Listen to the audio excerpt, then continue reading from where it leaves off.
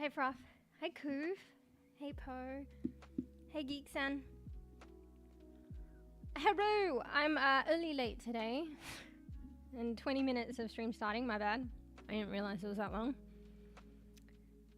My baddios. Anyway, let me read a bit.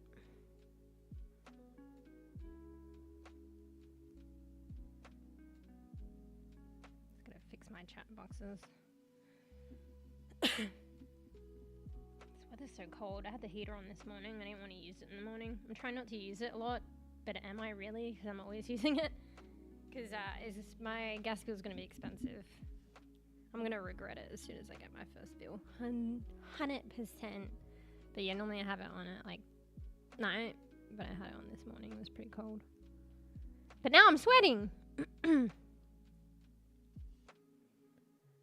Thank for streak craft 60. Jesus Christ.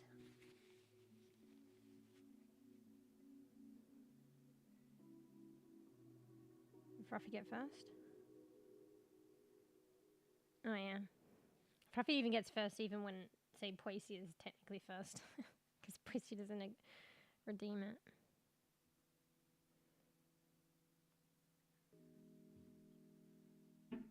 Fruffy, how about no? How about we delete that message? There we go. Just be aware, like I said, I might accidentally ban you. When I'm deleting messages because it's like the slip of a button. So the more messages that I need to delete, the increased likelihood that you may get banned.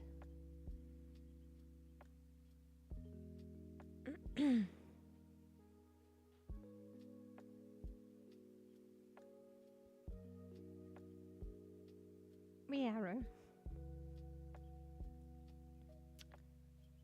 Hello? I accidentally get benched. I have to delete too many comments. Might be too lazy to fix it in the short term. Fuck, what was I gonna say? Oh, Koofy got a jobby. Nice. That's nice. How you all? We have a good morning, day. Prophet was tired from work. Bandaged. I had not the best sleep, but good considering me. Like, I didn't even go to sleep at like a good time or a really early time, but it was my old late time, which is really good compared to recent times. And I got the bare minimum of 6, which I'd been getting less than that, like really bad sleep lately. So it was an improvement, really. So not too bad. But it's like first step in, I guess, trying to reestablish and do better. Because I want more sleep and I want to go to sleep earlier. But not too bad. That's exciting. Exciting! I don't know if that had anything to do with I remember you were speaking with some peeps. Like, they sound like entrepreneurs or something. Like a small business. If so, that's who.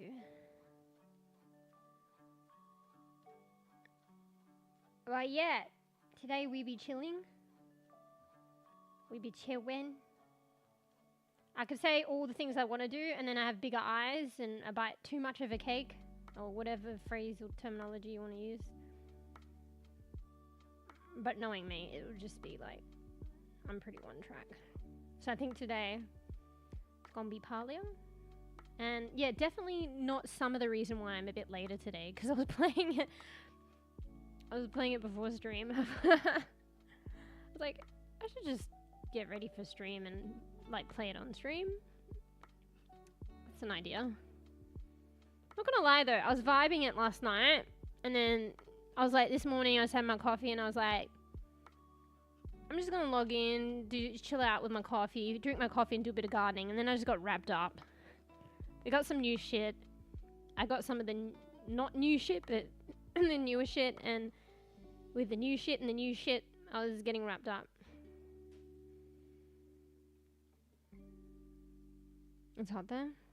Yeah, I think it's the opposite weather, right, in I don't know if you're in the Americas, but apparently a lot of my viewership is like America. And I think it's like seasons reversed. So it's winter here. But soon, autumn. And then getting, wait, summer, no, sorry, autumn's past. Summer, autumn, winter, spring. Okay, soon spring. So soon, because spring is when you prep. So maybe I'll get back into gardening. You can garden all time of the year. It's just different stuff. But all the, like, the exciting, it depends how you look at it though. The exciting stuff's in summer. But little do people realize is that you really plant the seeds and prep for that in spring. So then you have an early harvest in summer, like of tomatoes and capsicums, and you can do them like staggered, so you get batches and stuff. But you start in spring is ideal, because if you start in summer, you probably only get like 1 or 2 batches of harvest at the end, rather than multiple in it early. I mean. I hate bees. You got your 2 hours sleep, mate? Why is it only 2 hours? I presume it's the weekend for you and you're not working? Why only 2? Sabi, it's not 8, you know, it's not later on. It's not whinge o'clock, please. He normally doesn't whinge either. It's normally Georgie.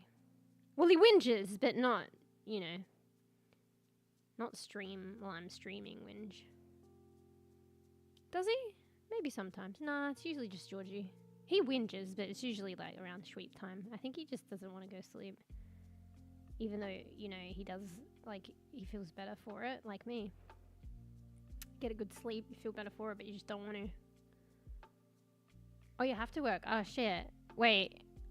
Oh, that's right. I forget. It's the day behind these. I'm the futuries. My bad. Only 2 hours? Shit. Gotta be careful, like, working from heights and some of the stuff you do on, like, lack of sleep. I had a friend that was into skydiving, and they would go skydiving on, like, very little sleep sometimes. And I'm like, are you real? Like, I don't know. When you want to have your wits about you, like, not gonna lie, like, when you, like, if you jump off a plane, you're gonna have your wits about you, but still, I feel like it's, like, better to do those things with your head clear and rested. You like skydiving? You've done it? I haven't done it. My friend was gonna get me to do it, and I was like, maybe, but, you know, maybe because they're interested, but now we're not friends anymore, so. And now I'm not. I was maybe slightly swayed, but nah. I did the tube thing. Like, there's have I done that twice, or was it the once? No, I think it's only the once I've done it. It's just they would do it like when I went overseas. The only one time I did it, they had a lot of those things there, and I was with the family and looking at it. Maybe they wanted to do it, and we didn't end up doing it. Oh my god, do you hear that? It's literally the bane of my existence, that whinge. Which is more of my bane? Is it Georgie or Sabi? I think it's actually probably Sabi, but I get a lot more of Georgie's. They're both kind of on par. Actually, Marley out of nowhere is like takes the cake with the whinging. Like, he never used to whinge at all, and like very rarely but periodically recently he whinges, and he is so fucking loud, it's ridiculous. And I've never heard that before until recently. Anyway, I don't know if you can hear him whinge, Sabi. Yeah, I skydive in there's these, that's how people also practice skydiving.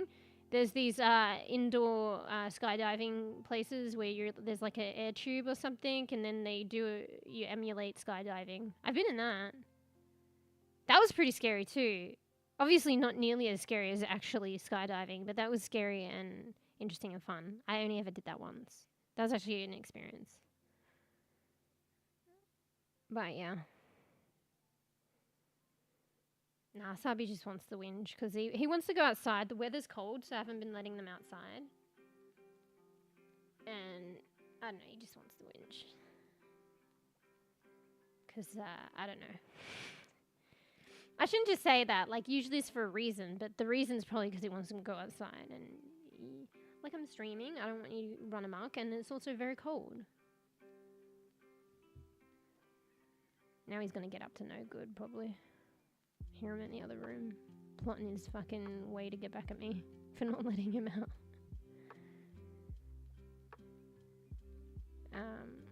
Wait, let me go back.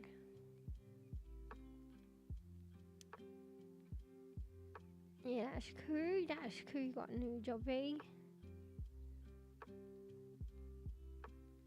42 degrees Celsius all month long. Is that like... Oh, wait, no, yeah. That, I'm like, is that Celsius? You did put the C, though. Holy shit. That's really hot. For all month as well. That's worse than... I think that would be worse than Australia. I feel like Australia's like 30s a lot. Like, maybe late 30s and then a couple of days of 40 together, but not a whole month. Hey, geek. It's a good time. I don't normally... You guys could probably get an idea, like, being, like, Australian and times and stuff. But I don't normally say the time. The exact time. It's a good time. But yeah, usually you can get the gist of it. It's usually kind of reversies. Well, it depends, okay. Because, like, most of my, like, field cohort, or at least on Twitch, is, like, the Americas, like the US, and it's basically boing flip. It's boing flip seasons, boing flip time, usually. Like, just the opposite time, kind of. Like, if it's dark, it's light. Or vice versa. If it's winter, it's summer. Yeah.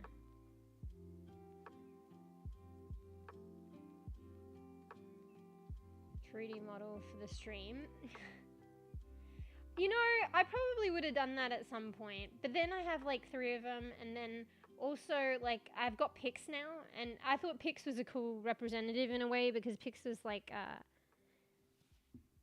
I don't know, had this nostalgia in game because Pix was from Sea of Thieves. Fur actually named them Pix. Wait, Pixie? I was like Pixel. Wait, no, Pix, not Pixel. Pix was a cool name too, though.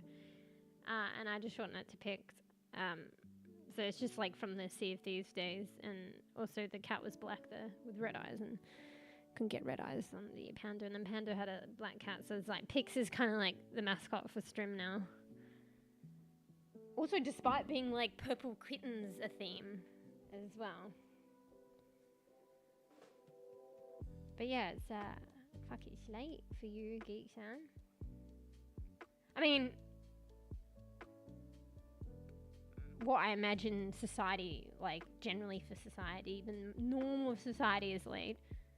For me, that's very early. Midnight. So.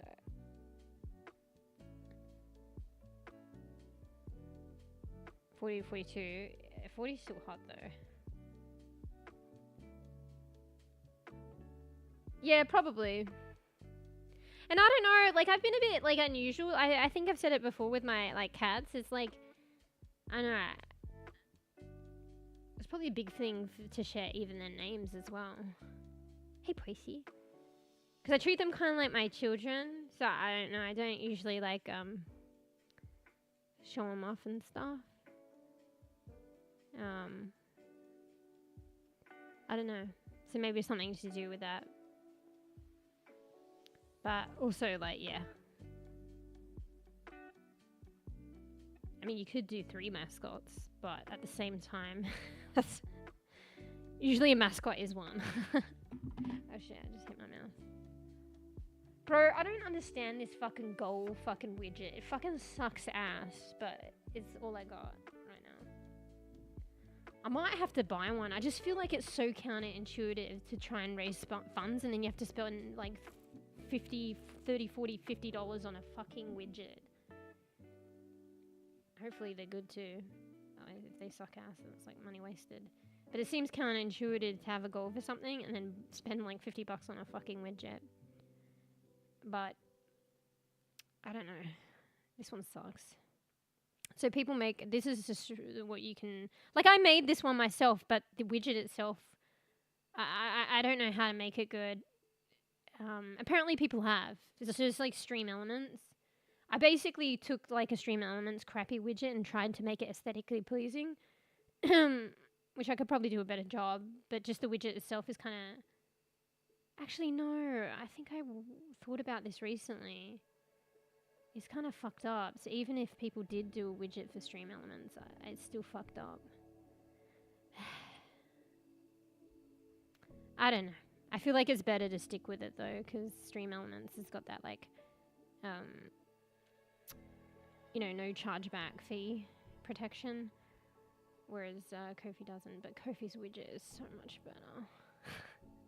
So anyway, it's bugged out. It says that it's like maxed out and completed, but it's not. And also, like, from session to session, it may change or may not. I don't know. So that's why, like, I don't like putting amounts and stuff. But the progress bar is like 100% and out of whack. So I have to put like a number there to show how much is like remaining. Anyway, how did I ramble on about that? That's on Twitch as well, by the way. Because I'm multi-streaming, so the other platform doesn't. Actually, no, you see it though. You see it. Okay. This whole multi-streaming thing, and I guess not enough sleep is fucking getting to me. Can fucking know what's up from down and down from up. Yeah, hi Plaish. So if I push it past the goal, do I get a cinnamon bun? I mean, A, if I can make them, one day I might try. And B, if it was humanly possible. You know how people talk about smell-o-vision? They talk about, actually, does anybody talk about, like, somehow you put the food in and it gets it to the other side of the world, to the viewer? Don't know, that's not, I shouldn't say I don't know, that's a thing. Surely that's not a thing. We raging at Overwatch again? That was fun to watch. No, right? Probably, I want to do it all today, but I always want to do it all, and I want to stream tomorrow. So, probably not, is the shortest answer today. No Overwatch today. Because I wanted to play Parlia. I don't know if you've heard of Parlia. It's like a farm game. It's a free-to-play farm game, but they fucking rake it in with the cosmetics like any that's the model these days with games. It's free-to-play, but they rake it in on the cosmetics. And if you play the game and you enjoy it, you're gonna be sucked in one point or another. Once you crack that Pandora's box open. But yeah, so today we're raging on farm game, Parlia. Okay, probably not raging. But yeah, smell-o-vision. Yeah, they were talking about it in another stream. It was funny. They were like, imagine if it's smell-o-vision and like, you know, one day. People joking around as stuff because like you smell the streamer like the streamer like the stream is like fucking stinky. But then the streamer was also saying like, imagine if like, you know, follow alert or I don't know, subscribe it and then just puff out some vanilla scent. Like, you know, just to give you some nice vanilla, like, you know, for this, you know, subscribers when they subscribe. I don't know. I thought it was an interesting conversation. But yeah, it's hard because like I like FPS games and like I played a lot of Paladins and got into a lot of Overwatch, kind of binge off stream. But like I like playing all different games, and I'm kind of like more skewed to variety these days on stream. Overwatch is definitely one that I want to keep in the constant rotation, but it's just like if I only stream 3 days a week, which may be even less, and I have like tons of games to play, like it's just so hard. Ideally, I'd want to do Overwatch at least once a week, maybe even more, but then it's no longer variety, right? Which is like, you know, it's neither here nor there. Like, I play whatever I feel, but I do enjoy playing some of the other games, and I just got into Parlia again as of last night, as of being a fucking bad bean. So...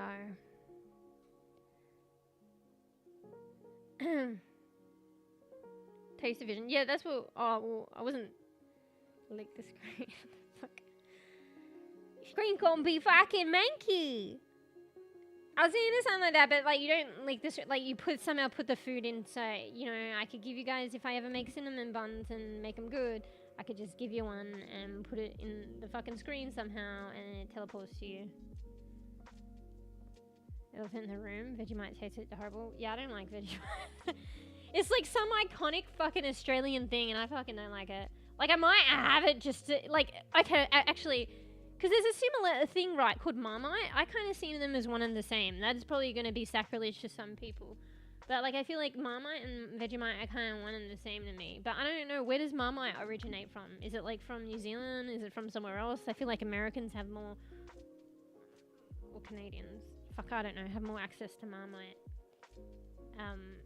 But there was this stream I was watching that I enjoy watching. They were talking about that, and they're like, "Oh yeah, I don't really like Marmite, but every like once a year I'll have it, and like it's all right because I like to, you know, throw it out there for my taste buds and like fuck you taste buds, like try something like fucking different, keep them on taste buds on the toes, and like you know here's something different, fuck you." So I thought that was funny that they said that. So, yeah, maybe in a similar vein, like, I might have it just to retry it again. Like, or just, like, maybe I might slightly enjoy it for a millisecond that one time every 10 years. Honestly, I don't know when the last time. It's probably been 10 years since I last had it. So, or longer. But yeah, like I could probably have it, and probably a similar vein in what they were saying. But in general, I don't like it. And it's so iconic as well to Australia. God knows fucking why. How many Australians actually like that shit? I shouldn't say shit. Maybe there is a lot, actually. I'm different in that respect. Fuck, I'm feeling a bit congested. One sec. I'll mute this for you, Fruff. You're welcome.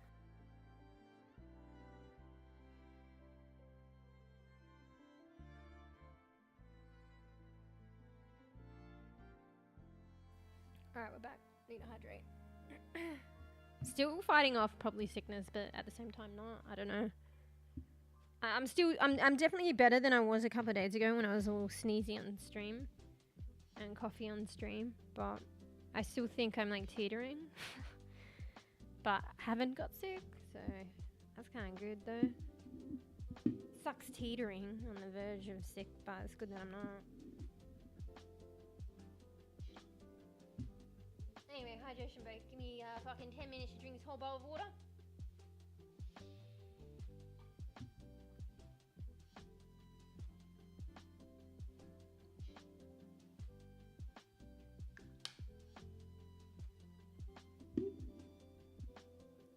Just croaked again.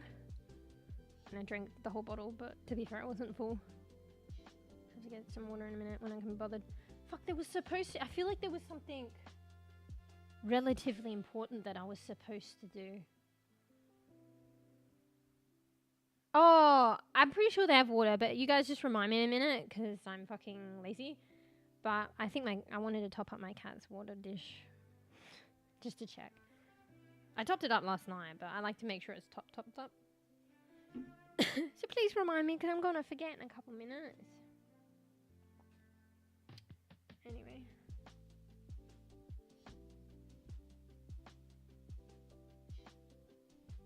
But yeah, taste division. Overwatch feels like rock. What do you mean, like pushing a rock uphill? That's more in your fucking server, Frav. Like, it's really bad in your server. The first couple... you know how we were winning the other day? Like, many games we were winning? And then we started losing, and then we kept losing? It's because it was your server. The first ones were my... Like, the first 3 or 4 were my server. And I complain on my server.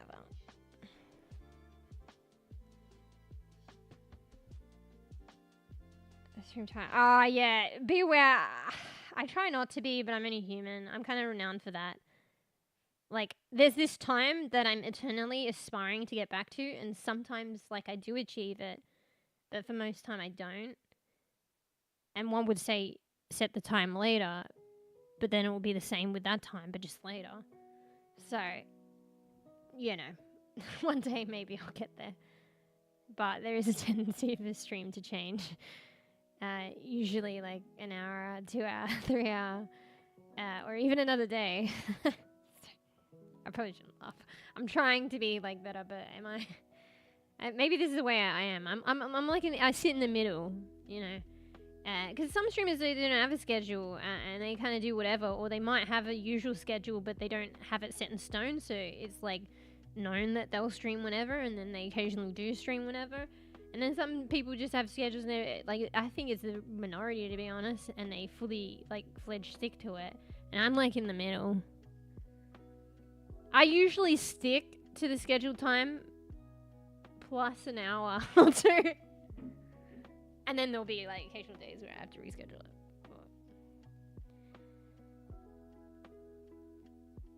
it. Yeah. Oh, no. This is actually not, like, normal for me. You'll probably like realize it soon. It's not necessarily my aspired way, but at the same time, like, I just try and like self-care and be okay with it. Like, obviously, like, you know, one day maybe like I would like to like have a schedule and like really do stick to it. But I think that is like very difficult, particularly for someone like me, without stressing about it and really pushing myself. Whereas like I'm trying to be a bit more relaxed about it and not worry, and just whatever is whatever, so that I can like not feel anxious and, you know, can just be chilling streaming. Because yeah, I don't know. I am, you know, if someone really wants to work on something, they can, but I am like renowned in my life to be late. Except to like a job, but even then I struggle. So there was that cat gif on fucking Discord that I found, which is like a cat like driving a car, and they're like they're like leaving at 8:08 for work, hoping to get there by 8. I mean, actually, that would be me sometimes for work, but no, I mean, not like work was the only thing that I'd probably, you know, even for uni and stuff, I was probably late. Like, probably not to a test, I guess. Okay, work, like a test, and maybe like a toot, because they sign you in and stuff. You get penalties and stuff or whatever, probably. And usually toots and labs were important. So, yeah. Hush late to party. The next day they call the cops on you for trespassing. Probably it. That'd probably be me. That'd be me if I actually went to parties these days. So, me in the multiverse. Yeah. Told you my damaged players felt different than yours. Yeah, that's fair. Well, no, Fruff, you said just damage players, but then we realised it is your server's worse. At least at the moment. Every time I need to be Malga to do damage because my damage is... Yeah, but Fruff, you gotta understand that that's how the new patches worked. Like it's not actually, like, it seems ridiculous, but, and it kind of still is. But it actually isn't ridiculous, given how, like, buff tanks are. I saw a clip the other day on a stream. I only presume it was after the patch, but maybe not. And it was like, they were testing something out. I can't remember if the Malga was being pocketed by a Mercy, like, I mean, just, like, healed. But even still. So there was a Bastion that was pocketed by Mercy, that had a bat wall that was nanoed, and they could not beat Malga. Malga actually annihilated them. And Malga didn't have a bat wall. Malga wasn't nanoed. Not sure about the pocket. But regardless, it doesn't matter. You would think a Bastion, and I think he was in turret form. Is that what you call it? You would think a Bastion that is nanoed, pocketed by Mercy, bat wall, could annihilate the Malga, and they couldn't. So, it's not so obscene. It's probably obscene that it's like that, but it's not so obscene given the way they have made the game now. So. Oh, you were talking about before Geektown as well. I thought maybe they nerfed. I thought I heard someone say they nerfed. I need to read the patch notes. I haven't actually read them. I just hear what's going on through the grapevine. But I think apparently they buffed Diva. They might have extended her matrix or something. Anyway, don't trust anything. I'm making shit up. But then, like, I was in another stream and I heard them saying, like, complaining that why'd they do this to Diva, like a buff. They didn't even need to or something, and they were finding Diva difficult. I know that they nerfed Diva in the past. Maybe they rebuffed her. Anyway. Don't take my word as anything, because I haven't read the exact patch notes. I have no clue. I'm talking Chinese whispers, what I hear through the grapevine generally, and I don't know the specifics.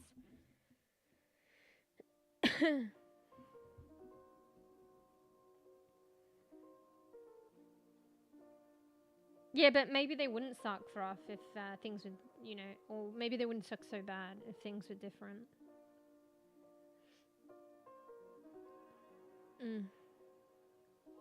I know, it's a team to some degree. I mean, I'm fresh because I complain.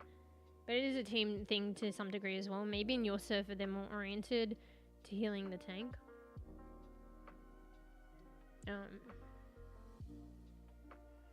Even despite the changes, I was testing some stuff out, but I'm still more inclined, if anything, more inclined than ever. Just through my natural course of progression, regardless of like the new patch, I'm more inclined to heal and pocket the DPS now. I like the past few games, like with the exception of you, like the past few games with randoms, like sessions. I mean, I have not like been healing the tank. If like I might heal them in the beginning, but like then it's like I see how they're doing, and if they're over like healing themselves and stuff like that, I just don't heal them at all. And the games have been better, and there was a couple of times where they've just adapted because they know that they're just, you know, and they're getting 0 heals. Like usually the other healer end up compensating to some degree, but like there were a couple of good couple of games where I just like didn't heal the tank anymore at all, and it was great. And they actually went okay. So that's my new mentality now. But maybe on other servers and with the new patch and stuff, it's heal tank, heal tank. Sure, Mercy. Yeah, I should draw a lot of things though. Like a little Musha, Batwoman, even Kiriko, to be honest. One day. I'm very slow at art. I was gonna, at one point, probably the Batmush, because remember Bees, I was gonna like, you know, start reading the Batwoman comic again, or rereading it and then pick it up, and what I was gonna do, like, have a little chat about it and stuff, and draw something like inspired from the comic, and then I was recently thinking I could just do Batwoman, but like do her hair purple, and make it Batmush, and then I could chat about it while drawing. GG's, because I'm very slow at drawing, and you know the art streams before, I barely draw a line. So that's something I was thinking of doing at some point. I should only just do it. Like, I feel good about like the fucking, you know, science mush, because I just, you know how I was like, you know what? You know, it's in my head. I'm like, yeah, I'll do a little thing with it, like eventually, and I never prep. And I was like, you know what? It's not too hard. Let's just get the book out now and do it. And now, like, I feel like I could just wing it, like, even without the prep and do it. Because I was considering, I'll probably do a bit of that today. But now I'm, like, in my head about the comic, because I haven't read it and stuff. I'm a bit hesitant to read it on the stream. And also in the first one, there's a naughty part, so. Did I say scientist, Mish? I mean, yeah. I mean, I'm not officially a scientist. I mean, I did research when I was a student. I guess I was a student scientist. Not a fully fledged one, though. I think there's a Kiriko skin with cat ears. Also, Diva. I think I've seen... The Diva one's the one with the dress, right? Like the Lolita-like dress. What about Kiriko? Like, I know she's got the fox thing, but I don't know if... Is there a skin where she actually has ears, though? That are attached? I can't think of it on the top of my head. I have all the skins but one, so you'd think I... But then I can't remember shit. That would be cool.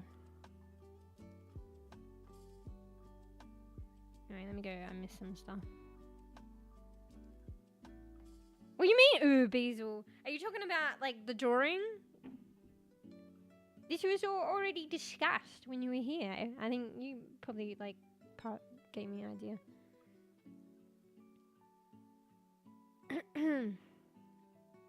What about substitute teacher Moosh? Therapist Moosh? I'm only one person.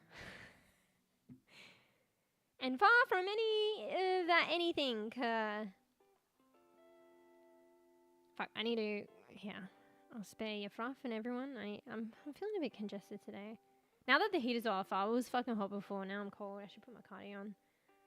My body's getting confused, but I feel congested a lot today. Anyway, one sec, I'll mute. The day I don't mute that. Wait, let me hydrate. Ah, fuck. Okay, wait, let me get water because I ran out. One sec. Ow.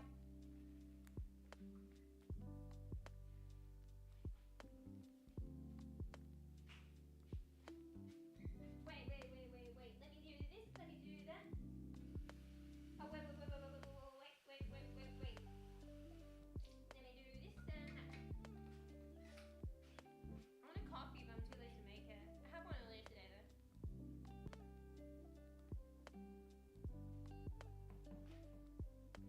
Wait, there's this new flavor of fucking mother available. Wait, let me pat Marley. He's looking at me. You've been good son today, haven't you? Do you hear him? He's like, wow, yeah, I'm a good boy. Yes, you are a good boy. Here. You want to smell my stinky sock? Alright, how do I...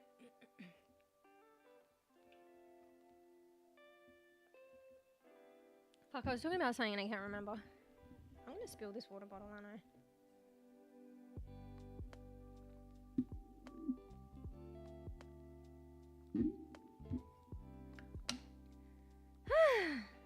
What was I talking about? Fuck, still coffee. Yeah, I want to get like a... It's a shame. I don't think the other platform has a lot of these stuff. Or maybe it does. I need to look into it. Or maybe one day. Like emotes and stuff. Like ones that you can be like done up, personalized and customized and drawn up for the channel. I don't know. But yeah, I think like I'm doing a batch now. Thank for support. Hey Fufu.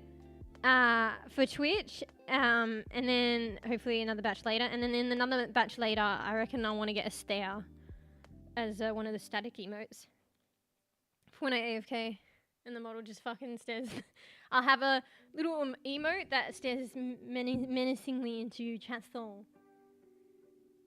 Yeah, it's actually a thing. So like I got it.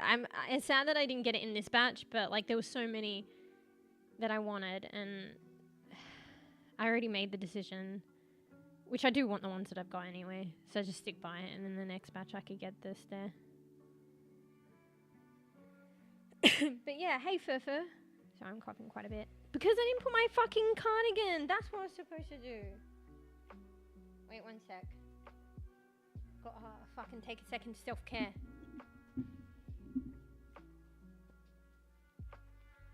But I don't know. Who knows? I shouldn't say that though. Like I said, I'm totally negating what I said before. But might play Overwatch after Parlia. But I figured I'll play Parlia first, so at least I actually play Parlia. Because if I go on Overwatch, GG's. But that would be a lot later, if at all. And probably not, because I wanted to stream tomorrow, and I don't really stream consecutive days, so I'm still trying to... Oh, the water for my cats. Oh yeah, fuck. Can you remind me again in like 5 minutes? Thank you. Please. Oh, the Batmuse. Yeah, but it'd literally just be Batwoman with purple hair. Oh, maybe I'll give her some ears. But then how does that work with the Bat aesthetic? Yeah, you can have a cat girl that's a Batwoman. Also, I don't think the cinnamon roll thing is working. Yeah, the widget. Yeah, I told you it was broken, right?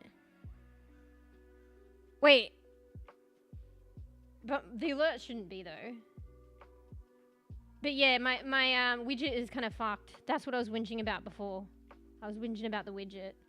So that's why I put the amount there, because that's what's left. Yeah. I don't like putting amounts, but the widget is actually fucked. So it's maxed out. And I don't know why. Hang on. Sometimes it works, sometimes it doesn't. Maybe if I put the full goal amount, it won't be maxed out. Wait, I'll try something in a bit, but let me catch up. Oh yeah, hi Fefe. Hi poor Lukey Luke. What are you playing today? Yeah, probably Palia. Might play some Overwatch later, but I probably shouldn't say that because I want to stream tomorrow and just chill on Palia. So, and you know I am when I want to play heaps of games. I only am playing one. Hi Tayful. Fuck, I think I just butchered your name. Hi Typhugzan. Hello. Welcome. I'm multi-streaming, by the way, so if you're wondering who I'm talking with, it just might be another platform. So yeah. But if I was to play Overwatch, it would just be casual. Is that what you said? Misheard. Oh, yeah. Let me, I got Stream Elements open up now.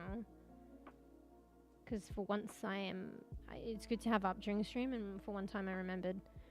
Let me just try and change the goal now. Because it sometimes doesn't work, so... It might be maxed out because I've got the remainder of the goal as the target. If I put the full amount, maybe it is working properly now. And I just fucked up. But it didn't do that last time, so I don't know. So let me just try something. I'll put the full goal, which is like 85. And see if it brings down the bar. Because it's maxed out right now. The bar actually indicates nothing. It's just the number that is indicative at the moment. Let me try this. Alright. It'll change the number. Actually, I'll hide the number.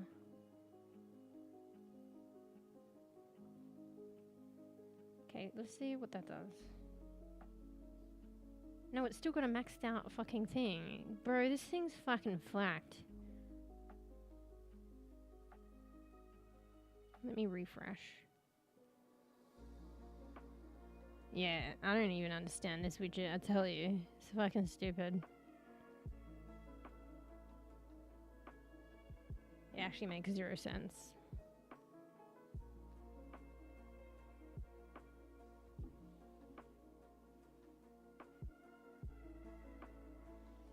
Wait. It's not even fucking refreshing it either. I don't like doing this stuff on the stream because, you know, I probably won't. I'll just play around with it a bit, but if it doesn't work, I'll just flack it. Okay, it's refreshing. It's still not good. Okay, I'm going to just put the target as it is, which is 35. And we're going to raise the color. I'm going to publish that. Yeah, it's kind of scuffed. The only way... I don't know how they even have it. It's part of this part of Stream Elements, which is in beta, but it's been in beta for a while. And why have something out when it's broken? But I swear to God, I don't understand how to make it work. Even though I've heavily looked at it, and it says that it does one thing, and then it doesn't. Like, I don't know. Or it does sometimes, or it doesn't some other times. But I guess still technically in beta. But yeah, the only way that I know to surefire fix it is just use Ko-fi, which I used before and it's always good. But the thing is, Ko-fi, I'm trying not to go through Ko-fi now. Not through any really bad thing. It's just, they would be perfect if they had the no chargeback fee protection, which they don't. Honestly, I don't think it would be too hard for them to do.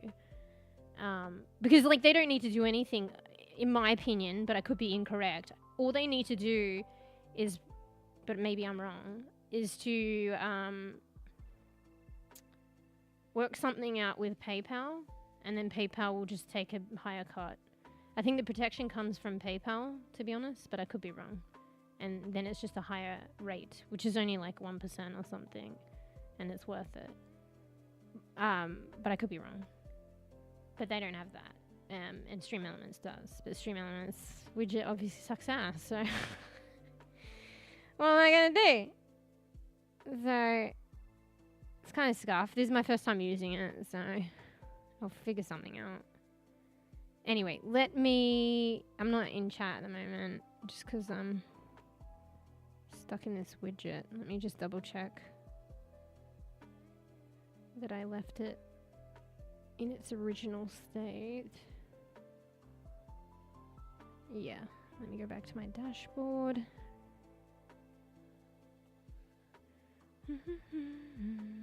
The dashboard is really good for Stream Elements too.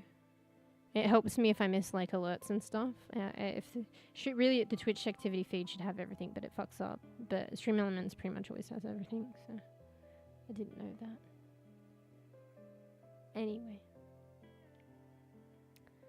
But yeah! Feb's onto something. You can wear Batwoman costume under Catwoman costume to be both of them together.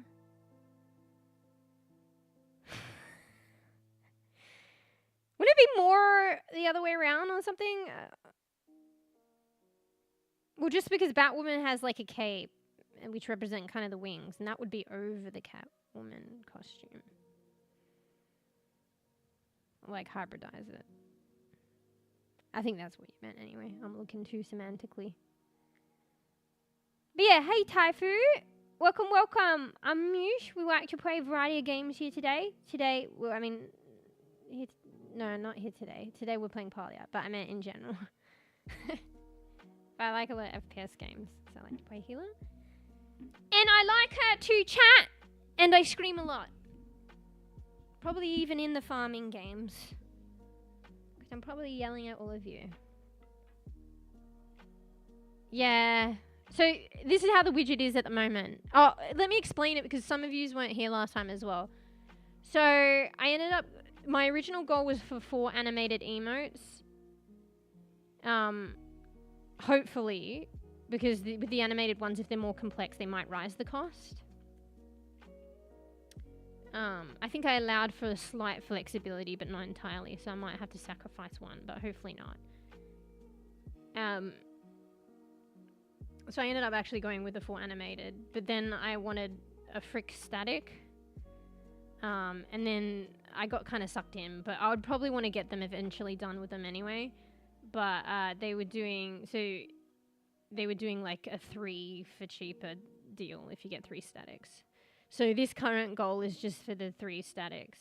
But thank you for the support. So we're already on our way. So this is just what remains of the current goal, which is 35 US. I hate putting numbers, but then, you know, how else do people know? And because the widget's kind of fucked right now, it's saying that it's 100%, which is not. But it's so fucking confusing. So I need to explain it. So just ignore the whole widget thing, except for the fact there's a goal for the static emotes and 35 US left. That's what it is. My bad. I'll figure it out in the future. I don't know. Worst case scenario, I really got to try and figure something out.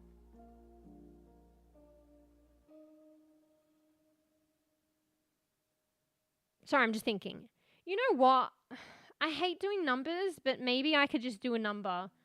I just take actually the widget away, except for the fact that it does display my target number correctly, and I'll manually add to that. Like, I'll manually edit the number.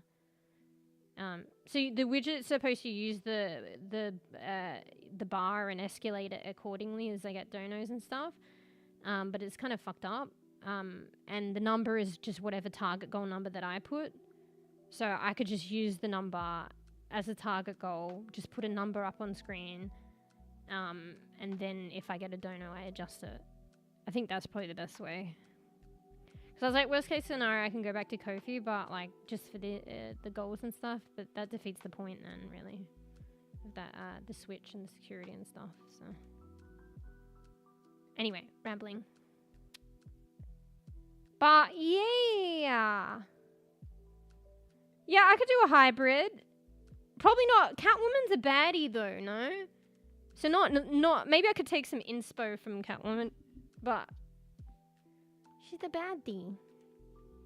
I mean, some people with some of the stuff that Batwoman does should probably consider her baddie. I like that she's a bit more hard ass. I told you before, right? Because there's this part in the comic where she's like, "I'll do shit like, you know, if I..." And that's an issue sometimes because people believe that they're right and doing the right thing, but that's their perspective.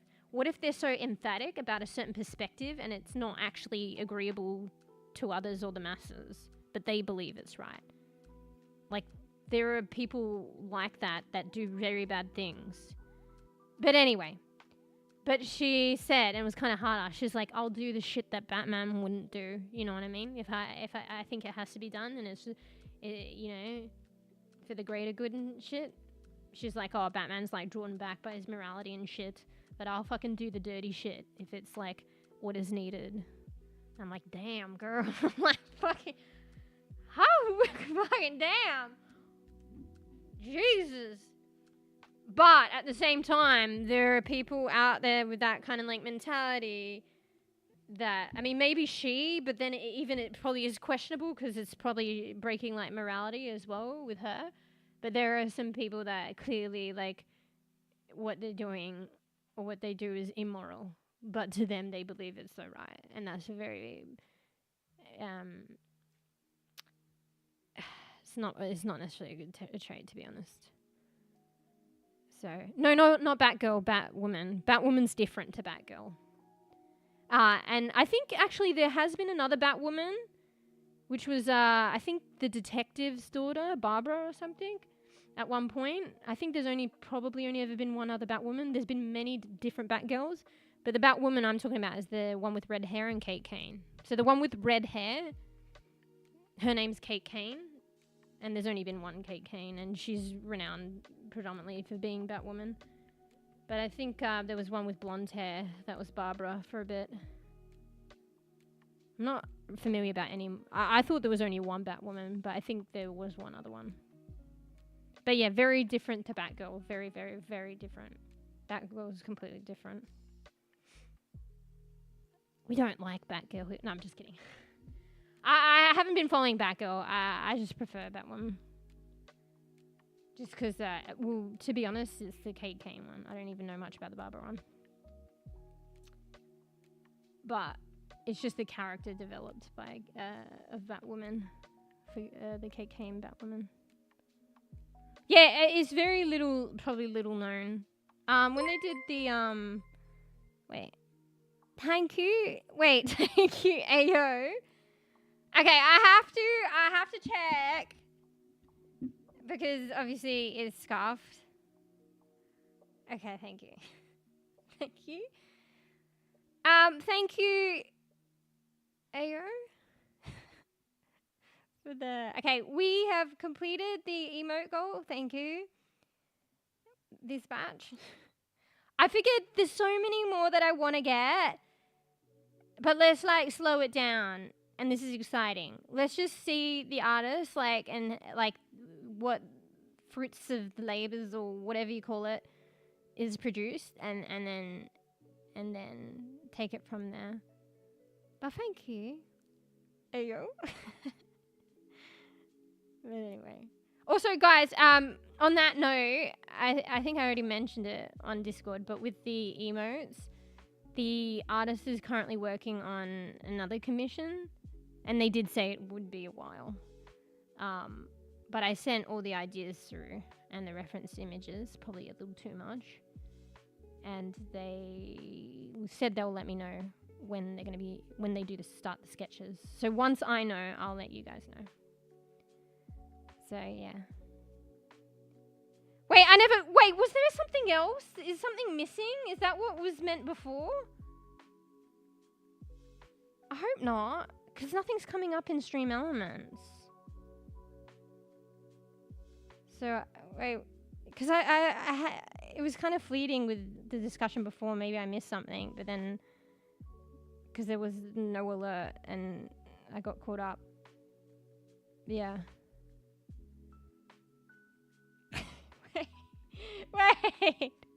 Wait, mind you, like, it's up to you guys as well. So, like, if there's anything, like, extra and stuff, like, I literally am just gonna keep it.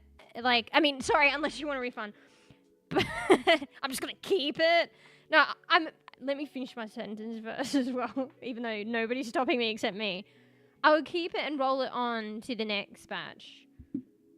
Because I just gotta wait. And, like, I've seen this artist's work and stuff, but also you want a smooth process, so we just gotta wait and see how this batch turns out before we get ahead of ourselves. But the idea is, you know, more. Because there's more slots to fill, and it would just be more fun. I really enjoy the channels that have, like, heavily customized and a lot of emotes. And they put time and effort and love into that. I really do enjoy it, and I want to have the same sort of thing for us. So. But yeah, I don't know. Did something... I'm not sure how to look at it. There might be one other place I could check. I don't know if something happened. Let me refresh Stream Elements, because Stream Elements is not showing anything else. Oh, wait. Oh no, that's from the other day. Wait, what's the date today? Yeah, that was from the other day. What's that? Wait. Bro, now I'm getting confused.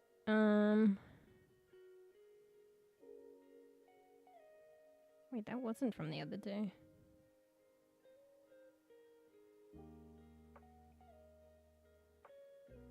Bro! Alright, let me just check one thing. I have to go and log in another thing. I'm just trying to see if there's anything coming through that was missed somewhere. It's definitely not on Stream Elements though. Oh, wait. Wait. Bro, I'm so confused. Just wait. Just give me, come on guys, just give me a bit, it's fine.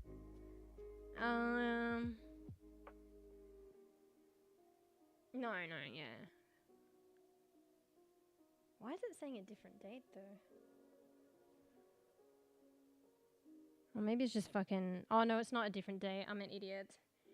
I'm looking at it wrong. I thought the date for, like, say, you know, you get an alert. I thought the date sits underneath, but it actually sits on top. So I thought it was an older date, but it's actually a date for something else. So forget about that. Forget about my cluelessness. But yeah, it's not showing up. But I do see support on, I said Patreon, so I appreciate that. I do see that. Is that maybe it? Those ones, I apologize, don't have a stream alert though. But I've looked in another department. Bro, there's so many fucking departments, I tell you. But it's shown support there. And I appreciate that. Hugely. Yeah, my bad. There's too many departments, bro. I'm sorry. Yeah, that one doesn't have an alert. I don't know if, can we get an alert for that one? Most things these days have integration with, Twitch, but I don't believe Patreon has. Maybe because, like, I don't know, but Ko-fi does. I was like, maybe because, like, you know, because I feel like Patreon is also an option. Actually, I don't think many people use it this way, as, like, doing a subby there instead of Twitch, and there's more of a cut for the creator. So because of that, maybe it's like rivalry. But to be honest, the same thing can be done on Ko-fi, and Ko-fi's got Twitch integrations. I might look into it. I know Patreon's they just sent out an email doing new things. I mean, maybe they might be have worked on an integration with Twitch. Maybe it is there and I haven't seen it yet. But I don't recall seeing it. It would be nice though. But yeah. But thank you for that. I saw a lot of things are sourced back to like the bit like, you know, I got like a business email. Sorry, I say it like that. But most things come back to there. So like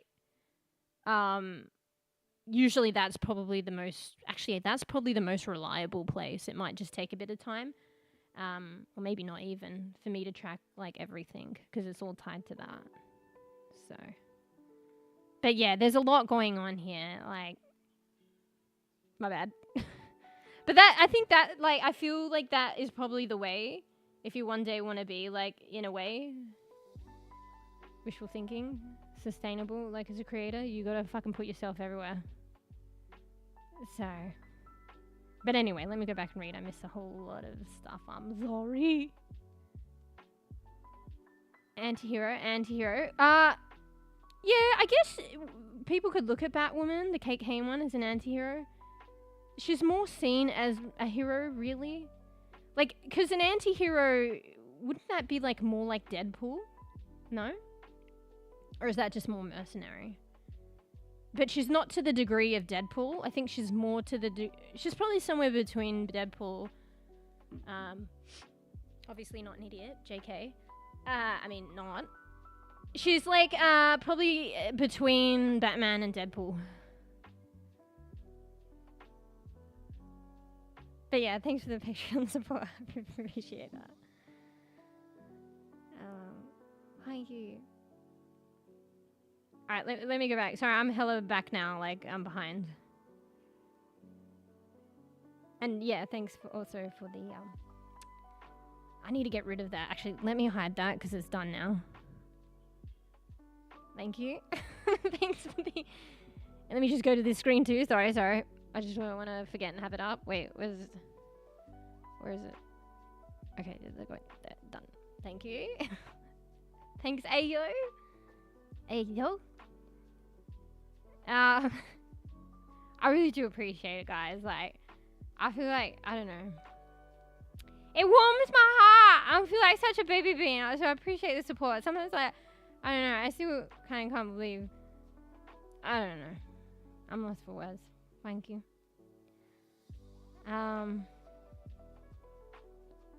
Yeah. But yeah, I can't remember. Wait, no, you were asking if Batgirl said that. So not Batgirl, but Batwoman. But yeah, I think she said there was a little rant, or maybe she was talking to herself in one of the comics where she actually, I'm pretty sure it was her that said that or thought that. She was like having this like internal monologue where she's like, I'll do the things that fucking Batman fucking doesn't have the balls to do. Okay, she didn't say that. I'm interpreting that, but she basically said that. Yeah. Anyway, just give me a bit to catch up. Just following whatever you have written on your About Me. Which one? Wait, is this the Patreon? Do you mean the About Me on Patreon or Twitch? There's too many platforms. Yeah. Yeah, and the ways to support as well. I'm trying to simplify that more, but I'm an inherently detailed person. And then I go back and simplify. And then I've simplified it, but it's still not simplified enough. And I still think I need to go back and simplify it. But then sometimes probably I just want to keep info there, which maybe isn't needed. So I do need to keep going back and trying to simplify it. But yeah, that section in the bio is like a mouthful. But it's definitely a good thing for creators to at least attempt to do. Because people don't know. But I guess I need to simplify it more. Put that on my to-do list next.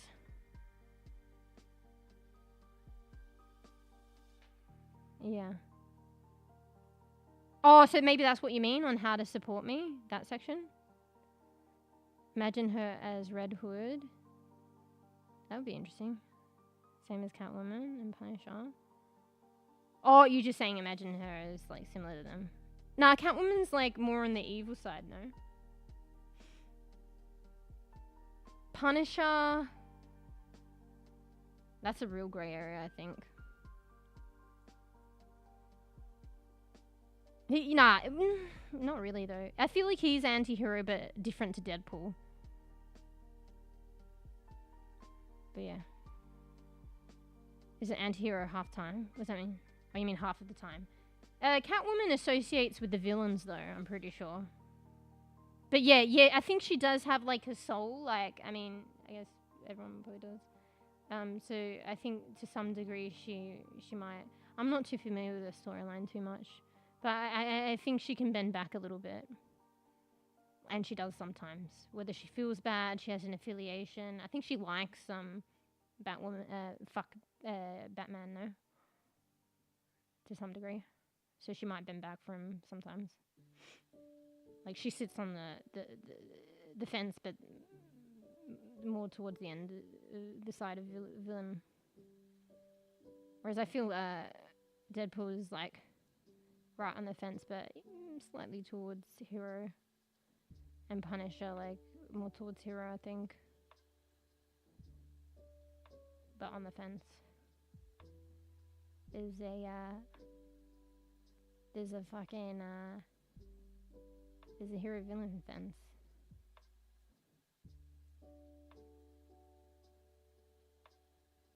I don't know Punisher's story fully. But I definitely have watched at least the first season of Punisher. And I feel like, okay, close your ears if you don't want any spoilers. It's probably not really spoilers.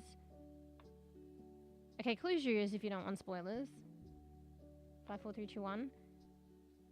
But, like, he's just trying to get revenge and, you know, how him and his loved ones have been wronged. And, the people that wrongs them are bad people. So he's dealing with them. So in a way that's kind of heroic. But I guess it's more for revenge. But, I don't know, I can't remember. I think people get caught up in the crossfire later on, and so he's doing it more than just for revenge. But if you ask me, that's more heroic. It's not the straight, hard and fast, totally moralistic heroism, but it's still like heroic trait or behavior, in my opinion. But yeah.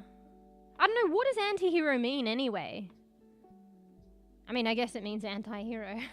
But isn't that a villain then? So would you just say villain?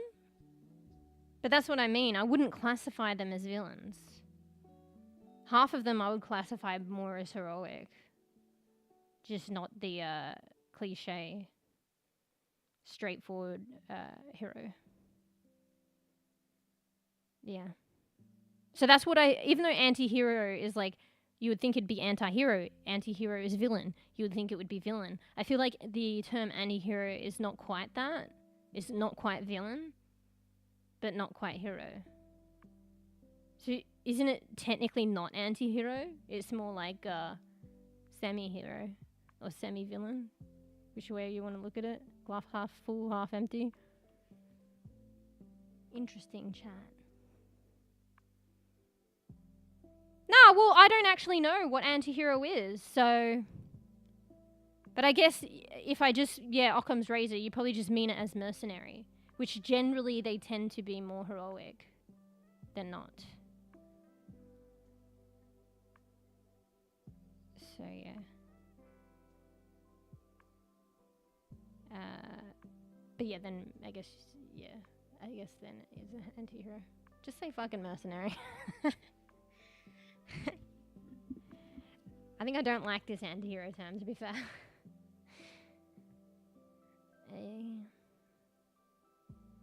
Nah, I mean, I like chatting and discussing and talking about these things because I find the concepts of comics and heroism and stuff like that interesting and mercenary.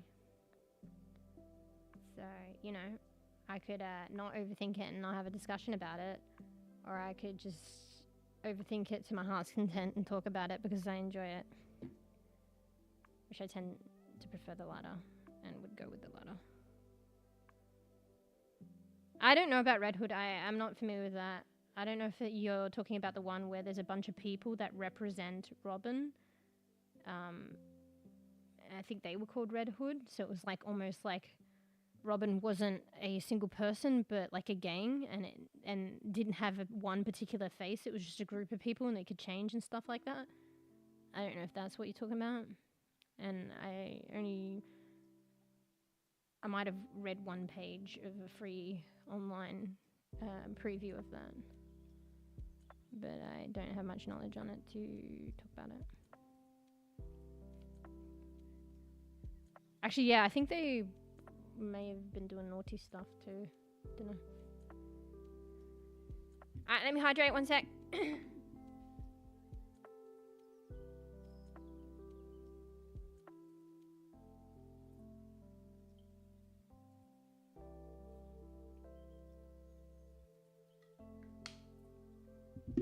Alright, let me just double check as well. Wait.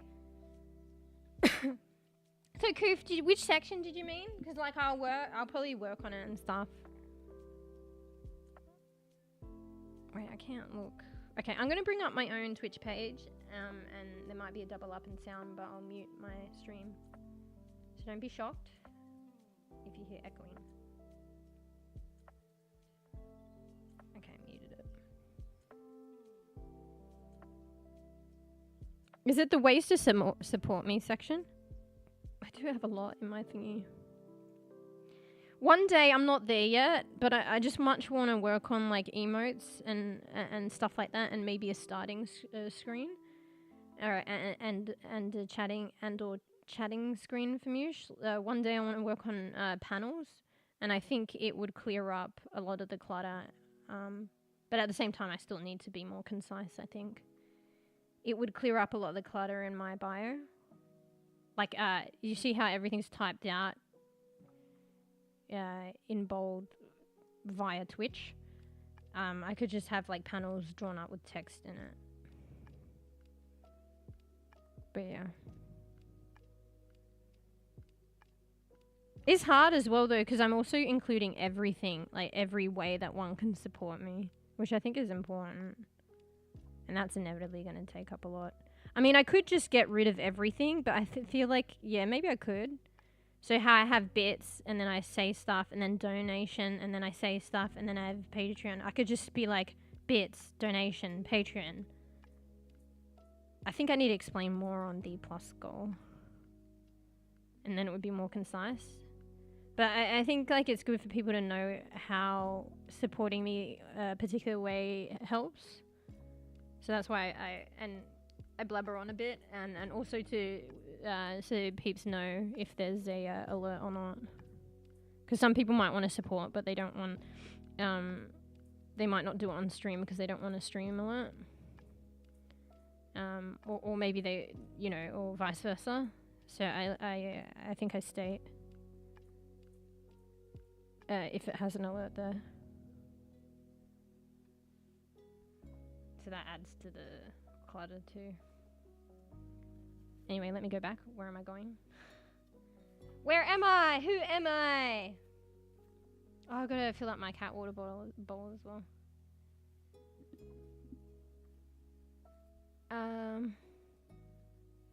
Wait, is that what you remind me again? Whoopsie. I'm not a big fan of comics, but Superman vs. Doomsday arc was pretty cool. Wait, what was that? I'm gonna unmute and then... Actually, no, we'll keep that up just in case. Superman vs. Doomsday. Vs. Doomsday.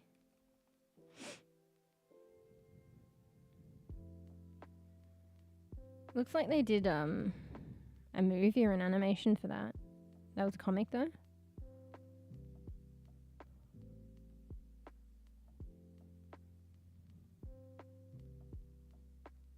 Oh Jesus, this Doomsday guy looks hulky and he's got Superman in his hand, grabbing his by the head. And Superman's head fits like inside his hand, so he's got a big enough hand to like wrap around his head. Anyway, I'm back. And Punisher also does the same thing as Red Hood. No spoilers, bruv.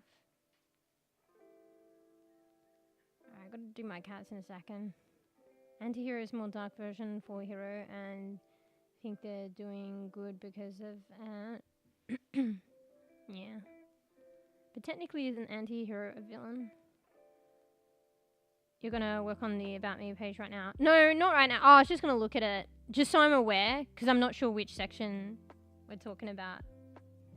Just so I'm aware. Probably in the future, I'm gonna concise it down. I think it's you're probably referring to the ways to support me section. And there's still, wait, why am I reading that wrong? And there's some still do bad stuff, but still save peeps, yeah. Doomsday Arc had a lot of that alternate universe stuff going on. Yeah, that stuff can frick with your mind, but it's also very interesting, the multiverses and stuff. Wait! I guess they both do it. I thought Marvel was more renowned for multiverses, but I guess they both do it. Pretty much other heroes think anti-heroes are villains. But not necessarily though, right? Because why would Batwoman is part of the Bat family. So Batman took Batwoman into the family and allows her to represent the Bat family. So if he thought she was such a villain, why did he do that, and why is he let her stay that? You know, I guess there's grey area.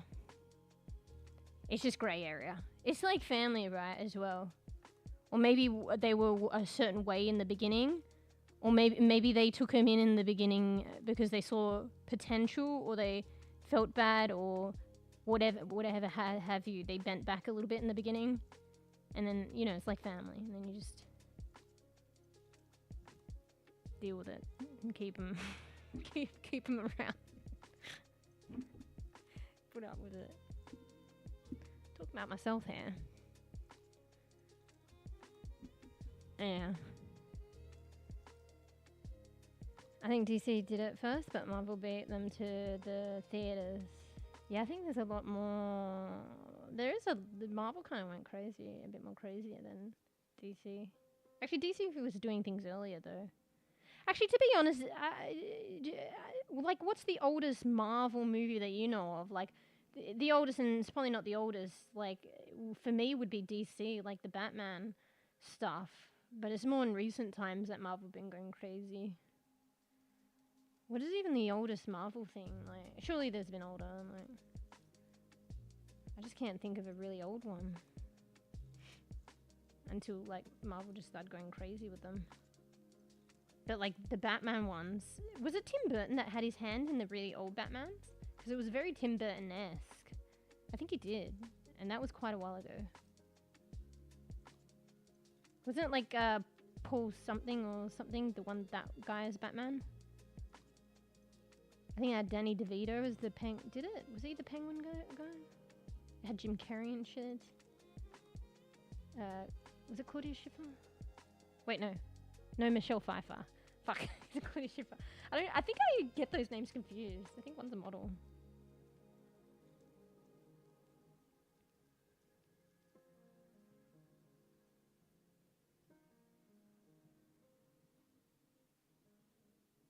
Yeah.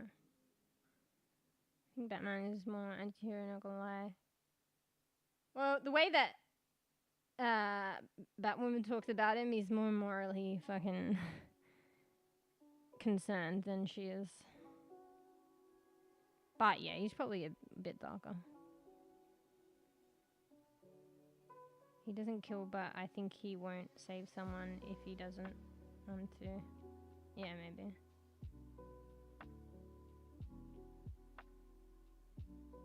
Doomsday Arc was released before I left middle school, so before... Oh, and that's Marvel? Wait, did they do a movie on that? Well, I did see... I mean, was the movie of that era, or was it the comic? Yes. When was the old Batman's? What was the actor again? Alright, let me unmute this. You might hear a double up on the stream, and then I'll close it. Okay.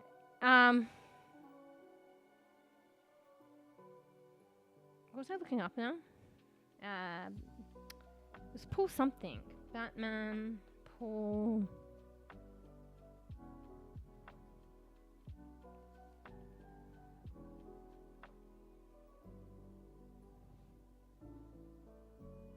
Maybe it wasn't Paul?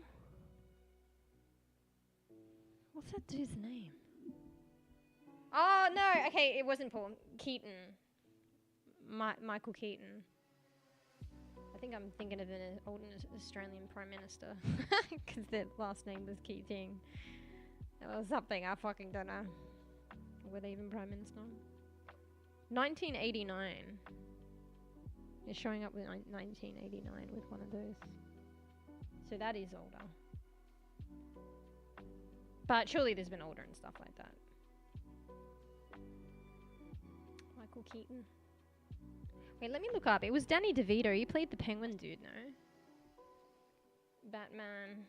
You wouldn't know it because the makeup. Fuck, the makeup and stuff of the back in the day was like so good.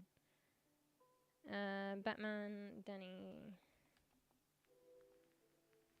DeVito. Yeah, Batman Returns, 92. Michelle Pfeiffer. Michael Keaton, Danny DeVito. Bro, I think maybe it's not the same movie, but all those ones around that era, they had fucking a lot of fucking star players then. Like Jim Carrey, Michelle Pfeiffer, I think Halle Berry as well. Danny DeVito, Michael Keaton.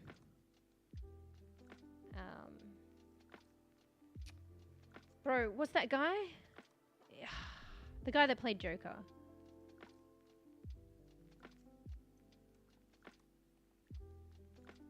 How am I forgetting that? Jack Nicholson. Like all in like one kind of like franchise. It's kind of crazy. Are you falling sweeps? Night night, geek time. Thanks for hanging out. I know it was late for you. And yeah, I tend to ramble at start stream. Might be put you to sleep. Not with my ramblings, I guess, but just because it's like, you know, there's the sound of chatter. Can drift 1-2 sleeps. Sweeps. But yeah, get good sweeps. Thanks for hanging out.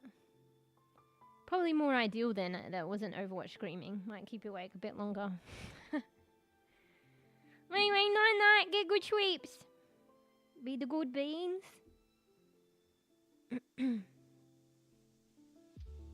Oh, Watchmen, yeah. I've been wanting to get into that. Because I heard that was kind of good too. And it was kind of what are the Watchmen from? They're their own thing. Are they even DC or Marvel? I don't think they're any. They're like their own thing. I was kind of interested in that. But then obviously, yeah, like, you know, there's Batman and like Batwoman and stuff. But yeah. But they were kind of interesting too. And then I forgot about them.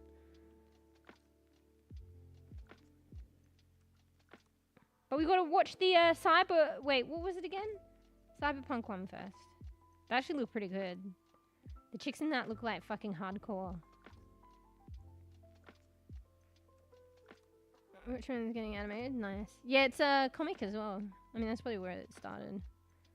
Jack Nicholson in The Departed was epic. Wait, what's The Departed? That sounds familiar.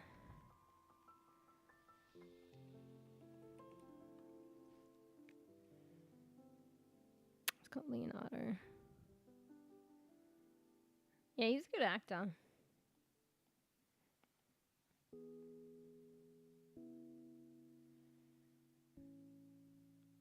Oh, you just say was he a good villain? It's like an oxymoron. Or are you just saying he was a good actor playing the villain? like he was good for the role. I think their own thing, yeah. And I know they made... I think they were published by Image, no? Image Comics? I mean, the publisher of comics, Image? Let me check. What was it? Wait, was it Night Watchman?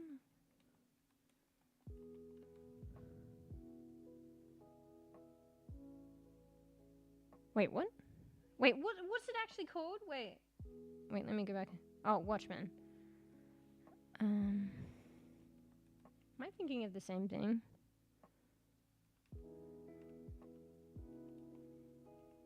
I don't know where I got Night from.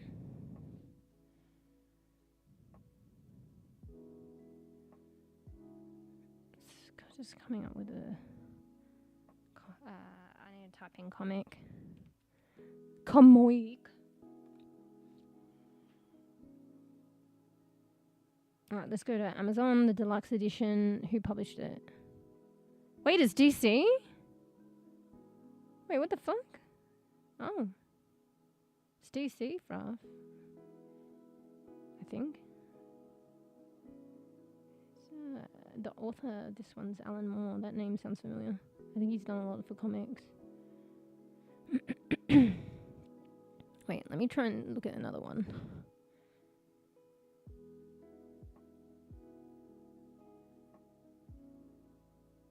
Goodreads. Let's check an image on Goodreads.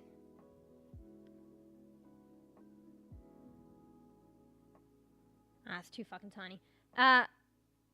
Wait, did they change the Goodreads website? This looks fucking different.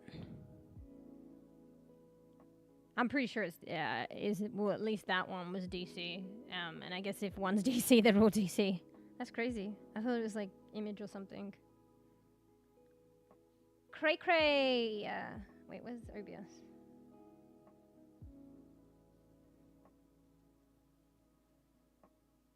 It's DC, yeah. I didn't know that. He plays it well. They recently... Yeah, he was a good Joker. They recently combined and went full circle between the Justice League and the Watchmen. Haven't read... I just heard about it. So they kind of like combined the two. So they were probably separate, but then they combined them. But they're both DC.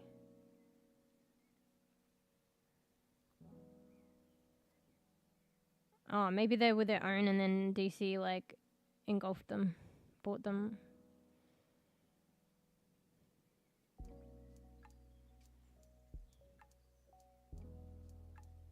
Are you talking about the Justice League storyline wise, or are you talking about DC as like a comic publisher? I swear to God, Image did something. Or maybe something. Because, you know, you've got DC and Marvel, like, main comic publishers, but then you've got other ones that are, you know, not quite that big.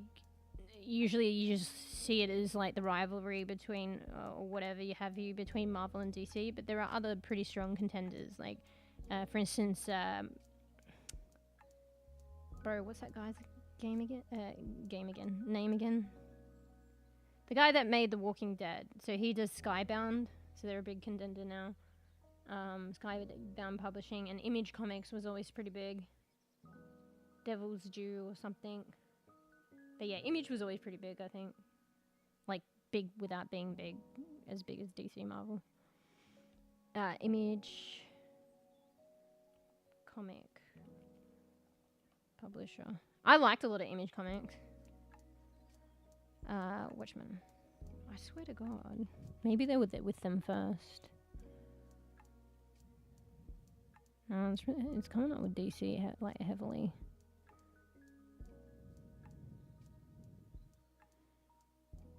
Wait. Image Comic is an American comic book publisher and is the third largest direct market comic book and graphic novel publisher in the industry by market share. Well, it's probably third because of DC and Marvel, but I'm probably right then. Sounds like they're third. Not good enough. I mean, good enough, but I don't think many people in mainstream, they know DC and they know Marvel, but I don't think they know Image. Sorry, I'm tabbed out. I'm looking at shit. I'm trying to see if, like, I'm trying to make it work. I swear to God. I thought Watchmen was, like, image. Maybe I'm just incorrect. Anyway. I'm probably incorrect. Hi, Machina. Machina? Devil's what? Oh, we're talking about comic book publishers. So, what was it called? Devil's Due something was a publisher. We were talking about that comic recently, Bees, and that was the publisher of that comic. You know, the Devil Girl? Wait, let me look it up. I can't be bothered getting the comic. Devil's Due comic.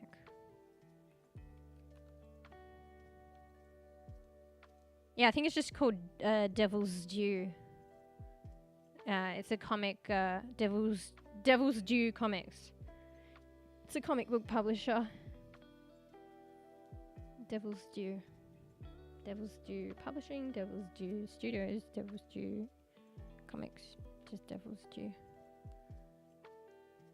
But I don't think they were... I mean, like, in the comic book world, they probably did, like, a lot. In terms of mainstream, though, people know, like, Marvel and DC.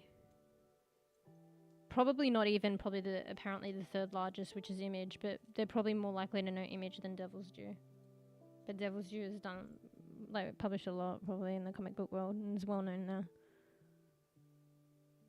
I don't know how current they are. I don't know if some, like, have died out or something.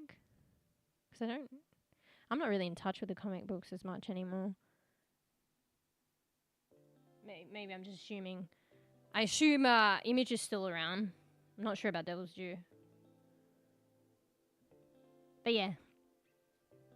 Comic book publisher. I thought there was supposed to be something else, but it's just Devil's Due. Remember Watchmen was owned by someone with pick of a horse? I don't know. Maybe in the very, very early days. So if you like Google Watchmen now, it's just coming up with DC. But in the very, very early days, before they were bought out or something, there were obviously something else, but it's not coming up easily.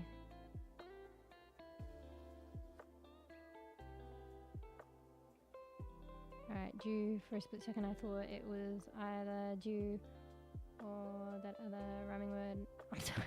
No, that's okay. I slur my words, like I tend to like ramble. And words slur into the other. Yeah. Right, let me hydrate.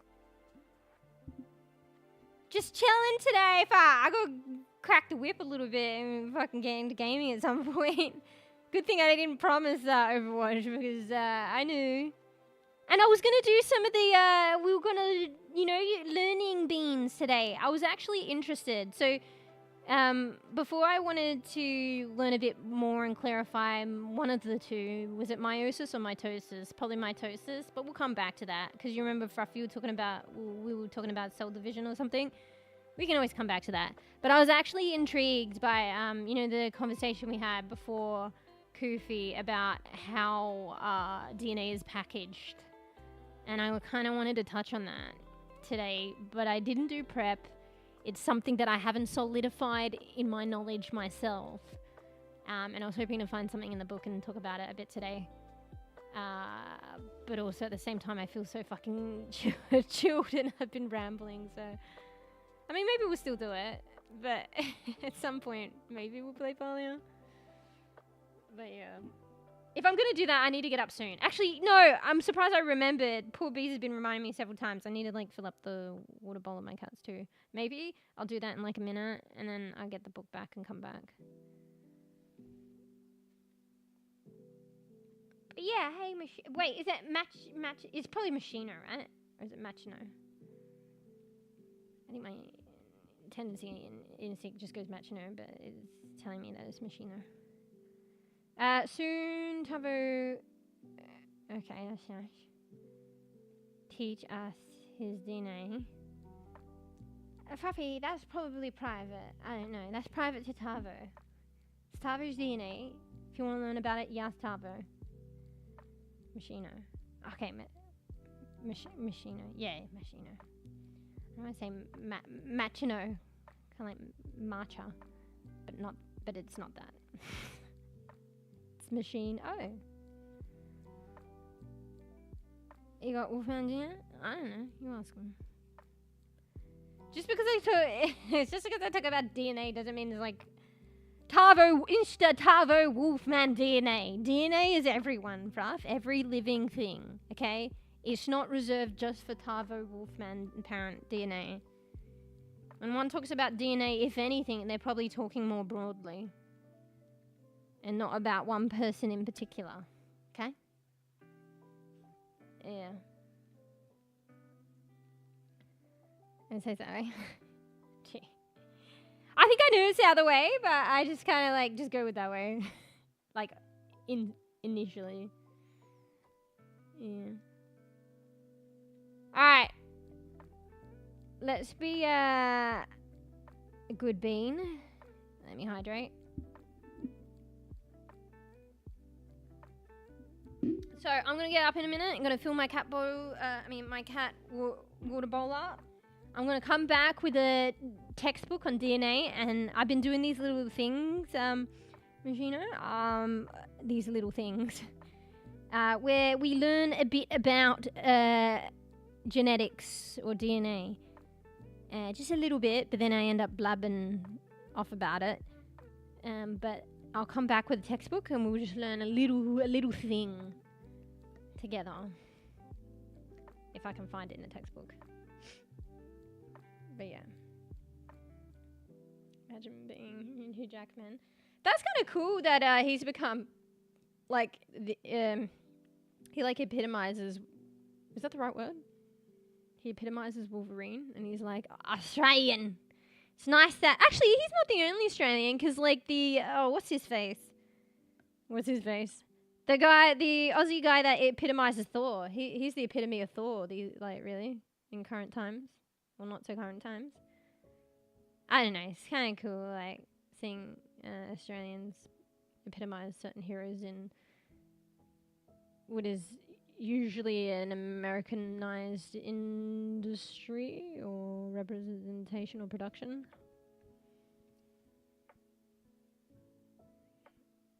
Oh yeah, perhaps that one. I mean, they're all hot, no?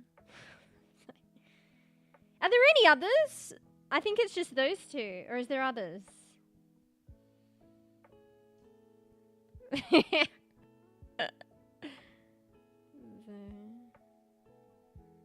Let's not forget Russell Crowe. Just kidding. I think he's actually New Zealand. And did he play any heroes? I don't know. I can see him playing a fucking villain, to be honest. Or an anti-hero. It's like a funny thing, like where Australians adopt New Zealanders and call them Australian. and it's almost to the point, it's like, shit, like they're not Australian? Because I had to question that at one point, whether Russell Crowe was Australian or not. And I still do question, even though I'm pretty sure I've figured it out that they were born in New Zealand. And what about Mel Gibson too? I was kind of shocked. I think Mel Gibson actually was born in America. I think last time we looked, no? I felt like he was pretty iconic of Australia, but I'm pretty sure, don't count your chickens, take a grain of salt. When we looked it up, I think he was born in America, came to Australia very young, and then I think moved back to America later. But I feel like he was iconic Australian. But that's Australia for you as well. We'll just adopt everyone, anyone, and they're Australian. I mean, he was, okay, I'm probably coming across severely incorrect here as well. Like, he did come to Australia, and I'm pretty sure he became an Australian citizen. So he is Australian. Or was. I don't know, it depends if he still maintains his citizenship. I think he ended up, living in America again. I don't know. But, I mean, he was, I can't remember if Russell Crowe was ever that, though. I don't think Russell Crowe was ever that. I think he's always been New Zealander. Anyway, I was shocked about Mel Gibson, but at the same time, he still was an Australian citizen for a period of time, and may still be. He just wasn't when he was, born. I could be wrong. I'm pretty sure that's what we found out semi-recently. But I can't remember. So, Never count your chicken. Wait, yeah, never count your hatches before they chicken. You can see why I read that wrong. Oh, guys, fucking Bob. Well, I think they make him look more buff because he's Thor as well, right? Do you know there was a female? I just said female because Thor. There was I mean, maybe you could abbreviate female Thor to female. No, Thor. I fucking don't know. Anyway, there was I haven't read it yet and I've been meaning to, but there's a really strong, I heard, and I always wanted to, storyline for the female Thor. Trying not to get that wrong. And closures if you don't want to hear it, maybe a little bit spoiler, but I think it's the premise of a story. But I could be wrong. Why do I always doubt myself? But it, you know, closure here is if you don't want to hear a potential spoiler. I'm not sure. Alright, you ready? 5, 4, 3, 2, 1. So I think she's struggling with like cancer or something. I don't know. That's just a really like kind of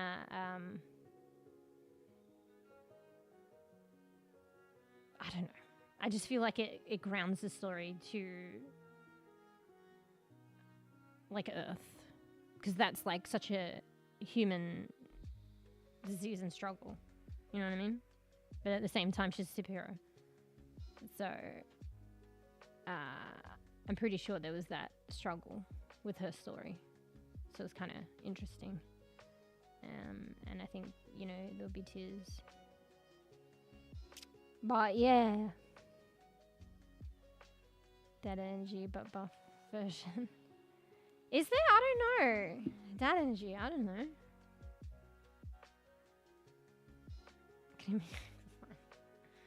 Well, I mean, most of them probably do that. If they're like, you know, in the acting industry and playing, I mean, of all characters, Thor. Yeah. He has a brother that's, probably, like, unfortunately, I don't know. Is he as well known as the guy, even though I can't remember his name, that plays Thor? But he has a brother in the acting industry, and the brother looks similar to him, but different.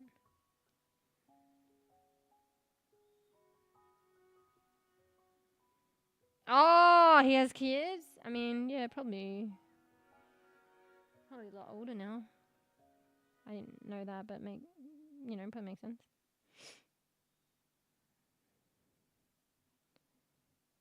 Yeah. Alright, what were we doing? Alright, let me get up. Let me finally make sure. I think they got enough water, but let's just make sure they got more water. The cats, and then I'll come back with the science textbook and we'll have a look. We'll have a little fucking learning session. I mean, it's only the ramble that makes it long, but like I just wanted to kind of look at a couple concepts. I probably won't even diagram it today, or maybe I will. I don't know. I'm feeling kind of lazy though. Oh, diagrams are always better though. Alright, let me think about it. But anyway, I'm gonna go loo as well. So scratch your booty, get a snacky. And I'll BRB after looking after the quickies, and we might learn something interesting. I want to see how it connects, because I'm pretty sure with how DNA is packaged, it's associated with like the chromosomes and shit. But I fucking barely even know what that is. Not gonna lie. So I want to see if I can try and make that connect today, but it's probably too much. I think it would just probably be good to talk about, you know, the concepts I was talking about before, if you hear Kofi, with DNA, how it's wrapped around histones and stuff like that. But we'll see. Maybe we'll try and make that connection with chromosomes. I fucking don't know. Anyway, we'll see what the book says. But anyway, get a snacky, scratch your booty, get a drink. BRB. BRB.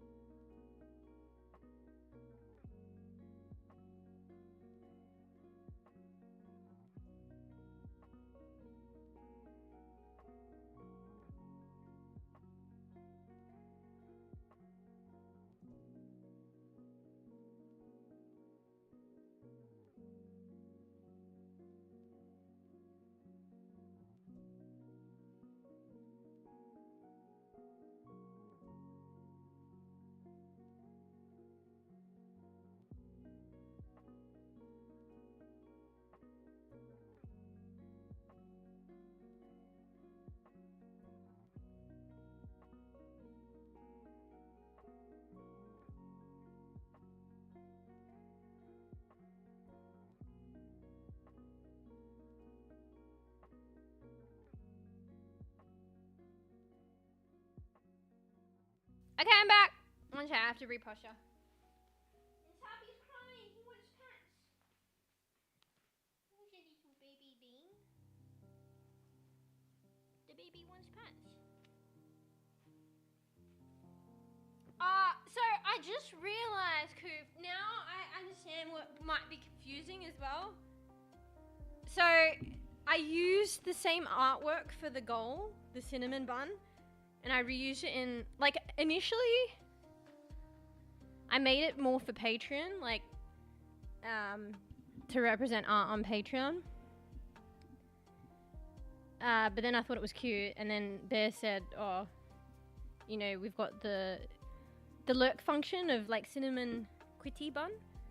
So I ended up using it as a emote, and then I also used it for the, when I was trying to create last minute my own aesthetic for the widget, for the emote goal. I used the cinnamon bun for that. So I'm starting to realize that it makes sense if I have a giant cinnamon bun that represents Patreon in my bio with nothing else on it, and I have it on the emote goal. It's probably going to be linked together. Like, my bad. I'm just realizing that now. Alright, we got to change the artwork for the because I definitely want to keep it, like, on Patreon, because it's kind of like a cute little idea of, like, a cinnamon quitten buns. Whoever supports me on Patreon is a little cinnamon quitten bun. I mean, my own quitties here anyway. But anyway, I was just realizing that now. Yes, that makes sense. Alright, we gotta rework something there. Sabi's crying. He wants attention. Yeah, I didn't connect the dots though. I barely connect dots when I'm on the stream. When I'm on stream. But see what wonders got, on the can. I fucking get the biggest insights. So yeah, I just thought of that. Put it together. But yeah, they're completely different. Also as well, I don't know, Patreon was a new thing, and because I don't know, I feel bad sometimes, and I don't know. That one I wasn't clear with advertising. I don't know. Sabi keeps clawing at me, and I have my fucking knitted cardigan, so he gets his claw stuck in my cardigan, and then he's stuck once, and then he finally gets free, and then he's like, no, I'm gonna claw again, and gets stuck again, and I'm like, there's gonna be a point where you get actually stuck, and you're gonna rip a hole. He doesn't learn. Or he just does it on purpose. But anyway, fuck. Yeah, I think I just got to get used to, like, promoting myself on all accounts, because yeah, I put it in the bio, but then it's not explained that that's Patreon. But in a way, it's because I'm not used to it's like me putting myself out there, but at the same time holding back. So I should probably label that as Patreon, at the very least. But yeah, I was like, people might click on it and might stumble there and might support me, but it's like, bro, why am I putting it there? Just, like, fucking state it. So yeah, I'll go back. I mean, hopefully I remember. Actually, here, I got my notepad. Let me note those things down. So, label, Patreon, diff artwork, full goal. So quit the cinnamon bun. Except for it being made an emote as well. That would be like a Patreon thing. I think I'll just do a counter for, like, future goals, because this widget's so crap. And I'll just adjust the goal manually. It kind of sucks though, but then that's, like, what I'm talking about as well. I don't like putting the full amount and stating it, but then how else do people know? And that's probably a better way of, like, tracking and garnering support. Like, why half put myself out there when I could just full put myself out there? That's the point. Anyway. Okay. Noted. Oh, wait. Maybe I should simplify.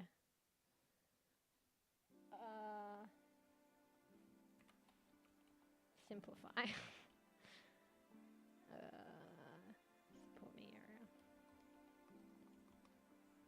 I need to blow my nose. Not muting this one. Fruffy's due one today.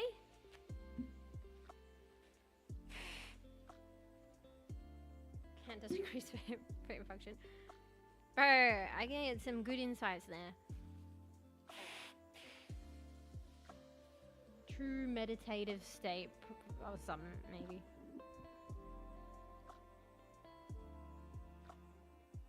Excuse me, I'm thirsty. Need half an hour hydration break. Per every... How long have I been streaming? Per every 2 hours.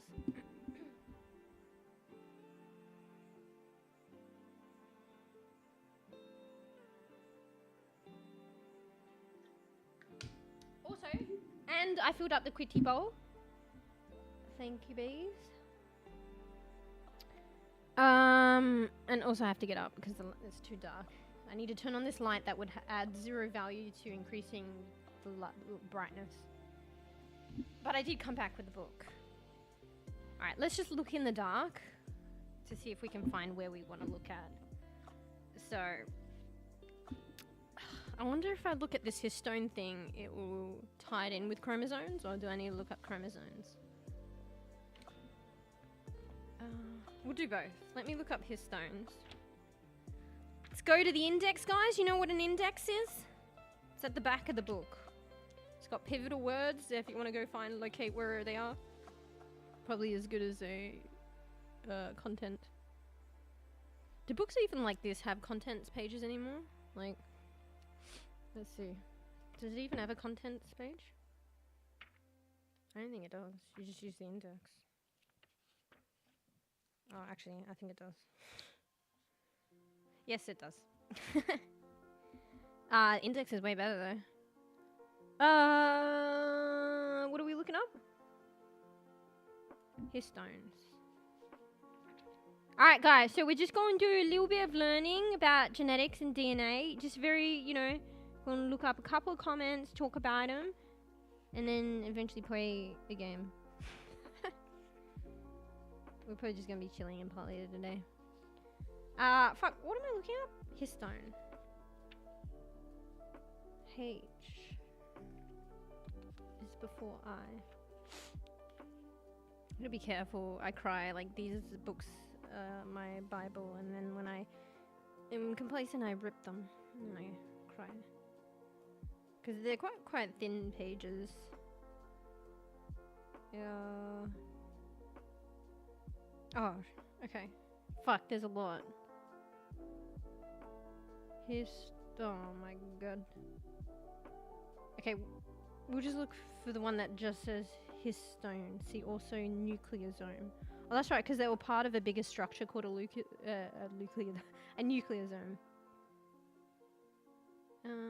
Fuck, there's a bunch of things. DNA wrapping. A negative. Bro, I think it's around 166. Let's see nucleosome, because it was saying that. HI. Nucleosome. Otherwise we go to 166. Yeah. Honestly, it's all over the place. Let's just go around 166.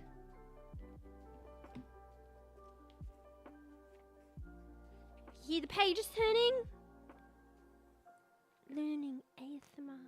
Wait, what's okay.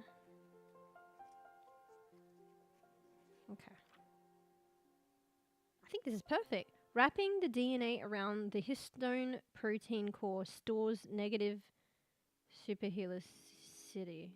The fuck does that mean? But I think this is the area.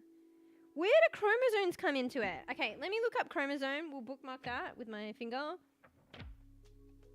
And let me look at, because I thought there was something that tied the two, like the, I fucking don't know.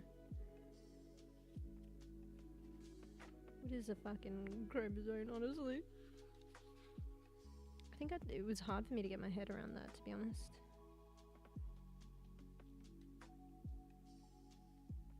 Alright. Chromosome segregation, chromosomes, chromosome conformation, gene density. Let's look at that. 139. I think I'm trying to like look at too much, yeah. I gotta pick one or the other. I might be biased to the chromosome one, to be fair. Alright. Genome size is related to the complexity of the organism. Alright, see, this is why I need to do a bit of homework. And I didn't. I think this one's a little bit, talking about the chromosomes is a little bit complex for me, so I might have to do homework on that one for next time. Genes make up only a small portion of the eukaryotic chromosomal DNA.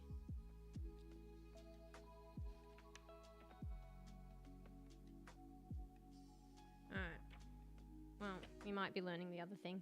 Let me, you know, Google's always reliable, no? Let's go to Google.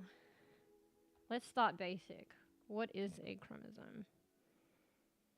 When you can't be asked, and you can't find it in the book, but it's there somewhere, just Google. Okay? Alright. Oh, I should, but it's a video, and I'm always scared to show them on stream. But I don't know, if you guys are interested in any science-related topics, a good, I think they do YouTube videos or some kind of videos, but a lot of uni students learn scientific concepts quite easily from what is called Khan's Academy or something.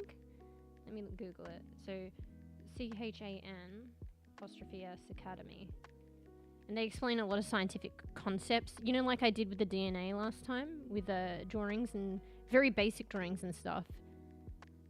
Yeah, I don't know what it's like these days. I recall it being free and stuff. Looks like they're on YouTube as well. I think they had their own website.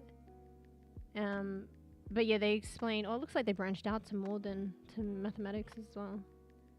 But they very like explain a lot of scientific concepts quite simplistically with visuals, simplistic visuals, so if anyone's interested.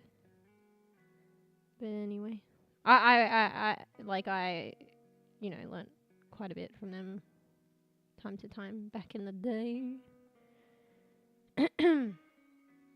Alright, Google, what you got? Okay, here we go. Here's the relevancy, and I haven't even read it yet. You listening? Are you here, Koofy? You learning? Alright, a chromosome is a package of DNA. I knew it had something to do with it. A chromosome is a package of DNA with part or all of the genetic material of an organism. In most chromosomes, the very long, thin DNA fibers are coated with nucleosome forming package proteins, and that's the thing that consists of the histones are a component in that. In eukaryotic cells, I'm pretty sure like you know, human cells come under that. The most important of these proteins are the histones. That's what I said. This was new stuff that it was hard to get my head around. I'm gonna have to do my homework on this one, but it's nice to just touch on it maybe with you guys now. At this, you know, at an honestly similar point as me. Even though I did learn a bit of this before, but like it's gone, and I really struggled to get at the time to consolidate my understanding of it. So my knowledge on it, I mean, unless you guys like do know about it, I shouldn't assume you don't. But if you don't, it's like where I'm at right now. So with understanding chromosomes and DNA and DNA packaging.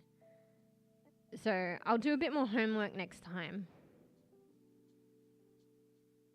I mean, I could draw out a chromosome. Here's a good picture. Actually, no. No, you know what? We can do this. It's fine. Let me bring up Critter. We can do this.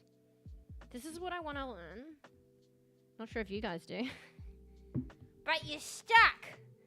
Deal with it! Alright, let me bring up Critter and we'll draw out, I mean, just, you know, just know that I took this from Google, incredible resource, peer-reviewed, JK. And take it as a grain of salt. Oh, fuck, I don't have my, it's not too hard. Let's set up our, Wacom tablet. Okay, let me open up Critter. Alright, let me capture Critter. I should change to the science and fucking technology category, no? Alright. Alright. Let me hook up my my drawing pad. One sec.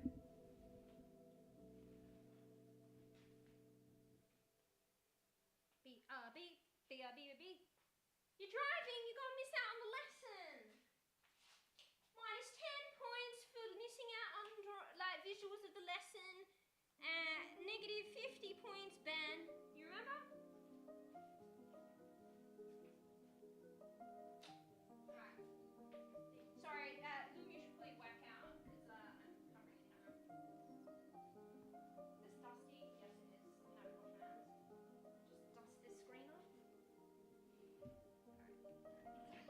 Put that on the table.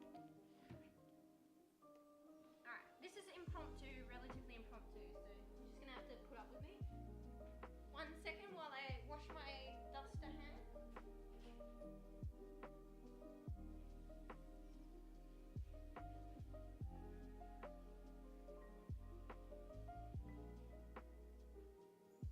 So I put the drawing pad to the side and I don't cover it or anything, so it collects dust. So whenever I go to use it, I have to dust it off and I just use my hands. Yeah, my place is dusty. Alright, let's turn it on. The stream might judder a bit when I need to connect my drawing thing as a monitor, so be aware that it'll probably be temporary. Let me just connect it. So I'm so lazy, it's not even hard to set up, I'm just lazy. Alright, it's doing it now. A little bit of a jitter. Jitter. Okay, I'm gonna...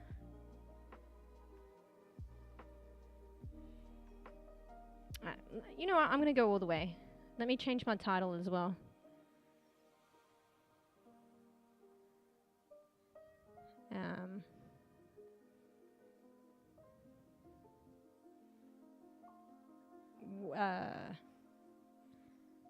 What is a chromosome?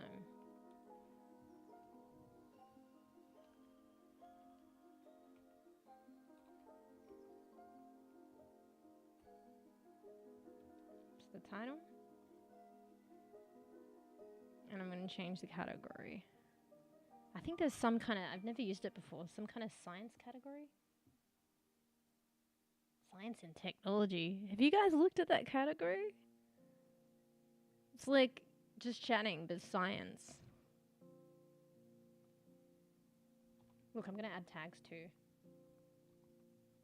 Bro, I mean, let's be real. I'm probably going to be talking about it for a while. I was like, I'm doing this all for like 5 minutes, but let's be real. It probably won't be 5 minutes. Bro, I gotta do this for the other platform too. Alright, bear with me guys, please. While I go all out.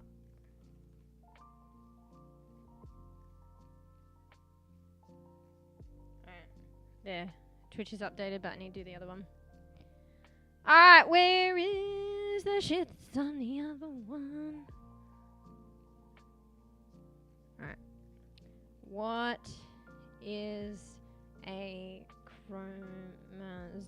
And then we learn about other stuff, and I'm like, fuck! Fuck changing the title. Alright. Chromosome. DNA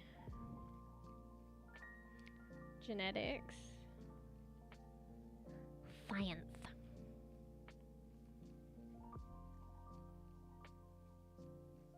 I think the other platform has a category for this too. They don't have a just chatting, but I think they have a science one. Yeah, they have science technology. Let's change to that. First time using that. Alright. Chromosome. DNA. I'm missing one. Genetics.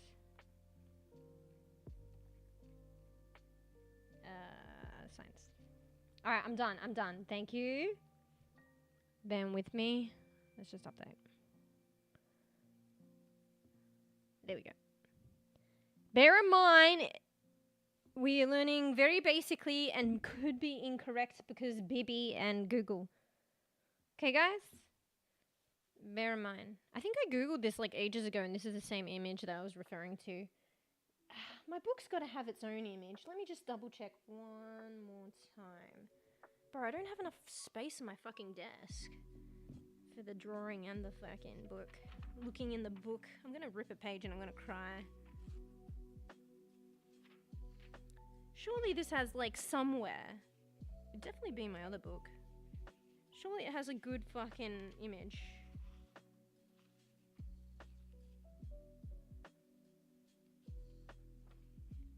I don't know. Fuck it. Let's just use Google one. It probably has a good image, I just don't know where it is.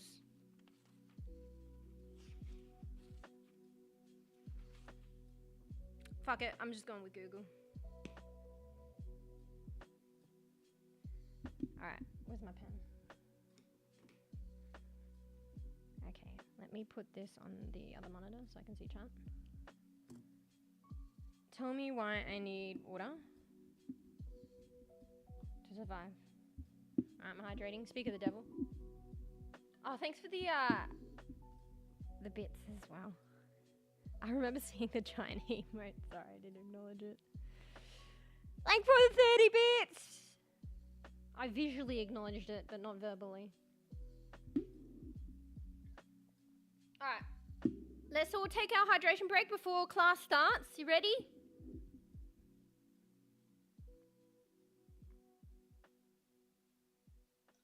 Bro, I don't know, Fruff. Might learn that one of the next lessons. Feel free to be the teacher with all your, peer-reviewed and verified sources. Definitely not use Google.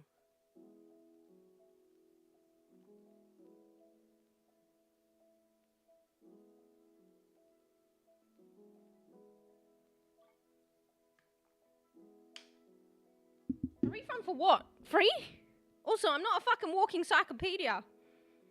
And also, I'm just learning this stuff myself. Hello? Alright,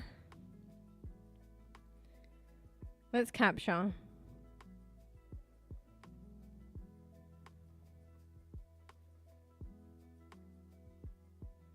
Yeah, I'm teaching you. No. You guys are along for the ride of me learning what I want to learn. Why is it not capturing critter? Hello? Oh my god, it's finally broken. I think it's broken, guys. I remember there was one time where it didn't fucking work. I guess this is another time.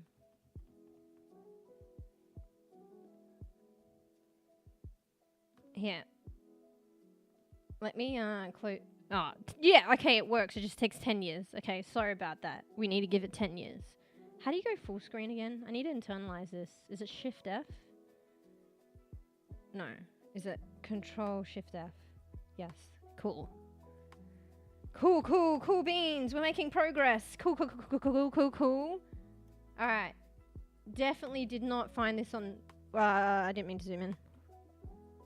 Oh, I realized that you can't see chat as well because it's a white screen last time. So, here's how we're going to deal with that. I was going to do black, but you know what? I like purple, so let's go with purple. Where's the fucking thingy? Let's go with a dusty purple. Oh, I've unlock it. Wait, what the fuck? Oh, sorry, I'm on eraser. Let me just fix that. Alright, so now you can see chat. You want to test it? Alright. Yeah, I found myself struggling to internalize the concepts of like chromosome and stuff like that. Anyway. So, I was second guessing this, but if you want to know how, if you're still here, Kofi, and take what I say as a grain of salt, if you want to know more about how DNA is packaged, it's something to do with the chromosomes. And I don't know if you've seen the shape of a chromosome and stuff like that. It's something to do with the stuff that I was telling you about that protein, the histones. But it also, like, it's... like, that's in the nitty-gritty of its structure with DNA wrapping around the histones. But in more of a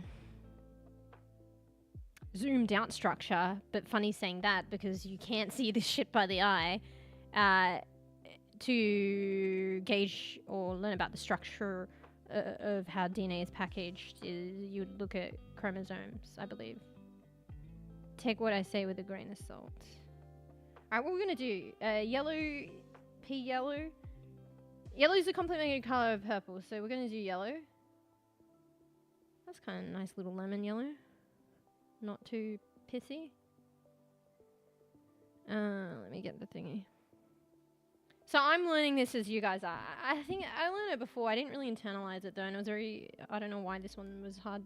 Maybe I hadn't solidified it enough yet, and then I didn't come back to it.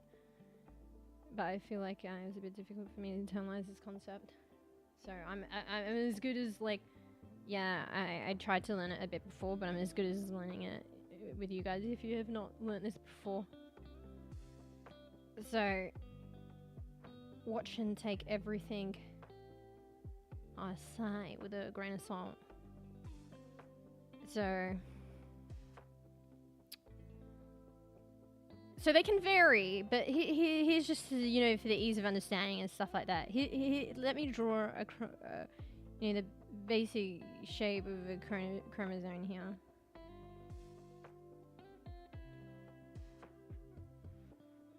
I don't know if I like that shade of yellow, but we're going to go with it.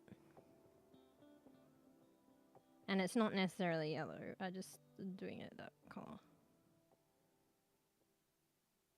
Bro, I'm getting too pedantic now. Bro! How hard is it for me to do it symmetrical?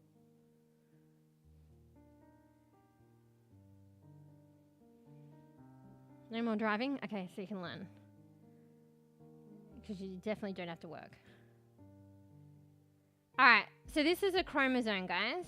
You know, an easy, yeah, they can vary, blah, blah, blah, blah, blah. Like, just to, you know, simplify a concept for you and show you. I'm kind of winging it here, so definitely take what I say with a grain of salt. But this is made up of, like, DNA is here. Like, tightly wound, and it's all in this shape and whatever. So let's stretch out the DNA. Let's pull it out to learn. But basically, in this shape, and what this is made of and consists of, is DNA. And also other stuff. Like, you know, how we're talking about how DNA is packaged and so tightly, and how it's done so with proteins called histones. So it wraps around histones. So obviously it's not just DNA, because DNA is wrapped tightly around proteins called histones. So the histones are there too. But the DNA is there. So let's stretch it out.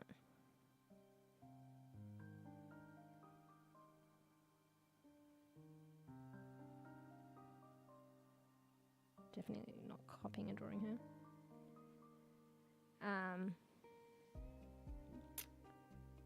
Let's do I'm going to draw histones now. Let's do them pink.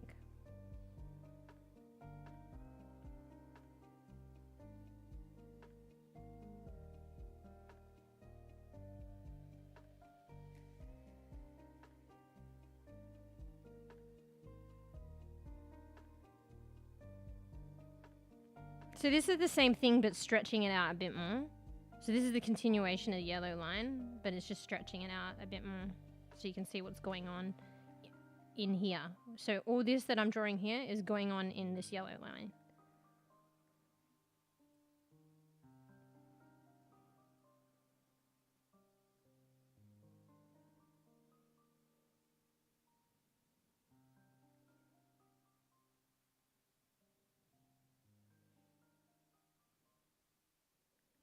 I'm being pedantic.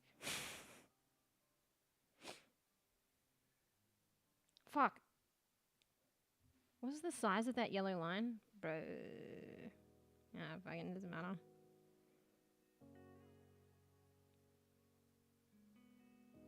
Also, this line is a double helix. So you know we learnt about the double helix? Oh, yeah, it's got that shape. I can't remember. Actually, most is X. That's probably where it gets its name from, right? But, you know, with the, you know, genders and the X and Y and stuff. Bro, this is bringing it back. This is another another session in itself.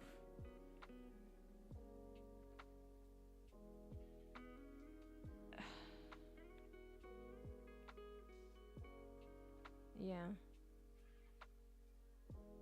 Sorry, I'm thinking. Because guys are like X and Y, no? What is Y, bro? I think it's... I remember something saying dominant and recessive. Like, I could be talking shit though. I think, I don't know, M might, not M. Fucking introducing a different one here. X was like more dominant or something? Oh. This is another concept. We're going down a rabbit hole here, but let's go with it.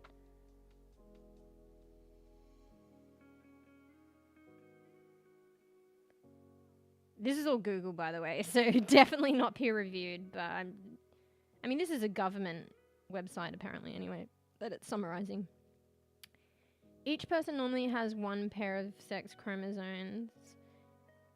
Okay, so it's only... oh, fuck, this is...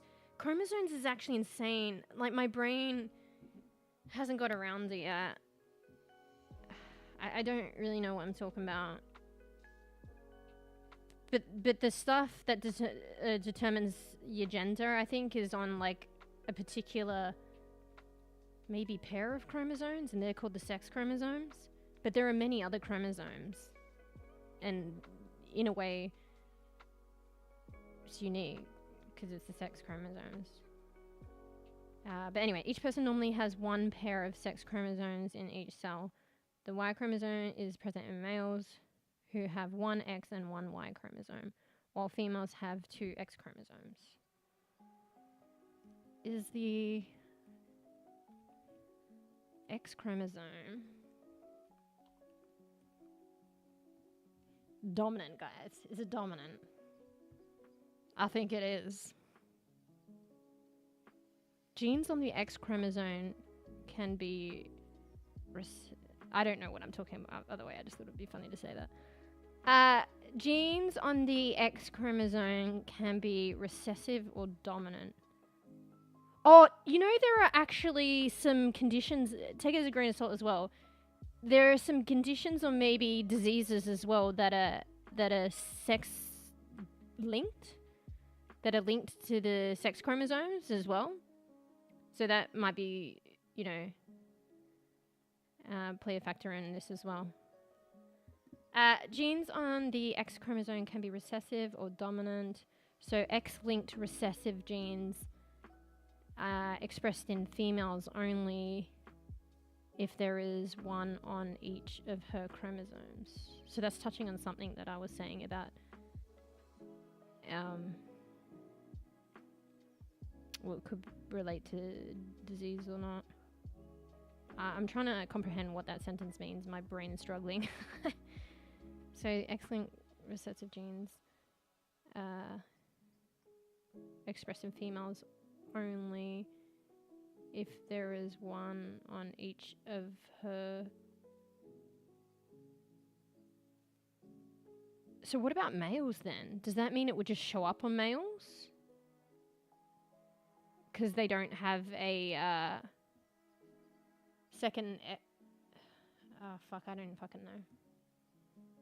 Anyway, maybe I shouldn't go down too much on a tangent. It's kind of cool though, but we'll try and keep note of that next time. All right, you know what? I'm gonna put that in a note. All right. Okay.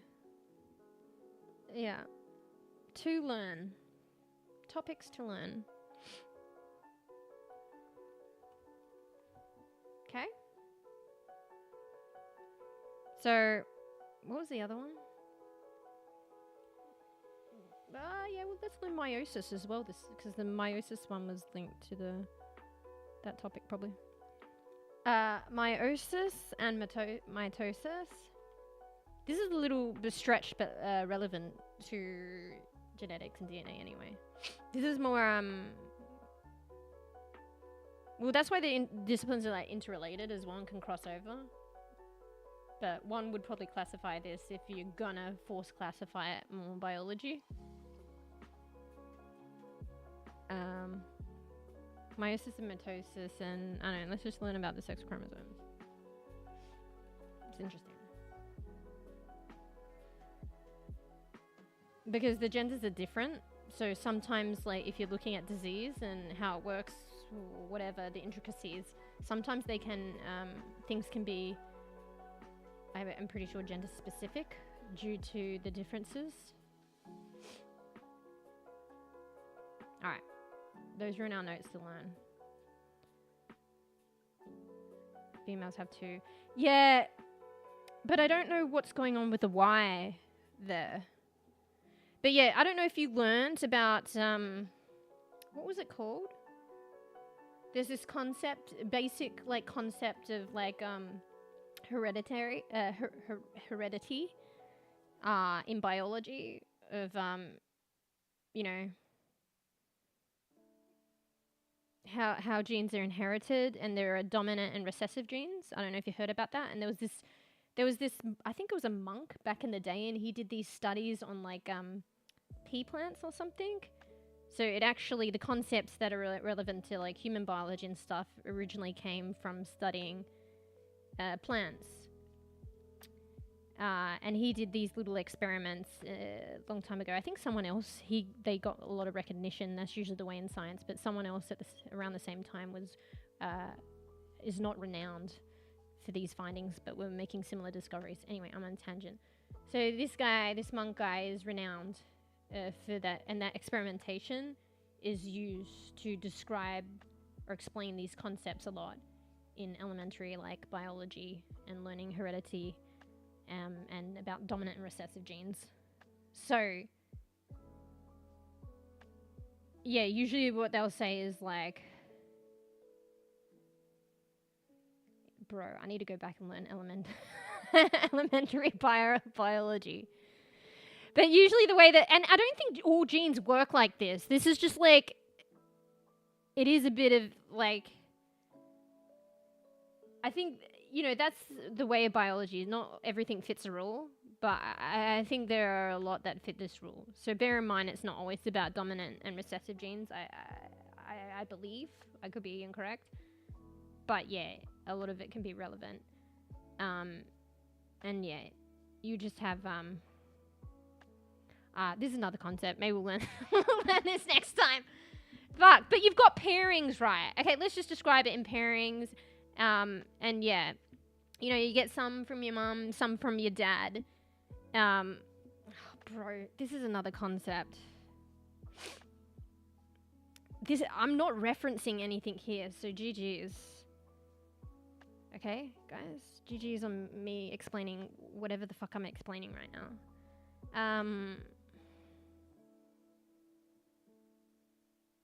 Yeah. I'm trying to think of an example here.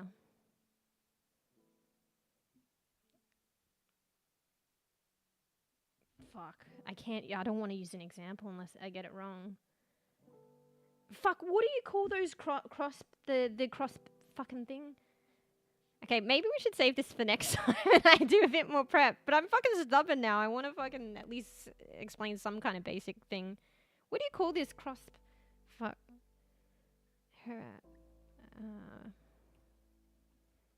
Just give me. Let me cook for a bit. On Google, reliable source. Brown and blue eyes. I think blue eyes are more recessive and brown are dominant. Brown and blue eyes.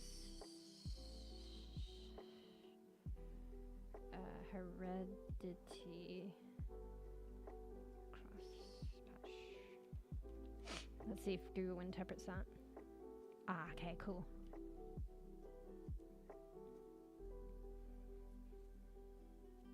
Great beef, introducing a tangent here. My title's chromosomes, mate. I mean, maybe we can make it related.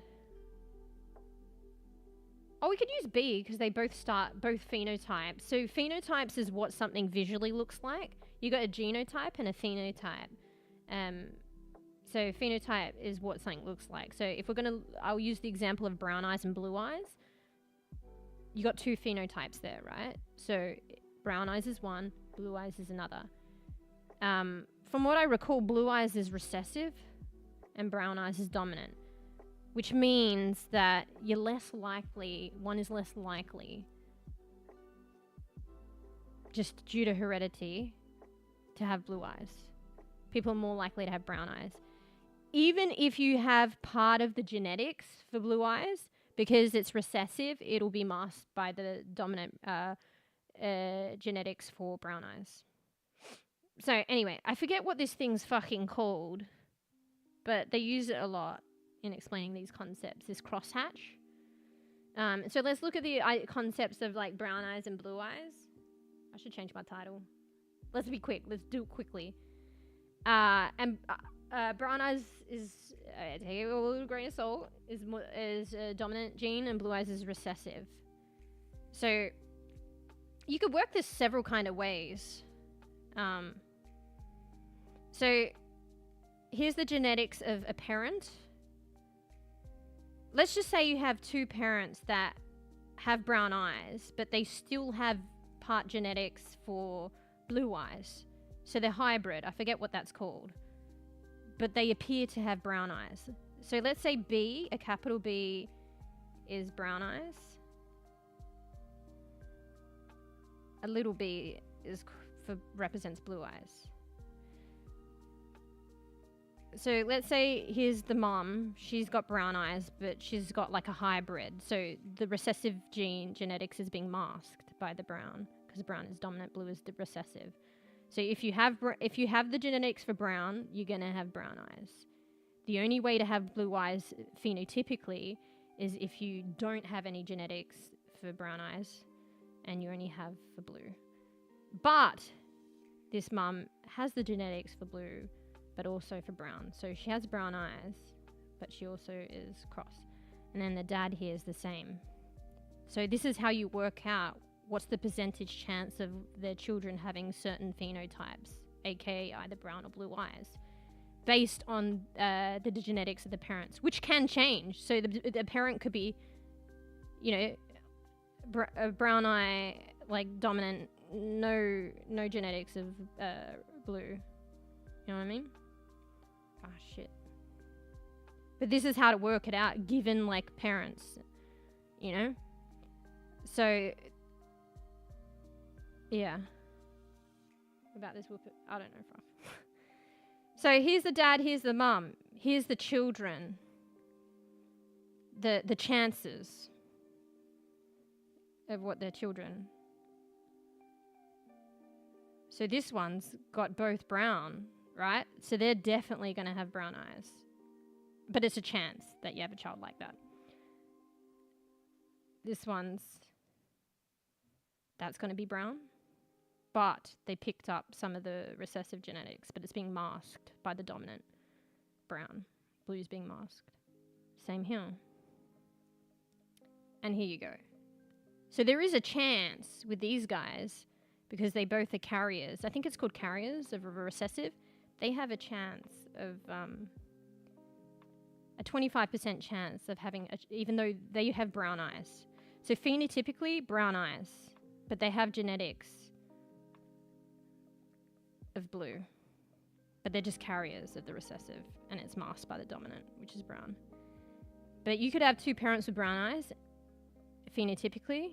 If they are like carriers, there's a 25% chance that you'll have a child with blue eyes. But there's a 75% chance you'll have a child with brown eyes. But there's a 25% chance that they're not going to be carriers of the blue.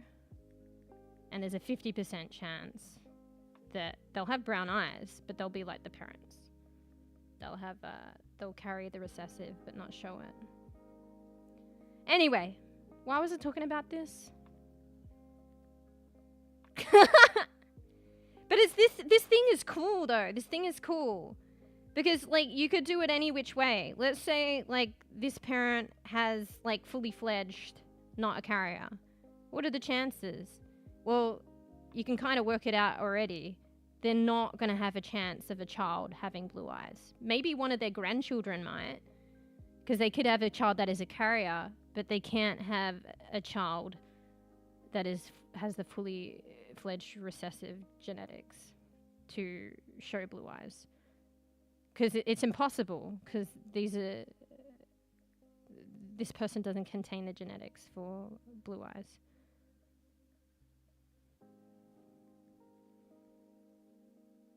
They'll have 50% carriers though. But this all phenotypically is brown. So they're definitely having a child with brown eyes. But there's a 50% chance that they're carriers. And then maybe that child goes on to the previous example and finds a partner that's a carrier, and then they could have blue eyes. Anyway, it's interesting, isn't it? Actually, I used to fucking not... no, I think I did find it kind of interesting. Anyway, I think the reason that I went on about this is because... something to do with the chromosomes and the hereditary there. I think it's a bit more difficult. I think the sex chromosomes is a little bit more difficult. But maybe there's a similar mentality but different of working out, you know, with the genders and explaining it in a similar vein like that but different. But maybe not, I don't know. Of like, you know, I think I was wondering how gender can impact that. Because I feel like some diseases that are sex-linked, there are some diseases that affect like probably only females or probably only males and not the other gender. And I was just wondering how that is linked with heredity of the parents. And obviously their genders and the children of the children's genders and expression or not expression or carriers or not carriers. There's probably similarities. So anyway, I kind of went crazy there.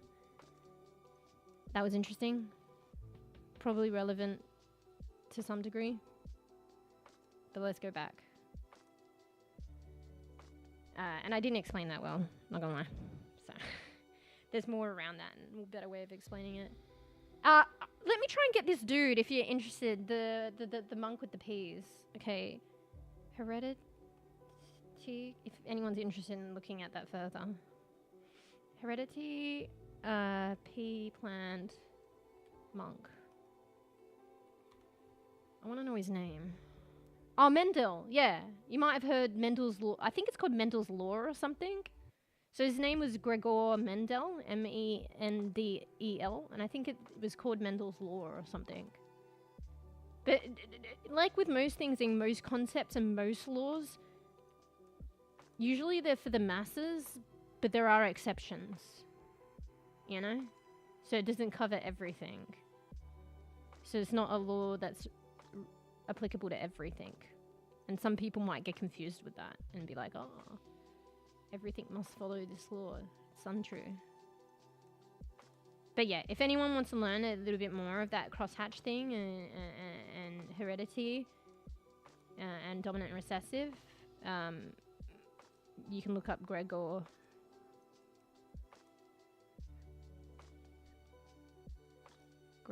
Mendel. Obviously, his studies are going to be really old, but you could probably... there's probably going to be like, you know, a modern take. Like they'll be, you know, if you Google it or find it in a book, a more modern book, they'll make reference to it. And it's good to learn the original experiment and learn from that, but they'll put a modern take on it and understanding. Anyway. And also bear in mind, I'm pretty sure there was another person around the same time that was discovering separate to Mendel the similar things. You could probably even look at their work, but they are not renowned for the law. And it goes, the name gets dedicated to this guy. He was probably the first to publish it, even though there was someone working on it at the same time. If not maybe before, I don't know, slightly before. Usually that's the way it goes in science. If you're not, that's why it's a race. Some people, and maybe it's too much of a race for like fame or, you know, attention or whatever. It's a race to publish things, maybe even prematurely, because, you know, you want the attribution and the recognition. And sometimes rightly so for hard work, but it shouldn't just be about that and rushed. And unfortunately, usually that's the way. Even if maybe you were technically the first person to be working on something and discover something, unless it's published, you won't be recognized. So that's just the way it goes. Anyway, I went on a huge tangent there. Let's go back. We can do this. The end of this diagram is pretty good. It's informing and telling to me, and I almost forgot.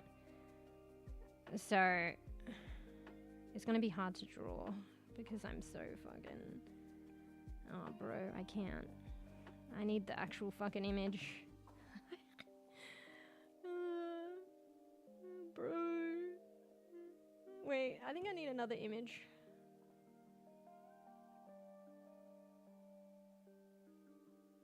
Yeah, let's draw it like I drew it before. Let's hybridize two images. Wait, let's do it a bit thinner.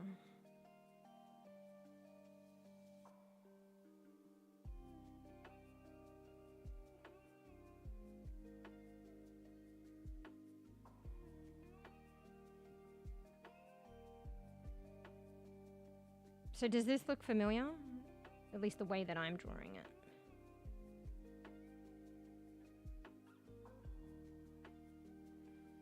Fuck, that's really bad. No! Oh fuck, I can't erase that little bit. Okay, whatever. It's not gonna be perfect. But is this looking familiar to a previous lesson of ours? Can I get that one up? Let's see if I can find it. I don't know where I saved it. Where'd I save it? You guys know where I saved it? Here it is. Do you see a similarity here? Kind of. My shit drawing.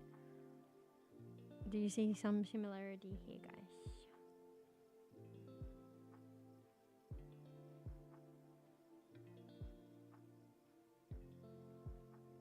Is anybody seeing a similarity here?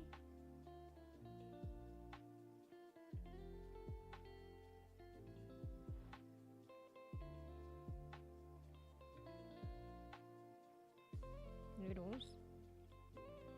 I'll give you a huge clue. It's fucking the double helix.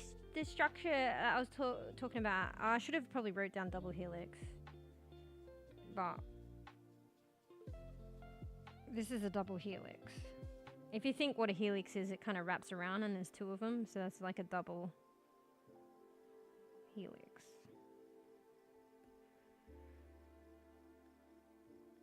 And you can see that here. So this is all the same thing, but it's scaled and differently. Like it's either zoomed in or zoomed out. Like this isn't the same set. This all here isn't continuous in scale. It's just kind of spread out and zoomed in, zoomed out in certain areas to give you an idea of what this entails and the structure. But yeah, when it breaks down, when you break it down. Even though this is all very tiny, you can't see it with the eye. This is the DNA. Oh, hello. Hey,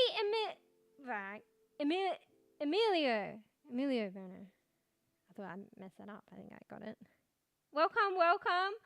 We're just learning about DNA and the chromosome and structure and how it's packaged, and literally just I'm like learning it with you guys.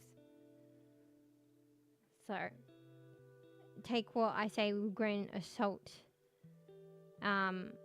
I've been doing these little segments lately because like on stream to share with you guys, because like I've always it's helping me because I've always been interested and fascinated in this stuff, and I'm not like actively studying as a student in an institution right now, and I feel like that was usually where the requirements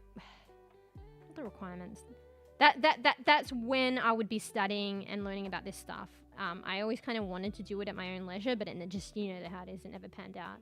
But I find that if I do it on stream and share it with you guys, maybe you guys can, you know, get something good out of it, but it also encourages me to learn this technically at my own leisure.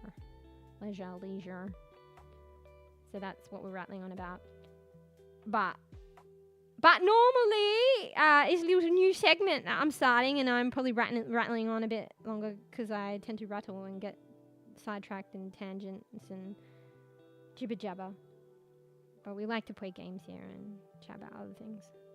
So it's leaving a little bit late, but I wanted to play Parlia today. I was worried about, don't play Overwatch because like I won't be able to play Parlia first, so you make sure you play Parlia, and then it's like I'm rattling on about this stuff and just hanging in, just chatting, and then I'm not playing Parlia. But I guess I'll be playing Parlia a lot later. Maybe we might even reach Wolfman time, Taco's time. Taco usually plays a lot later.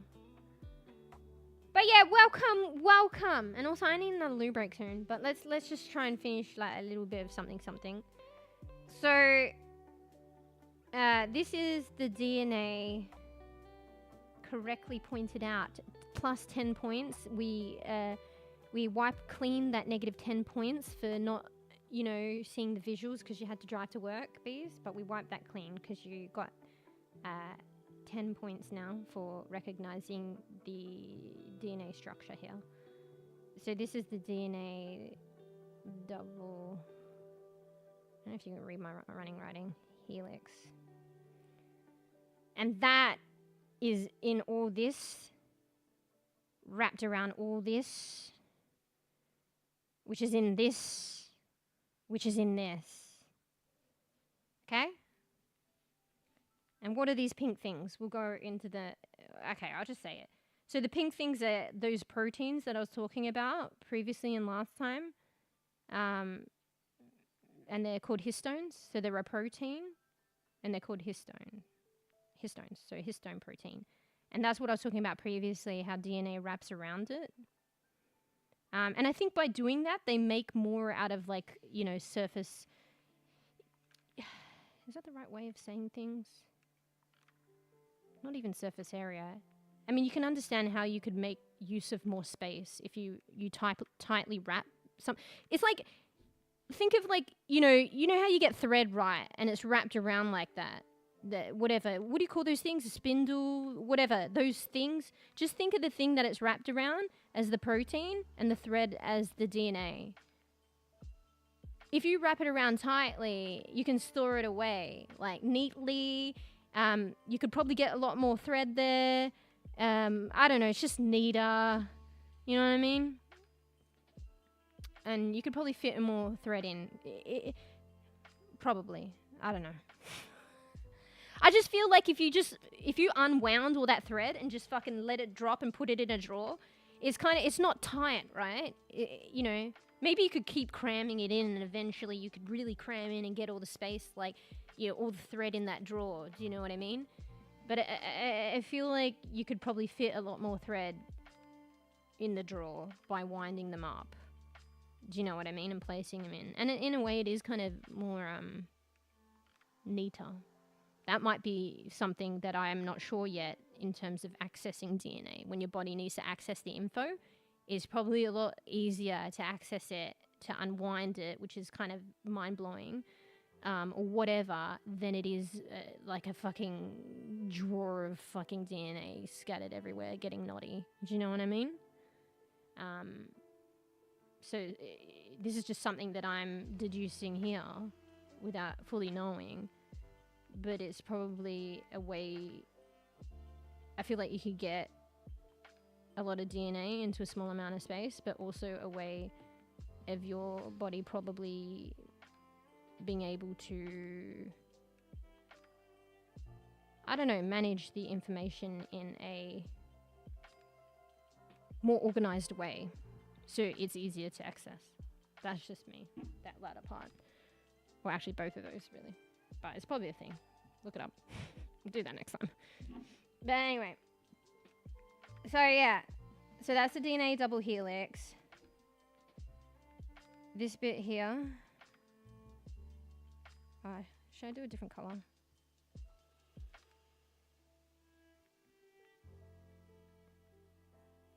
Let's do a plant green.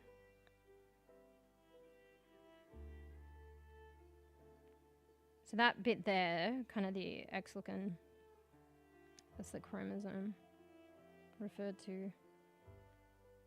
Maybe I shouldn't use running writing, it's a bit hard to read now. It looks fancy though. I could write like this. Maybe I should write like that. So that's the chromosome.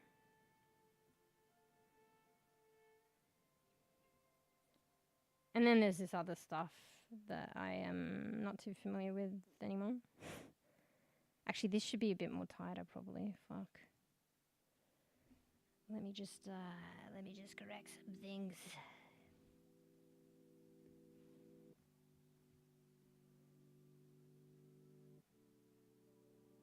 I feel like this should be pinched a bit tighter. I don't know, I could be wrong.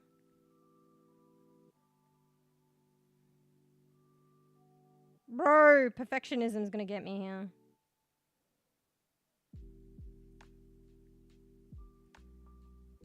Oh, whatever, that's good enough. Or is it?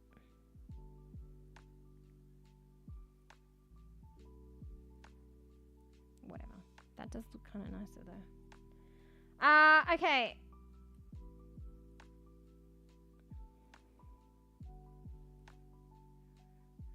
So apparently this bit here, oh shit, my bad. This bit here. Why do I... Sorry, just yelling at myself.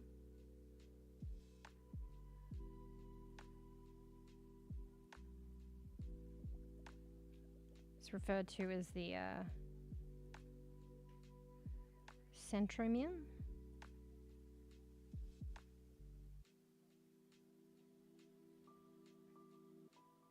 And I think there are shorter arms.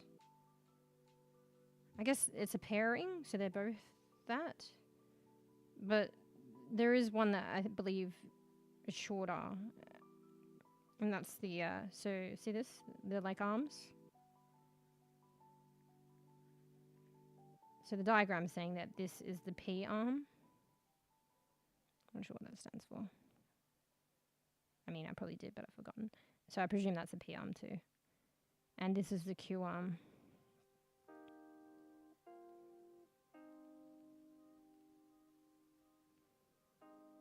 Oh yeah, I noticed last time when I am drawing and looking at the books and stuff, Little Moosh kind of looks sleepy. It's because I'm looking at, so just so you guys know, my drawing pad's obviously angled on the table downwards. So I'm constantly looking at it and it looks like I'm asleep. So yeah, I didn't even finish this off. My bad.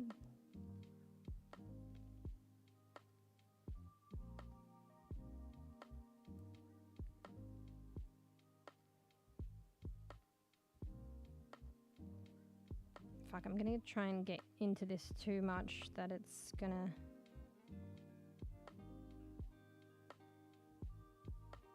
It's gonna be the death of me.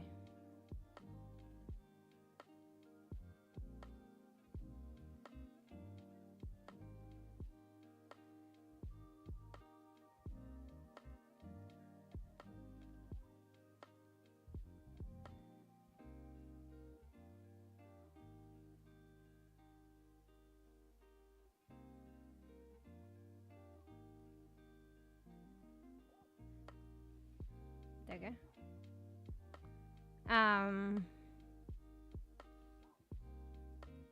It's these pink.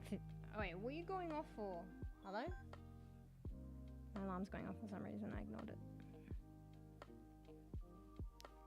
So this these pink things. Histones.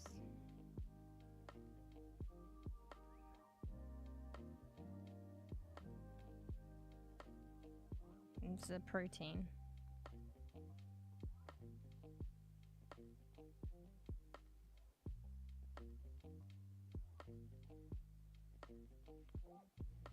It's quite pretty, isn't it?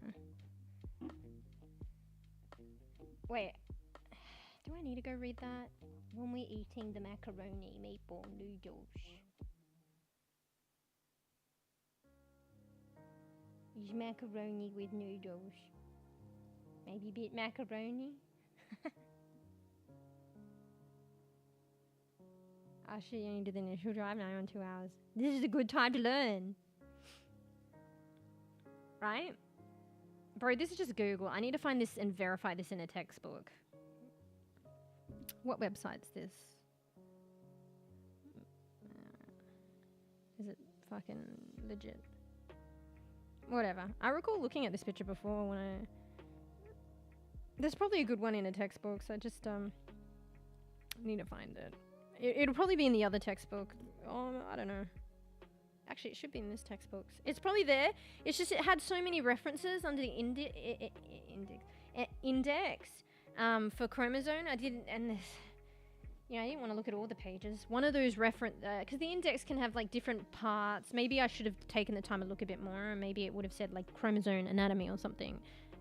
But it had different areas of the book, so I wanted the answer quicker. You know? I need to go to the loo, by the way. I think I'm gonna go in a sec because I'm busting. Perfect time. Class is fucking done now. Thereabouts. So yeah, I knew the chromosome had something to do with the, you know, this all stemmed as well. So thanks, Kofi, because Kofi asked a little question about how is it presented? Like, how does this exist in the body? How is it packaged, DNA? Like, it's good knowing the structure of DNA like this, but how does it reside in the body? Or in the cell, or in the... and take it with a grain of salt, but, like, you know, you've got a cell. Let's just draw it basically. You've got, like, the cell, you know, this is a cell nucleus. This is happening and existing inside the nucleus.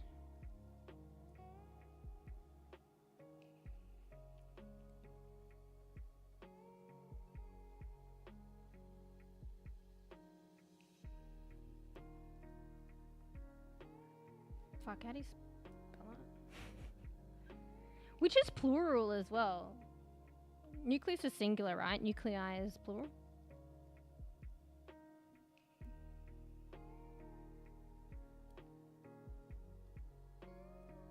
I think it's hard to read my running writing. I should just not do that.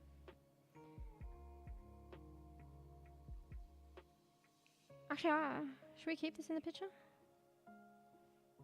Nah. Well, I should have actually the whole thing, like all this.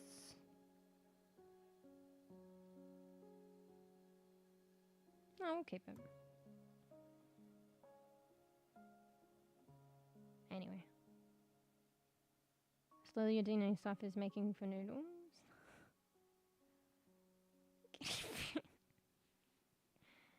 What are the pink things? Little shrimp in your noodles? Alright, I need to go to the loo. Where else do we want to go with this? So yeah, with the DNA and the double helix and stuff, like, it looks like it's wrapped around these histones once, but it wraps around many times. I think there's a maximum amount of like times or, you know, length that it can be wrapped around a histone. You know, everything has its limitations, and you can look that up. But it's definitely not once. This is just for ease of understanding. But see these like little pink, like they're not actually pink, but just to refer to them. See these histone proteins that are in pink? the yellow, the DNA double helix is like wrapping around it many times, each one. And honestly, there probably isn't this gap between them. They're probably more tightly packed. Do you know what I mean? So maybe it's like, you know, wrapped around here, and then the next histone is right here, and then it's like doing that. I'm not too sure. But this is just stretched out for like visibility and understanding. So yeah, let's read this. What is a chromosome? Chromosomes are structures found in the nucleus of cells and contain genetic information. They are like the instruction manuals of our bodies, as they contain genes that determine our hereditary traits, such as eye color, height, etc. Each human cell has 46 chromosomes, so there's only so many as well. And they're paired, I believe. Which and the sex chromosomes is like kind of unique, because I think the typical layout is the same for everyone. Obviously, genetic code differs, but with the sex chromosomes, I think it differs a lot more, like between gender. But take what I say as a grain of salt. Because of gender. Yeah, each human cell has 46 chromosomes, so I presume then that's 23 pairs, which are organized in pairs. Half of the chromosomes come from the father and the other half from the mother. So you get half and half from your parents. So that goes back to the crosshatch thing. Because, yeah, you are getting half and half.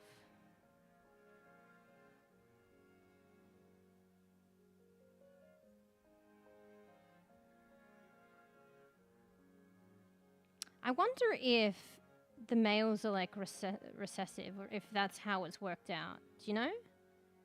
So obviously this is your mom, and this is your dad. Is this how it works? I don't know. It might not be how it works. It might be an exception.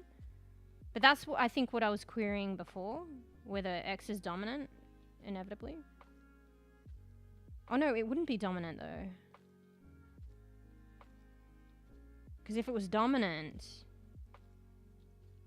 Oh wait, it's still kind of 50. Wait a second. It's still 50-50. If this is the way to look at it. And yeah, it can't be dominant though, right? Otherwise you would never have any males. See, this is me just like, I'm not, this is not my forte, I don't know this. I'm trying to, see what I mean? Some laws are applicable, or maybe I'm looking at something different. What you said about my mama? What did I say? So this is just me internal monologuing and asking questions and stuff. Like, I don't know, and it's kind of cool to just be candid like that. And that was probably my assumption. Well, at least, you know, if this rule applies, or this way of looking at things apply, which it may not even apply, X can't be dominant. Otherwise you wouldn't have males. Do you know what I mean? By what I said before. Because they all have X's, which means you'd only get females. So it's not that. Maybe Y is dominant. But you're not going to get a Y with a female. I mean, I don't know why I drew that there, because you're not going to get it. It's just not how it works. Maybe Y is dominant. But you know what? I know the sex stuff, like, is very different. So it might not... The rules of dominant, recessive and shit, it's probably different. Just me internal monologuing there. I've probably learned it in the past. If I learn it again, it'll come back to me. But I just don't know right now. It's not fresh. That would be, something to learn in the future, actually.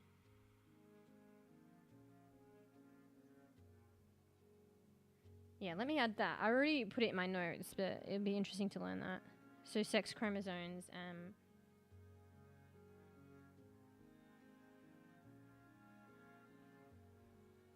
I don't know, heredity. Fuck. heredity and gender.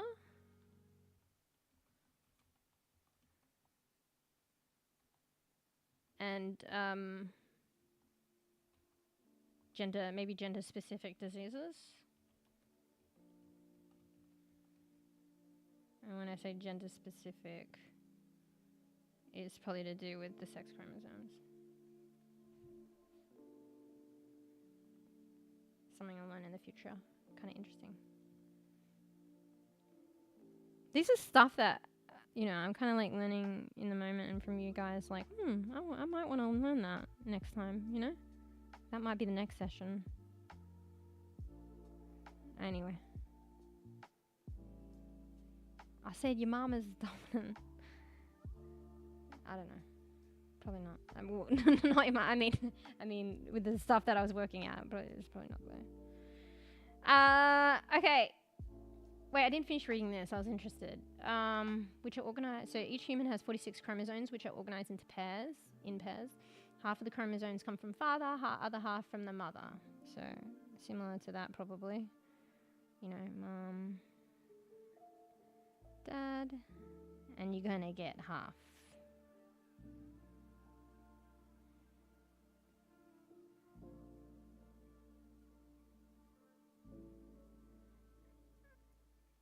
That's how that works. Chromosomes are important because they ensure that genetic information is transmitted correctly from generation to generation and play a key role in the development and functioning of the organism. I think its structure is important. I don't think it specifically said that, but inevitably chromosome is a structure. It's a way of like packaging DNA. So I think that's important, the way that it's packaged. I think this is to do with meiosis as well. Like you'll see it happening in meiosis, or is it mitosis? I think it's meiosis. Meiosis is a type of cell division that reduces the number of chromosomes in the parent cell by half and produces 4 gamete cells. This process is required to produce an egg and sperm cells for sexual reproduction. And greeting babies and heredity. I get the words confused. So yeah, in the process of meiosis, I think just the anatomy or the structure plays a part in breaking, probably separating and transmitting the DNA intact and correctly. But be aware that shit happens every now and then, and that's how you get mutations, and mutations can be good, they can be not so good. And I think usually that's where, you know, for the most part, it's pretty good. The body and everything in the structure is pretty good, and probably the structure helps in ensuring, you know, the safe transmission of information from parent to child. But shit happens occasionally. You know, we're only human, that's the point. And I think in the process, probably the process, honestly. Oh, that would be interesting to study. How does mutation occur? I think I've already studied it, but I've forgotten. But it probably happens in meiosis. No? Oh, I think it happens due to a couple of factors, but one factor might be in meiosis, right? I feel like sometimes it can happen within some, like not the, you know, parent to child. I think it can happen within an individual when there's errors in the body, when your body's like doing stuff with the, because you know your body's doing functions, mechanisms, referring to the DNA, using it. The DNA is the script, you know, as you grow, as your body performs functions. When it's like, you know, it's like somebody, you know, there's probably proteins or some shit, I don't fucking know, take it with a grain of salt. Like, you know, just imagine them people like, you know, a librarian in a library, and they're going to look at and read at the book, and then, you know, they're reading the book and then they spill coffee on the fucking book. Well, that's a fucking error, isn't it? So, you know what I mean? So maybe, you know, one of the, I'm presuming it's a protein or something that's trying to get information from the DNA for bodily functions or something or development, it can fuck up and, you know, spill coffee or something. So maybe in the process it duplicates, you know those things that I was telling you, the nucleotides. So see how this is a adenine, this is guanine. So maybe it inserts another adenine in the process by accident. So then now it's AG, not AG. Or maybe it deletes guanine. Or maybe it overlaps guanine with, you know, adenine. I'm talking like potentially shit here, but I'm pretty sure I learned stuff. You know, it's like me with the histones before. I learned something of it, a remnant of it, and I couldn't quite remember. But I think stuff like that happens as well, and that's how mutations can form. Mutations are like so interesting though, so that's definitely something that I would like to like learn a bit and share a bit more about and was learning about. So let me add that to my notes to learn one of the next times. What are mutations and how do they occur? It's actually pretty pivotal too, because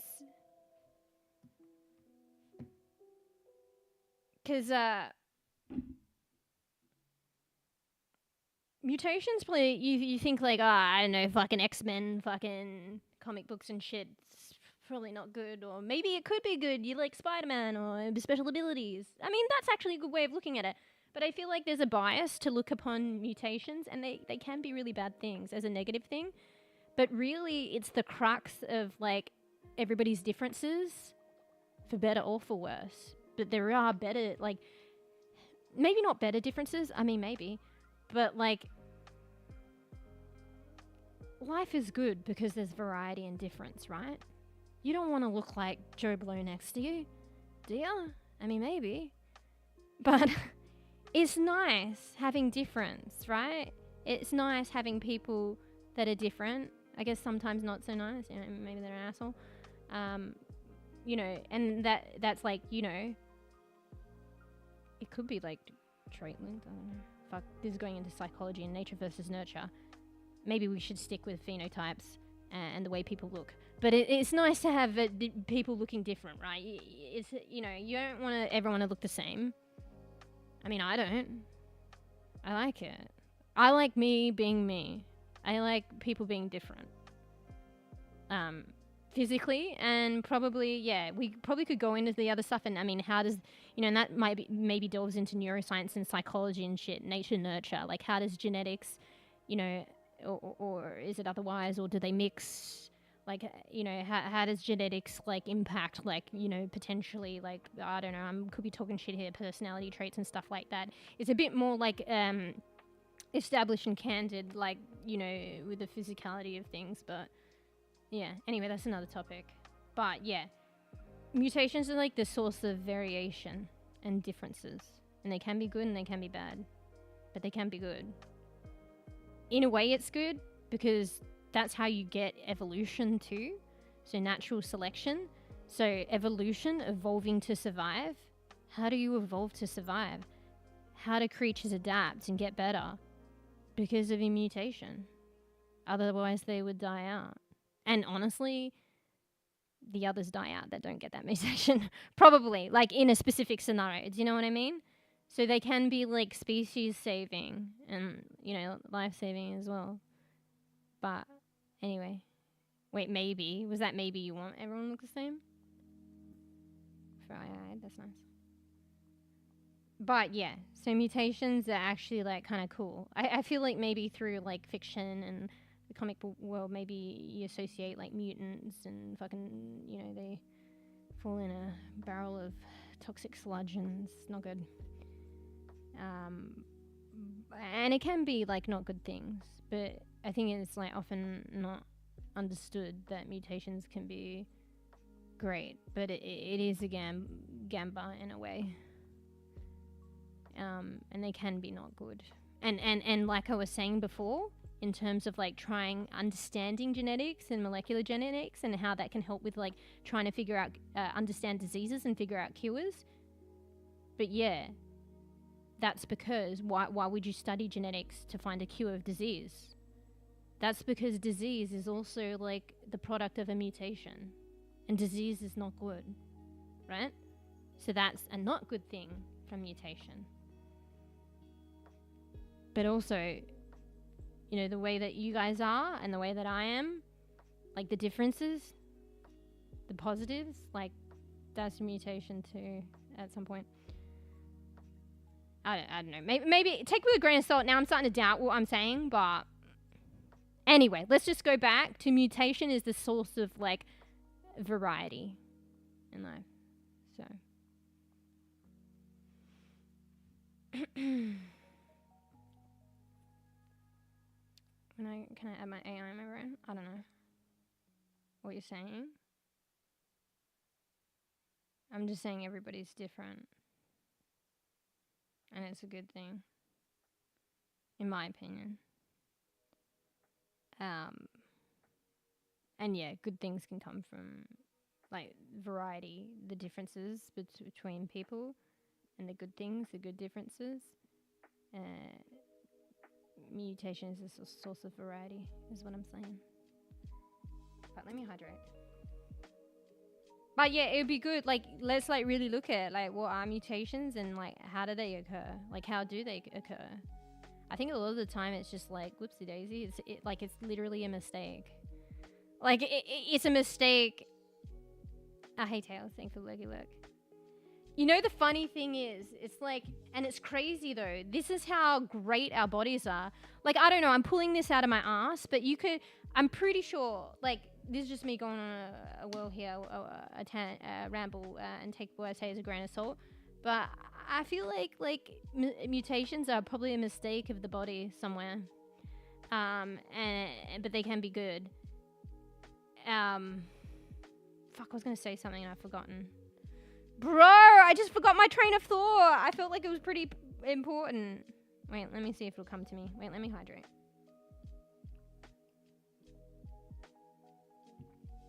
Oh yeah, props to our bodily processes and stuff. Like, I'll pull this percentage out of my booty, go look up the proper percentage, but it's probably pretty like high. In our body doing its functioning, like its processes or like transmitting information, inheritance and stuff like that.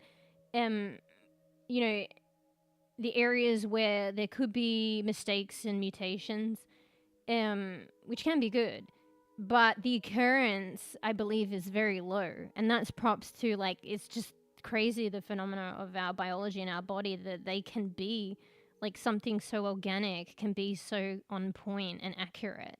Because, like, I don't know what the percentage is. Maybe I should just Google it and just get that kind of, it's not peer reviewed, but some gauge there. But I'll just pull it out of my ass. Like, let's just say, like, 98%. The bodily processes don't make an error in, referring to storing, retrieving DNA, inheritance and stuff like that. 98, and then 2% it makes an error. That's kind of crazy, like, stats. Like, crazy good, accurate stats, even though I put it out my ass. But it's probably something like that.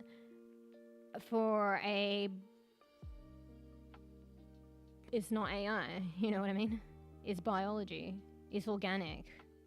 It's kind of crazy how intricate and accurate our own biology can be, and we're organic. Anyway, what's the stats? What is the percentage of biological error that results in mutation? But having said that, mutation is the source of variance and can be good. Alright, what's this?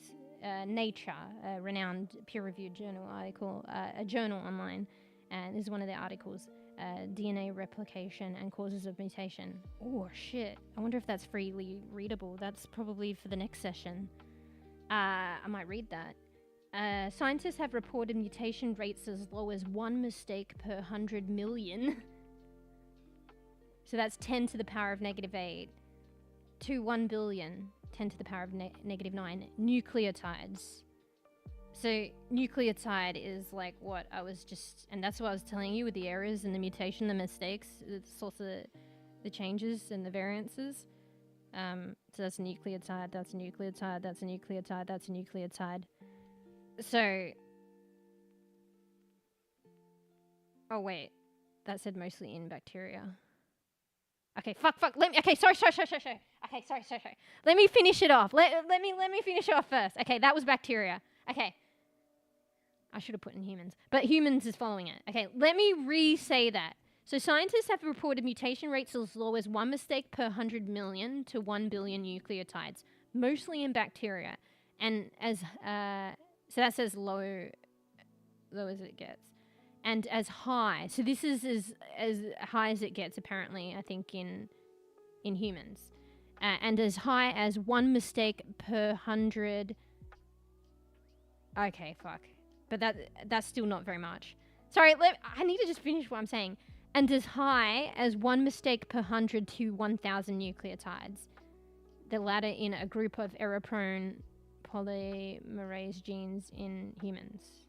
Okay, so that's as worse as it gets in humans, though. And they said that they were looking in an error-prone polymerase genes in humans. So these are genes that are prone to error, probably. And most genes don't have such a high rate. So the worst it gets in humans is 1 mistake per 100 to 1,000 nucleotides. And that doesn't seem as good now compared to the bacteria. 1 mistake per 100 million to 1 billion. Sorry guys, that was bacteria. Fuck. I need to read the whole thing. But that's as worse as it gets for humans. That's not bad. I mean, should I say is worse? Because the mutations can be the source of good variants. So as high as 1 mistake per 100 to 1,000 nucleotides. 1,000 is a lot. If you just put 1,000 people in a room, that's a lot. If you put 100 people in a room, that's a lot. So we're just saying one mistake, one human mistake. Just kidding. We're just saying, just to get in a perspective of like the numbers and the amounts, like visually, like 1,000 is a lot. 1,000 people in a room is a lot. Can you even fit that? 100 in a room, can you fit that? That's a lot. Like 1 mistake per 100. That you know, it doesn't stand great in comparison to bacteria, but it's pretty good. And that's the worst. So. Anyway. The hotel was thankful. Look. By evolving an AI, don't forget we don't need our wisdom to slowly getting done because we don't need it. I mean, probably, maybe.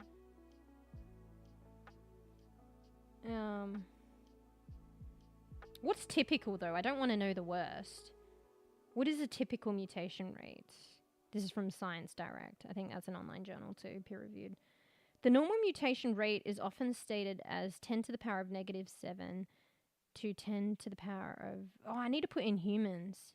-8 per nucleotide per cell division. Okay, let me just add humans. What is the percentage of biological error that results in mutation in humans? I don't know if they're talking about humans or not.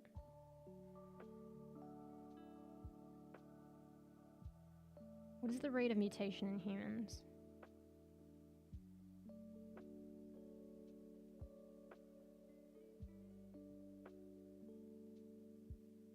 Depends what it's looking at as well. I don't know, because you know how I said there's possibly a couple of ways of mutation? So probably inheritance and then also bodily like functions, referring, storing, retrieving DNA for information.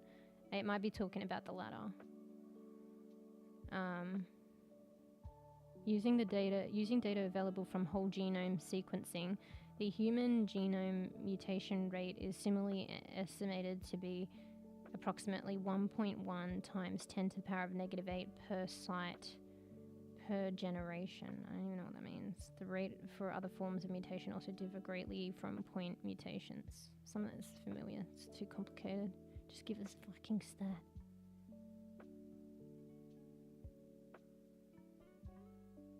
The fuck is this? The human mutation rate per nucleotide site per generation can be estimated from the data on mutation rates at Loki causing Mendelian genetic. Oh my god.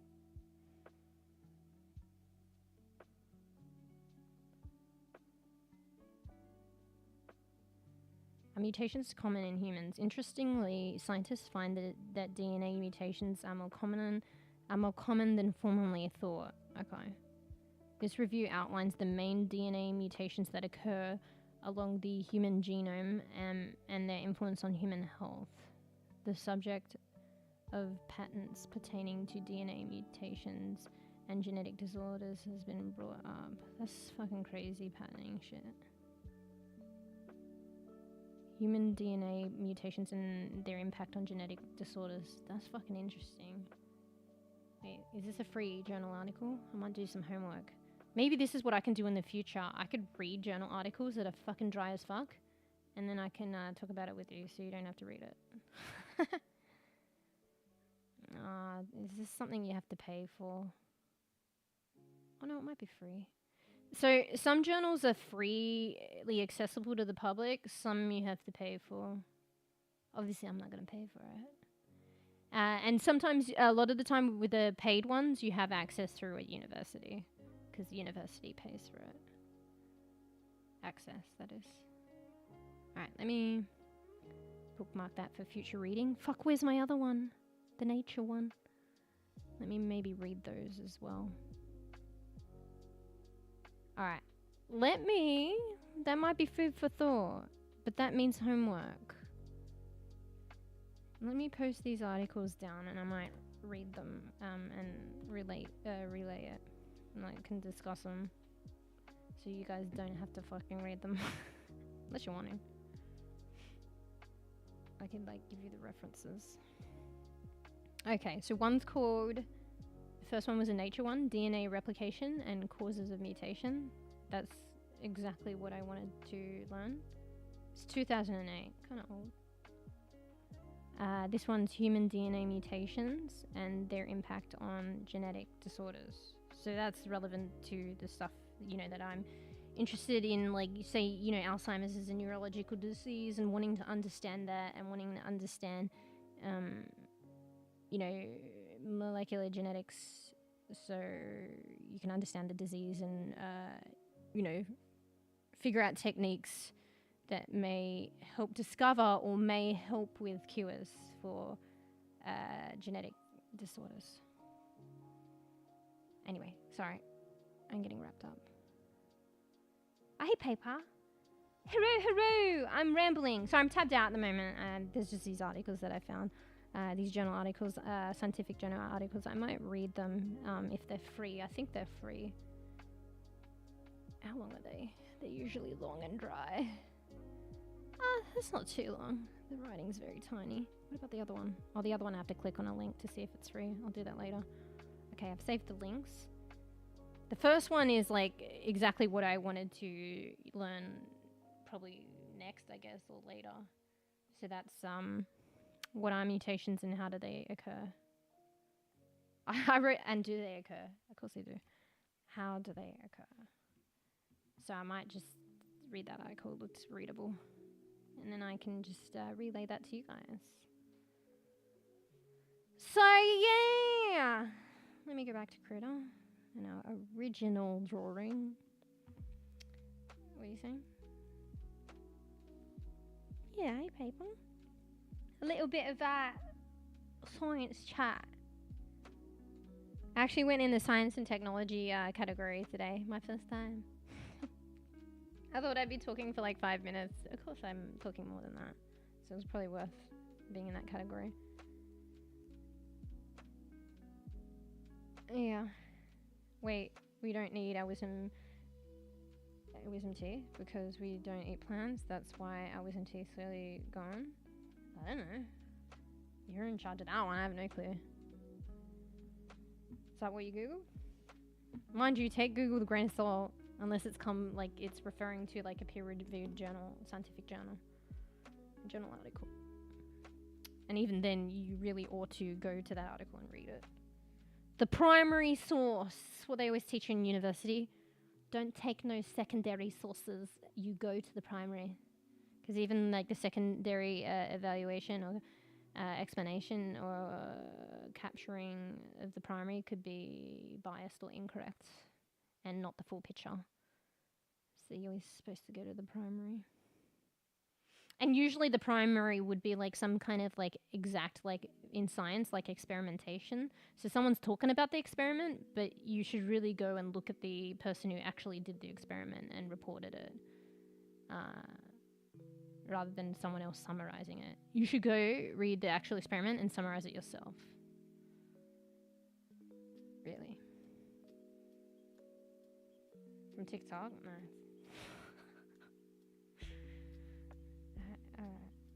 Alright, was there anything else that I was going to go into? Yeah, chromosomes composed of proteins and DNA.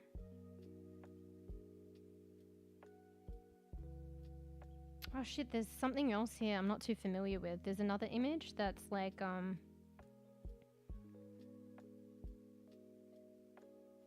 fuck it, it's too blurry, I can't read it. Do I go to the website and risk a virus? I'm going to the website, guys. I don't get a virus. Wait, am I gonna get a virus? I'm scared.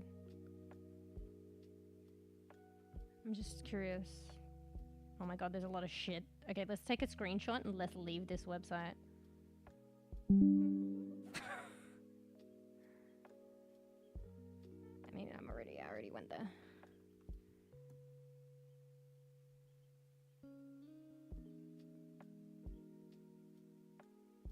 Okay. So, I always get confused with chromatids as well. So this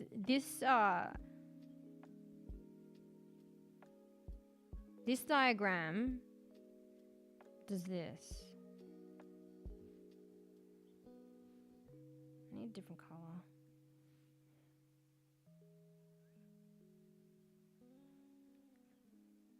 So this diagram is pointing to these, and it says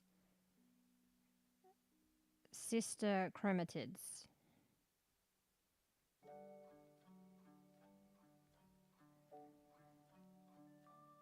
So I guess this is a chromatid, that's a chromatid. Is this a chromatid and that's a chromatid? Maybe these are sisters because they're different lengths. Not 100%. I think I learnt it in the past, but I can't remember. But yeah. I want to genetically modify my eyes so that they could so that they could shoot powerful and is that possible? I mean, I'm fucking know. I don't know. It's like a Ravi question. I don't know. It's like before with like the psychology and stuff, and I probably know more about psychology than this stuff. Do I? I don't know.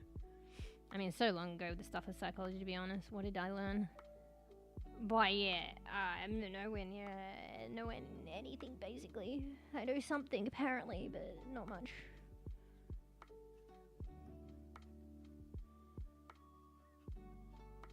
Yeah, I have no clue. Like, who knows? Like, you know, that sounds like something of like military fucking research and shit. Who knows what they hide? Like, honestly, what they do hide from the masses and the mainstream and what they're doing. Like, I don't fucking know. Maybe I don't know.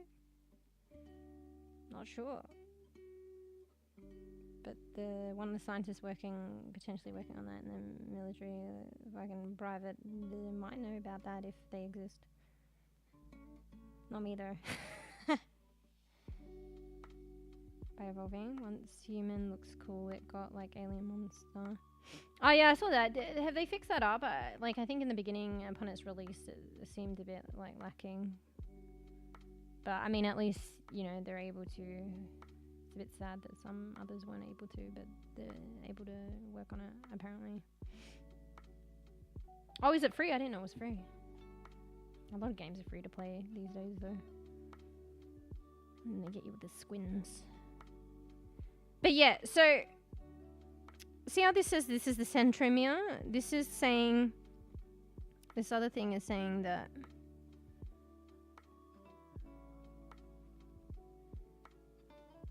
That this is the... This is another diagram I'm looking at. Centromeric. Oh, fuck.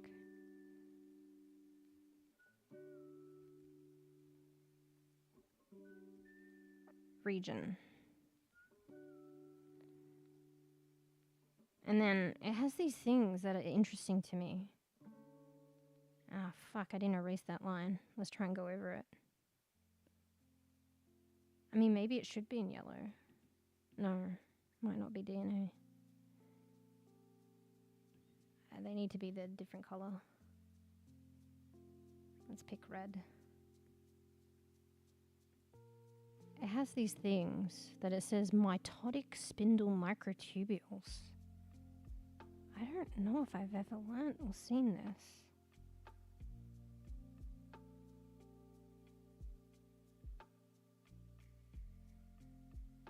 Wait, I'm so confused.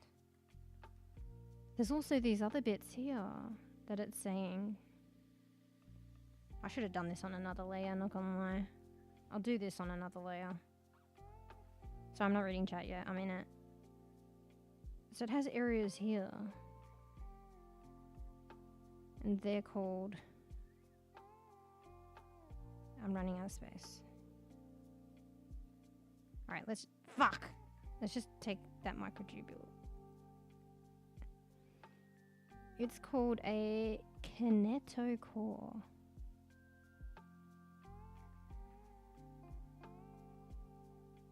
Sorry, I'll read in a sec, I'm cooking. And then... I'm running out of colors. Blue. It has these things coming out of that. It's like if I can talk about aliens. Oh, this is getting too fucking messy now.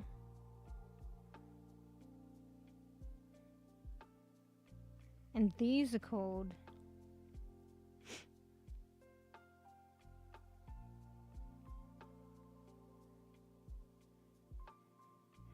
It's too dark.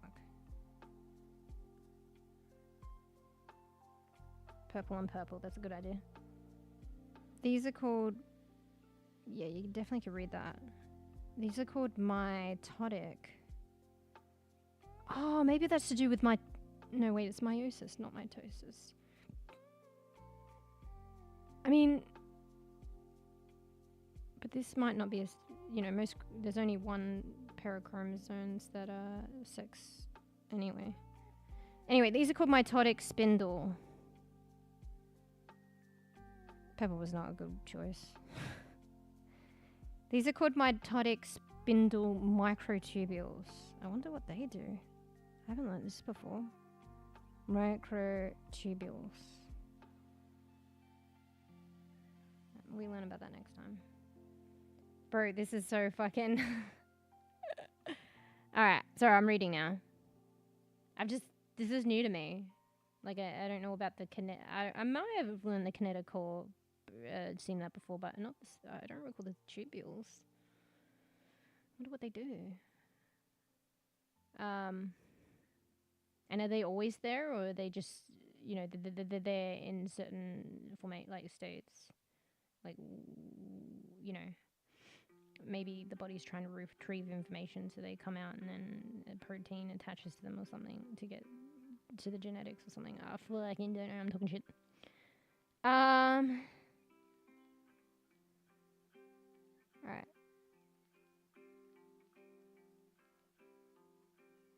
Wait, what?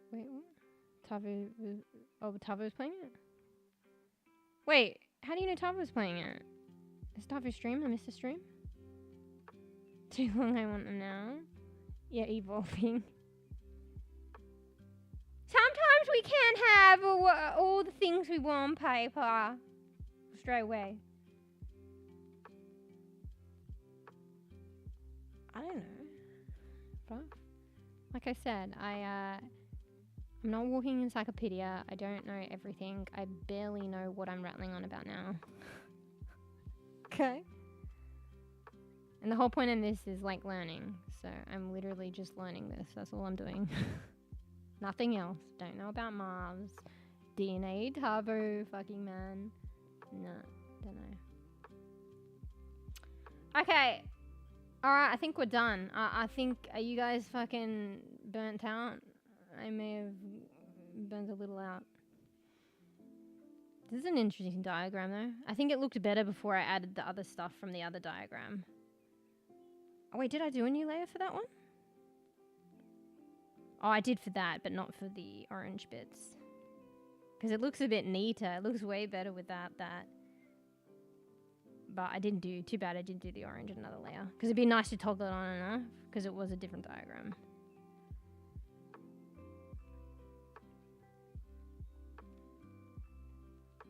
I don't know what to call it, I'm just saying other stuff. Alright, I should save this, like Koofy said in the past. So let me just save that.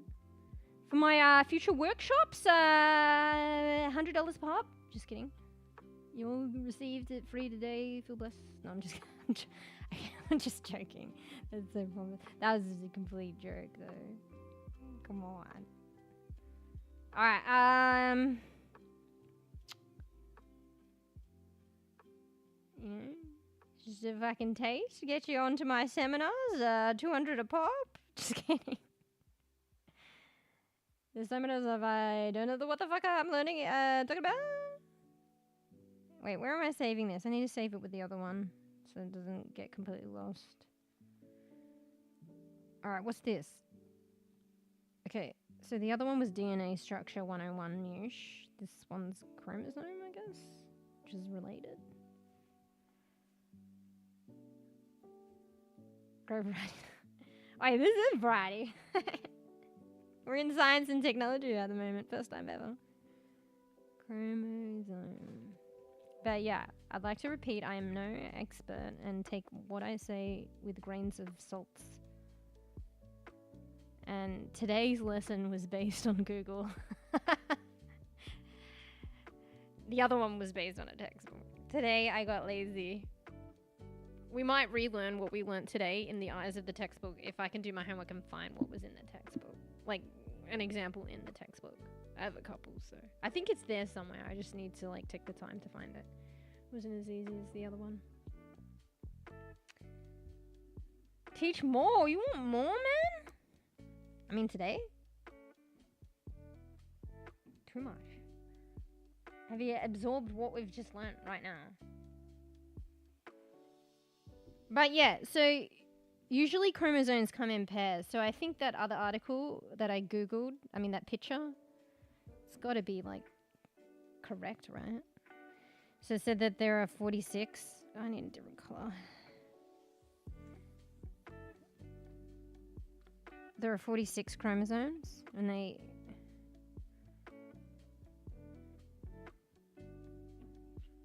usually paired off. So if they're paired off, I presume there's 23 pairs. If my maths serves me right. So there will be pairings. And they probably all look different.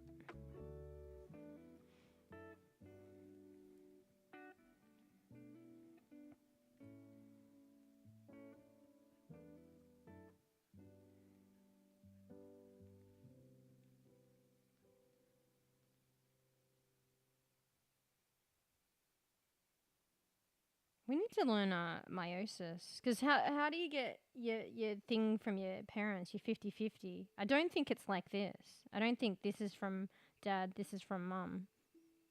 I think they're separated and joined. So like this is probably from mum and this is probably from dad.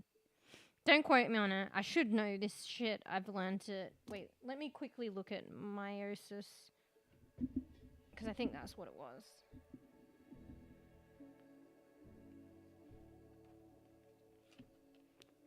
Fuck, what page was that? Anybody remember? Let me have a fucking index. The index was good for DNA structure, but it just had too much for chromosomes. Meiosis should be pretty simple. Let me quickly find it. Alright, we're gonna go Palea soon, but fuck, I probably burnt out a little bit on this. It was good though. I learned it, like, well, I think I already learned this, to be fair. Like, some of it. But I solidified a thing or two. And I did learn, like, a couple of new things, even though I'm not sure what they are. Like the microtubules and shit. Where's meiosis? Meiosis. 154. Just want to quickly look at that diagram. Wait, chat's paused. Let me have a look. Why my toes has nails on it? I don't know. Alright, fuck, I've forgotten the number. I'm gonna get to a point, Frog, where I just don't respond. You know, when I'm focused on this and stuff, and maybe a little bit burnt out, there will just be no response.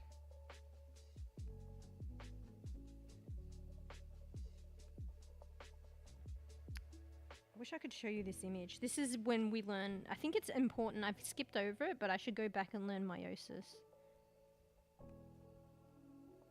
Because mitosis is cell division, meiosis is like heredity, which is part of what we were talking about today.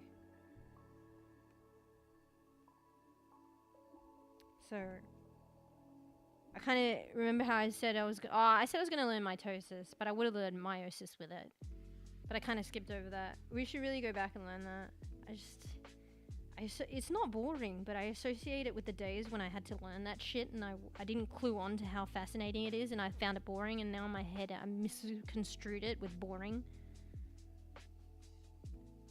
When it's uber relevant and uber fascinating. Ah, shit, you know what I said? Like, oh, I wonder if that's mum, if that's dad. It's not even that. I forgot. There's a little crossover, I think. Wait. Bro, I'm confused. Alright, let's... I'm not gonna fully explain it, but let's just do something here.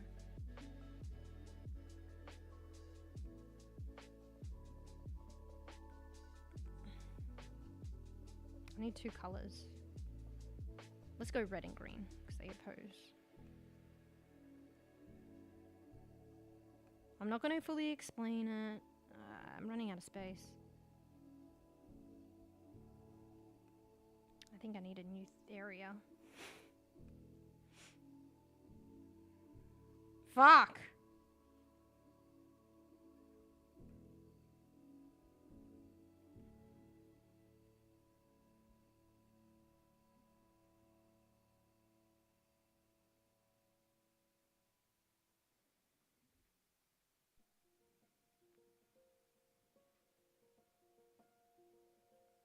So shit actually happens. Like, shit happens.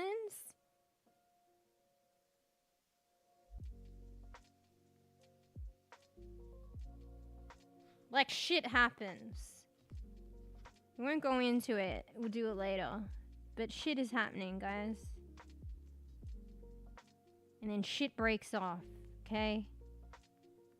And then attaches. Alright, guys?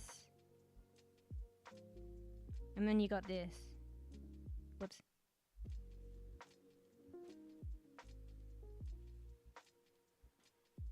So, you know, I was like, oh, is that mom? Is that dad? I'm presuming. I could be wrong. Like, just say this is mom and this is dad. I don't even know. I should learn it fully. But then shit happens.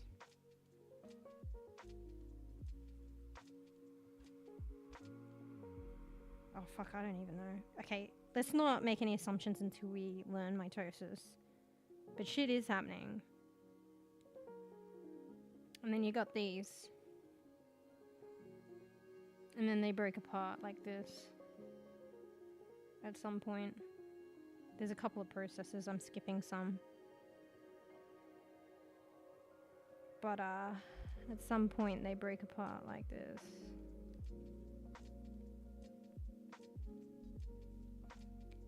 I'm missing a couple of processes, by the way. But you end up with that. And that turns into 4 gametes or spores.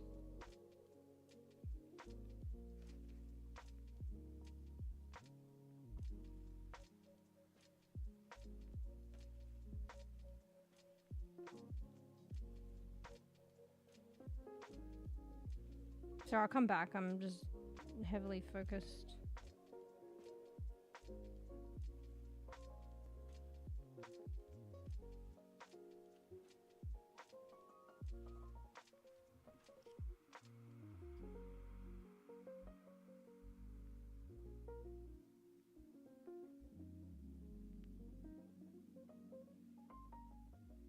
Fuck, I need a light. It's too dark. Wait, I'm cooking. I'm nearly done.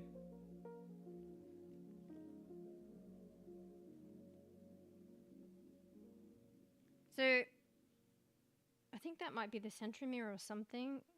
Because there's this as well. Bruh.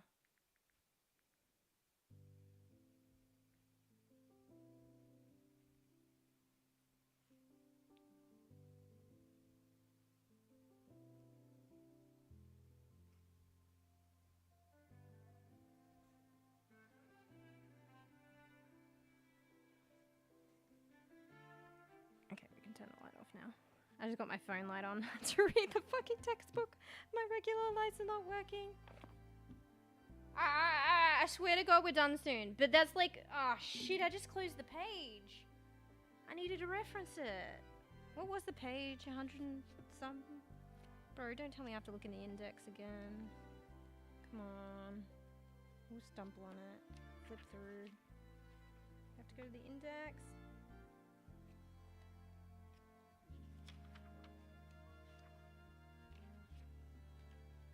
Ah, found it. Thank God. 4 gametes or spores. So these are 4 gametes. Well, if you can recognize what that says. Spores. So this is to do with meiosis, but this is I skipped stages. Meiosis. Did I just say meiosis? Alla skipped.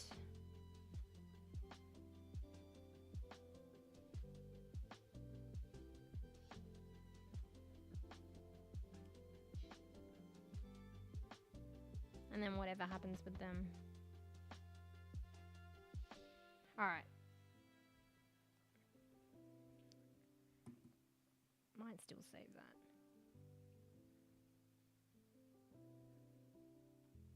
Meiosis. Skipped. Alright, and then we just get rid of it.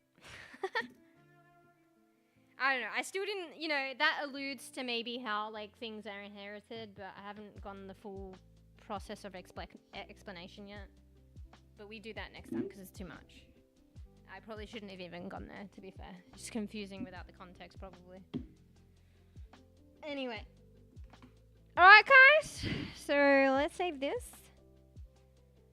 I have been needing to pee for a while now. FYI. It is saved, guys. Let's toggle this stuff off, too. Alright! It's important. Yeah, but Prof, I don't, like, if you genuinely, which I know you're joking around, but if you genuinely want to know the answers to things, you can either be inquisitive yourself or you can ask people who know. Because I don't know that. I think you know that I don't know that. Particularly because I said I don't know everything and barely what I'm learning right now. The only reason, and I don't even know what I'm talking about now, I'm just learning it with you guys unless you already know it or have already learned it. But the only reason that I'm doing that is because this is what I want to learn. And you guys are along for the ride. So yeah. If I wanted to learn about why your toes have nails, I mean, maybe one day that might be an interesting concept, but I do it now, but this is what I'm doing now. So I mean, maybe it could, I'm like, maybe it could be an interesting, maybe not yours per se, but just like in general.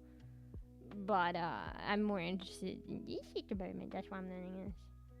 But, you know, If you want to know the source of everything, probably is, you know, genetics probably, and DNA.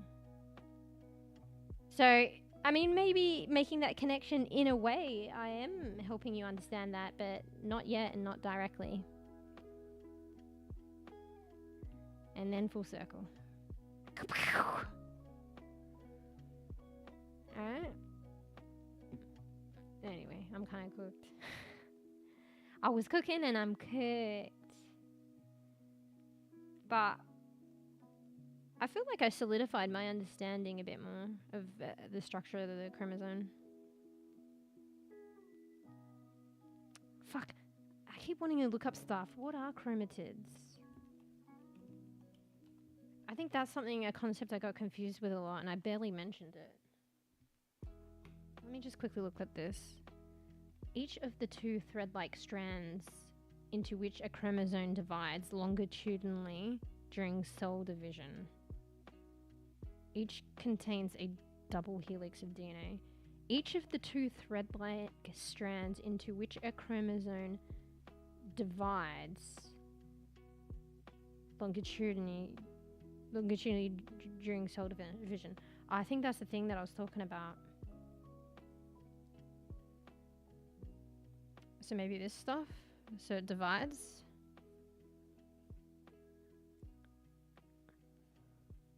Each of the two thread-like strands into which... Oh! So maybe these are sister chromatids. It's not that, you know how it's like, is this a chromatid? This is a chromatid, this is a chromatid, this is a chromatid? Maybe this is the chromatid. This is the chromatid. I think that's what it's saying. This is a chromatid. Interesting. Not solidified yet, but possible. Oh, hey, Cryo. I think that's what it's saying. Well, that's a little extra that I've done here. That's kind of cool. Not 100% yes, though. Sorry, I'm kind of cooking at the moment, so that's why I'm probably a bit delayed. Oh, I don't know when I'm going to read this. Where'd you go? No, you don't have time for that. Welcome back. We're just doing a bit of science here. Alright, fine. I swear to God this is the fucking last thing. I can go crazy. This is probably why I procrastinate doing this stuff, because I know I just don't stop, and then it becomes a big thing when it doesn't need to be. I just keep going.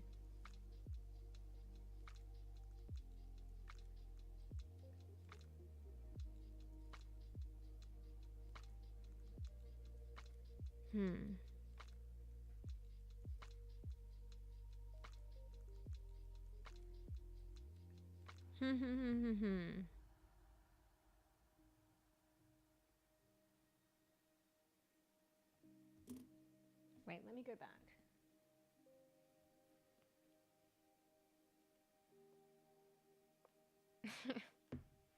Wait, where's that page? I might have drawn my drawing wrong. I don't want an incorrect drawing.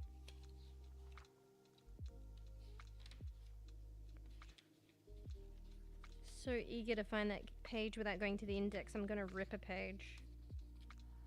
Bro, can somebody remember what this page is? Because I keep having to go back to it and I don't... Fuck's sake. Alright, I'm gonna have to, let me index it again. BRB. But yeah, hey Cry. Hello! You wanna learn about, I should have a big title here.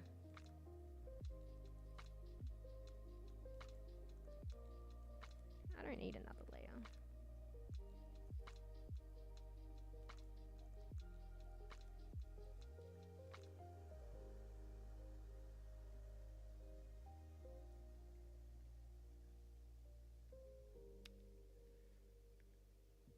trying to do too much here.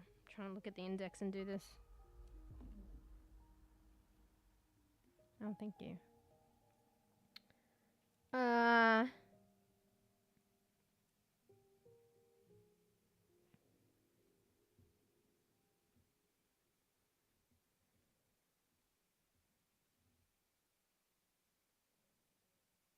Is it the structure?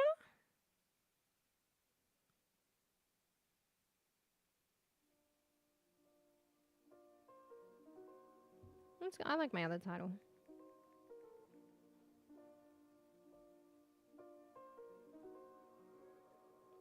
What? It is longer though. What is a chromosome?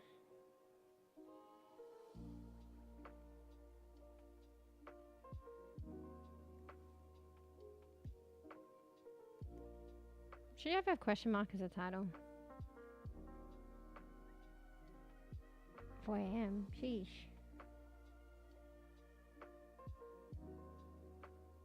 Yeah, night. Okay, get good sweeps. Yeah, 4 a.m. is pretty late/early. I know the feels. Make sure you get a good sweeps. Get a good rest. Yeah. Alright, let me do this one last thing, I swear to God, because I think I want to have the diagram wrong. And I need to look up meiosis again, and then probably Parlia a bit, but I don't know how long now for Parlia. I wanted to stream tomorrow too. The eternal struggle. I'll probably chill on Parlia for a bit though. I wish I had Schnacky. I literally don't have a lot of Schnackies. I'm in that like grey area between actually fucking... I was supposed to shop on stream. I was supposed to get some groceries. You guys were gonna help me with another meal. Like another good meal to make. And then like... I mean, it's still not too late. And then and if I... Like, wait, what time is it? Get my order in soon? Yeah, I've got a couple of hours still. And then it will still be delivered, I think, tomorrow. GG's for Parlia. Alright, no, I'll probably hang in Parlia a little bit, but I'm kind of getting hungry. I mean, I don't have much to eat, though. I made some, like, bacon and, like, rice for lunch. Oh, bees, I made rice. It was actually good. I did it in a wok because I realized I have a wok, but I don't have a saucepan. And there's a couple of methods of doing it. I think one's in the microwave. 2 were via stove, and I just picked one that sounded like it was easier. It was the absorption method. So I did it but via the absorption method, and it was quite nice. I think I heard if you soak your rice and rinse it, it's more softer as well. I didn't do that because I was lazy. Anyway, meiosis. Can someone remember page 154? I have a bookmark, I only have one, but I think it's somewhere else in the book that I'd prefer it to be.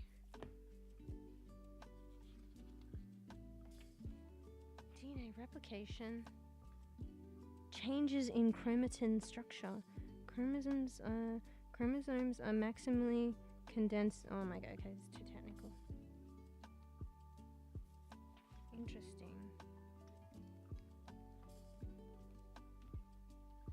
Alright, let me look at my image.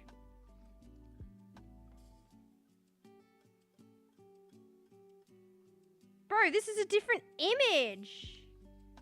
Oh wait, that's mitosis.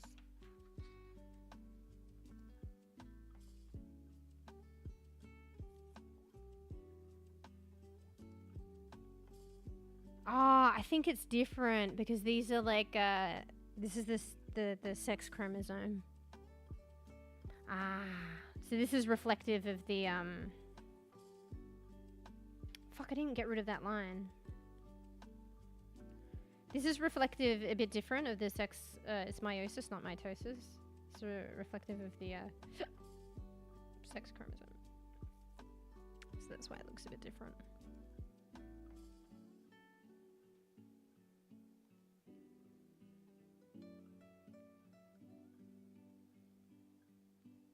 Yeah.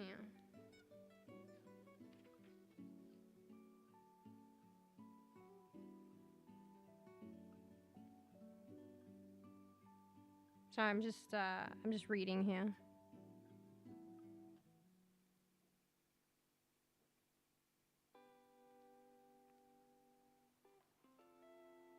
Isn't one longer than the other? Or are they not?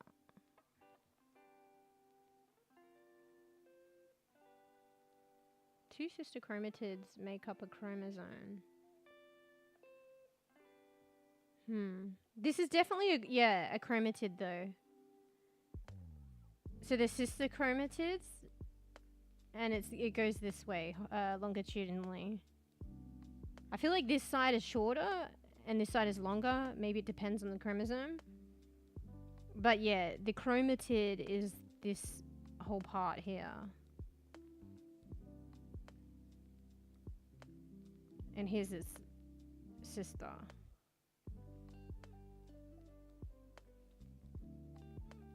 So two sister chromatids make up a chromosome. Fuck! I didn't mean to control V. What did I just do? I think I just added a paint layer. I meant to bring it back. But yeah, two of these make up a chromosome. And they're each a chromatid. And sisters be going together, hanging together. So I'm just trying to like understand what a chromatid is. Because I think that's something I struggled. I was like chromosome, chromatid, chroma.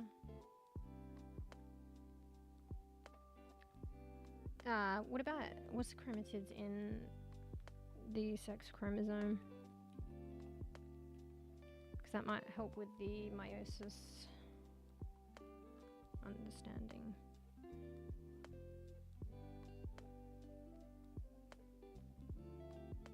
Okay, so I think, yeah, each sister has a short arm and a long arm.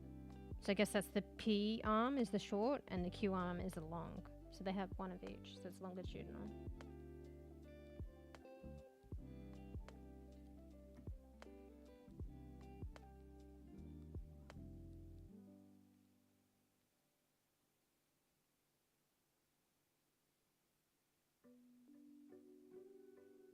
It's so weird though, because in meiosis, that's how they were split. So it wasn't split longitudinally, it was split laterally. That's why I'm confused. So is this a chromatid? Are these chromatids? Do they become chromatids? That's why I'm confused. So I'm cooking. And this is just because this is meiosis. This is to do with the sex chromosomes. I think it's different somehow. I mean, that's why you learn mitosis and you learn meiosis. Mitosis is relevant for the other chromosomes. Meiosis is relevant for heredity and sex chromosomes. Might be different. I don't know. I think I just need to like, I'm just adamant and understanding now. And I think I just should leave it till next time because I'm kind of cooked. See, I get stubborn like this.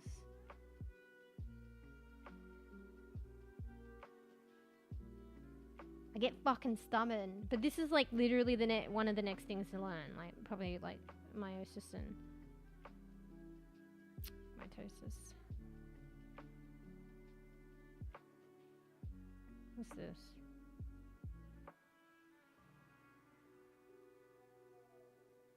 Chromatids are replicated chromosomes that are distinct during cell division. Each chromosome has chromatids joined together at a single centromere.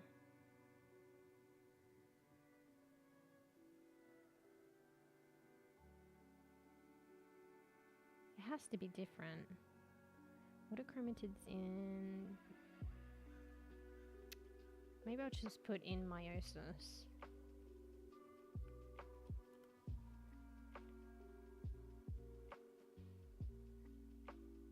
It's probably not supposed to be. I'm using Google here.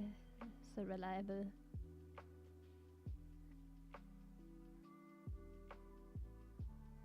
Bro, does my book suck ass? Because I'm looking at fucking Google and Britannica Kids. And it's telling me that it splits differently. Always trust Google, guys. Here first. Then educative books, textbooks. Just kidding, just kidding. Let me just let me cook for a bit and then I'll...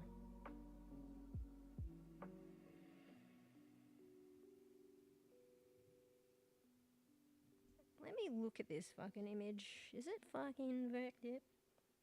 Maybe I just looked at the image wrong.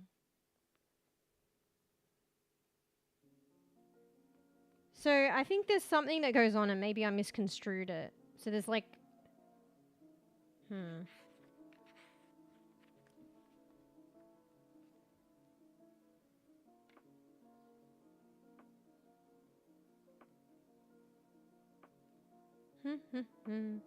I did misconstrue it. My bad. Wait, because it rotated. The image rotated. Oh my god, it's in my drawing too. No? Or no? Oh no, I did it wrong. Alright guys, I understand where I've gone wrong here. I knew something wasn't right. I'm glad I can verified it and I can fix it. Okay? This is why I shouldn't half-ass things and do things quickly and I should have saved it for next time. Okay? Fuck. Let me fix this. Let's start from scratch. I mean, not from complete scratch. Let's cover that up. Just cover that up. Just erase. Just make it bigger and cover that up.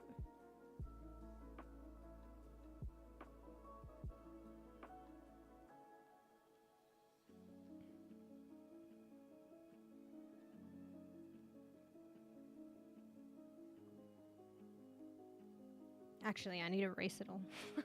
Fuck.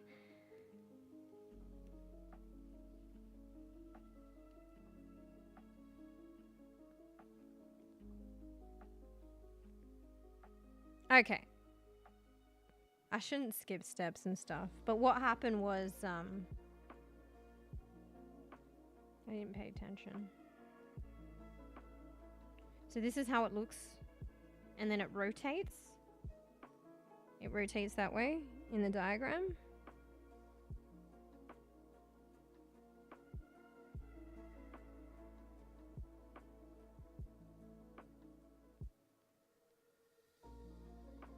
This is the step I skipped, I think.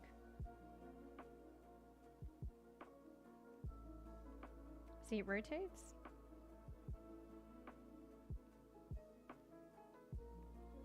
And you can tell the difference by that little change.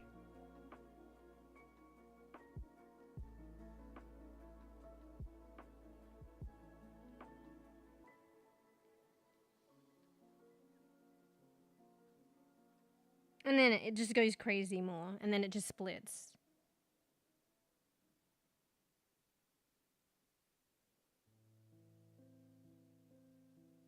Wait, it still splits the same way. Okay, alright. We do our homework and we come back at this next time. Fuck. I thought I looked at it differently because it changes, like it rotates, but it still splits the same way as what I drew before that I've now gotten rid of.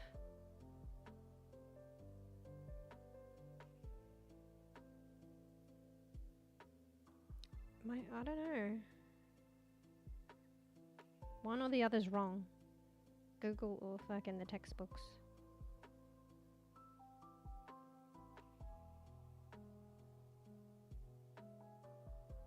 I'm not gonna lie, I think Google might be wrong. It might be talking about mitosis, not meiosis. I think meiosis is different. Anyway, I'm just wondering because, like, say Google's saying it's meiosis, and Google is saying that this is a...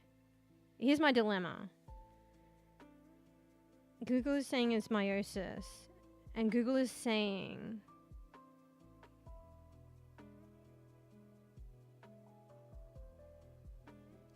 Fuck you, Google.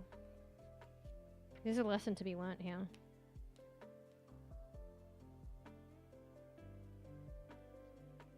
I don't know. Google might be wrong. Anyway, according to Google, Google is saying that these are chromatids. Right? And chromatids are split like longitudinally. So down the middle there. So this is a chromatid, this is chromatid. So for these to be chromatids, it was split longitudinally. And the top is a P arm, and it should have a P arm and a Q arm, right? P, Q. But the textbooks is saying, at least in meiosis, for the textbooks, it's saying it's split laterally.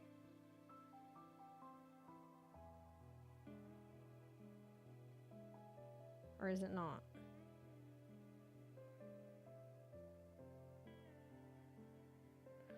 Oh, no, it is perception. Okay. Okay,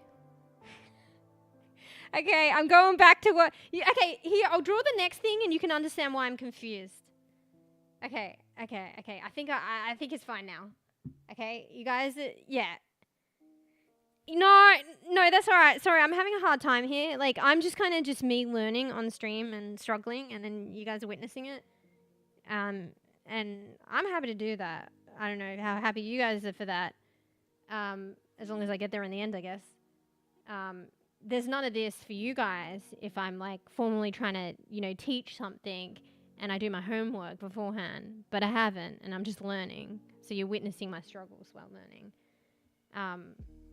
But let me just draw I should have just drawn the whole thing. I should have left this to another time. Honestly, this isn't even the whole process, but let's draw the remainder of the process in full. And it's not even the whole process anyway. And you can understand why I got confused here. I'll explain it. Okay. Let me just draw this.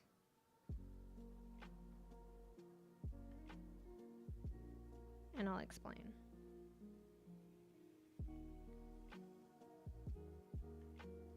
Oh shit. I have to get rid of those yellow lines. Let me try again. Because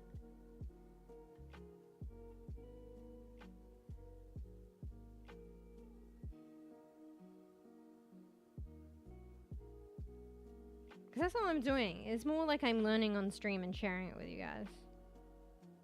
So I'm struggling. Because I'm trying to learn. And I'm misconstruing things. Wait. I've fucking drawn it wrong again! For fuck's sake! Why am I drawing it like that? Honestly, it probably doesn't matter.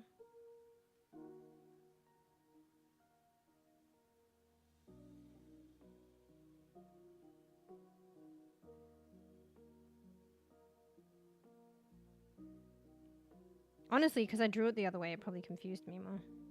If I drew it how it actually was in the diagram, probably wouldn't be as confused. Imagine if I do this and then I'm like, wait a second.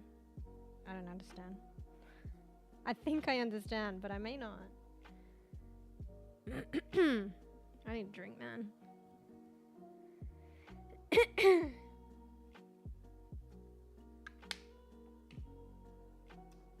Ran out of drink. Had a few drops.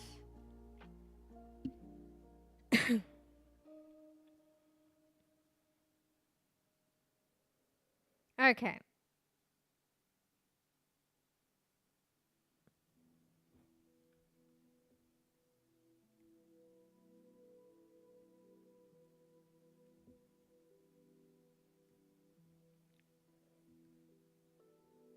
So it's rotating, right? It may not actually rotate. There's just movement and change in the diagram for tracking. So you can...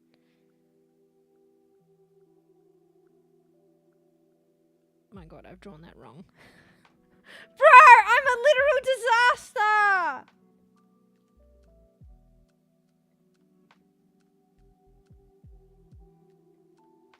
Just ignore everything till I explain it in the end. Wait, is that right? I've cooked too long, guys, you see. Okay, that one was right, but that wasn't. Okay, getting there. Alright, so you can see it's rotated, right? Just for the perspective of the diagram. So the green is there, it's rotated the cross, because it's hard with a cross, because it's a an X or a cross or whatever. It's hard to see when it rotates sometimes, because it's similar shape. So you can see, but because of the green.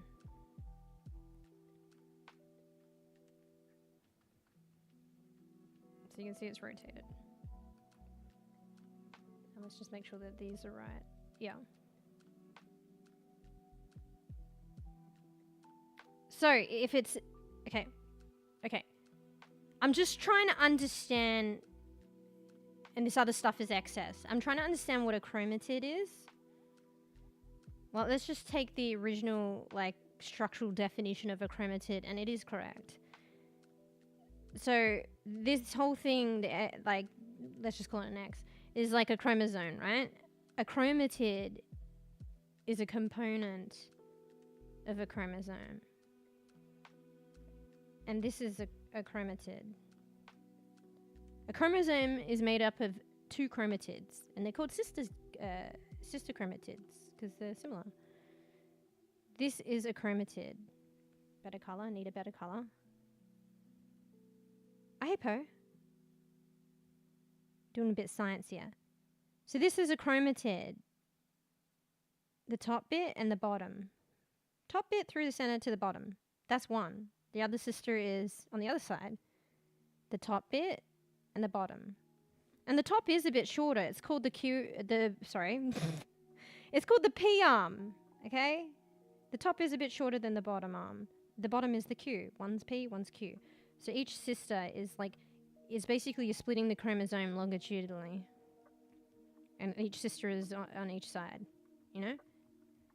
And they each hold a P arm and they each hold a Q arm.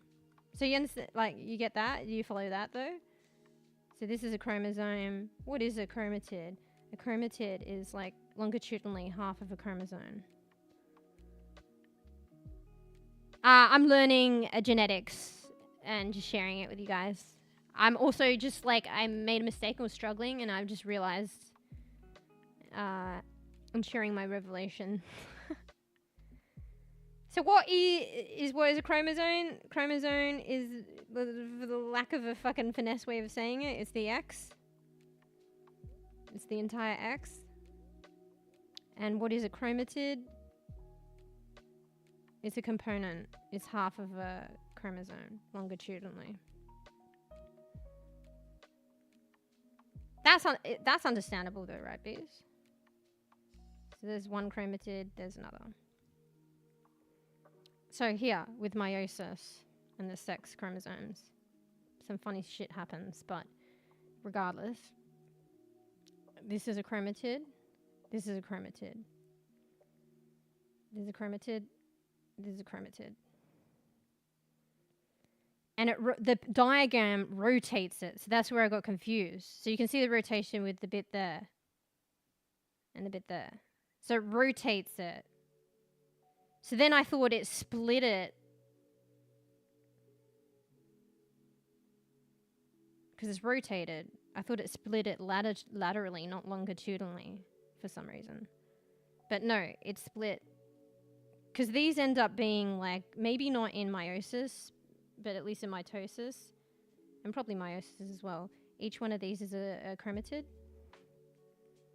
But chromatids are split, the chromosomes split longitudinally, not laterally. Because if you split it laterally, you're not going to get a bit of P arm and a bit of Q arm. Because these are shorter P arms on the top, and these are longer Q arms on the bottom. A chromatid consists of a P arm and a Q arm. If you split it laterally, you're going to get one that's a lot shorter with 2 P arms and one that's a lot longer with 2 Q arms. That's not how the chromatids are.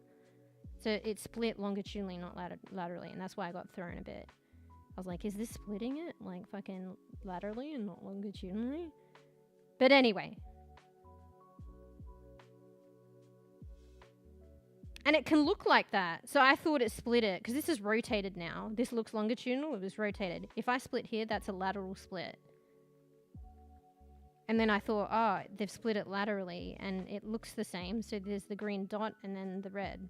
Green dot and the red. That's a lateral split. But no, you can do it the other way, and it is actually the other way. It's split longitudinally. And then it's just, yeah.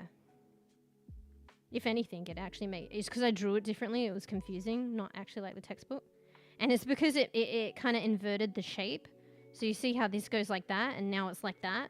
But it's probably some shit movements going on. But yeah. So you do because it's turned to the side now, split it why am I saying longitudinally? Longitudinally. It's still a longitudinal split, and it does result in this. You can see it. So there's the green, there's the green, there's the red, there's the red. There's all red, there's all red. But I don't know if you see where I made the mistake and I got confused. There's the all green, there's the all green. There's the green and a little bit of red, green and a little bit red. So it is split longitudinally, and therefore, hopefully this is correct in the sex chromosome, these are chromatids. So one half is, I mean, in this picture at least, the top is still the P arm. Why do I keep saying Q? The shorter P arm, and the bottom's the Q arm. Does that make sense? Anyway, I just had a revelation. I just wanted to make it, like, make sure I understood. There's something didn't seem right. And all was good anyway. But anyway. Hey, Hoya. So sorry, I was cooking. I'm literally, more than lecturing on stream, I'm just learning on stream and sharing it with you guys. And I just was confused and something didn't sit right. And I made a mistake. So I was just realizing that. I didn't want to leave it not understanding. So I understand it now. But I might have confused you guys with my mistakes along the way. So, did you get the connection there, Beazle? You might not have. You might want to. I shouldn't ask, because like maybe if you don't, I don't want you guys to feel like, oh shit, I don't get the connection and feel bad. Hopefully that clarified it a bit, but I don't know. It's more I was confused about something, but it's all good. I just realized what it was now. Anyway, back to reading. Sorry. I remember learning basic genetic at grade 10, but now I know nothing. Bro, like it was probably a couple of years ago, probably like 4 years ago that I touched on some of this stuff, but like it wasn't too deep, and it was 4 years ago, but I mean, at the same time, it was only 4 years ago. But I'm literally learning it again. Like I didn't know it that really before today, even though technically I did. I mean, honestly, stuff to do with meiosis and mitosis. This is more like the structure of DNA and like chromosomes. But the actual, like, you know, cell division and for the sex cells and stuff, like the processes of mitosis and meiosis, which I'm kind of touching on here. This isn't the full process, by the way. I skipped some steps. I should get rid of that. I was jumping ahead. That's next lesson. No, just kidding. I mean, maybe. The next one I should really... Anyway, I'm jumping from point to point. Yeah, that mitosis and meiosis stuff I probably learned, I don't know, early uni days. Long time ago. Actually, maybe, do you learn that stuff in, like, high school? Actually, maybe, yeah. Shit, so it's a very long time ago. But yeah, so the next, after today's fucking, you know, misunderstanding, I should really make the next learning mitosis, meiosis.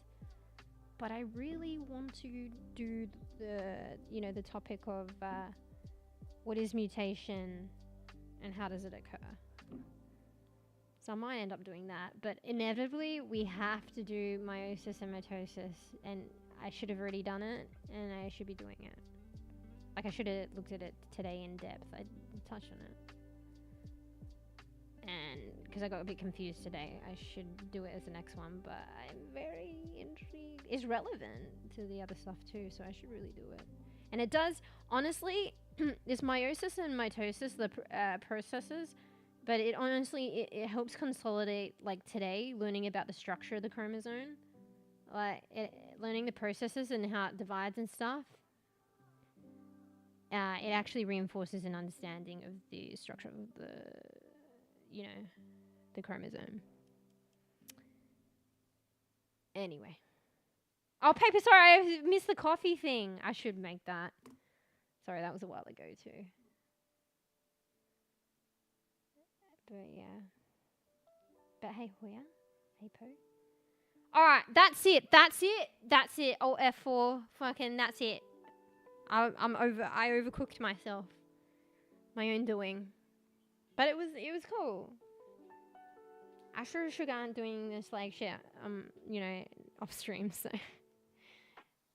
hopefully I shared something with you guys, something a little more than confusion.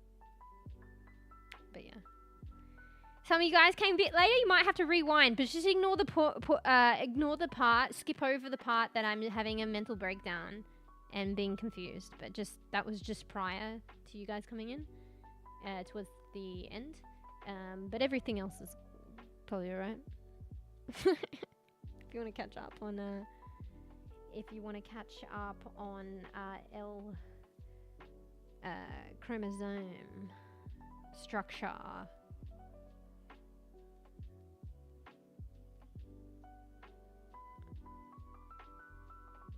And related. Because there were other stuff that we talked about that was slightly related. Brrr. Alright, let's get rid of that. Wait, I need to save this. I mean, I don't need to, but I like the idea of Kofi mentioning that I should save it.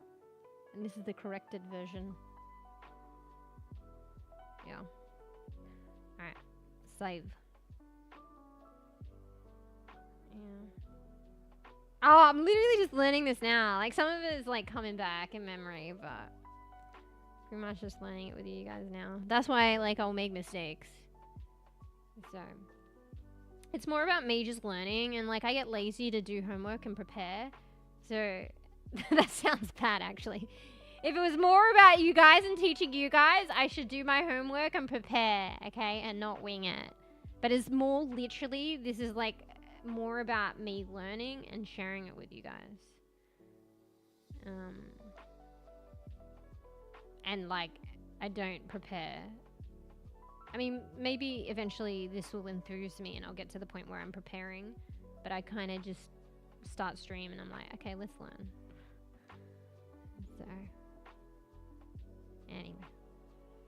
Alright. I was going to play some Parlia today. What am I gonna do about my hungy? I mean, maybe I can... I have a little something to eat. Maybe if I just heat up the oven and, like, do that, I'll be good. Yeah. Because I want to play a bit of Parlia, but I am hungry. But I can throw something together while I'm still streaming, so I can still play a bit of Parlia. Because I know there was a lot of fucking, you know, learny shit today, so... I shouldn't say shit. It's very interesting. For me, at least. You know, some of this stuff, like, I found very dry and not interesting when I learned it. Like, started to learn stuff like this, like, ages ago. And then I realized the wonders of how it's, like, literally the key to fucking answer the root of everything living, that is. Biology and biological, like, genetics and, you know, mitosis, meiosis, like... It's just evolution used to be very boring to me, but it's actually amazing now. So I don't know. Maybe peeps are in a similar boat. Like, maybe they're like, just give it a chance. Like, maybe sometimes when I go on my rant and talk passionately, maybe it might, like, enthuse those peeps that might have been like me at once upon a time. If you can see, like, you know, it might not be for everyone. That's okay. Learning this stuff, but... It's nice if one can appreciate it. But each their own. Everyone's different. But I've definitely come to appreciate this kind of stuff. Like genetics, evolution, biology, heredity. Yeah. Like, this is coming from someone, like, it's relevant to a lot. This is coming from someone, like, who was very interested in psychology and then, like, more biologically based, like, neuroscience and stuff like that. And now I'm talking, like, evolution, heredity, genetics. But I'm still very much, maybe not so much in psychology, but I'm still very much rooted in, like, interested in neuroscience and the brain. But this stuff has so much pertinence to my interests there, and it has a lot of relevance to anything, to be honest. Anything to do with things that are living, you know? plants, animals, humans, disease, cancer, neuroscience, cardiovascular system, like anything. So, I don't know. Maybe one has like some interest in one of those other fields and then might tap into how this is relevant. But yeah. But yeah. It's definitely not relatable and I mean, is it?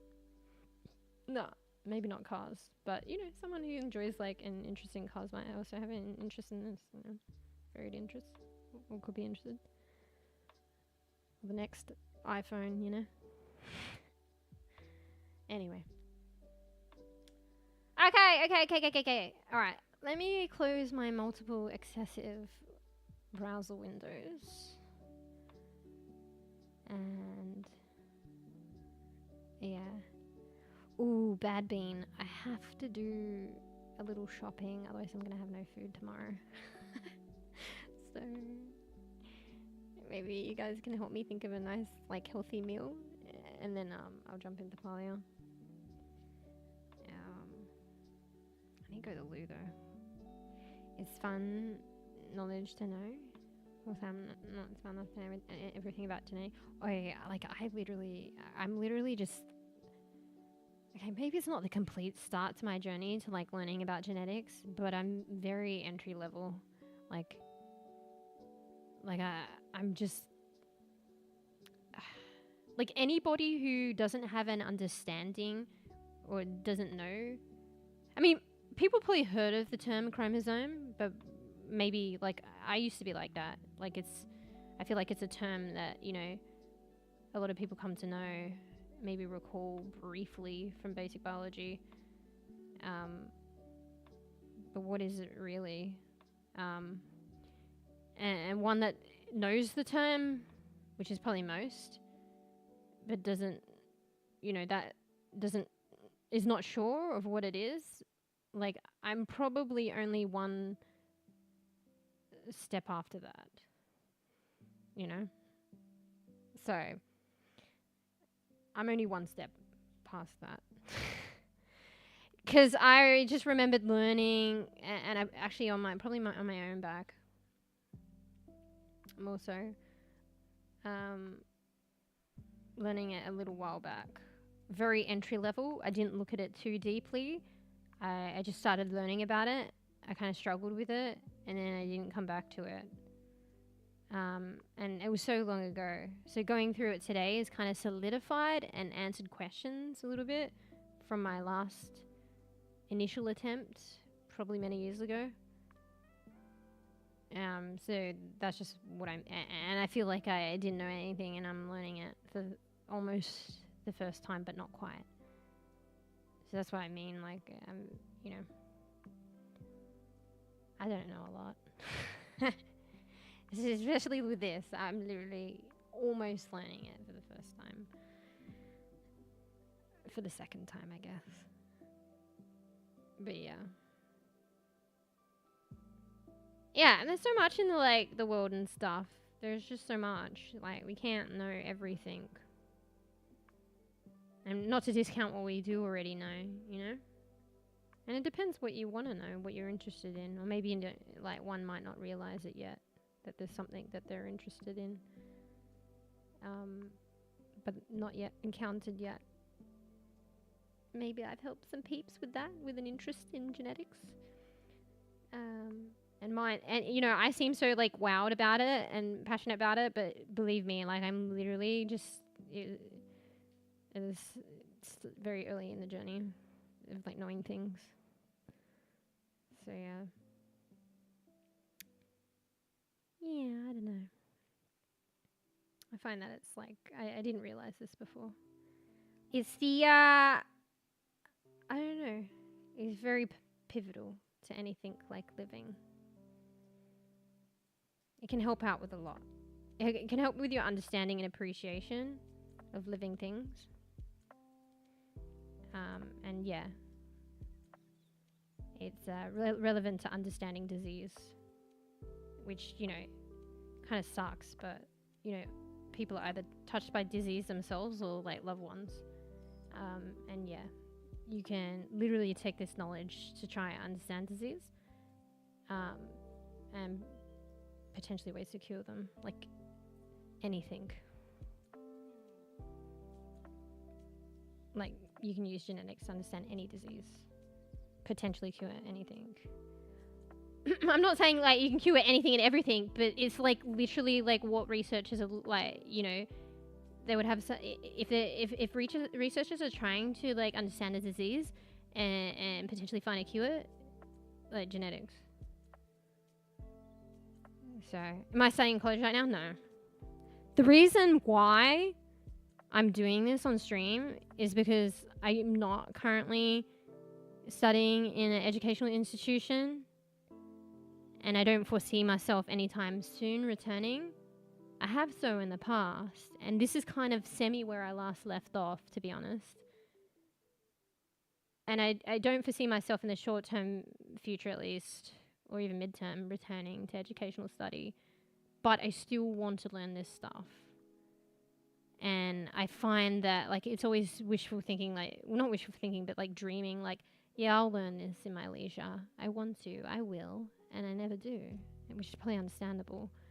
But I found that sharing it, learning on stream and sharing with you guys, like, I don't know, maybe it's some hybrid ground between being an educational institution and leisurely doing it. But I find myself, like, more inclined to actually learn it, and I'm, like, happy for it. So yeah, I'm kind of doing it now. And sharing with you guys. But yeah, but where I last left off, like study-wise,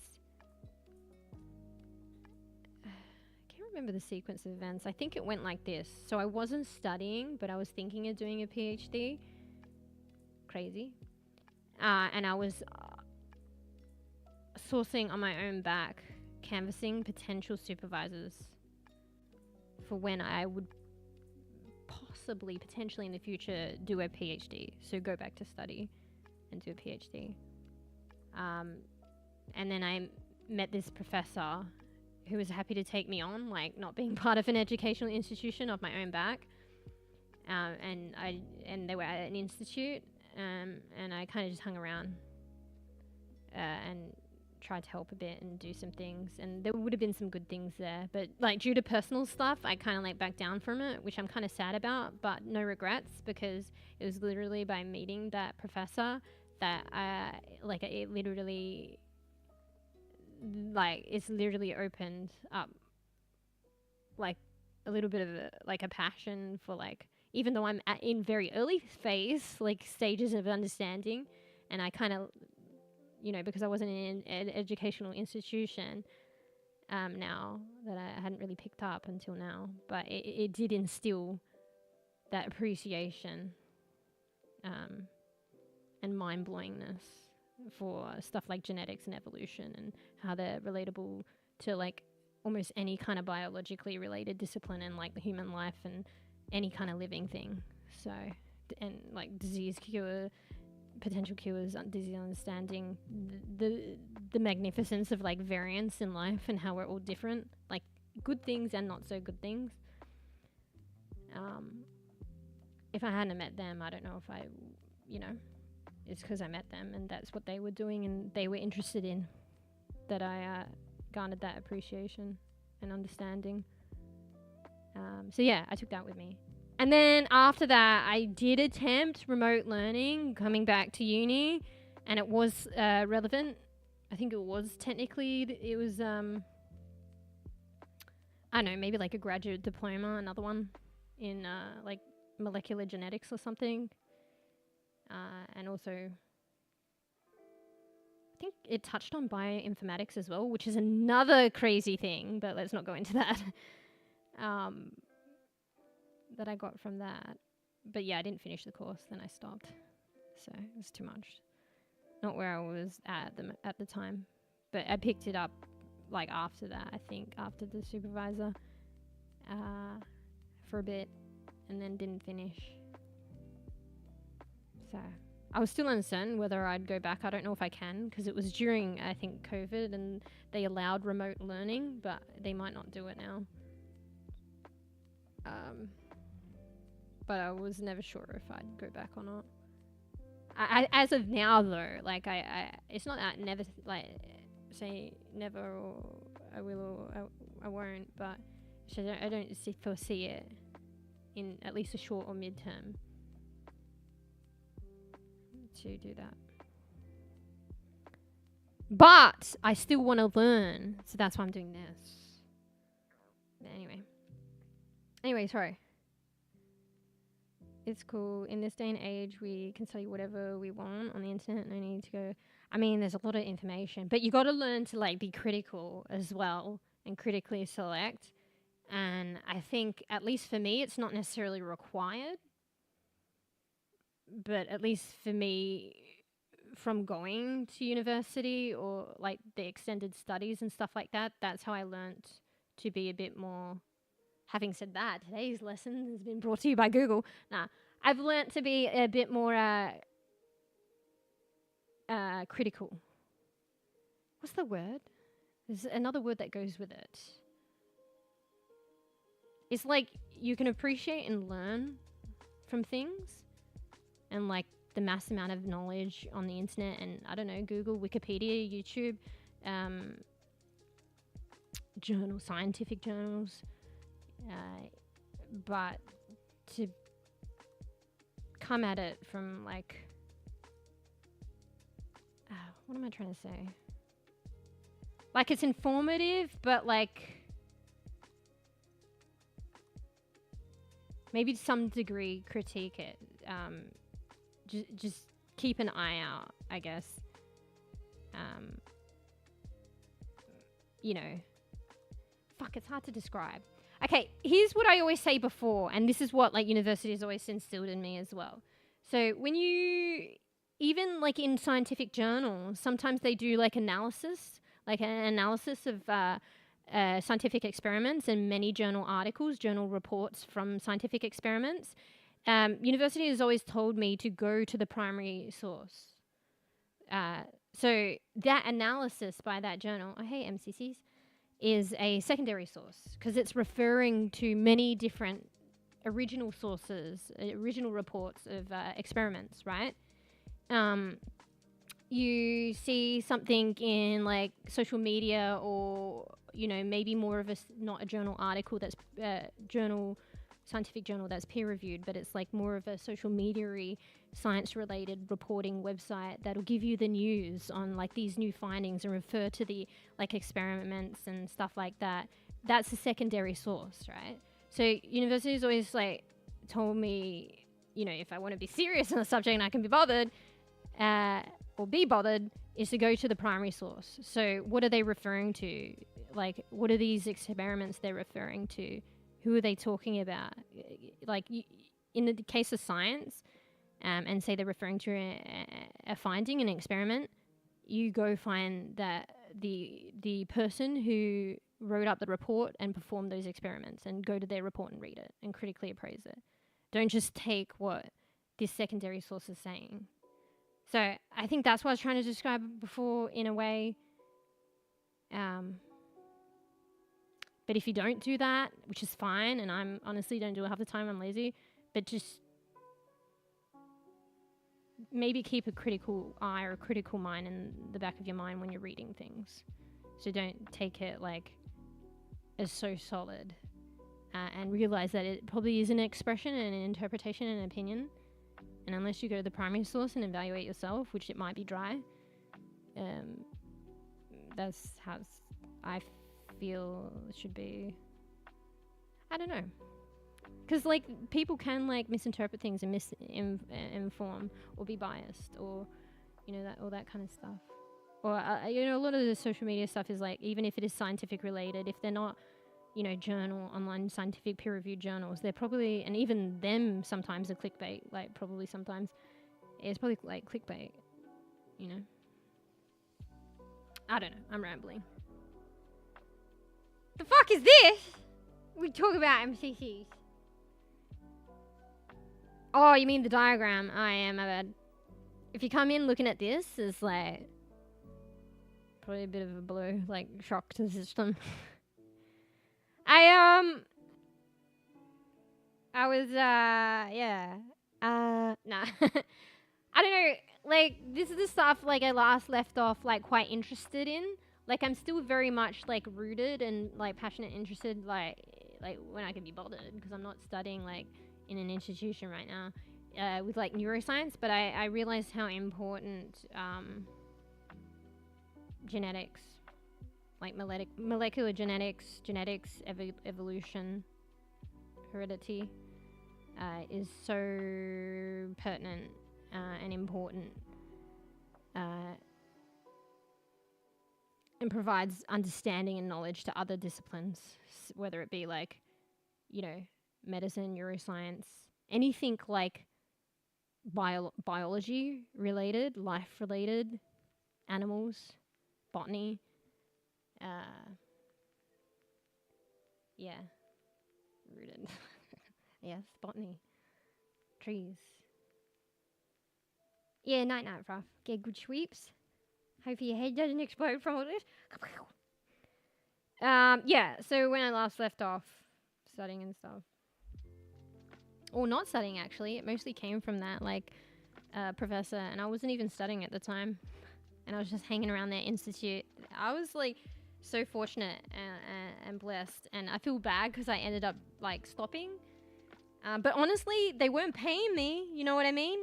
But at the same time, and I didn't expect to be paid, okay? Come on. I felt so blessed that they took me on. They didn't even check my degrees. Nah, just kidding. I wouldn't lie about that. But yeah, they took me on even though I wasn't currently in an educational institution. Let me hang around and yeah. Anyway. So yeah, I still want to kind of learn this stuff, but I like in my leisure, but like I never do. So I thought, oh, why not like do it on stream? Like, cause it's kind of like nice, like sharing it with you guys if you want to know. And if you don't, too bad, just kidding. But I mean, I do, so I'm just sharing it on stream. And I found that it's kind of like a nice happy medium of like I'm not actually studying in an educational institution, and it is kind of at my own leisure, but I'm actually learning. So anyway, bro, is there gonna be time? Maybe we need to be a good bean. Maybe tomorrow's parlia. Okay, guys, I might make an executive decision on myself now because I rattled on too much today, but I'm actually glad for it. So yeah. Wait, did you finish your degree program or did you take a break? I can't remember. So I've done a lot of study, and I've been in like educational institutions a lot and for a long time, and I'm slower than the average bear. So like what one person like takes to complete a bachelor, I took a hell of a lot of time to complete, but I also did more, and I have started and stopped, but I also have completed. So yeah, I've done a Bachelor of Science, psychology, with like, I had a lot of electives, surprisingly. It was actually a psychology double major. And funny that, being a double major, but I guess because it's a psychology double major, there were a lot of electives. And I think I managed to pick all the electives for like a neuroscience minor, to be honest. So it's really weird. So I've done a bachelor. I did a graduate diploma. I did a bit of research in that. That's like a year's study with, I think it was at least a 50% research component.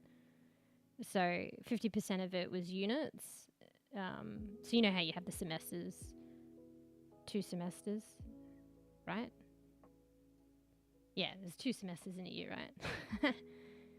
So 1 semester, or depending how you spread the research, but just for ease of understanding, 1 semester was units, 1 semester was full-on research. It could be taken as well as an entry point to masters, but I didn't want to. And you know what, actually? Because masters is 2 years. But the reason that I did this graduate diploma is because you can technically take it on to a PhD. So the 50%, the one entire semester worth of research was enough to be eligible to do a PhD where I am. And some people would scoff. They'd be like, but I've been scoffed at throughout my education and trying to do things backwards and sideways and a bit weird. And if I wanted to, I could scoff back at them, but I don't. And if I wanted to push the PhD, I probably would be scoffing right now, but it's not where I wanted to be at that time. But yeah. So, but that's all I've done. But then I also started, I think it was another diploma and I didn't finish it. Actually, I started another diploma that was psychology as well, and I didn't finish that. I think I did like 50% of it too, shit. Or maybe 75. Actually, I think I did 75% of a like psychology 4th year equivalent to honors diploma, and I didn't finish it. But I realized that my passion's more like neuroscience oriented and not psychology. I mean, like, I still value and interest in psychology, but I just like honed in an interest a bit more. Anyway, I'm rambling. Wait, let me catch up, sorry. I'm very behind. Sorry, I'm multi-streaming, so I'm behind. Multi-streaming equals, and me being enabled to multitask well equals aka behind. I literally just graduated from uni like 2 weeks ago. Fucking nice.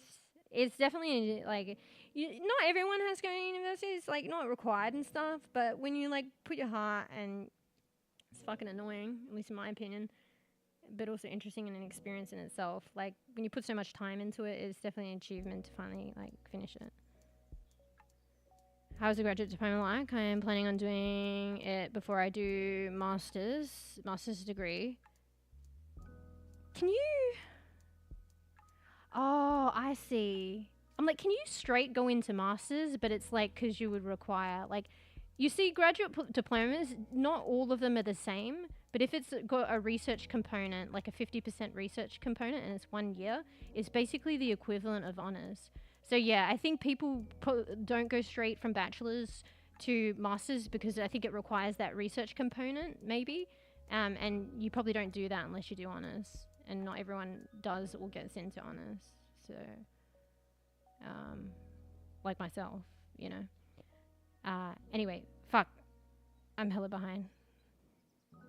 I'm trying to balance the other platform as well, so bear with me. I'm also doing a bachelor in computing. For now, I need to do a dissertation to graduate. Fuck, I can't. Did I do a dissertation? I can't even fucking remember. Wait, no, because I do things backwards and not straightforward, so I do really weird things educationally that can still be like equivalents to the next stage. So I think with my graduate diploma, so like if I did, it's almost the equivalent of honors, but technically like slapped on with different labels. And I guess it's slightly different, but I think we ended up, and they were kind of trailblazing our course as I was doing it in a way too. I think we ended up, instead of doing a dissertation, we did like actually a research report. But yeah, I think one would do a dissertation in honors.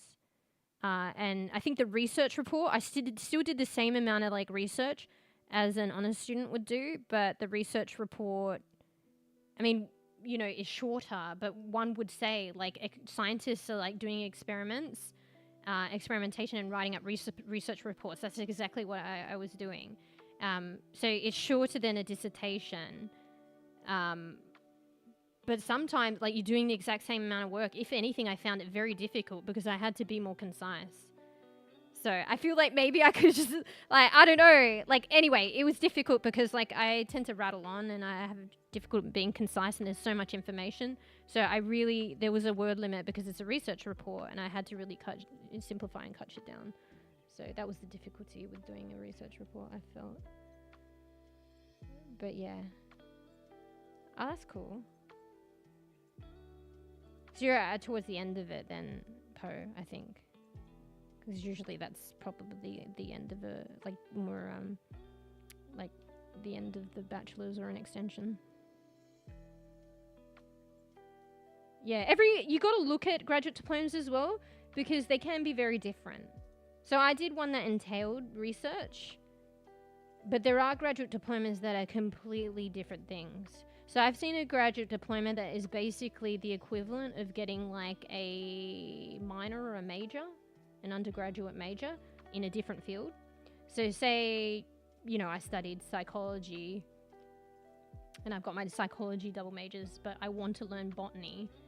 So the, you know, depending on some institutions, they might have a graduate diploma. It's called a graduate diploma, but I'm basically doing undergraduate botany units to attain, I don't know, the minor, the major, probably major in botany. That was outside my discipline, but it's still called a graduate diploma.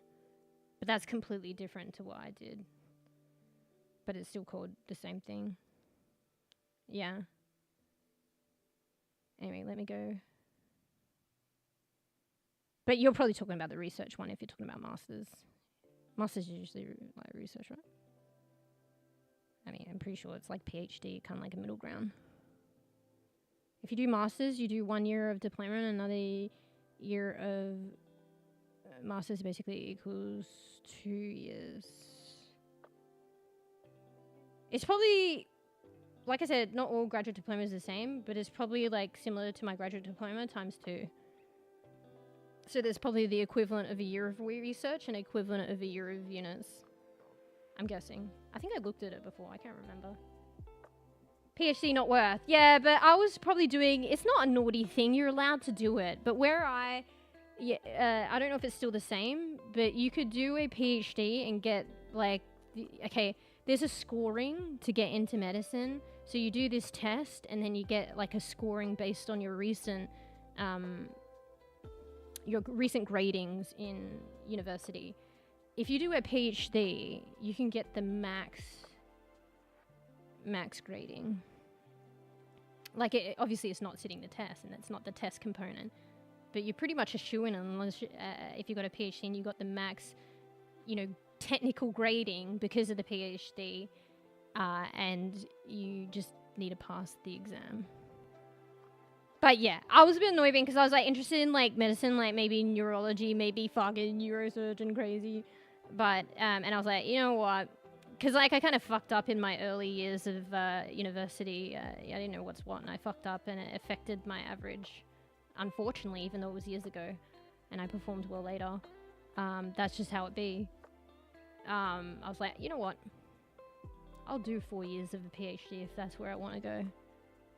But then in the process, like, I didn't even end up doing the PhD. But on the way, I was like, oh, maybe I'll just actually research. But yeah, I was talking to the supervisors, and some of them were saying, oh, you know, some people, they fucking do it, like, get supervisors just like medicine. And I'm like, in my head, definitely not me. But I was also interested in that stuff too, so. But yeah, well, no, PhD can be worth if it's what you want to do, where you want to go, or what you want to do with it. But it's definitely longer. Some people do masters and then they do a PhD. So that's like if I... Actually, no. Yeah, I mean, that's what people think is the straight and narrow. Masters, because you can't just get into PhD. Okay, correct me if I'm wrong and things might have changed and depends on location, but I'm pretty sure that's why I didn't do it. Otherwise, I probably would have. You can't just get into PhD willy-nilly, like from a bachelor's. You need to have some kind of research, a certain percentage of research. And fortunate enough, I had that in the graduate diploma. But the straight and narrow is people think you got to do a master's to get into PhD. It could have changed, maybe you do. But at the time, it's not the straight and narrow, and people probably frown upon it. But you know what? If you can do it, you can do it. But yeah, a lot of people would go like bachelor's, you know, maybe masters, maybe they did honors. Technically, probably if they did honors, they could probably do technically PhD, I think so, because I think my graduate diploma was the equivalent of the research and honors. But most people would go bachelor, master, then PhD. Get the research component, or solidify research a bit more in a master's. But, you know, if you can figure out what that percentage, and for my location and for at the time, it was at least 1 semester of full-on research. So that's the equivalent of 4 units of research. That is suffice. And that is literally like 1 semester as part of a 1-year graduate diploma can segue to PhD at the time. So, anyway, I'm rambling. Fuck. Let me catch up. When I ramble, I don't read. I mean, do PhD if you're actually trying to become a lecturer or researcher, or if you want to get into medicine. A different way, the harder way, because something happened. It's definitely not choice, like, but yeah, you get whatever your situation is. If that's the way and you really want it, then that's the way. If you complete graduate diploma here in my country, you can go straight to masters.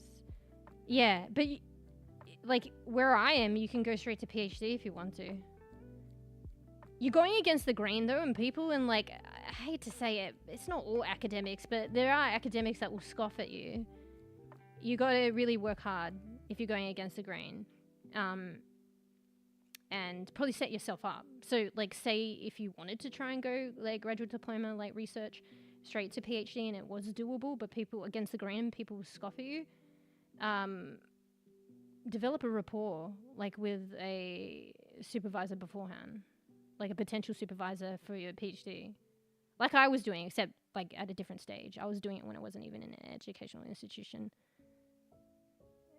And that'll give you more time as well. It's just you got to do that little bit extra ahead of time. And that way you can pick. You're not like, left, scrappling, trying to find somebody. You can pick someone you actually have a rapport with, and that actually not someone that would scoff. You know what I mean? And something that you're more interested in. You also need GPA requirement for master's degree to... Yeah, it might be that one. Yeah, maybe masters is different in that respect. The GPA? I mean, it depends where it is as well. But I never thought to do masters. I just wanted to try out research, to be honest. And then, I think actually, to be honest, I had the PhD in mind the whole time. Like, for medicine. So I made sure that the graduate diploma research component was suffice. So, and I don't think, was there a GPA? Oh, there probably was. I don't know. I can't remember so long ago. Like, they're always going to scrutinize you based on, like, your grades to some degree, I think, as well. So you got to be, like, aware and wary of that.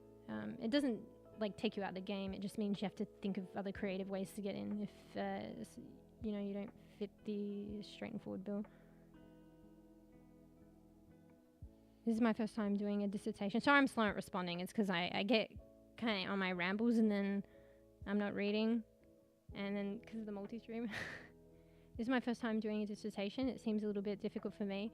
Yeah, it's pretty overwhelming. Like when I was... it's not quite the same, but I would probably treat it as a similar experience because I technically didn't do a dissertation. I did a research report, but I could imagine it's a very similar feeling of this is, if it's your first time, like it feeling a bit overwhelming and like, shoosh, this is like feels a little bit more formal and serious. But you'll just do it and get through it. If this is what you want to do. So, and surely like anything with dissertation, you have like supervisors. So, if you have like good like supervisors that you picked well and rapport with, and they're decent, like they should be decent. But trust me, like not all of them are. I guess I've had experiences, but that's their role. You've got them to help you. That's the point. So. Yeah, graduate diploma and honours are literally the same. Students take the same. Yeah, exactly. I was literally in the same classes. For not all the time, but most of the time. So what I wanted to do, so this was my dilemma, and I go against the grain. I did psychology, and I wanted to do neuroscience honours. And I technically did all my electives to do a neuroscience major. I did all the neuroscience units. It was just under psychology. Like, well, technically it was under a Bachelor of Science, but it was double major psychology. But I had enough electives to, I'm pretty sure, do all the units for the major of neuroscience. So I was in this weird grey area where technically, like, if I fit the bill and I can, apply for honours and stuff like that, I should still be considered. But I don't know. This is where people don't like. Sometimes some people don't like maybe it's extra effort when you go against the grain, so they just say, like, they just discount you and shun you away. But technically, I theoretically should be cool to apply and stuff like that, but they were having a hard time with it, so I felt like kind of shunned in a way. So I found another way, as I do, which essentially I was taking the same classes as the fucking students that were doing the neuroscience honors. So, like, what? Like, I'm doing the same thing under a different title, just let me fucking do it. But anyway, I fucking did it anyway. Just slightly different. But yeah, I was literally in their classes, and they'd have like shenanigans, and they'd put us like together, but it was just, we had separate like buildings, so I didn't get to consort with them. So in a way there was a divide, and there was less the graduate diploma students than the honors students. So they would have their own building and their own desks, and we were segregated in a fucking, it was actually cool though. We were actually in a basement in a different building. But then when you have like functions together, I don't know who the fuck these people, I mean, I guess we did have some classes together, but you're spending most of your time just staying at uni, not even in class, sitting at your desk with the bunch of people that you're studying the same course with. So that's where you really get to know them, even though I had some classes with them. But yeah, I just, I'd go to the shenanigans, get the food and leave. Might say hi to some of them. But like, it was an unnecessary divide. It was kind of cool though, because we were in a fucking basement, and it didn't even seem like a basement, and it was to be honest, it was kind of cool, because we were kind of around the other PhD students, so we were around PhD, masters, so the honors had their own area, but then we were in like some kind of fucking basement that didn't seem like a basement, but you fucking go down there, and we were like rows away from the PhD, like, the PhD students and the master students were just like, it seemed like next door, but like, you know how you have these cubicles? They were just like in the same room, like a aisle down. So you could hear each other talking and stuff, and sometimes you would talk with one another and stuff. Anyway, I'm rambling. Nostalgia. Yeah, fuck, how behind am I? Wait. Yeah. Only do PhD in later years of your life. I see a lot of young people doing PhD.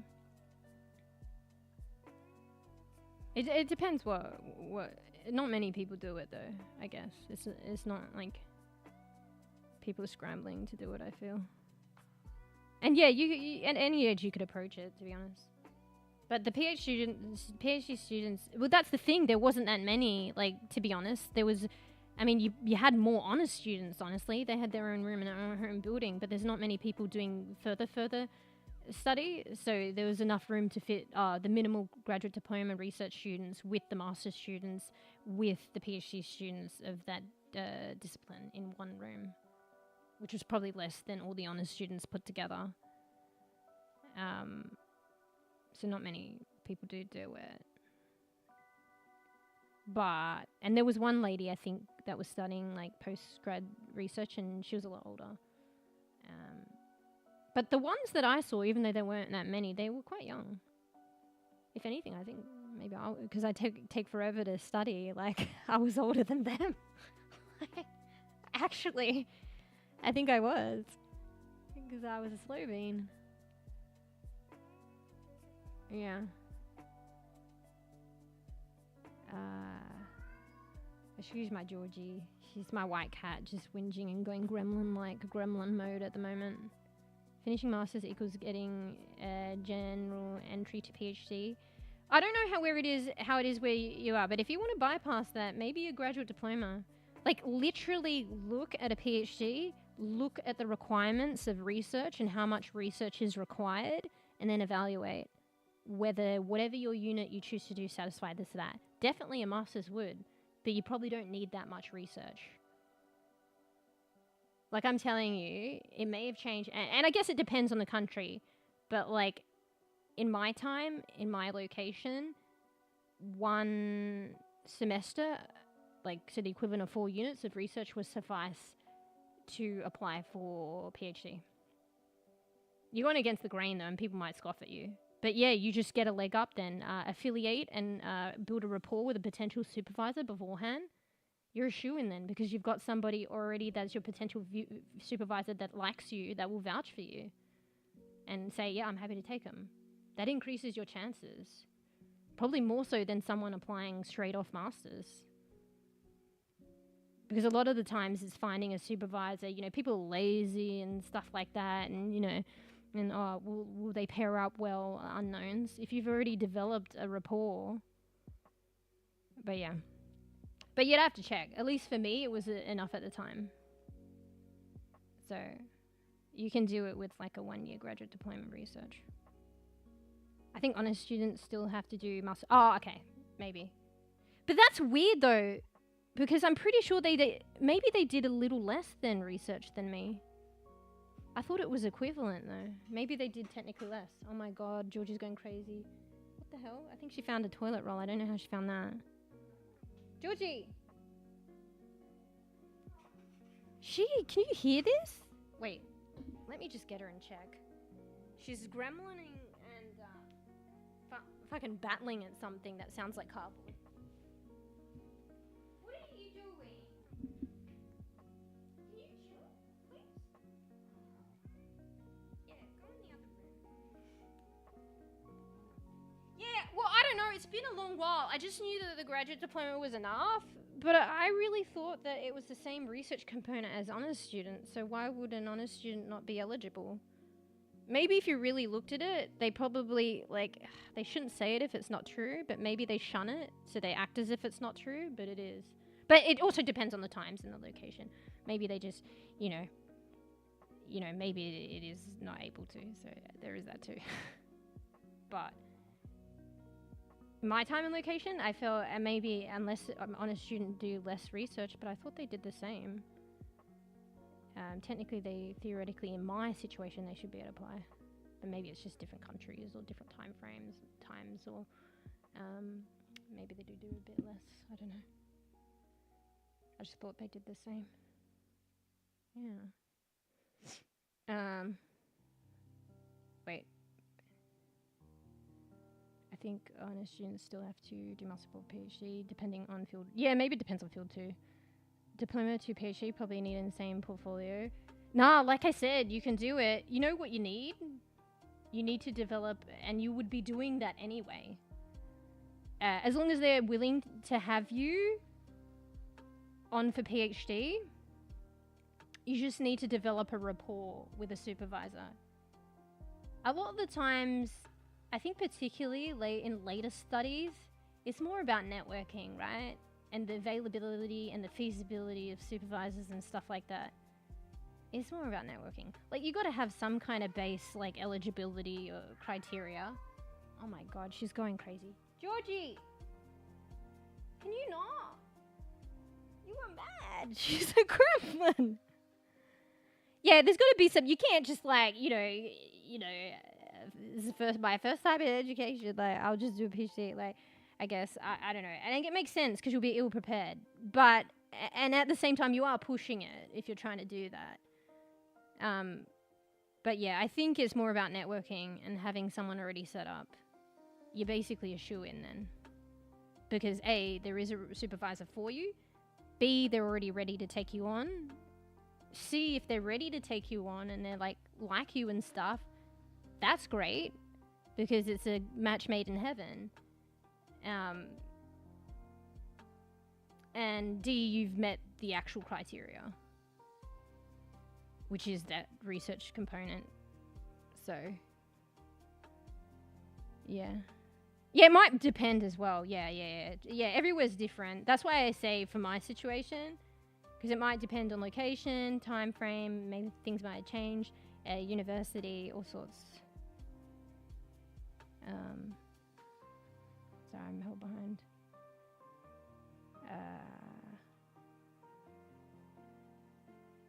For my university, you need a GPA requirement, and you need a master's honors degree. Wait, for PhD? Oh, so you can get in, or are you saying you need honors and masters, or are you saying you can just do an honors degree and get in? Yeah, it was probably GPA as well, but the GPA is not as stringent. Well, it's not as stringent for medicine, but so many people, like, I felt, at least where I was trying to do medicine. So you pretty much, to be the cream of the crop, you kind of have to be really high. But the GPA is probably, there's a bar high for postgraduates to study, but it's not going to be like medicine. Like the bar isn't even that high for medicine. It's just, there's a lot to compete with there. Talking about postgraduate research, like I said, at least where I was, there's not a lot to compete. Not many people doing it. So, compared to the masses, I feel. So, I don't know what... Sorry, I'm so behind. I'm struggling. I don't know what I should do after getting my bachelor's degree. Since my major is computing, I should probably work as a developer. Depends what you want to do. I've worked against the grain. Like, maybe like what you've studied, you are interested in, and like pursue it if you're interested in. But it's also never too late. There are ways, if you migrate to other disciplines, there's ways of doing it. You just have to commit, like, you have to be persistent and really want it. Because I've, like, changed so much throughout my education. And you could even, like, just hear a bit of, like, a taste of, like, the struggles and people scoffing at me. I changed universities, too, to a more prestigious university. I did, a year and a half, like, the degree's, like, 3 years. I did a year and a half or thereabouts, maybe give or take a unit, maybe an extra unit to be honest. I did a year and a half at one university, and yeah, there are limitations. So at least where I am, the limitation was like half of the degree. So if you're going to transfer degrees, you can't transfer more than half a degree. Fortunate for me, I only did half of the degree, maybe an extra unit got lost. And I went to a more prestigious university, and I'm trying to get like advanced standing and credit, so that I could say, okay, I've, done half of a degree. Can I continue my progress and finish the degree and another half of a degree here and get a degree? And the people were scoffing at me. They're like, you're not going to get all of it. You know what I got? I got all of it. Maybe minus 1 unit, I think. Actually, I think I got all of it. I just got minus 1 unit because I did an extra unit, I think. But I got all of it. And they scoffed at me, and I had to put hard work. And even some of them, like, even the people were questioning it and stuff, and I made, like, appointments to see the head of the unit that would be associated as an equivalent if it was pushed and accepted. And I even got approval from them. Even though they were saying stuff like, oh, this is a bit different. Have you learned this? Did this? Fuck it. I'll just push it. See what I can get. And I got it. So yeah, transferring universities. But even like, like I said with I basically did the neuroscience major anyway. But yeah, like trying to get into neuroscience honors, and we're making it difficult there, even though theoretically I fit the bill, just not the straightforward bill. So then I just figured out another way. So like, and like I said, even regardless of all this, like I said, there's another graduate diploma. It might depend on your university and location, but there might be something else where you are, where this graduate diploma literally allows you to study another major outside your discipline. So, and go along that path if one so choose. But this is just like option, like talk for like people, like, we're only human, we evolve. Maybe we evolve and we keep liking what we study. Or maybe we find that we want to change direction. That's very normal. Maybe we are going in a similar but slightly like forked out direction. It's not completely different, but it's still different enough. Like, it's natural if it happens.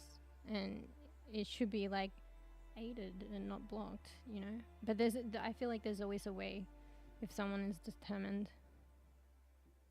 But yeah, but if you're fortunate enough to study something and it's like that's still what you want to do, that's fucking sick. And it's definitely a lot easier. I mean, you still got to put in the work, but you're not going to get people like getting in your way as much because you're following like a straightforward path. Anyway. Thank God I am taking the time to up my skills before I start my graduate diploma. Oh, so you said you were actually doing a graduate diploma? So is it similar to mine? So like a semester of you can spread it out differently. Well, mine you could. I think I did do that actually. So I did it throughout the year, but it was only 50%, and then the other 50% was units. Or you could just do units of the first part and then do full-on study research like later. I think it's good spreading it across because you can develop more of a rapport and you technically have more time, but you don't for your research. Yeah, taking the time to up my skills before I start my graduate diploma next year instead of this upcoming semester too. Yeah, take your time. I feel like people like, and I felt the pressures myself, but inevitably being a slow bean and learning from my mistakes of like perfection and trying and then like starting and stopping, inevitably, I ended up taking time off, and it took me longer. Like, you know, just go at your like own pace, not pressure. It doesn't really matter at the end. Yeah. Wait, I can literally apply for diploma at University of Melbourne. I am apparently considered domestic student even though I am from New Zealand. Wait, what? Bear in mind, probably after COVID, I don't know if it reverted back, but a lot of universities were doing remote learning. I don't know if some probably reverted back. It probably opened the doors for more remote learning. Because that's what I was doing, but then I stopped that course. And they allowed it because of COVID. And traditionally, it hadn't been, I don't think it was doable. So I was like, oh, shit, I'll just jump on this. But what if I wanted to pick it up now? Am I kind of screwed? Or, you know, can I return? And I think, I don't know, probably a lot of workplaces and educational institutions have probably taken a leaf out of, like, COVID and maybe allowed, and, you know, it's more income for them, more reach for remote learning. It's just they've got to have, it's probably initial effort in instilling the feasibility and the practices of how to do it, which they probably already did in like during COVID. So yeah, that might be a possibility too, because I cast my net like wider. Because some places you literally constrained to your location sometimes with what you can study. There will be usually the mainstream stuff, but if you want to go like fucking Bachelor of fucking Molecular Genetics, informatics or some shit, that's going to be like probably niche to a particular like location, but maybe they might have it remote. Might be, some people don't like think to cast their net that wide, and it probably wasn't doable that much in the past, but it's more feasible now. But still, some universities, and I can understand why, I prefer like in-person attendance, so that's why it might not be super tapped into now.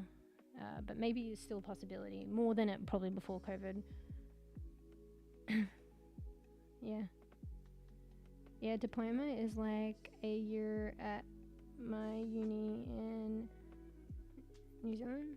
Actually, maybe Australian universities allowing New Zealand students due to how close connections both are national. Yeah, but you're probably, actually, actually, I didn't think about that. Because obviously, technically, a different country, but you're probably still considered domestic. Yeah, probably close connections. Probably, I don't know, maybe there's, being so close is like similar leadership and stuff like that, I guess. I mean, that's a bonus though. I think it makes it a bit more straightforward if you're considered domestic, right? There you go. More doors open. But yeah, check the remote thing. I don't know. I think that's definitely, I haven't checked recently, but I think it's good. It's a good opportunity. For the regular bean, which they probably won't be looking at that as well, maybe not, because some people struggle when they don't have that in-person attendance style, and that's probably what the university is like worried about. But I think people thinking to cast the net wide and go into like, because of like more of a niche and they want to learn that, are probably more committed. I mean, I stopped, but I had my reasons, but they're probably more committed to getting it done. Yeah. Anyway.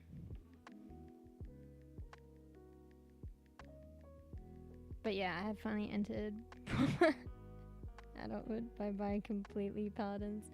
But you can still fucking play. I think that's more important to be able to, I mean, unless pardons on his last legs, but it's still important to, you just gotta it's fresh for me talking, but you just gotta moderate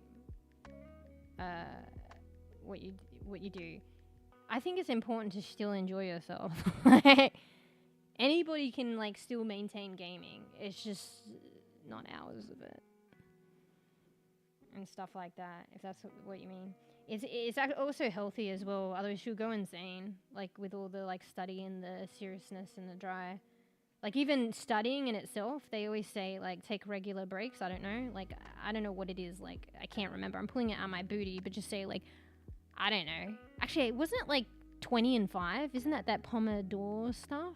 So like study for 20 minutes straight, take 5 minutes break. Study for 20 minutes break, take 20 minutes straight, 5 minutes break. Like the breaks are important. And thinking of that like a step back is like, yeah, you have these study sessions of maybe 20 on, 5 off, but then just also like you can't do that eternally. It's just taking time out to enjoy life, but not going crazy. Like it's the overkill, and that's my problem. It's like, you know, it's a temptation of, I'm playing games now, I'm just gonna keep going. But if anything, it's like doing those fun things. This is very like pivotal when you're tackling something a bit more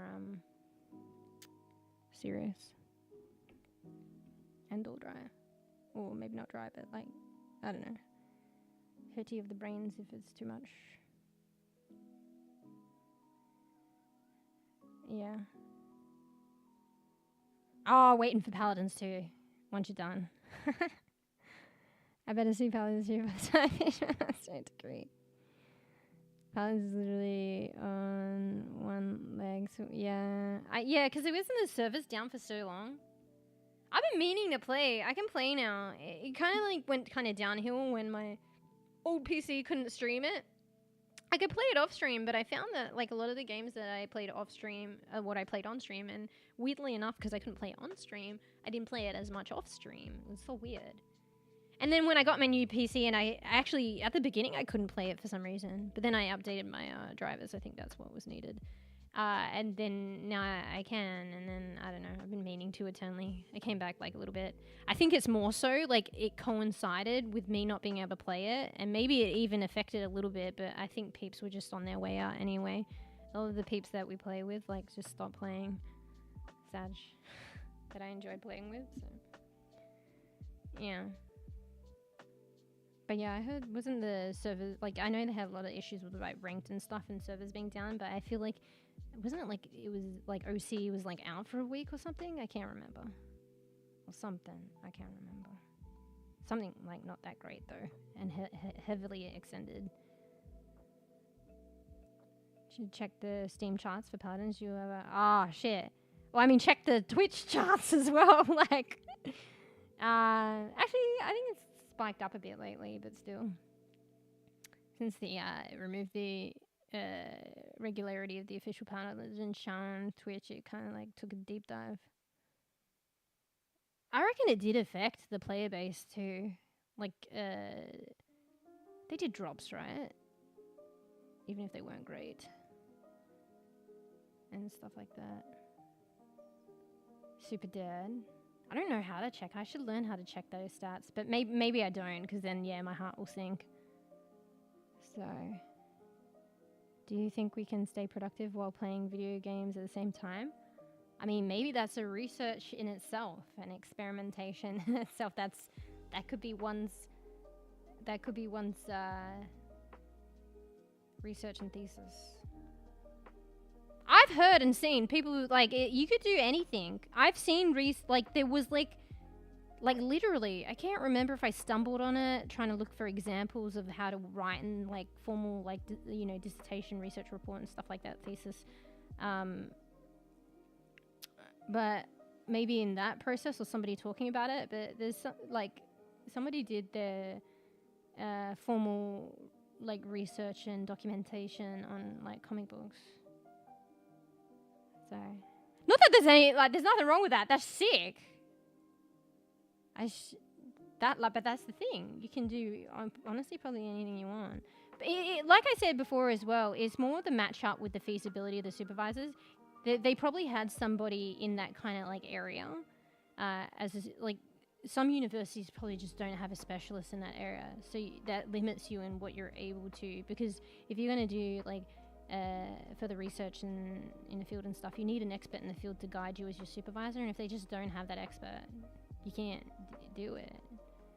So sometimes you have to conform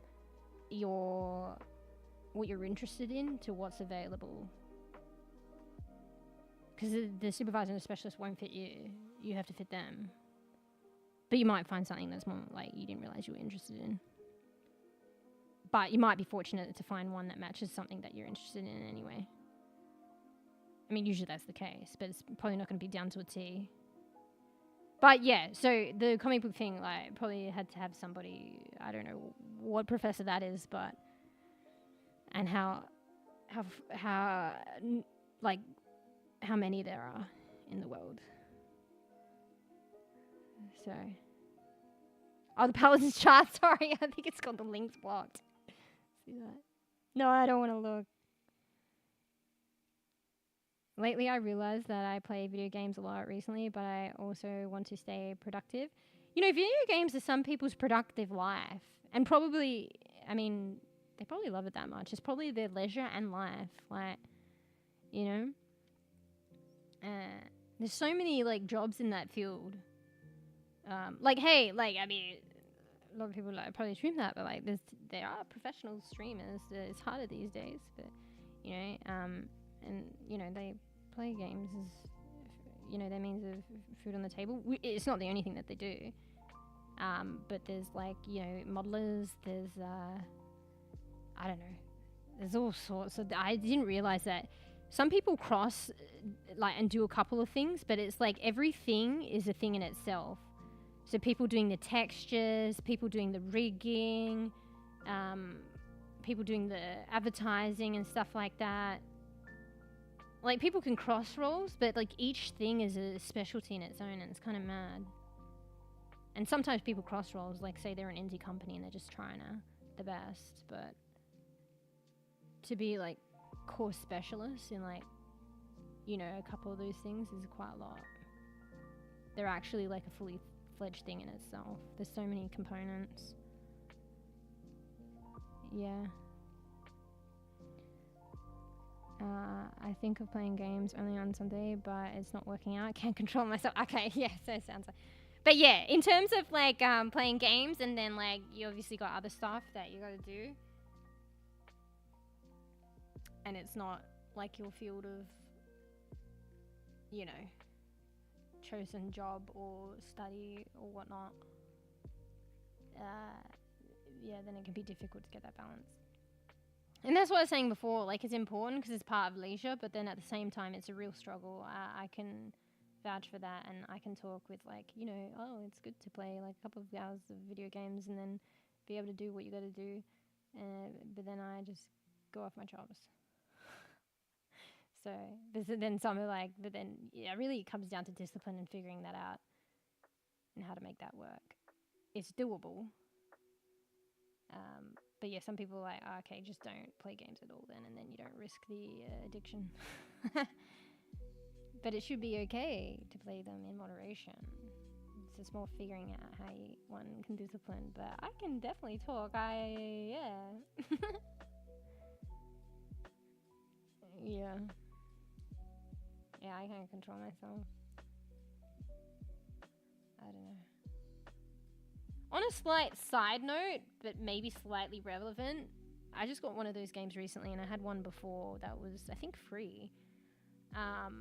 But there are games that they're kind of like a game, but they're not. And they help with that. What is it? I always say it wrong. They help you study or do things that you have to, like, you need to do or want to do. And, like, help with, like, timers and feeling a sense of achievement and checklists and checking stuff off. Kind of like, what are those Pomodoro, I say it wrong, sessions that can help with that. Like, having study time, then break time. So, I think a free one, I can't remember if it's free, but I think it was free. It was, like, Virtual Cottage. I think that's still going on Steam. Don't, you know, correct me if I'm wrong, it might not be free. It's probably cheap, though.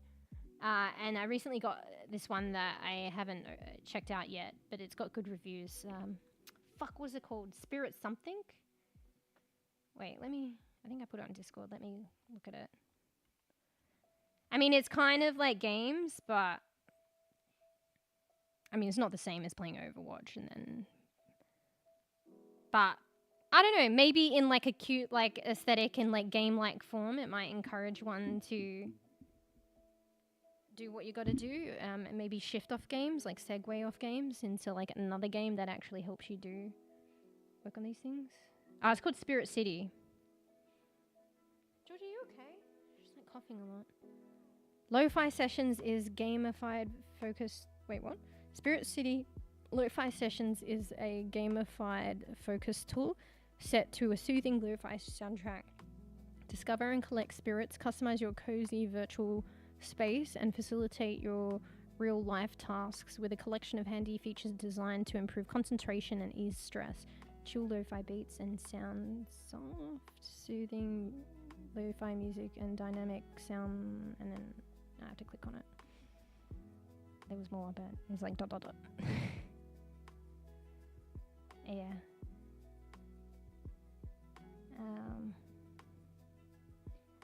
I have a strange hobby. I just wanted to record my own gameplay and upload them to YouTube. You can do that. I don't watch it, but sometimes I am doing it for myself. Like, you know, like, everyone starts somewhere. You never know. And sometimes it's just nice sharing with other people. If you do find that people end up viewing, because, like, say shorts, videos is, I think, a different story and it's a slower progression. But, like, I don't think shorts, YouTube shorts, discriminates between, like, anybody could get, you know, if you persist enough, you could get, like, a lot of views. You know, if you just started your channel, or maybe not, but you've been persistent in posting shorts. I know some don't do well, but if you're persistent enough, sometimes they can explode,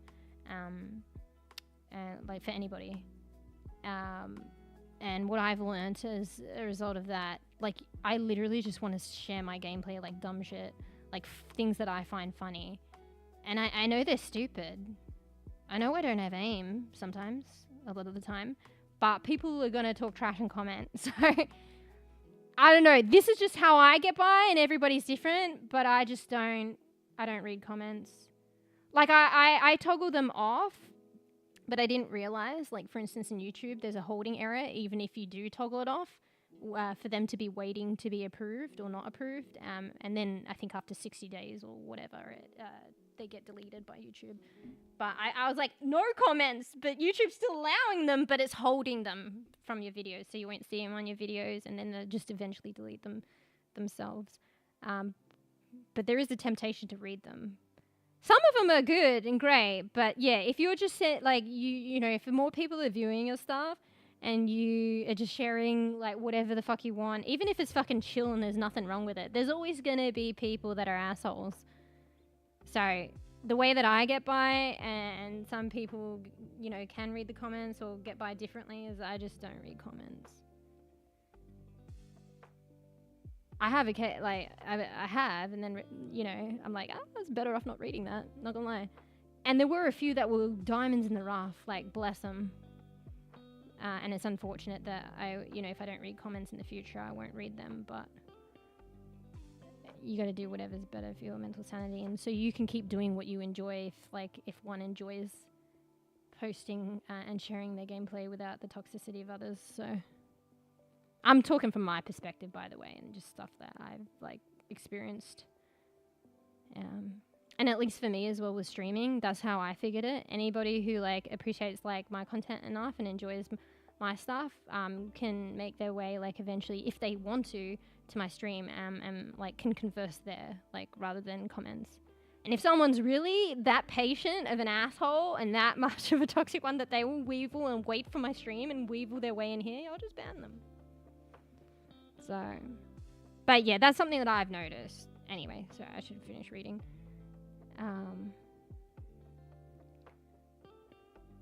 Yeah. But yeah, you'll be surprised. Like, you know, there was another streamer that I enjoyed today, and they explained their journey as well. You know, because they're doing quite well now. And it wasn't always the case. And they'd been streaming a long time and not doing so well in terms of growth. And I liked how they put it. How did they put it? Fuck, I really liked how they put it. I need to go to loo soon. I think that's impacting on my ability to remember. Busting. I want to say this first, though.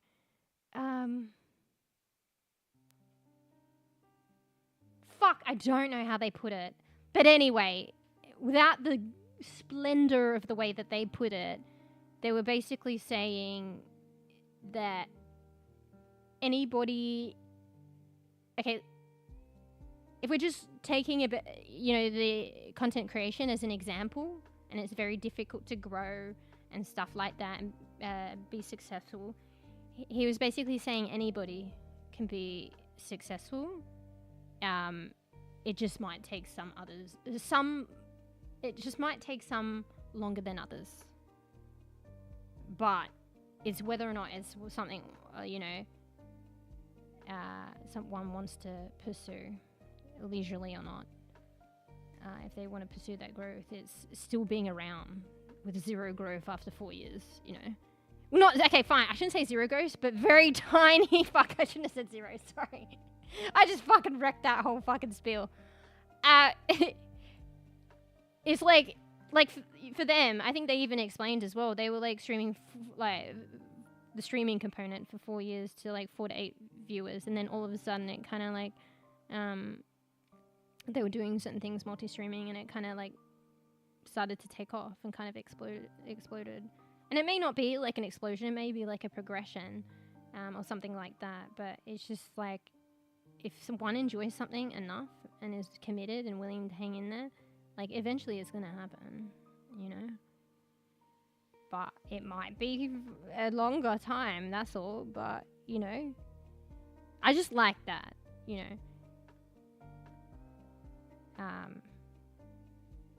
Similar thing can happen for anyone. Some are just sooner than others, but it might just take some longer than others, but it can still happen, so, yeah.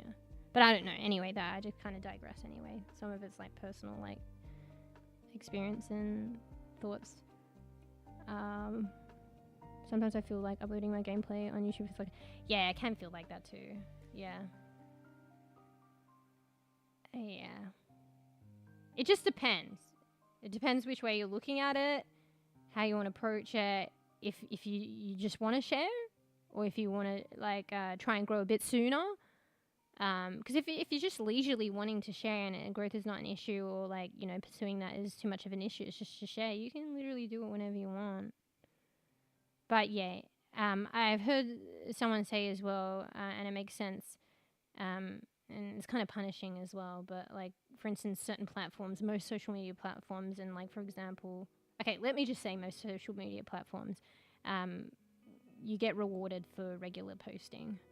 So yeah, so if you if one slacks on the posting, it might actually end up punishing you. So then you feel obligated, and it's like a chore, right?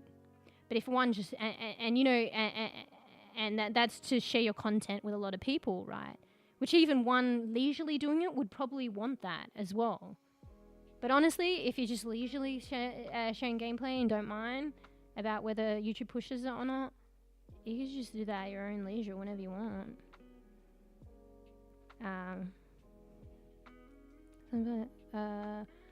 Getting subs on YouTube takes a long time. I agree.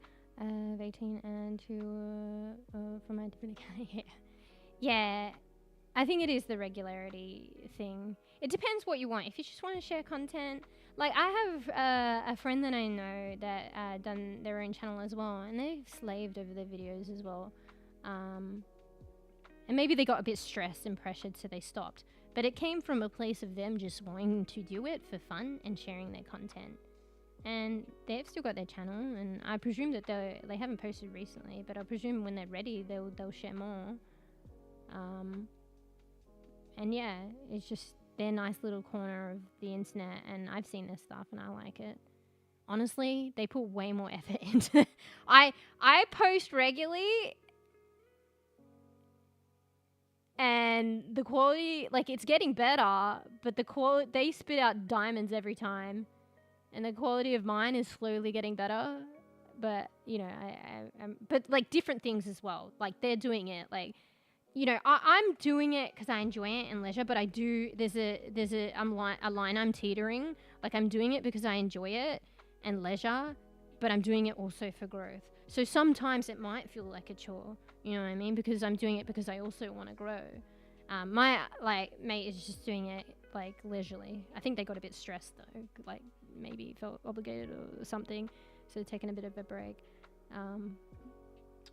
But yeah, you can literally do what you want. But yeah, unfortunately, like social media platforms in terms, if you do want to grow,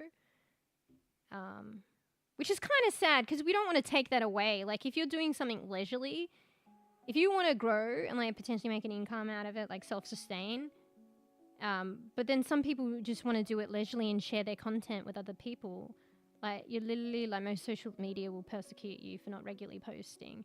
And like, yeah, when you're sharing it leisurely with other people, or if you want to grow, but like people who are sharing it leisurely, they want to share it with people. And if the algorithm is going to persecute you for not posting regularly, that kind of sucks because there's less people that get to see it and enjoy it. So, I don't know. But yeah. I usually upload just work through videos. I know that I have to be unique and creative, but I can't think of any good ideas. My game. Wait, I kind of got sucked in. There's so many, but I got sucked in and I clicked it. And it was actually informative. I clicked a YouTube video on like stuff about growth and stuff like that. And they had this analogy. There was like this experiment. I'm pretty sure it was a real experiment. I can't quite exactly like retell every detail about it, but it was something about like there were two groups, right? So they were making like pottery. And it was like who made the best pottery. I'm presuming what was sold better or something, and I don't know. Anyway, one group took the time to really preciously make their pottery and were therefore a lot more slower and produced a lot less. And another group just fucking shit it out, like heaps of pottery. So maybe it's lesser quality, who knows, maybe not. But whatever it was, they did it quickly and they did a lot of it.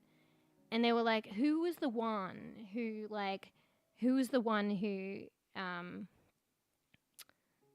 produced the golden pottery? Like the one that, I don't know, say sold well or did well or whatever. Like, I don't know, like maybe it was one of the pottery things and they just sold for a high price. I fucking don't know.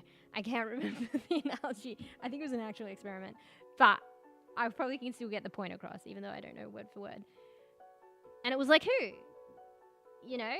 And I would think, it was the people that spent, slow and steady, like, the ones that put a bit more time into it, no? No.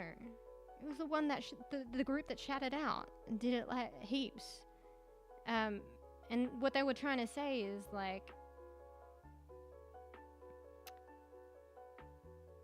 the more you put, unfortunately, maybe it's not quantity versus quality, but it's like the more you put out, the more chances you have of having a gem, And maybe it's not necessarily quality versus quantity, because you'd think, if they're speeding through it and they're making a lot, then there's not the dedicated time of quality. But you could still produce quality stuff when you're doing a lot of things, when you're pushing out a lot. You have more of a chance because you're doing more. And when you do something more and more, you know what you're doing? You're getting better at it. If you're, say in the instance of shorts, if you're spitting out heaps of shorts, in the process of like being like quick and speedy and pushing out a lot and, not being precious over every one, you're learning how to make it better as well, by doing more. So anyway, what was my point in this? You're like, I got your points. I'm glad somebody has. What is my point? Wait, let me read what you said. Yeah, I work through videos. I know that I have to be creative. Can't think about it. Oh, okay, yeah. So maybe you don't have to be, or at least right now, like, you know, and I'm not saying that you're not, but just your concerns of being unique and creative is hilarious. But like I said as well, it depends what you want. Like, because I think you said maybe it's the chore and the pressure and you want to do it leisurely. From my perspective, I can actively say that I want to grow. So this kind of impacts, I feel like, my situation because I want to grow. But yeah, maybe at some point, if it's something that you want to grow with, even if it is leisurely, and then it kind of does have to be a chore, but it's whether you can swallow that as well. Because if you're gonna like spit out regularly like content, and a lot of it is gonna, like, you're gonna enjoy it some of the time if it's like, I would hope, like, you know, if it's what you enjoy doing or want to do, I made a decision to do that. But it's going to inevitably, if you're doing the same thing, like anything, even if it's something that you enjoy, there's going to be times where it feels like a chore because it's repetitive and you've got to push yourself to do it. So, yeah. But anyway, and in my experience as well, I feel like I've seen it to some degree on a very big scale of just, it ties into so many things as well, of just spitting out content. Like, I'm not gonna, like, just, you know, for the sake of it, it's gonna be something slightly interesting, but at the same time, I want to keep regularly posting.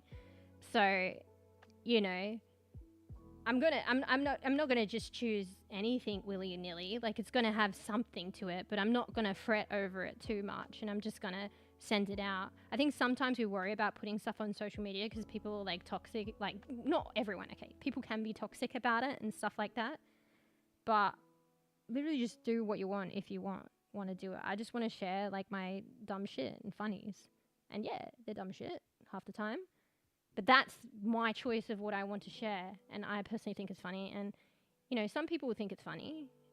I think there are already some people that is like their cup of tea, and I appreciate that, but it's not going to be everyone's cup of tea. Fuck, I'm losing my point. Fuck, I ramble. I'm kind of cooked at this point too. I'm in it though. I'm in the conversation. But yeah. Fuck, where was my point? I had a point, I swear to God. Oh, I think it's a number of things. Just like, sometimes, like, it might get in the way of people posting, leisurely or not, or to grow, a concern that will others like it, and the potential, like, for people to be toxic about it, and that can get in the way of regular posting, and that can get in the way of posting, period. And I'm not impervious to it, but I think I'm slowly getting there. And you do what you got to do.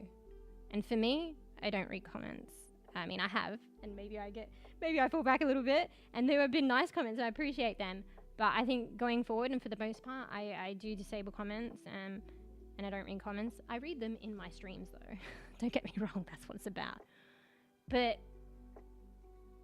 someone else might be able to read comments and still post, and that's great, and that's fine. But for me, I feel like for me to enjoy doing what I do and to have my content out there, that's what I need to do, at least as of now. Otherwise there's no content, right? So I just got to do what I got to do, and that's how I manage. It's not the same for everyone, and that's just what I've figured works for me now.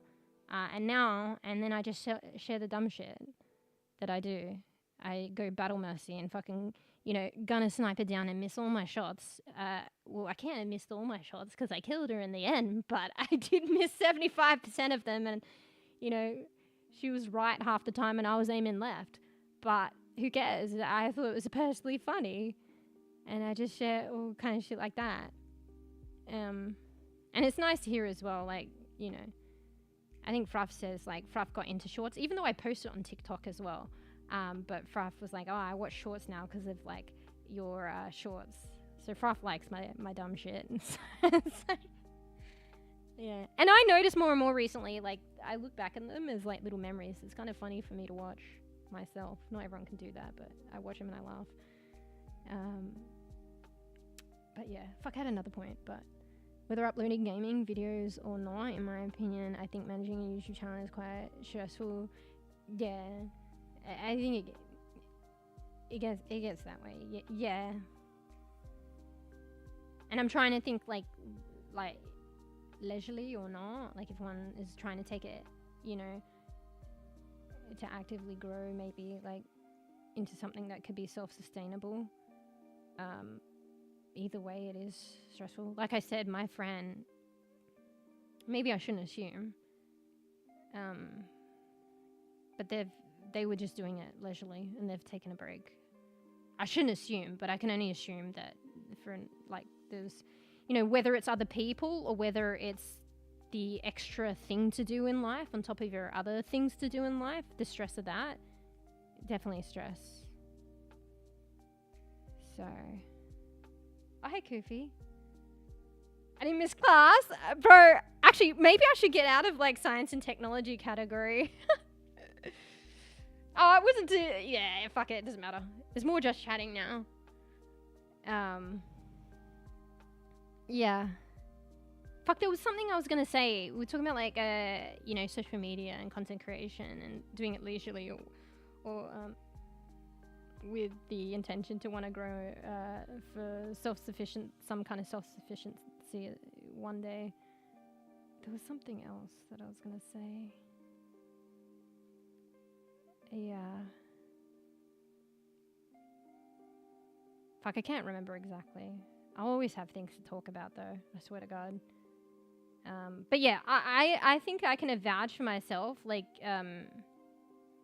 if one wants to grow, yeah, persistence and regularity, some kind of regularity. I know I'm not always on point with a schedule, but persistence and regularity is key for a number of reasons. And like I said, I'm pretty sure like the social media platforms reward you for regularly posting. So there's that. There's also like people who view your content and maybe like it or maybe follow or whatever. They appreciate the regularity and will come back if they know you're going to post soon or at a said time. Yeah. And also, yeah, I can vouch for like if you pump out more content, there can be like a diamond in the rough.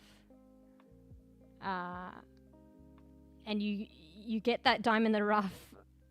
You could still get it by, you know, taking your time with videos and, you know, and some degree. I can't vouch. I'm more talking for shorts.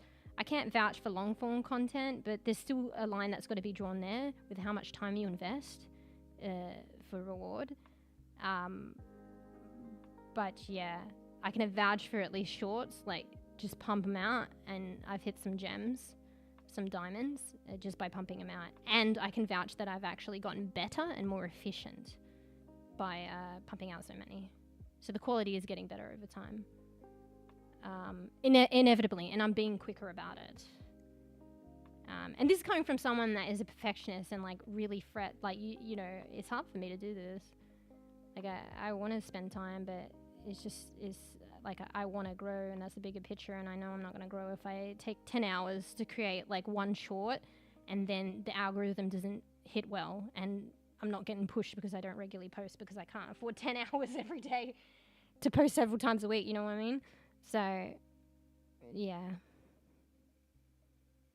But yeah, it can be quite stressful. You just, it's like anything in life. You pick what you pursue what you want to because you want to. I mean, not everyone does that as well. But that's my ethos and ideology.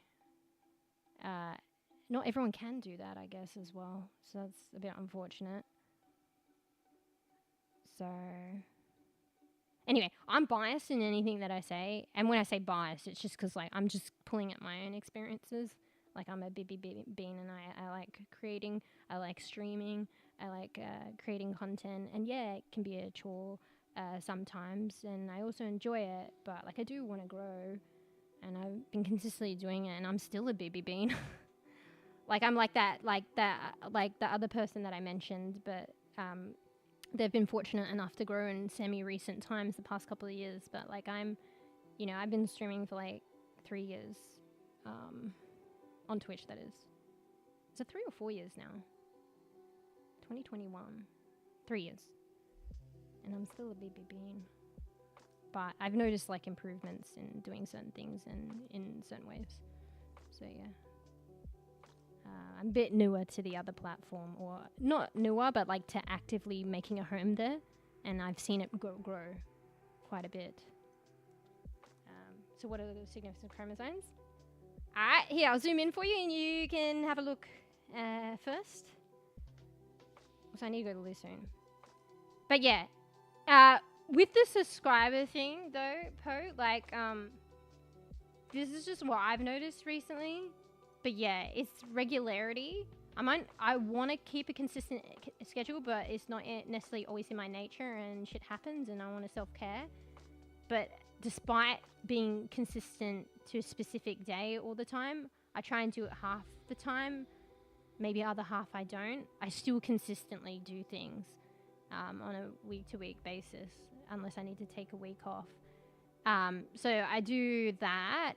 And I noticed for the other platform and subscribers, the bulk of my subscribers, like crazily enough in recent times, have come from just my live like streaming. And I don't even have that many viewers. Like I'm still a bibby bean on the other platform. And I'm fortunate enough that you guys have come in like lately in the past couple of days, because usually it's quite quiet. But despite it being quite quiet, I don't know what happened. I get a lot of subscribers, like not a lot, but the subscribers that I get were coming from the live streams.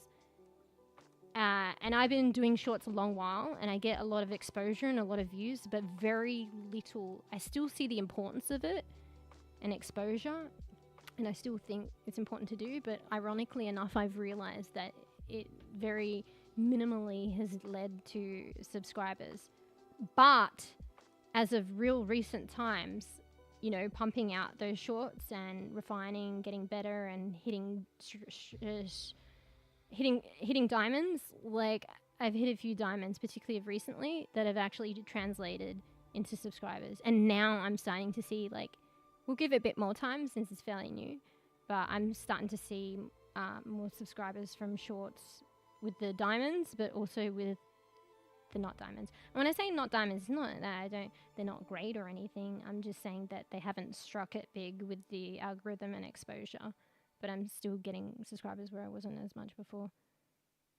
But a consistent like subscribership, I feel like I've been getting from the live streams, despite being like, you know, very minimal viewers. So maybe people pop in and, you know, it's kind of cool, but I can't stay. You know what I mean? I don't know. Maybe it's the VOD. I think it's from the live stream though. It's not the VOD, because it's after the stream. So yeah. Anyway, I rambled. So chromosomes. Well, about that, I have to go to the loo first. I heard that Voldemort wants to expand their business into streaming and shorts. Well, it's about time. I thought they were already doing streaming, but it's just the UI sucks. So they're finally going to get on that. And you know what someone else said today? I love that they're, like, one of the streamers I enjoy, they said the other thing as well, like, you know, if people want to grow, like, you know, in content creation and stuff like that, you know, anyone can get there. It just might take some longer than others, and I liked it. And they were being very candid with their growth today and talking about it. And they also had an idea that they feel is untapped. And it's like, and TikTok is, and maybe that's why another platform is, you know, maybe it sounds as though by what you're saying, Kofi, they might be thinking about it. But TikTok is getting in on the live streaming format. And I think people are underestimating how well that is doing for some and can do in the future, and the importance of that for growth. Because the format's not ideal, but it might be ideal for the newer generation, let's be honest. But it's not ideal because you miss half the screen. And is it comfy looking on your phone? Maybe it is. Maybe for the newer generation. But it's maintaining that idea of people being like, I think Dan Clancy said it, like CEO of Twitch, and Twitch is trying to like cotton on with some degree, not live streaming on the wait. Oh, you can see streams on the phone, but it was more like the clips and like little short like content that it was trying to do, like a TikTok-esque.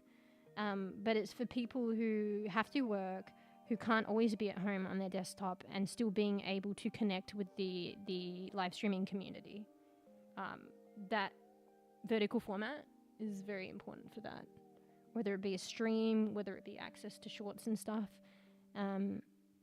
Yeah, I think it's untapped. So it sounds as though maybe the other platform might be tapping that, because TikTok has sure as sugar gotten on that way before they did. So it's kind of relatively recent, or maybe not, but it's relatively recent. I feel like a lot of Twitch, like the landscape streaming, wave streaming and Get Cozy and stuff, that they're actually doing the TikTok. Well, honestly, the TikTok live streaming as well. And honestly, that's because Twitch only relatively recently allowed it. But now they've allowed it for other platforms as well. But yeah, that's why probably Twitch streamers jumped on that when it was initially only TikTok, and now they've committed to it. But there are some, I don't think people realize that how well. And that streamer that I mentioned, they were candid about it. I'm pretty sure it was the streaming that, can I say that? Yeah, it's not me. It was the multi-streaming that coincided. It's, there could be a couple of factors. It's not necessarily the direct cause and effect, but definitely around then, and growing on the other platform with the live stream has helped. So yeah. Anyway, got me rambling about that. Yeah, and so anyway, they were saying that's what is lacking on the other platform. Like, I'm surprised that they haven't jumped on it, but maybe Kofi are saying that they will. So the vertical format on the other platform as well. But hell, like live streaming and optimizing the UI on the other platform is, that'd be a start. Yeah, it's that they don't have market share yet. Basically, not enough people are using it. But that's because you're not that's because you have to commit to it and approve it. But to be fair, it's hard as well, because Twitch, for instance, is just dedicated to live streaming and live streaming pretty much only. So they're gonna have a niche there, and they've been doing it a long while, even if they are probably financially struggling. But the UI, why else has some waded through the shit and still here with BB Groove and stuff like that? Because the UI is inevitably better, and facilitates like a lot of things and community and stuff like that. I'm just being candid. But how do you, so anyway, whereas like some other platforms are doing a lot of like a lot of different things. So if you're doing a lot of different things, it's like personal, and like we were talking about studying, and you can't be a jack of all trades, or maybe you can. It's very difficult to have the upper hand on one particular department when one company or person specializes in one thing. They're probably going to have the upper hand. But it's not to say that the other peeps can't do it, but they do need to put into it to get out. But they probably know that. So yeah. I don't think it's too hard to fix the UI. I seriously think it's the UI. I'm not the only one that said that. Yeah. So a chromosome is like a chain link in a chain when it comes to the DNA helix. Alright, let me go to Lou. Fuck. I have a fucking incessant talent to keep rambling. Let me go to Lou, and then I'll come back and answer that question. I'm about to explode. I'm not gonna lie, I think I've been chatting, but it's been fucking a vibe. I think I've been chatting for an hour and busting at the same time. Alright, be right back. I'll go to Lou, and I'll come back and I'll answer that question. B.O.B. Get a drinky, scratch a booty, get a snacky. B.O.B.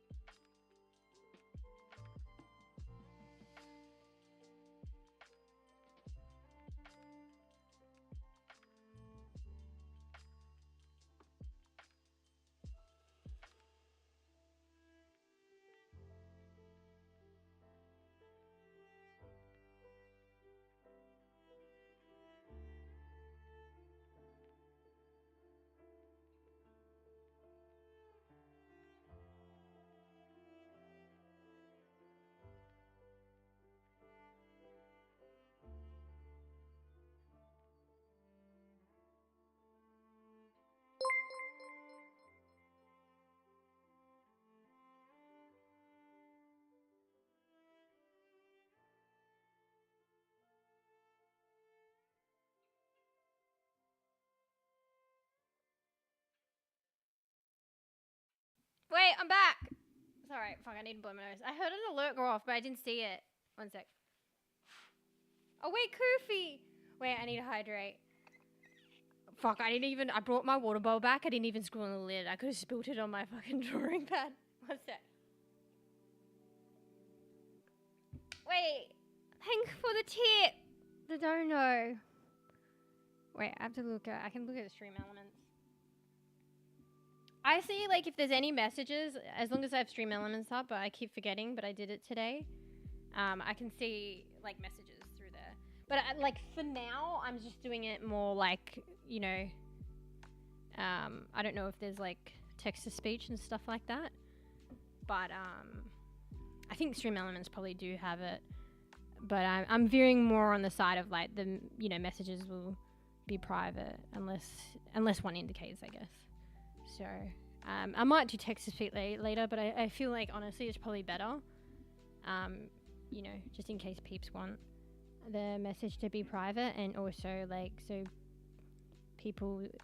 I think there's a reason why professional streamers don't... A lot of them don't have text-to-speech. Let's just put it at that. So, but yeah. But thank you!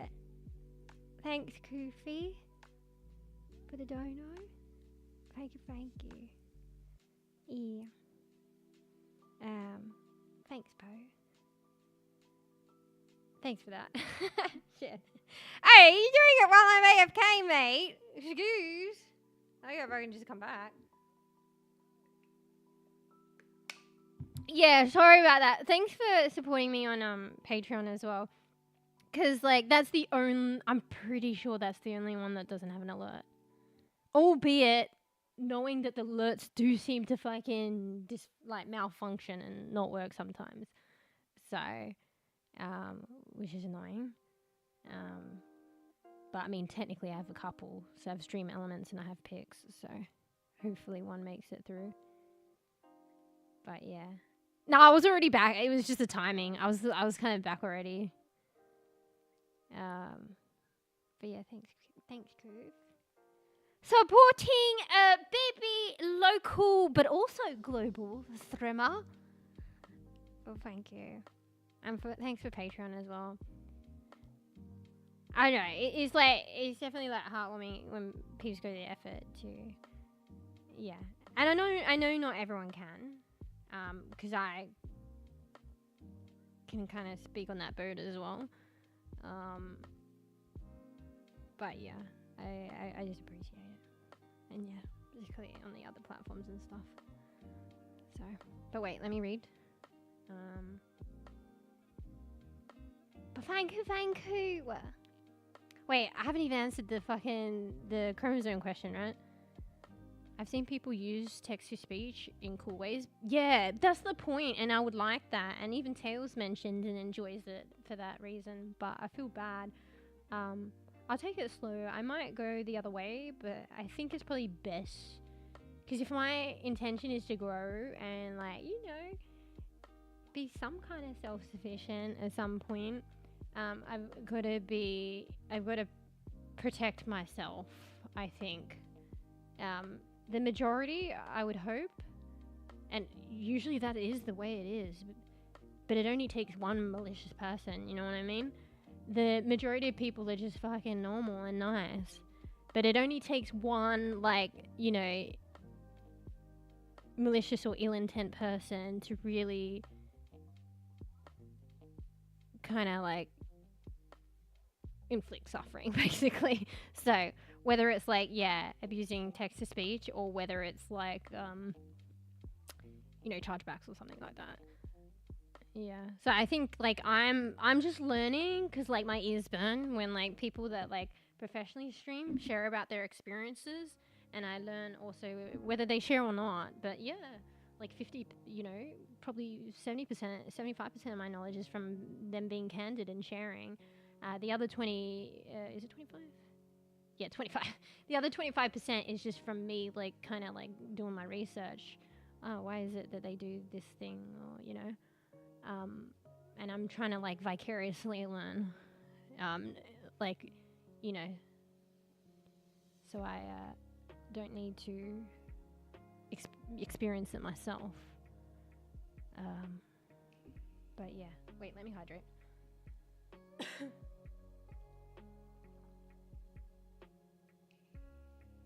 I was like, if I answer the chromosome question, I can still technically stay in science and technology. I was a bit worrying. I probably should change to just chatting. But I'm going to answer that question, and we still have the image in the back, the diagram in the background, so we're still in science and technology. Anyway, one second, I just need a minute to like fucking hydrate. I don't fucking stop talking, I swear to God.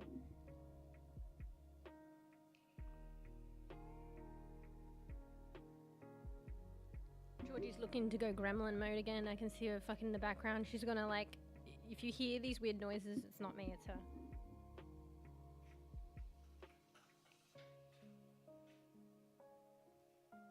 She's got something that she's swatting around and I can't see her because she's on the other side of the fridge. It's annoying.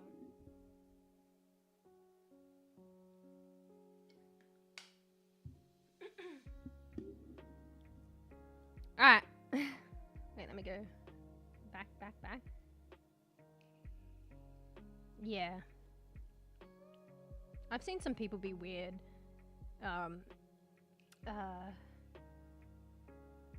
Like even to the like streamers I just didn't expect as well. So one streamer like was using that I watch regularly, and they just started to use Kofi. And it can happen on any of them with text-to-speech. And mind you, if they didn't say anything, we wouldn't have known. But there was this message coming through that was a bit unusual, but maybe it's a joke or something like that. But the streamer took time, maybe because they wanted to explain why they weren't acknowledging the dono, because it was someone trolling. But at the same time, they kind of acknowledged it. But maybe it's not that they're not acknowledging it like as thank you, but I guess they're still acknowledging it by explaining it, but that's not what they meant. I think they just wanted to let stream know why they weren't thanking that person, but they were saying that someone was hassling them. I just thought it was maybe an in-joke or something. It wasn't too weird, but it was kind of weird. But yeah, he was like this person's, and I, hope you, I don't know, I can't remember what he said. But yeah, it was it, and I feel bad, like, for the streamer, that somebody's just hassling them. And they're willing to donate. Mind you, they're probably donating whatever they put the minimum is, but... Georgie, you little gremlin, settle down. I swear to God. Georgie. Can you not? What's your problem? Stop. Sorry, she's going crazy. Must be all the science and technology talk. Anyway, fuck, let me go back. And yeah, you could tell, like, they were already on, like, an exhausted schedule, so you could tell even just someone, like, it was probably deeper than even what they explained to us, but you could tell it was taxing on them, so, yeah. But, yeah, people do definitely abuse it, and it's sad, and I feel for the streamers, but yeah, unfortunately, it takes away the perks and the fun of, the community having fun with it. But you can toggle it off. So sometimes, you weigh it up. It probably is better. On another stream, I seen a guy use it to tell some great dad jokes. Yeah, like when it's good and it's gold. But I don't know. Everyone's different and they draw the line and they weigh it up. I think I'm going to veer on more of the safe than sorry. But yeah, it comes at the cost of other things. But, I could put my efforts, in my mental sanity and, protection of myself and self-care into, doing DNA segments on stream and stuff like that. You know what I mean? Because I'm not tired, I'm not waned, I am anyway, actually, but not due to those, like, kind of things. Those potential things. I can add positivity and good things to the stream elsewhere. So, I don't know. Everyone weighs it up different. But yeah, I see it like with the comments. Like I was talking to Poe on the other platform, about you know, content creation aside from streaming, and say you're uploading videos and stuff like that. It would be nice to read the comments and like really, and there are really nice comments. Like I have read some comments and there are some really nice, great people. Just sad in my experience, the majority of it is toxic. But like I would love to read those comments, but you know, that's at risk of reading 20 toxic comments. So it's unfortunate is the line that I draw. And I, you know, going ahead, if I'm actually disciplined, which I believe I'm getting that way, I won't read comments anymore on videos, at least for now. That's my way of now. Maybe I, you know, change later. But yeah, it's going to be at the expense of not seeing those gold comments, which is sad. But, you know, my mental sanity, you know, I'm preserving that because, like, I won't be putting out videos for the nice comments to receive receiving nice comments if I just am done with the toxic, you know. So I just do my thing and share it, and yeah. But yeah, anyway, I digress. But yeah, there are definitely like features where people can abuse. You just, as an individual, you praise it and you draw the line. I'm probably being a bit more hard and fast, but don't get me wrong. Like I'm learning what works for me, and I've had the toxic weird people like, and dealt with that, and you know I don't want to. So yeah, I don't want to like, you know, leave it like too open for those people. But yeah. But yeah, I feel, you know, streaming and whatnot, and a lot of the peeps that like support me and like, you know, come in and watch and chat and hang out, I feel like, you know, like that's been built and it still exists, and we still like enjoy each other's company and enjoy this, like, you know what I mean, despite some of the concessions that I have to make for my sake, you know. So yeah, I don't know. But wait, are you still here? I didn't answer the question. So what was the question that allows us to stay technically in science and technology category? What are the significance of chromosomes?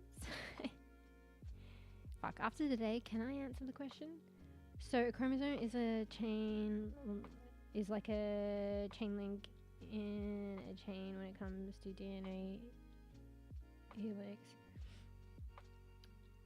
I'm still learning here, so it's still not solidified, but this is what I've understood from my learnings today. Also, I'm going to mute because I'm congested, and I'll be right back. Keep you in suspense.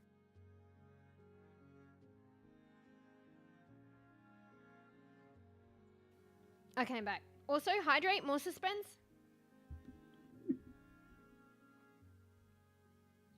Keep you eager to learn, mate.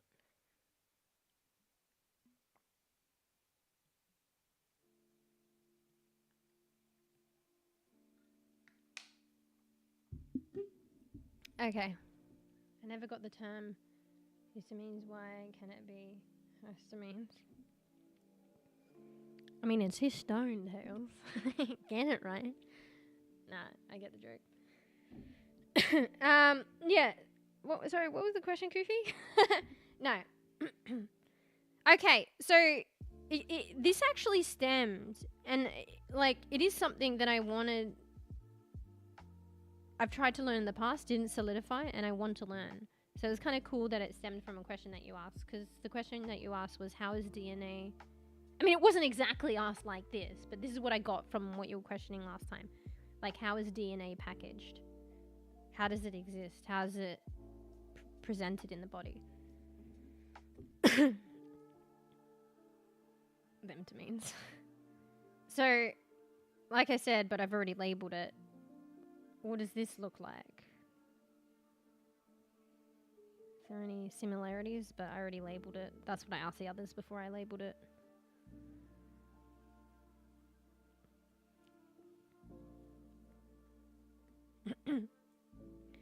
So, it doesn't exactly look like this or do this. It's just we're stretching it out in different perspectives so one can see the structure.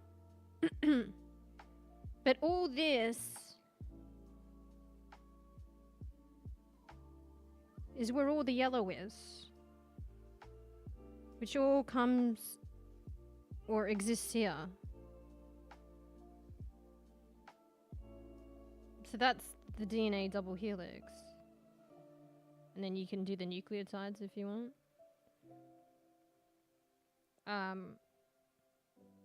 And these labeled here is the pink bits are the histones that we're talking about. And they, in the image, for the ease of seeing the structure and stuff, it only looks like it's wrapped around once. There's a limitation, I think, like with most things, but it can wrap around many times. So it's probably wrapping around many times, not just the once. So that's the DNA wrapping around, oh shit. Wrapping around the histones. So this is just showing you that, you know, there's DNA in the yellow. There's also histones. The DNA wraps around that. All this is packaged in a chromosome. And as we learnt today, if Google is correct, a very solid resource, there's 46 chromosomes in the body. I mean, fuck, in the body. Fuck, no! Fuck! In the nucleus, right? In every cell? Every cell's a nucleus? Pretty sure that's it. I don't know why I'm not confident about that. But because I said in the body. I mean, technically in the body, in every cell, replicated. And they exist in pairs. So you have that, there's 23 pairs. So, fuck, what am I answering? What is the question? I think the question is like, what is a chromosome, right? And also from the question before in the previous stream, like, how is DNA packaged?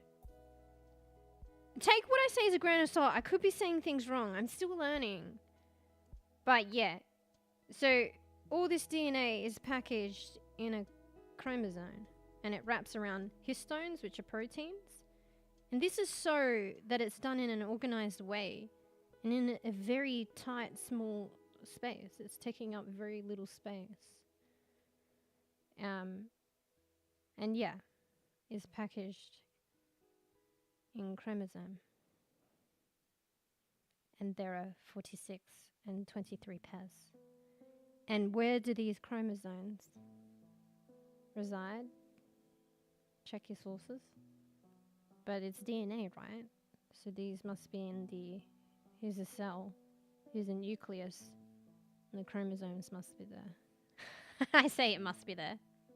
Tell me, is it there? What do you mean only 46? Oh wait, is it? Yeah, I'm pretty sure. Wait, it's on one of these ones. 46, 23 pairs, according to Google. Today was a bit more, based on Google. My bad. Because I couldn't find it in my book and then I got lazy. So I just used Google Images. But I'll find it in the book at some point to reconsolidate what we learned. At a later point. Probably. But yeah. So 46 that contain DNA, the DNA helix. So this helix is within the chromosome, like packaged around histones. So you got this helix that is getting wrapped around these proteins tightly. And then it's tightly packaged with the proteins into this kind of X-like structure, which is a chromosome. So the helix DNA helix exists within that X kind of like structure, wrapped around histones. So I learned, and you know, take what I say as a grain of salt. I could be incorrect. So my understanding is putting together. And yeah, so that's something I didn't look at today, But these exist, like, you know, they're separate chromosomes, so I guess, yeah, they're separate, or are they tied together? I don't know. I actually don't know. But you see them represented separately, so there would be 23 pairs of these. And I think they're slightly different, like, in shape. I mean, the pairs are actually not necessarily. But yeah, here's like one pair. It's just the same as this and what this represents. I'm just drawing squiggles here. But there's a pair of them. And times that by 23. I'm not sure if they're like it. We could learn that. We're a bit lazy today. Let's just Google.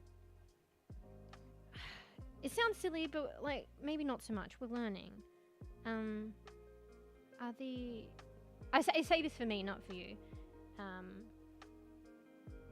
Because I'm about to type in some questions to Google.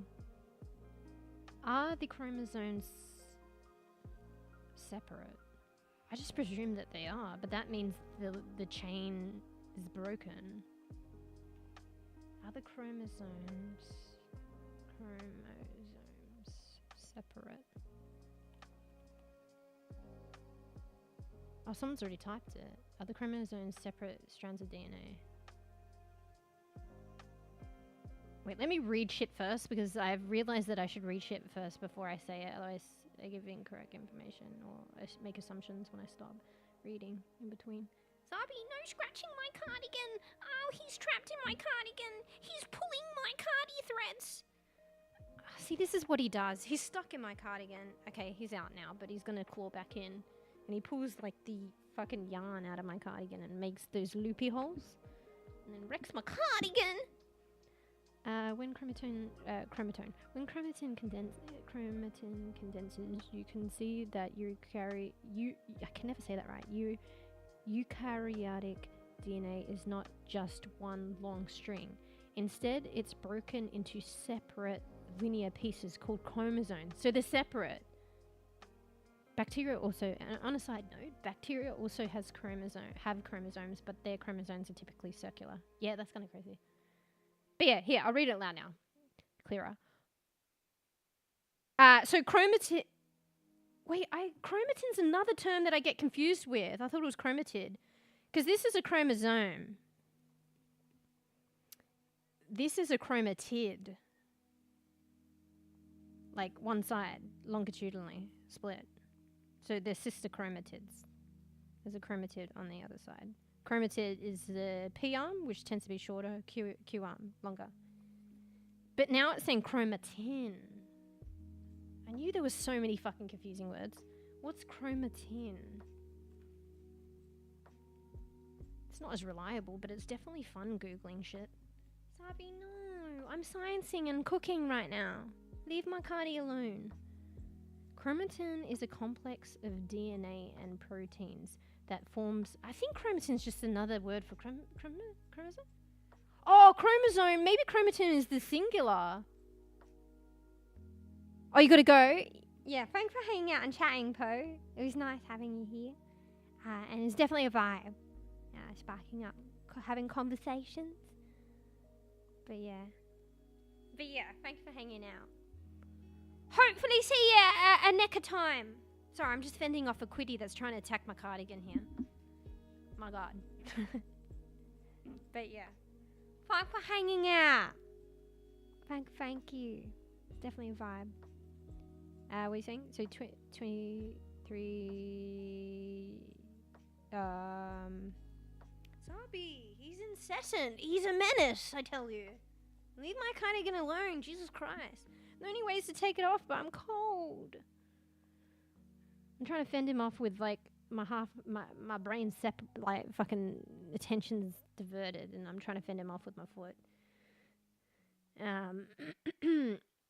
Anyway, so 23 chain lengths.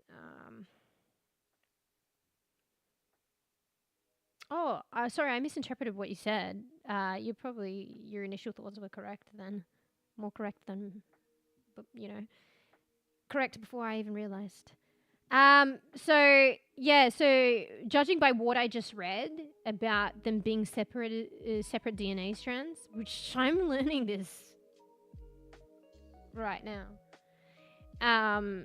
So that would mean that there are 46 separate helixes, continuous helixes, but not continuous with each other.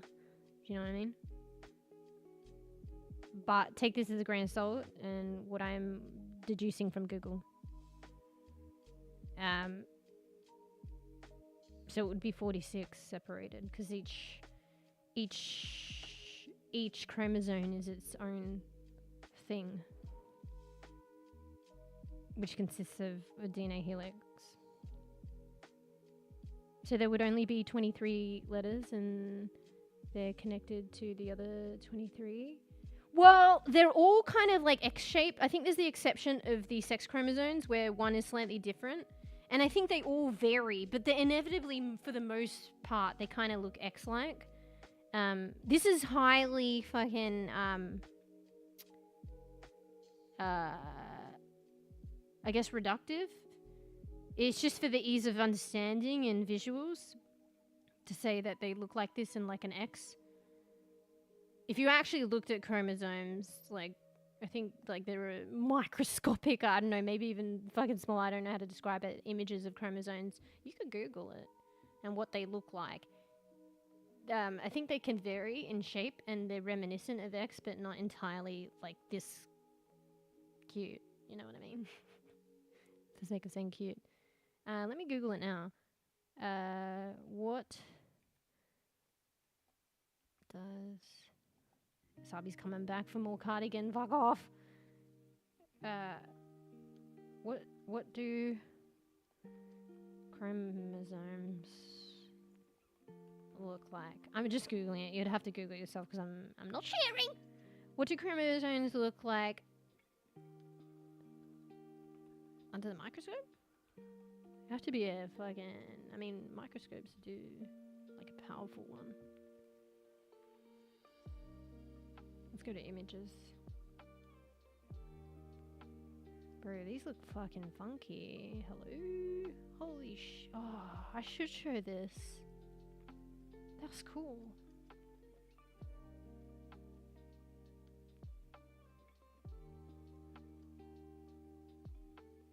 Zooming in on a chromosome. But that's many chromosomes. I don't know if I can show it. I could draw it. Just because it's somebody else's image as well. I'd want to be wary of that. It's a YouTube video. Bro, that's cute. Oh, under an electron microscope? Fucking cute. Alright, I've got two good images here. Maybe I'll post it on Discord. Bro, where'd it go? But I'll also try and draw it now. But I'll post these on Discord. Hang on, let me get a better picture.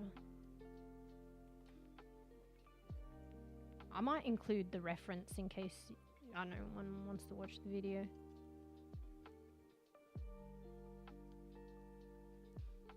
Alright, let me just do that. I'll post it in Discord, so if you're curious, you can look at it there. But I'll draw them quickly.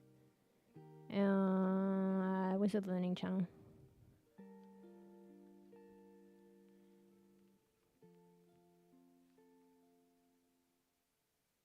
Where's the other one? Can genes and chromosomes be seen with the aid of an electron? Well, I mean, probably, apparently.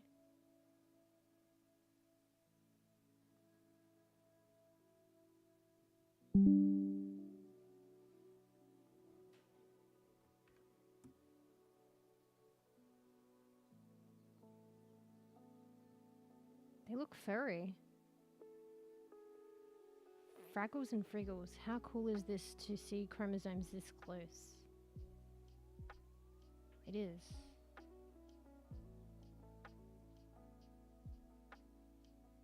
Okay, this is kind of the same thing, but I'll share this. Sorry, I'll draw a few in a minute. For anyone that's not got access to Discord. Sorry about that. This is what I'm used to seeing in the journal articles. It depends what, how it's being viewed, by what microscope and how it's being imaged. They can look differently. This is what I've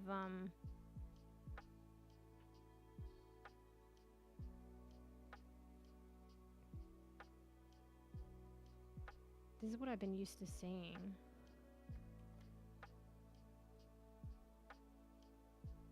I'm spamming in Discord now. People are like, what the fuck are these? I mean, does one of them say, I don't know, surely it says chromosomes. Yeah, this is what I'm used to, this last one. It says chromosome karyotyping. A is the microscopic image and B is the something. What's karyotyping mean? Does that mean like, you know, figuring it out? The structure? Classifying? Karyotyping. Not gonna lie, it definitely is easier to Google. I'm having fun just going on these tangents and exploring them via Google. That's something I've noticed differently from using the textbook as opposed to Googling today. Karyotyping is a test to examine chromosomes in a sample of cells. This test can help identify genetic problems as the cause. This test can help identify genetic problems as the cause of a disorder or disease. Bro, there's so many good fucking images. Oh, this one's a good one. Because they what do they call it? Where they fucking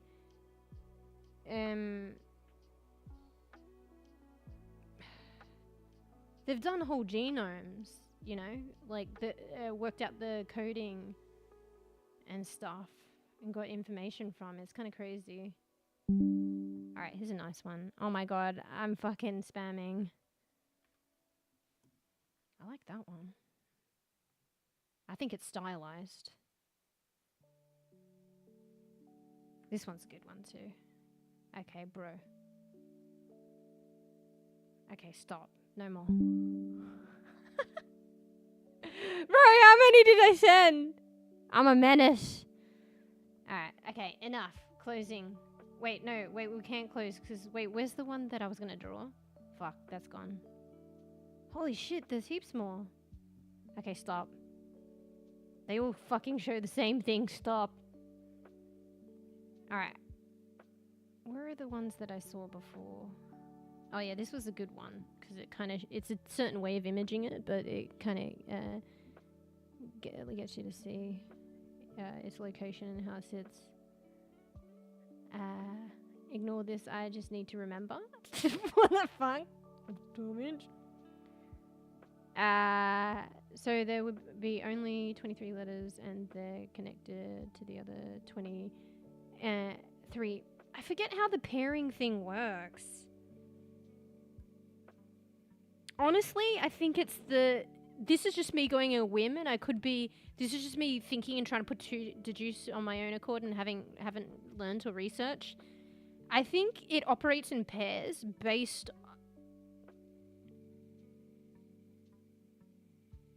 on inheritance. Wait, leave Sabi alone, Georgie. Wait, let me just watch Georgie and Sabi. Somebody is about to be mean to somebody, probably. I need to get another mat for them. Who knows though, they might just like the body warmth because it's so cold, like of being around one another, but then they get on each other's nerves. Okay, they're fine now. 2 cinnamon buns, one doing their own thing. I don't think they're going to pick on each other.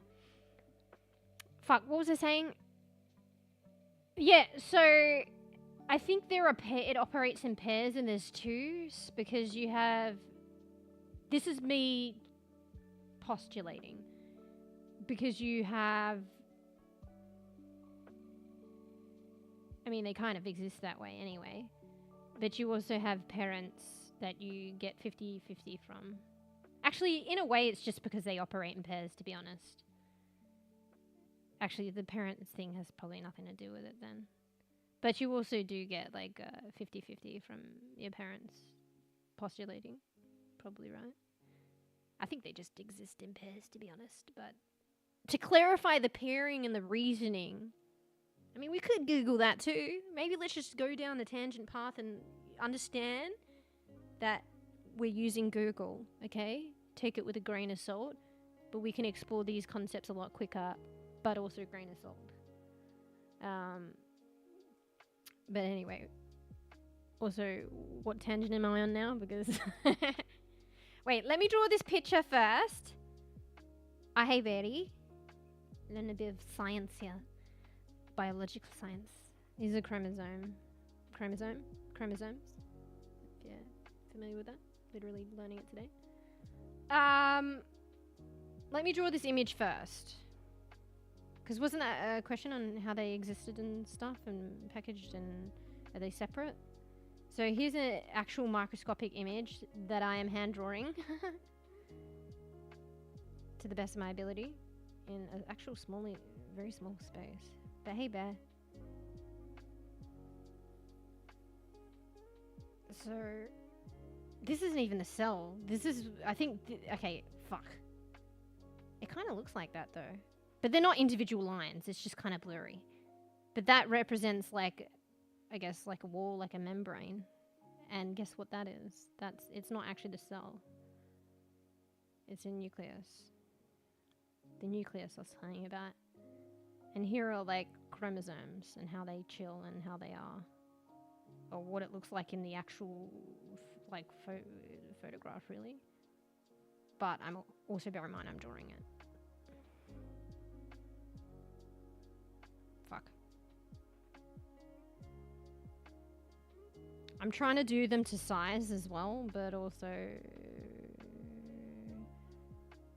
I mean, that doesn't even exist there, does it? Oh yeah. But also bear in mind I'm human.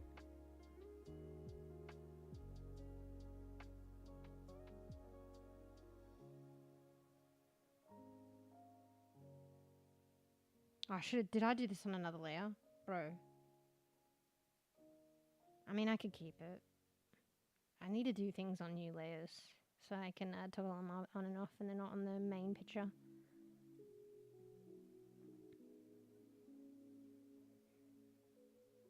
But do you see how they're different sizes? I mean, they kind of, for the most part, look X-y. This one kind of looks like a V though, but it's probably very tiny on that end. It's probably technically kind of like X-like. I mean, maybe not though. Here's another one that looks kind of V-like.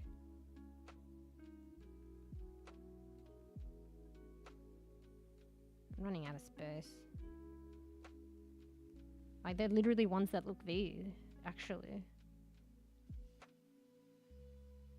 I don't know what the deal is with that. Maybe they're not all X's, it's just for ease of understanding, or maybe they are technically an X, but it's so tiny that you barely see it. Or it's Xing off. That is even a thing, I made that up. Yeah, but take it, today our resource has heavily been Google, so take that with a grain of salt. But it's definitely fun and like quicker and easier to go on, like have my tangents answered immediately. But being aware and critical, you know, take it with a grain of salt and investigate further if you're interested and verify. So yeah, so we are realizing that these are separate, right? They're made of DNA helixes, but they're separate. Like separate chains or strands. Because you can see that they're separate. And you can also see that they don't all perfectly look like this. Oh, that little cute one there. Oh, they're all cute in there anyway. And yeah, it keeps going. I just spat on my screen. It keeps going to the 46 individual chromosomes / 23 pairs. AKA 23 pairs. I can't draw the other one, unfortunately, but they look fuzzy. It's like, I think with an electron microscope, and they kind of look like this. Electron microscopes tend to be like kind of grey, black and white, grey images. And they look, there's probably a brush I could use for this, but whatever.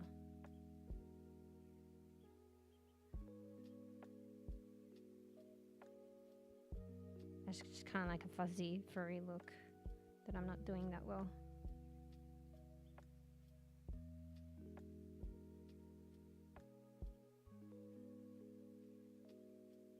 They kind of look like lint. Supposed to be closer together. I don't know, I did a good job. It's gone now. Or do we keep it? But yeah, this is, sorry Bear, if you're still here. This is more about like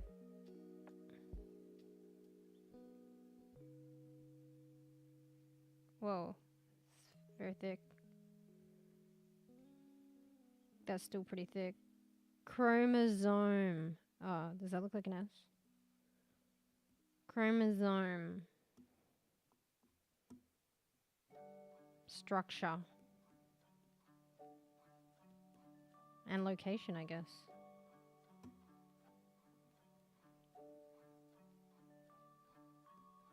I just changed the capitals, felt like it.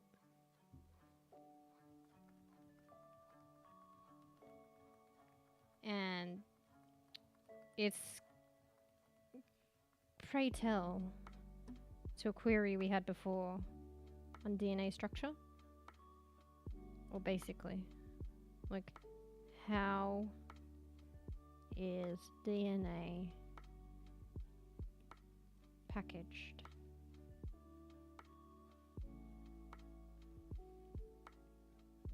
And where is it located?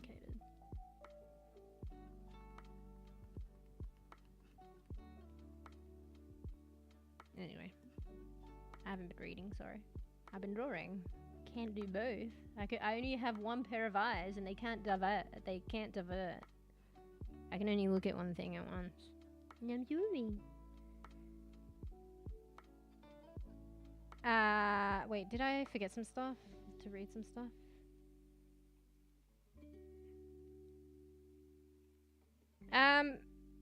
So yeah, if you refer to the DNA double helix as a ladder or a chain, yeah, there's technically you were initially correct with the 46 in the way that I'm realizing that they're separate. There must be 46 separate chains because there's 46 separate individual chromosomes. So there must be 46 separate helixes of DNA. So there would be only, wait, let me go back to that one as well. So there would only be, only 23 letters, and they're connected to the other 23. Oh, that was when you thought that the 23 were linked. Like the pairs were linked. I believe they're separate though, but I'm just learning this now. It just seems that each chromosome, you know, even though they're paired up, they're separate. But they're paired up in terms of, and that's what we could learn in the future. Like, what's the significance of their pairings? Let me write that in my notes. What are the significance of chromosome pairings?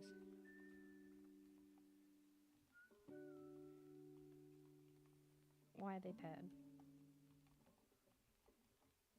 I could probably figure this like stuff out and tell you, but I want to solidify and be sure, and it's been a while. Alright, so ignore the 12-inch. 46 helixes in a ball. So the ball is technically like, it's a membrane, no? Because like, that's just things about cells and divisions of areas in cells. Generally, it's a membrane. So it looks like a ball. It's shaped circularly. I mean, that's maybe what you mean anyway. Let me just look something up.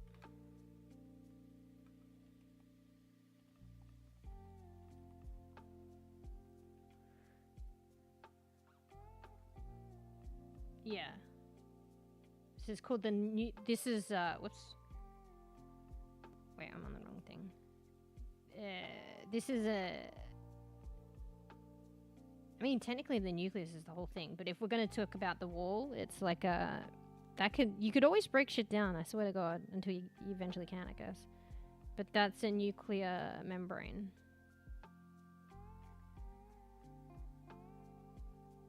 And I'm running out of space.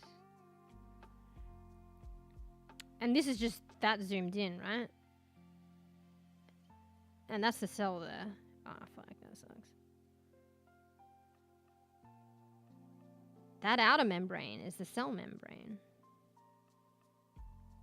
But we're zooming in. It almost looks, just because of the drawings and stuff, like that's the cell, but I got an arrow pointing to that diagram, and that's the nucleus that we're looking at here. And the nuclear membrane has its own fucking shit going on. Let me have a quick look. Reliable source, Google. There's an outer membrane, there's an inner membrane, there's a fucking, wait. Or is that the cell? There's a nucleolus and I forgot about that. Wait, is this the cell or is this the nucleus? I think it's the nucleus. So there's a nucleolus. So there's more. So there's another one inside. I should know this.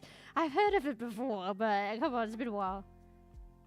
Let me investigate this further, but there's a nucleolus? Nucleolus.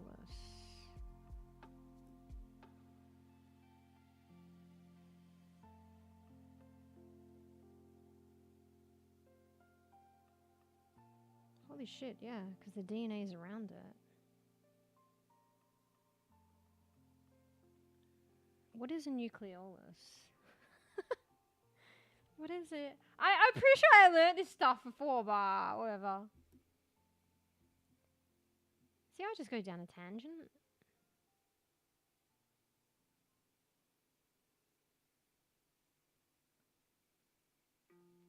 I just want to make sure that the nucleolus is within the nucleus and it's different. Or is it the same? Google's having a brain fart. Like, it's no longer working. Oh no, actually it is working. It just fucking spell checked me! Or some shit. I guess I spelt it wrong. What? I don't want to know what a nucleus is, okay? We've been through that. We want to know what a how do you spell it? Nucleolus. What is a nucleolus? Here, you want to hear Google say it? It's going to be loud. 5, 4, 3, 2, 1. Ready? 5, 4, 3, 2, 1. Nucleolus. Nucleolus, my bad. 5, 4, 3, 2, 1. That's very loud. Nucleolus. Nucleolus. They're olus. Is olus. Nucleolus. I'm feeling silly at the moment. I haven't read chat. I'm cooking. A small, dense, spherical structure in the nucleus. Thank God. Straight to the point.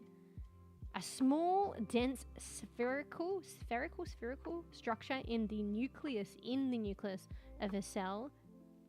Oh, during interphase. Oh, why have to add that? What's interphase? I think it only occurs it's transitory. Bro, this is what happens when you're fucking going down tangents on rabbit hole on Google. Is nucleolus transitory?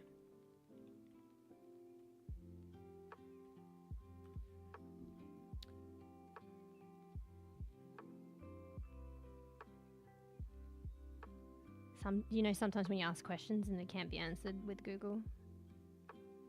Or maybe that answers the question.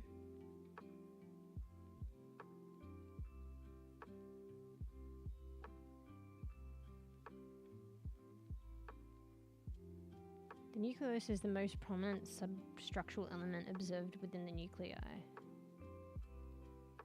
Although structurally distinct, it's not surrounded by a membrane.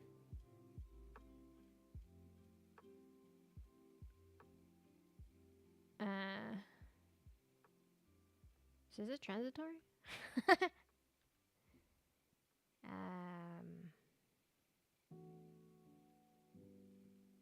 You know what? Fuck, I want to know. But that's probably my question, like question answered then. But what was that other shit that I read? That's probably not shit. Learning. It made me feel like it was bleh. But the fact that I can't Google and get an answer, it must mean that it's permanent. Alright, sorry, let me read chat bit. Oh wait, you gotta, oh fuck, wait. Oh, you gotta go. Sorry, I wasn't reading. I got stuck. Wait, did I answer your question? Are you still here? Did I answer the question? That's the most important thing. So the nucleus is a separate thing holding all the chromosomes together, like an envelope or a box. Yeah, you could say that in a way, like as a metaphor. You're probably gone though. Fuck, my bad. I was cooking, or not cooking. But yeah. Anyway, maybe if you watch the VOD, you hear the answer. But yeah, thank you for the chat, Koof. And thank you for a lot of support today. Thanks for donor and the Patreon support. Appreciate it. Means a lot, guys. Like, I don't know.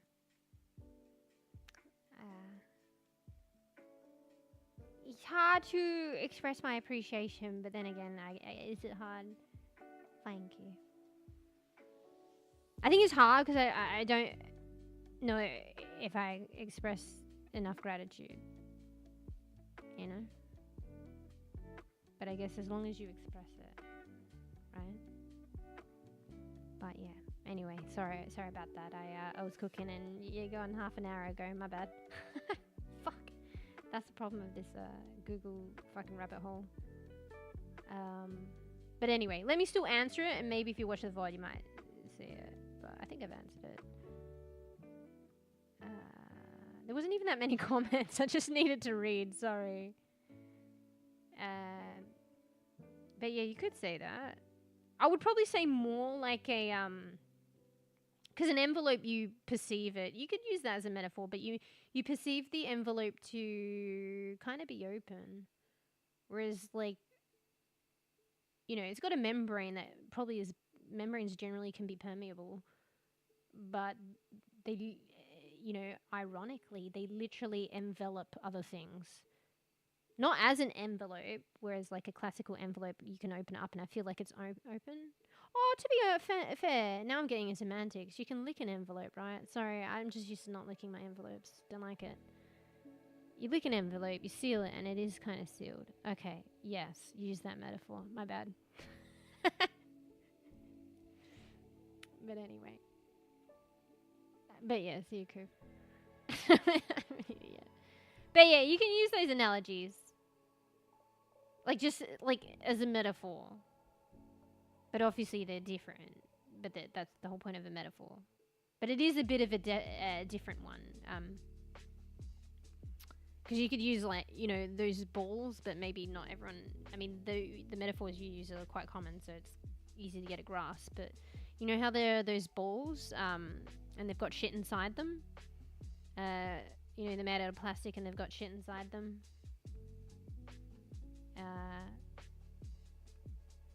Yeah, maybe that's not a good metaphor. You know those balls that have shit inside them? Yeah. But anyway, I should just say yes. So yeah, actually, Koofy's pretty on point. I'm like, you know, figuring it out as I'm responding, and then like I'm like, actually, you are correct, sir. But yeah, it's basically 46 wait. I mean, yes, actually. Sorry, nod and say yes. There's basically 46, yeah, DNA helixes, strands of DNA helix arranged into, you know, loosely like an X-like structure. And also wrapped around histones in that X-like structure. But loosely, it's not necessarily like this perfect X. And some of them looked kind of like V's NGL. But yeah, 46. What'd you say? Can you teach this? 46 helix. How do you say it? Helices? In a ball. In the nucleus. This is in every cell. It's mesoballs. And contains, I don't know, so many factors, you know. It contains the genetic code for like functions of the body, physiology, what cells, like how cells, like, what's the word when they change? Differentiate into a certain type of cell. And it's like, but how does it know to how does like a heart cell know to, like, what it was before, a more primary primal cell? How does it know to differentiate into a heart cell? How does it know to differentiate and look at the DNA code? Because the DNA code's in the same in every cell, but why does it choose that to turn it into a heart cell, you know, cardiac cell, another one to turn it into neural cell? Like, how does it know? But those are other factors, and that's probably to do with like, this is just me going out on a limb as well, and probably some of my research and stuff coming back is fuck. It's probably many things, but it's, what do you call the stuff external to the cell? You know, the fluids, the surrounding, the environment. But anyway, there are like shit going on and shit in the external environment of the cell. And maybe it depends on the location and stuff like that, the timing during development and that kind of thing. And it indicates, they're like signals, stuff in the environment of the cell, and that signals the cell to differentiate and I guess use the genetic code and turn into a particular cell in a certain way. I think I learned a little bit about development and stuff like that. Yeah. So there's a word for it. Extrastitial, something. Fucking stitial. Extrastitial. Please help somebody. Extracellular fluid. What's the stitial then? I'm pretty sure there's interstitial, no? Interstitial fluid. Yeah, interstitial. Maybe I just got that confused.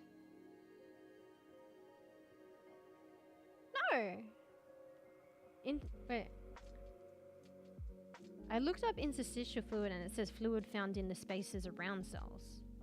It comes from substances that leak out of blood capillaries, smallest type of blood vessel. It helps bring oxygen and nutrients to the cell to remove waste products from them.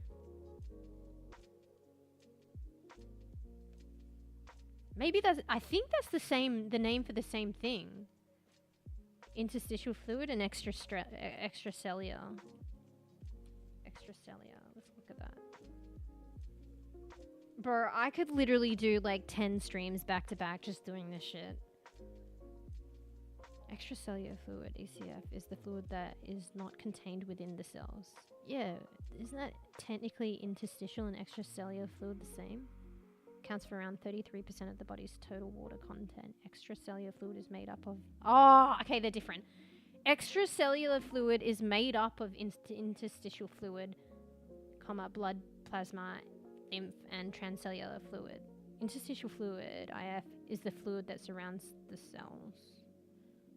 Extracellular fluid is the fluid that is not contained within the cells. Ah, so interstitial is the fluid that directly surrounds the cells, whereas too many fucking cellular fluids. Extracellular fluid, like, is an umbrella term that I don't know, it's more fluid, and it includes interstitial. But yeah, I think it would be the interstitial fluid, actually, that would have signals, no? At particular times in development and locations that would prompt. I'm talking, like, I'm just trying to put two and two together here. I don't know if it's fact, but that's probably how cells differentiate. And how do they differentiate? I'm putting two and two together. Is like those signals in the interstitial fluid is probably prompting processes and stuff going on, and proteins or whatever that go look at the DNA, for functioning, and what part will help it turn, the cell differentiate into a particular kind of cell. So, but take what I'm saying as a grain of salt, because none of this is like, this is just me thinking out loud, and I'm still learning, and I don't know for sure. Yeah, I'm just putting 2 to 2 together and stuff that I've learned, but I obviously can be correct because I haven't learned it yet. Let me just look up one more thing. Interstitial. I should not be using Google like this. These concepts. Interstitial fluid signals for differentiation, for cell differentiation. I wonder if that comes up with something, because that means I was onto something. Interstitial fluid signals for cell differentiation.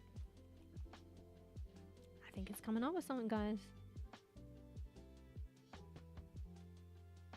Maybe not.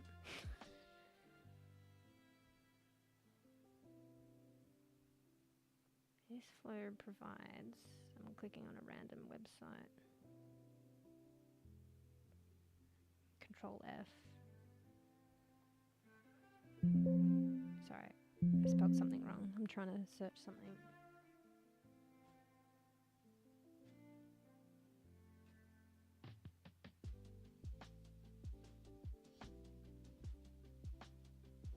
It's too much. It's too much to look at that whole article.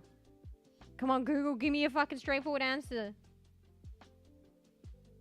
I'm probably wrong. I can't find something.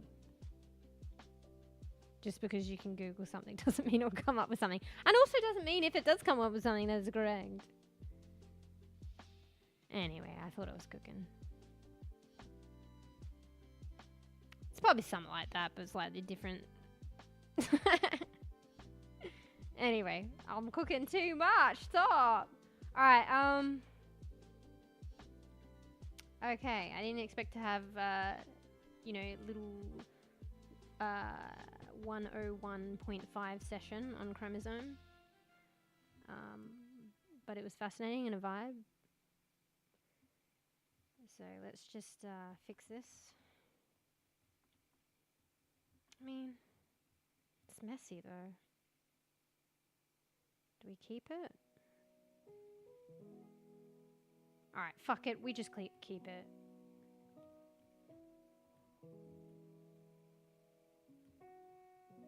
Alright, I'll save it as a second file. So just in case I think it's too messy later. If I want to use it for something. This is why every time I think of new things, I need to draw them on a layer. Like a different layer.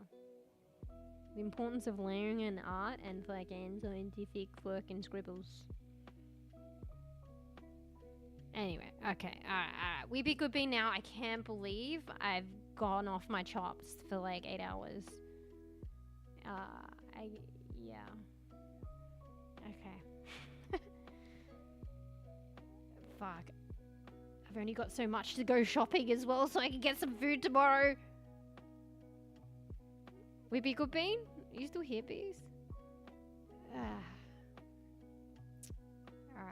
Maybe this is where we be good bean. Sorry. At least I didn't put it in the title though. Sorry I didn't. I mean, sorry. Am I sorry though? You know, it was definitely a vibe and just do whatever the fuck I feel like. I didn't play Parley today, but maybe tomorrow. But at the same time, you know me. I've been kind of a bad bean. I didn't expect to stream it. 8 hours. It's definitely less than 10, 11, 12. But I did want to stream tomorrow. I streamed less than this and I still didn't stream a consecutive day the other day. But who knows? Maybe my sleep, it was better last night. Maybe it will be better tonight. So we'll see. So, been here listening. You cook and feed a lot of salt. Oh, what the fuck is feed lot? Oh, because I keep saying take it with a grain of salt. Okay. I thought it was like, you know, fucking salt, you know, like in games and stuff when people are being salty. It's like, wait, what's going on there? But because I say take it with a grain of salt, like, all the time. Yeah. But today was, like, heavily Google-fied. Like, some of the stuff Google's coming up was from scientific journals that are peer-reviewed, but Some was just random shit, like sources I haven't heard of. But so, you know, take it with a couple of grains of salt. It's definitely like different, but you could see like how we could go down the rabbit hole and navigate a lot of topics in space because it was like Google and it wasn't confined to a text.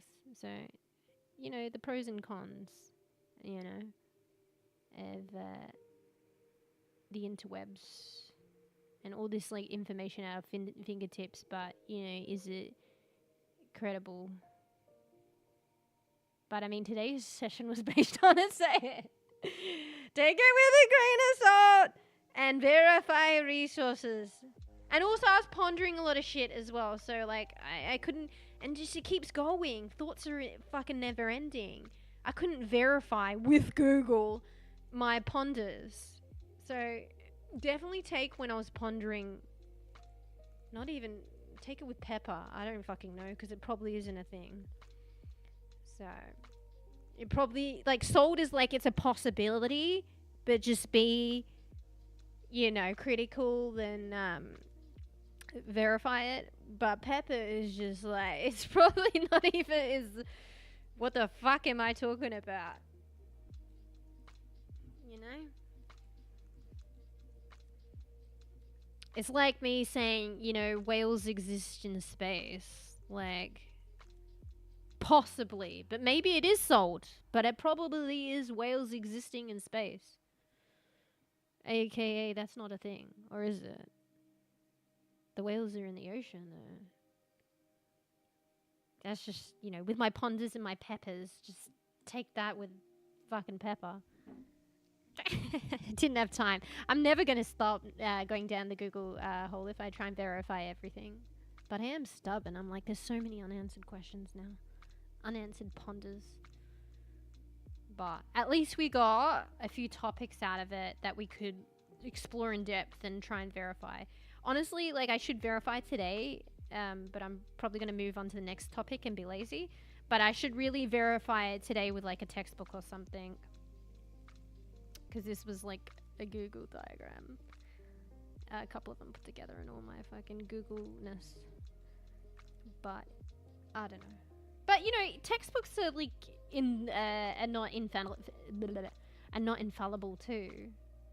And also the thing with textbooks is like, but you know, the same for the internet. But you could probably see when it was posted.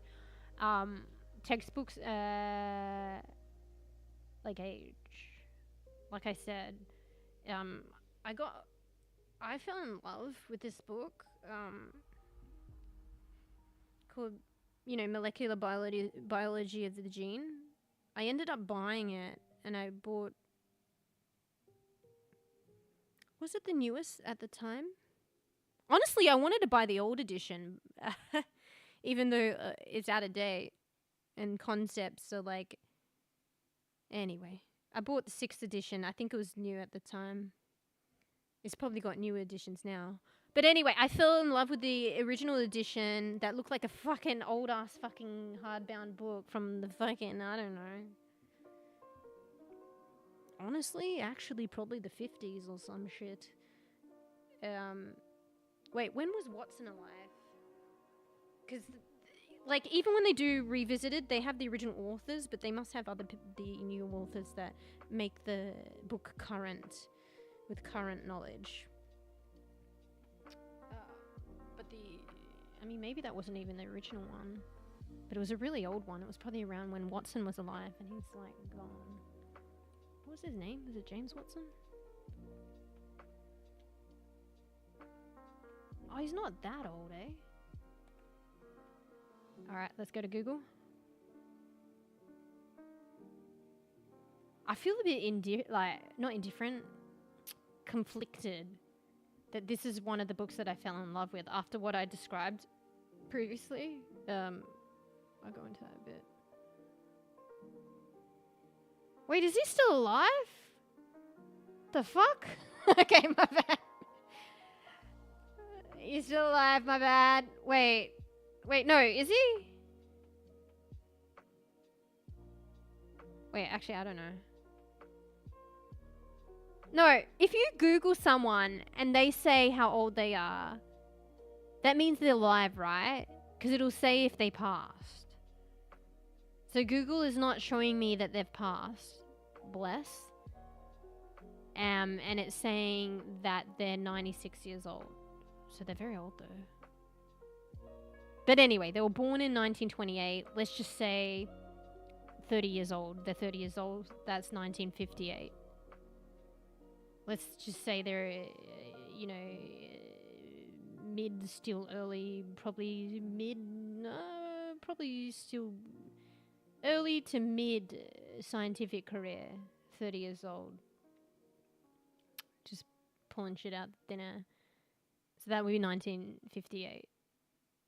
I don't know, maybe it was probably a later edition of the book.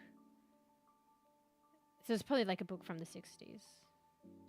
But that's still like out of date, you know, and I was reading it like, and fell in love with it like, it's probably a while now. Probably like 4 years ago or something. But anyway, so why was I talking about this? I don't remember. And I should go shopping soon. But I'm trying to trace my thoughts back. It's the importance of having... Yes, so textbooks aren't infallible and they don't withstand time. I mean, technically they maybe can to some degree. But I'm talking about the content. Like, they're good if they're not incorrect and, you know, they can be infallible anyway at the time of print. But they're good for a period around print and they don't update. But the internet can update. Or it doesn't, but you'll see the original date. But the internet, new information can be found on the internet and can update. Whereas a book is a book is a book is a book when you got the book. You know what I mean? So anyway, they do updated versions of most scientific things, the popular books and stuff. But new people will be working on it because people probably pass away. But apparently this guy I don't think has. He's 96 years old. There we go. Thought he, you know. So yeah, in the older edition, it was telling things like, we're not sure about this yet. Or like some things would be like kind of incorrect. And the thing that they weren't sure about, we know now.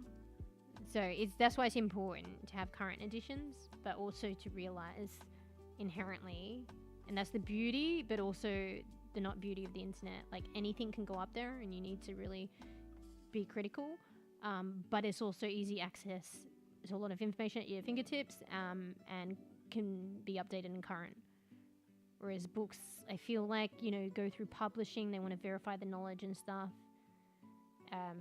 There's a bit more credibility there, but even they're not necessarily like infallible or like all credible. But then there's also the information like can age and not be incorrect, or like, because they aren't infallible, or could be out of date or not current. Anyway, so why I was thinking two things about this author is because I think I've spoken about this before, and it also comes up with the other scientists that, you know, what was it? So her name's Rosalind Franklin. She passed away at a very young age. Yeah, so she died at 37 years. I think it's from exposure at the time when they were doing experimentations. So she, I think, helped with the realization with like imagery of like DNA and other things, and which help revolutionize like our understanding of what we're talking about here, like the structure of like DNA. She took the images, and I think she, at the time, they didn't realize the side effects of like such processes and exposure, and didn't take the precautions and stuff. They didn't realize. So I could be wrong, but I think she suffered from a lot of exposure to radiation. She might have got like cancer or something, and then died as a result of it at a very young age. But the images that she did take, I'm pretty sure indicated. Let's read. Google. Rosalind L.C. Franklin was a British chemist and X-ray crystallographer. So that's it, of the radiation. whose work was central to the understanding of the molecular structures of DNA, RNA, viruses, coal, and graphite. Exactly what we're looking at now. We can like thank her, and she died at a very young age. But little renown is attributed to her, sadly. I might be biased, but I feel like Watson got a lot more renown, and he definitely survived. Like, you know, it could be grey area. I probably shouldn't talk about it and stuff like that. I probably shouldn't talk about it without being fully informed. I think I was informed at one point. It's like learning shit and you forget, right? So, they no doubt myself. But, like, I've learned stuff. And you know, I think it's not clear anyway. You know how it always is. But, you know, you can definitely, you know, at least it got out that we know that this lady took the images and unfortunately passed due to, you know, a byproduct. But I feel like, you know, the other person got a lot more renown. Because I think she shared her work with them and stuff. Yeah, I don't think she published anything formally, but it was probably later came out and realized, but the renown had already been passed on, you know what I mean, and in mainstream. But she like passed away, and I don't think she formally got to publish stuff, but she shared her work, you know, with them, and they saw it, and then they later published things on it. So, yeah. But, you know, this book, like, I find is, like, kind of easy to digest. And, you know, it's helped me learn. So, but anyway, that's back to why I feel a bit conflicted, you know. But such is life. Wasn't, like, stuff, like, even with, like, the telephone. We all know if we think the telephone, we think Thomas Edison, right? But I'm pretty sure there's some kind of similar story there. Who really came up with the idea? Google, come on. Came up with the telephone. Sometimes people can, like I was saying about the, you know, the inheritance in biology, and one person got renowned for it, and the other person was working on it, if not slightly before, but didn't publish. So they're not renowned for that, and don't get a law named after them and stuff like that, just purely because they didn't publish first. But they had they didn't share information. They were like actually on the same experimentation track at this very similar time in separate of one another. Whereas this situation with Rosalind, like, it was said that she actually shared the information with Watson.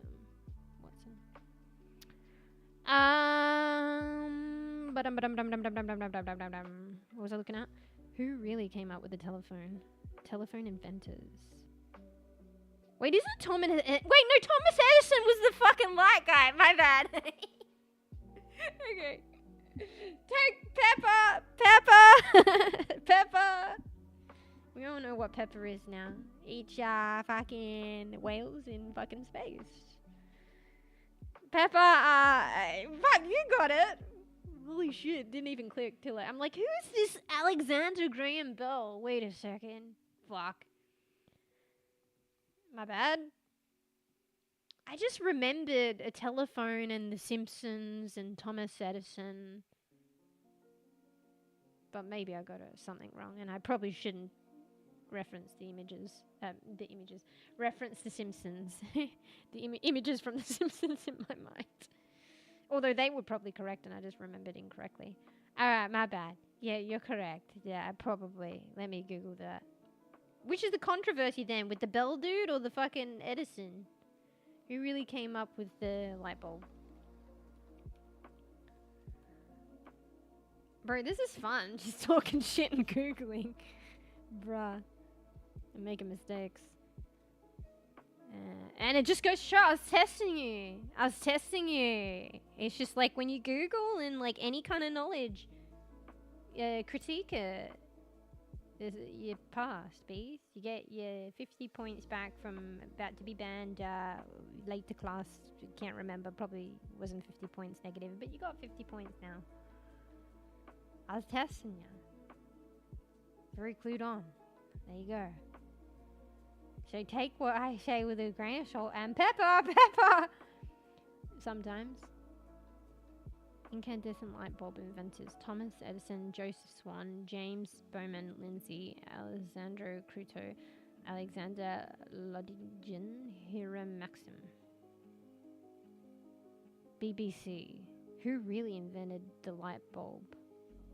Apparently Joseph Swan. Wait, Joseph Swan.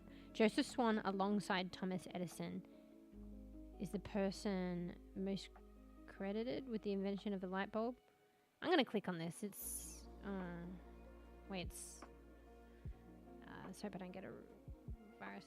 And also, here's what I'm saying about, like, no, I don't want to agree to your cookies. Just let me read the fucking thing.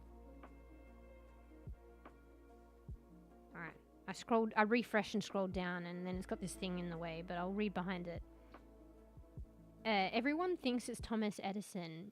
And you know what I was saying? This is like probably clickbait, and it's not like, you know, but history is hard, right? As well. Because things get lost in history and shit. Or like, you know, the rights to the original thing, unless they put it on the internet, it's very difficult to access. But yeah, take it with a grain of salt, maybe pepper. But this is just like someone's put info together. It could be their opinion, they could be biased, they could be incorrect. But anyway, they said, everyone thinks it's Thomas Edison, but it's a bit more complicated than that.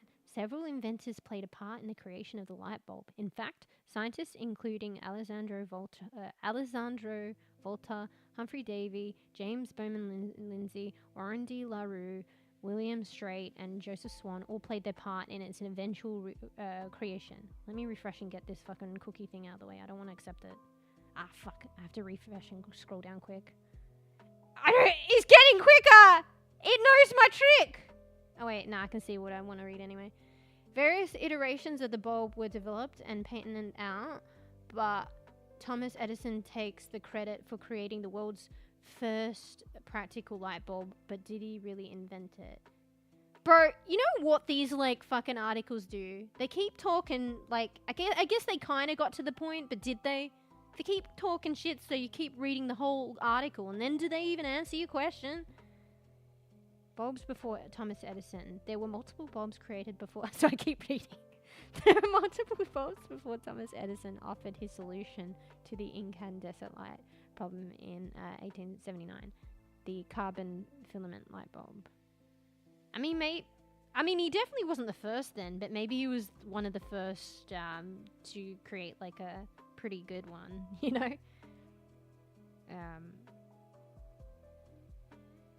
Or...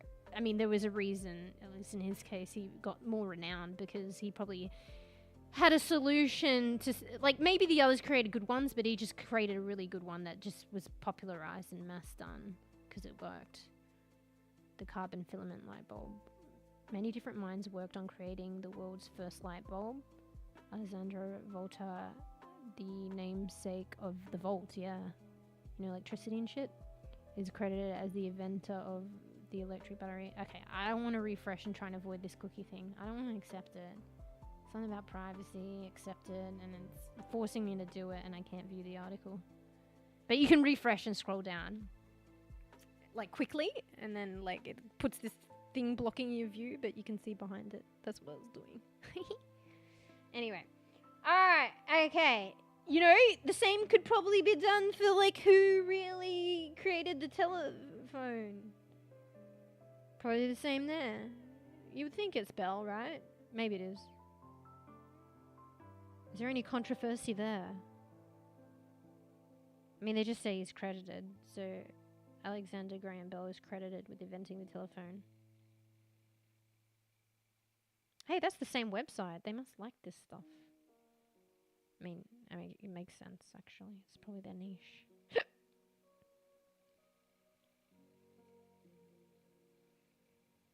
Most people know Alexander Graham Bell as the inventor of the telephone, but there is so much more to that story. Ooh! Do I want to click on this random website, though?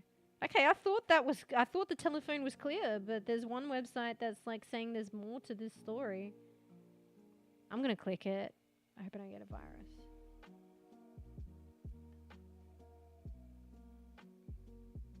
It was an edu website. Can I be bothered reading this? It's not that long. Okay. This ain't that old, dude. 2022. Sorry, I'm skimming a bit. Most people know Alexander Graham Bell as the inventor of the telephone, but there is so much more to that story. When we think of an inventor, we often think of someone with they're just being practical and realistic. Anyway, when we think of an inventor, we often think of a singular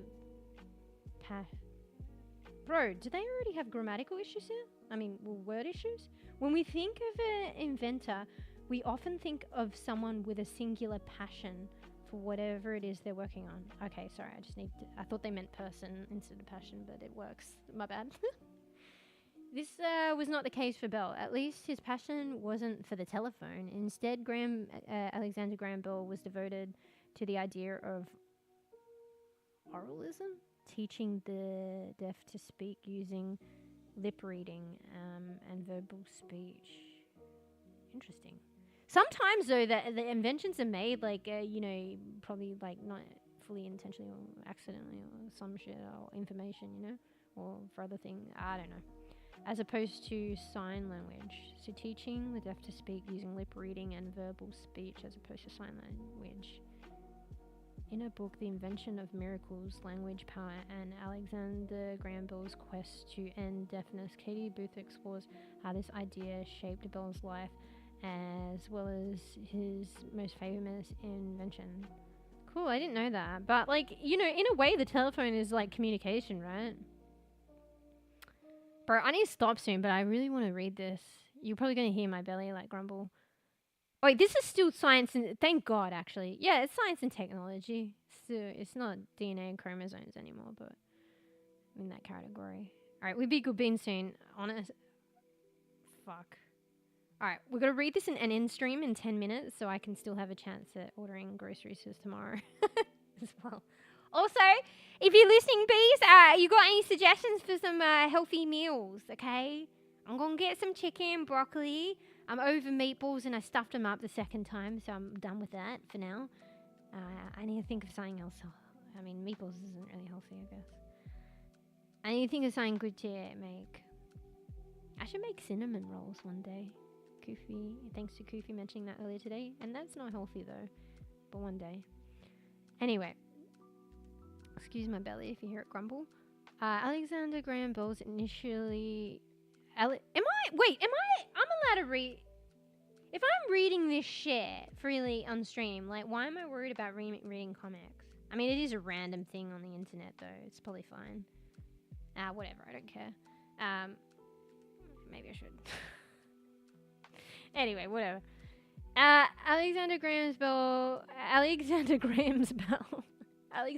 Bell initially used visible speech, a method developed by his father, Alexander Melville Bell, to teach deaf people, including Helen Keller and his future wife, Mabel. Visible speech uses symbols to represent different sounds that are made when a person speaks. Bell further developed his father's work and lectured around the country promoting his ideas with help. So when we're getting back to the telephone as well. But this is interesting. With help from Bell, oralism caught on and became the primary method through which deaf children... There's usually a way of orienting where you say things. Maybe children who are deaf were taught well into the 20th century. I don't know. Someone like instilled this in me. Like when you talk about like things, like it's good to like recognize that like a person and describe like if a person has this like certain condition, it's good to reference them as the person with this condition rather than the condition defining the person. So like, okay, this is being semantic, but it made me think of something, and I'm just drawing attention to it. But when they say like through which deaf children were taught, like you could phrase that as like children who are deaf. You know what I mean? So I don't know if people like have kind of like a condition or something. I don't know. Someone taught me like it's good like practice or a nice like way of referring it to like identify the person and then say they like the condition that they have rather than defining the person by the condition. Do you know what I mean? Anyway, that just popped into my mind. It was through his work with the deaf and his careful study of how sounds is transmitted via the human voice that led Bell to the invention of the telephone. Okay, there we go. Yeah, his careful study of how sounds is transmitted via the human voice. Fascinated by Samuel Morse's telegraph, Bell set out to use what he knew about sound and speech to improve upon the idea of transmitting communication. Bell demonstrated a harmonic telegraph, an early telephone, at the Centennial Exposition in Philadelphia in 1876. Also in 1876, Alexander Graham Bell filed a patent for his invention on the same day that another Elisha Gray filed a patent for a similar invention. Bell was awarded the patent, but Bell and the Bell Telephone Company were involved in legal battles for several years. Hot topic. So, there you go. But, like, I think the controversy is, like, probably just for the patent and the fame and stuff. I wonder who actually got it in first, though. They might have won because they had a better team and stuff. But it seems as though, I mean, there's no extra information that they probably, you know, this happens in history and science and technology. You see, you feel like it's less likely to happen, but it does happen, where people don't know each other. They didn't, you know, take ideas. They didn't converse. They actually, around the same time, separate from one another. There's a word for that, where they just were developing and coming upon discoveries at the same time in isolation. So that's probably just what happened. But yeah, the same day, another inventor, Elisha Gray, filed for a patent for a similar invention, and then Bell was like and their company was in legal battles for years. Alexander Graham Bell used the money and fame he received to further his work with the deaf. Wow. I mean, you know, it's understandable. It's not necessarily a bad thing. Like, you know, they had an invention, like, and they won the patent and money, and then, like, obviously using it, like, you know, to help people. So, the money and fame. While he was driven by a sense of compassion, he often ignored, there it says, deaf communities' opinions, but that's unusual, and advocated ideas about deafness that were... Oh my, okay, shit. Am I allowed to talk about this on Twitch? Wait. What the hell? Am I? Wait, let me look up this term. Holy shit, that just went fucking from 0 to 100. I know this term, but I just wanna, that I didn't say, and you're probably confused, but I wanna look it up.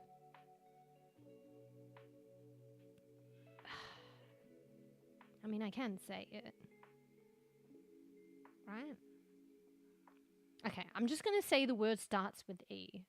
It's probably a bit controversial. Maybe too controversial for me. If in doubt, take it out. But I'll let you know that it starts with E.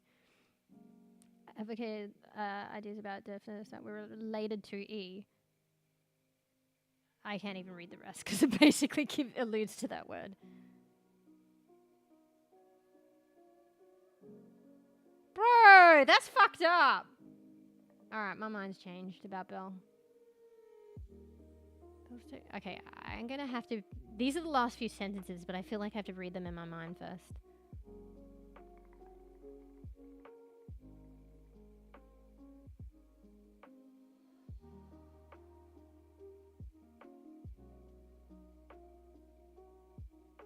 So Bell's techniques pushed for deaf people to... I'm just reading the article as it is as well. I probably wouldn't word it in this way, to be honest. FYI. Bell's techniques pushed for deaf people to become integrated into society, but insisted that that happen by the deaf becoming like everyone else, even if in many cases it was impossible for them to do so. Along with the telephone, as well as other inventions, the way we treat and educate the deaf community today is part of Bell's legacy. I don't know about that last sentence. Yeah, bear in mind, I'm reading this article. This isn't me talking, by the way. I would word things differently, and I feel like it's opinionated. Sorry, I'm just trying to read that last sentence again. It didn't quite sit with me.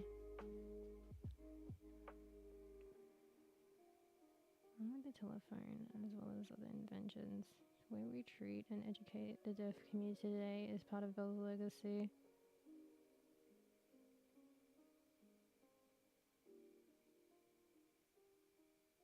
Sorry, I'm just reading something. Yeah, I don't know. I don't know how I feel about that article now. Because I don't agree with the... I feel like that last comment is heavily opinionated. And yeah, there was probably fact. Like, this is a good example of what I was saying today. When you read stuff online, and if... I mean, in the instance of history, it's a bit different and difficult of getting primary, like, resources, sources and stuff like that. But yeah, it's definitely, like, a good example of, like, a secondary source. And it is sprinkled with, like, opinion and bias. There could be facts. Are they real? Are they not? Verify them. And yeah, I don't know. That's interesting. So it brought up some interesting hot topic things, but now at the end of it, that opinion, it was like, it didn't sit well with me. So I'm like, yeah, no. Do I believe anything that you fucking said? But, you know, they probably were stating some facts there and stuff like that. But yeah, that was interesting. I mean, anyway, you know, they were saying that there was like another person, Alicia something. See, I've already forgotten her name. All right, no, let me have a look. Go back to their website. Do you see how people get recognition and other people don't? Even though they came across, you know, the thing first, or they're the original author, or at the same time in isolation, and how they don't get... I'm like, Alicia something? Barely remembered the first name, but I know Alexander Graham Bell. I know 3 of his names. Alicia Gray. So that was interesting. Didn't know about that, but take it with a grain of salt. It's just like from this article. Anyway, how the fuck did I get onto that? Let's be good bean. Alright, maybe I won't stream tomorrow. I want to see how I feel tomorrow. Okay, sad about Parlia. I had some fucking things to show off and also be ashamed of in Parlia. I was a bad bean. Okay, I'll be real. Actually, I liked that image that I posted in Discord so much. I put it in my bio. I did a little artsy thing and put it in my bio of bees. I thought it looked quite cute, actually. So my character in Parlia, I put her in my bio and I did a little artsy thing around her. Like a little bit of smoke and a border. But anyway, that alludes to a little of the bad beanery. But I was pretty bad bean, actually. Fuck. But didn't even show any of it off today. Alas, maybe tomorrow, maybe the day after. The thing is, though, I've committed, if you hear Betty, so like I'm streaming on a weird schedule next week because I have like an appointment. The schedule's going to be all fucked anyway. So I'm not streaming the usual Tuesday next week, but I'll try and maintain Thursday, but that means Tuesday and Wednesday no stream. But Monday is like kind of the compensatory stream, and I've organised with Berry to play Kingdom 2 Grounds again. So we might finish the Bigger Eyes, but we might finish the Deadlands venture we have going on there. And then I want to do Nordic, because Nordic campaign, because apparently you can find the cat in that one, and I want to find the cat, the pet cat. Bro, I need to drink some water. I'm so hungry. My belly is not waiting.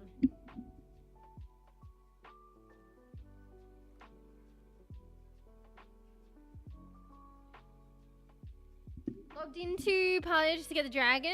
Yeah.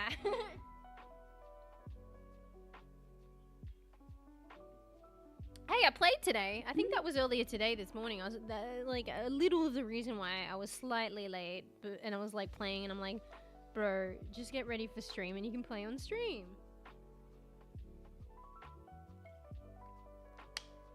But I was having my coffee, and I was like, I'll just have my coffee, like, cause you know I should have coffee with coffee and chill in. But me, when I wake up first thing, and I'm not gonna stream first thing, like, you know. If it's like I'm can stream that day, I like to have a coffee. And then I was like, I'm just gonna log into Parley and, like, you know, chill with my coffee and just do a bit of the gardening. And then I just got wrapped up with building shit, which I wanted to show you guys and work on today. And then I was just like fully fledged playing, and I was like, bro, I gotta make some lunch. I don't know, something to eat. I gotta stream soon, like, I don't know. Breakfast. Anyway. So yeah, I was also on last night as well. Anyway, I technically did play today, just not on the stream. But anyway, it was a vibe. Oh, bro, I didn't even make the coffee. Okay, paper. If you're still here. I'll probably refund the coffee, but you know, it's a freebie because I'm probably going to make a coffee after stream anyway. But I'll refund it because I didn't make it 4 hours ago. Shit. Anyway. Okay, fuck, how long? Oh, hey, Geek-san. I was just about to end stream. Oh, bro. I mean, unless you guys want to shop with me, I think I've only got like 20 minutes to make a grocery order. Otherwise, I'm not getting groceries tomorrow. I don't think I can end stream in time. I mean, I could, you know, if I... Bye, guys! Why do I have 20 million tabs? I did go down the rabbit hole of Google today. Alright. Bees, I know you're working. Got any ideas? I've only got 20 minutes. I've got to put something in so I have some food, right? I think... Okay, look at me. I was a little fucking smart chicken. I did my grocery... I already put stuff in beforehand because I knew I'd be like this. So... Understandable. He was up all night in my time zone. Yeah. Yeah, that's right. Full circle, come back. I'm still here. Alright, it's not like a... It's actually... It's something that happens frequently. And also when I say like I'm going to end stream and then I'm still there, like people actually literally go to sleep or nap and then come back and I'm still on after I said I was ending stream. It's definitely a thing. Glova rainbow.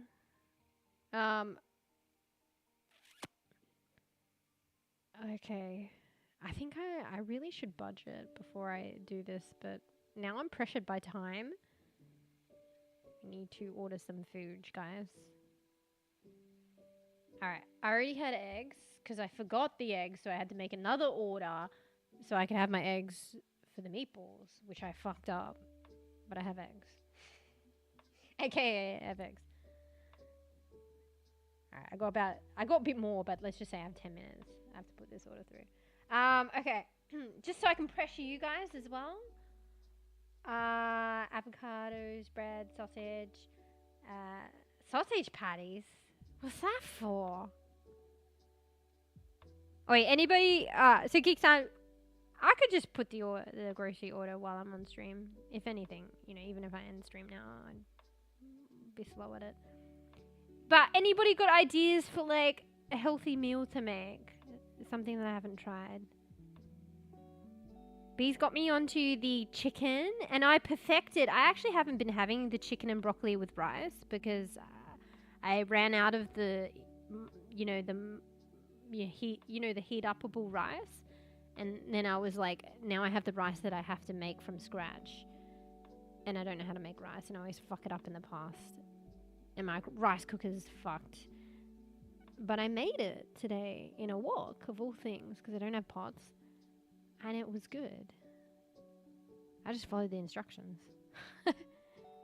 It worked. So now I'll be having rice with my chicken and broccoli. Avocado on toast and sourdough. Okay. How's the avocado? Avocado's always so fucking pricey, I swear to God. It's not just, it's everywhere, right? Why am I doing avocado? Avocado. Can't spell.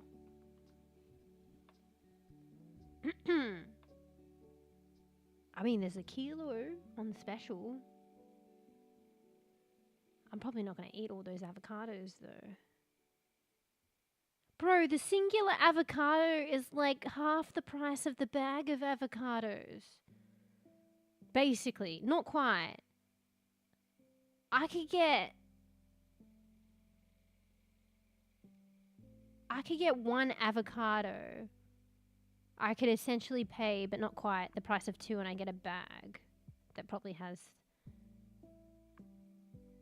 at least 5 in it. 6, like a kilo bag. Hello?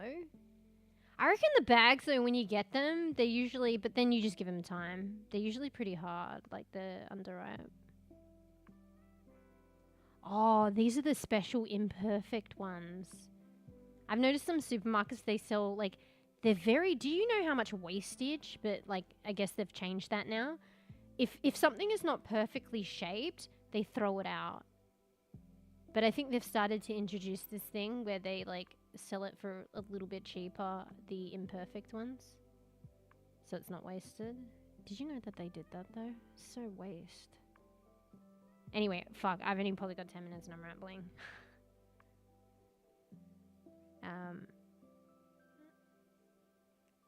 So sure. Don't they sell it prepackaged? Like, oh, are you saying like the I mean, there's dips. I mean, it could. I've had that before. It's quite good. Ah, I thought you meant like you know. I mean, I could. I feel like that's breakfast or like a snack. I could though. I mean, that sounds delicious. Oh my God, now they got a special on the dips. You get 2 for... Ah, fuck it. It's just 50 cents more. I'm saving $1. Just get 1. But it's got a special for 2! Bruh. Do we do that? Okay. Healthy or taste good? Both. Nah, probably more healthy, but bonus if it tastes good. Oh, I'm tempted now. Alright, fuck. I already got like stuff in my groceries that I pre-put in, and it's already fucking amounting. Bruh. So I feel like I'm limited. What am I fucking buying, honestly? Alright, get rid of this. What else? Get rid of this. Do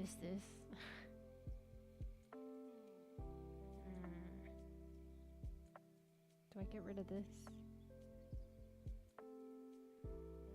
It's my snacky. Yeah. So Peace came out with like an idea of like just you put a lot of herbs on it, like chicken. I actually make it in the oven though. Chicken and broccoli with like lots of herbs on it. And then rice as well. So that's pretty healthy, and like it's actually easy to make. With the broccoli, it's so easy, and it's not even that hard to clean. I'm just super lazy, but I do it. I have like a steamer. Fuck, I literally probably have... Oh no, actually no. I have more time. I have way more time. Sorry guys. But I mean, not a lot of time. Still like 20 minutes. Sorry, I was here saying 10 minutes left. 5 minutes. Put much more. Well, I'm just thinking of. I feel like I need one more dinner plan. You know. Like one more idea for like a solid like dinner meal that's healthy to try, but I don't know. But yeah. I mean, I haven't had wraps in a while. I could go back to wraps. Because it's been a while. Like, before I knew the ways of chicken and fucking broccoli, I was having wraps a lot, even for dinner. You know? But, like, salad and shit. Bit of bacon or something.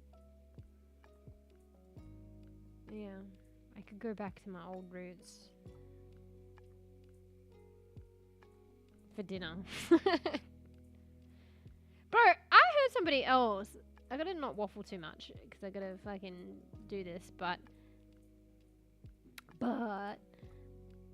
one of the streamers, Andrea, they said, like, I mean, I feel like this happens with me a lot, where I have like one meal a day. I don't know if it's good, I don't know if it's bad. Honestly, you probably should be having breakfast, lunch, and dinner. No, I think I have 2 meals a day, actually.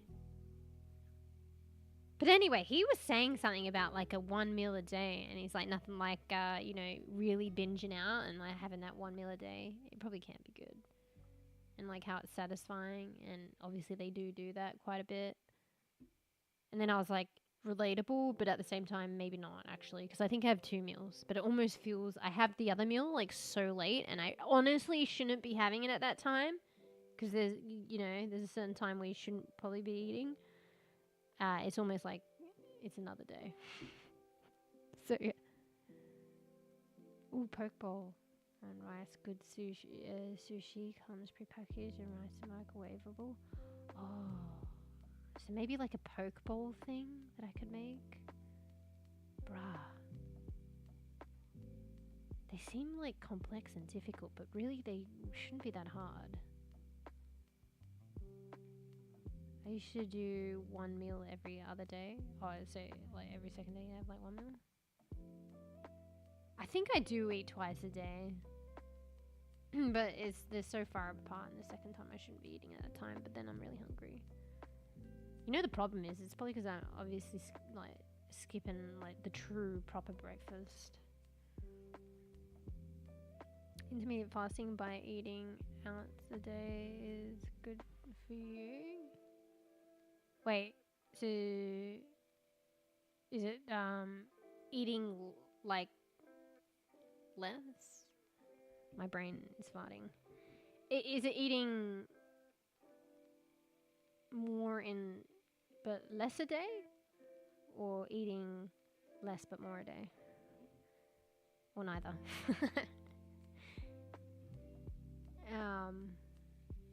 Oh, that's what I was responding to Geek Sun though. Sorry, the multi-streaming.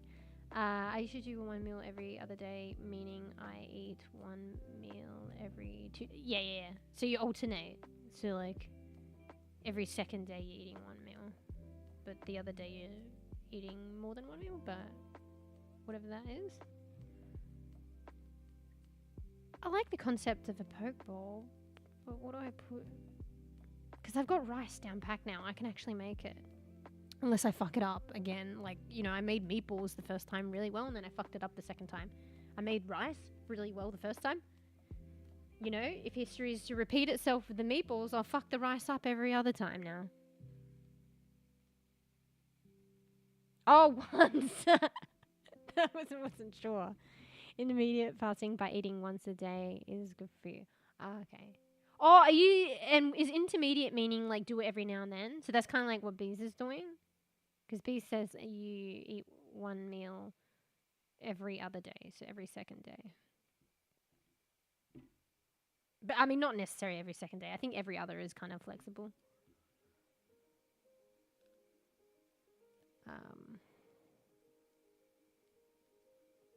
I want to get avocados now, but do I get a bag of 5? I mean, maybe I just have poke bowls with avocado and something else. Maybe we get the bag of 5 avocados.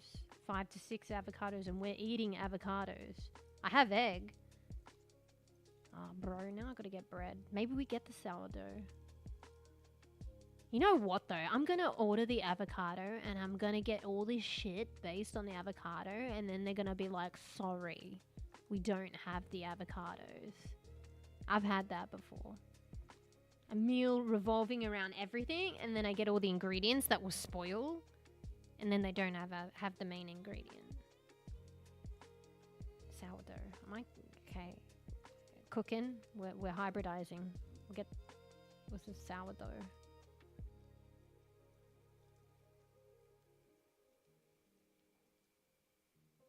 You get the harder loaves of sourdough, but they've got this sourdough that's like in the form of like, you know, the sliced bread.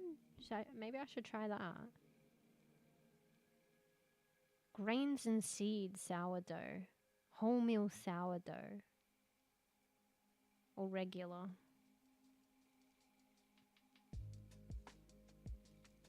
Ordered. It's getting delivered here. Yeah, so if I order it, they will deliver it to mine tomorrow. But I got to make the cut-off time. I've got a bit of time, actually. Not a lot. I got to make the cut-off time before they stop taking orders for the next day. And if you don't like sushi, then substitute grilled salmon. Oh yeah, it's been a while since I had salmon. Oh, and you make the poke bowl. I've seen poke bowls. I think I've even had them with salmon, and that's so healthy. And avocado. I think avocado actually goes with salmon. I still have some onions as well, some red onions. I think that they put that in poke bowls. I think I've seen corn, but I don't know. Let's not go crazy here. I don't know. It's not that hard. I don't know how to prep the corn. I'd have to cook it, right? I fucking don't know. Alright, I'm going to try this sliced sourdough, okay? And I'll let you know how it is. I'm going to get the seeds one. I'm feeling a bit different. It's grains and seeds sourdough, okay? Bought. I mean, well, not bought. Yeah, put in cart. Alright. And then that way, I have eggs, so I could do the eggs and the... I've got probably 5 or 6 avocados in a bag. So I'll... you know what I'll do is I'll do the substitute thing. So sometimes, like, I don't get the ingredient because they're out, but then they have similar substitutes, but I don't toggle it because I want what I want. But, you know, sometimes, like, these are the, like, imperfect avocados, and it's in a bag of, like, probably 5 or 6. Like, sometimes if they don't have it and it's, like, the sale price, they'll just substitute it with the regular ones. So... Oh, teriyaki sauce? Oh. Wait. I have teriyaki sauce, but it's, like, it's been in my cupboard for years. You know me, bees, fuck. I probably shouldn't fucking touch that with a 10-foot pole. Alright, I think... Okay. Dash cooking. Alright, we get some teriyaki sauce. Spice it up. Alright, okay. So the healthy meal is going to be like a poke bowl. And like avocado, we can use it for the other stuff too.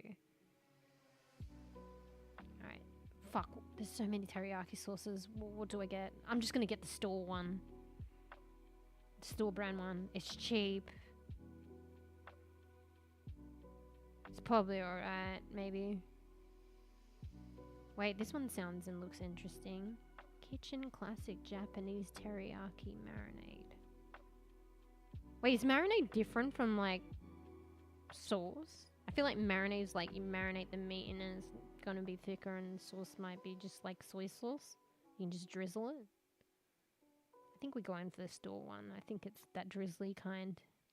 Yeah, the store one looks like it's almost like the consistency and looks like soy sauce, but it's teriyaki sauce. Fry an egg and also put the avocado on toast. Yeah, you just woke up too.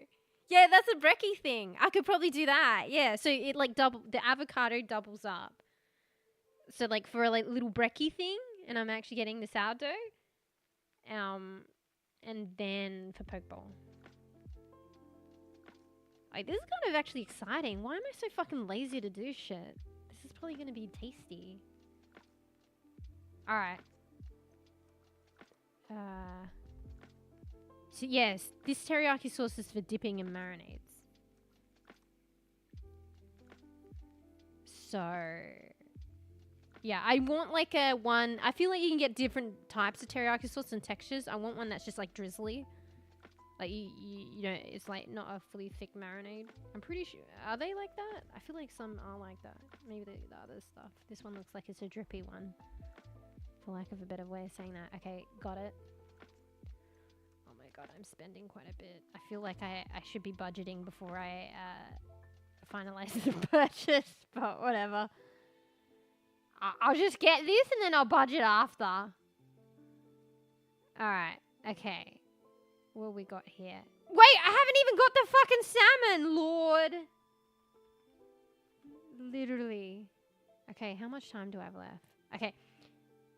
I'll just say I have 10 minutes, but I have a little bit more, but you know me and being tardy, I have to give myself the limit of 10 minutes so I don't miss the time slot. Bro, why am I like this every time when I'm ordering groceries? Well, honestly, it seems like I'm like this every time because usually I don't get the groceries the next day. And I just use that next day if I'm not streaming or doing something else to like order the food. But I'm like, it would be nice to actually have the food. So let's just do it on stream and you guys can help me. And you've actually helped, so. Okay. Alright, okay. Okay, here we go. You know what? We're just going to live on Pokeballs throughout the week. And chicken. Oh, that's alright. Some people can live on the same thing. I think I get tired, but if I interchange, it'll be fine. I think I can interchange. Because like, I freeze salmon anyway. So I'll just get the pack of salmon.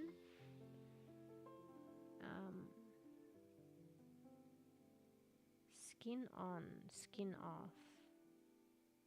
It's better with the skin though. Why is skin off like more expensive? I guess it's like the extra effort. And most people like it with skin off. I think skin like on is like nice. I think the good stuff, the oils and stuff in the skin though. If you hear that gremlin, it's just my cat, by the way. Just ignore her. She's going crazy. She's a gremlin. Alright, okay. Oh my god. I feel like I need to budget. I won't tell you how much this comes to. Wait, let me just quickly check my cat food. Thank you for your help. I'm actually excited about this. It's healthy too. Anyway, one sec. Let me check my cat.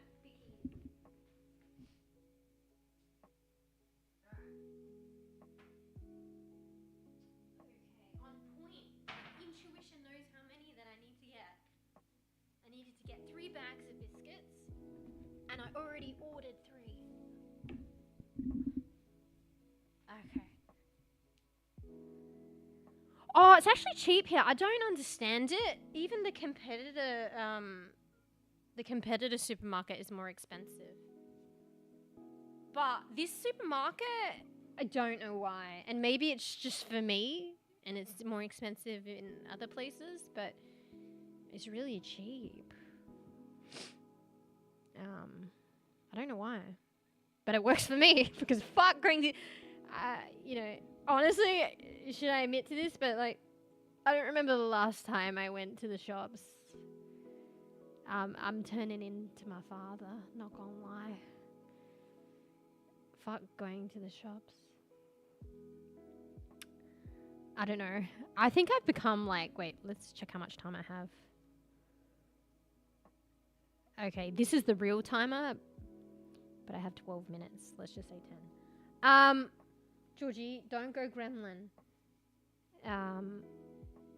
Yeah, for someone that seems so like, probably like extrovert and social, like I swear to God, I told this story last time, like when I go like shopping, the last time I remembered at least. I'm like, fucking everyone's in my personal space. This kid won't stop screaming. Get out of the personal space. Get out of the way. Fuck, I hate being here. Too many people. That's my internal monologue when I'm shopping. It never used to be like that. In the early days, I used to find it very novel to be able to buy whatever I was in charge. And then that faded. And then I just started swearing at people in my head. Just kidding. America is melting pot of cultures, so we have lots of ideas for food. Hell yeah. Mind you, you think like Australia as well is pretty like renowned for being multicultural and stuff, but I don't know. Oh my god, she's got, I don't know how she got this, but my white cat, I'm pretty sure she's got a toilet roll. Like the core of a toilet roll. Don't ask me how she's got it, and she's fucking swatting it around everywhere, and it's really loud and annoying. And she's eating fucking random shit on the floor. Fuck. This is a different thing that she's doing. Maybe it's because of the toilet roll. What are you eating? You were crazy. Probably should vacuum the floor. Alright, anyway. Fuck. Okay. 10 minutes. I feel like I need to budget. Not gonna lie. This is one of the more... It is like stuff that I've put on before stream, okay?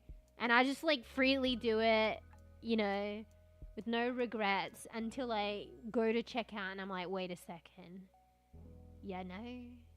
Wait 1 second. Wait, my cat? Or me with the lack of budgeting? Okay. What are we doing here? Okay, we're gonna take that off.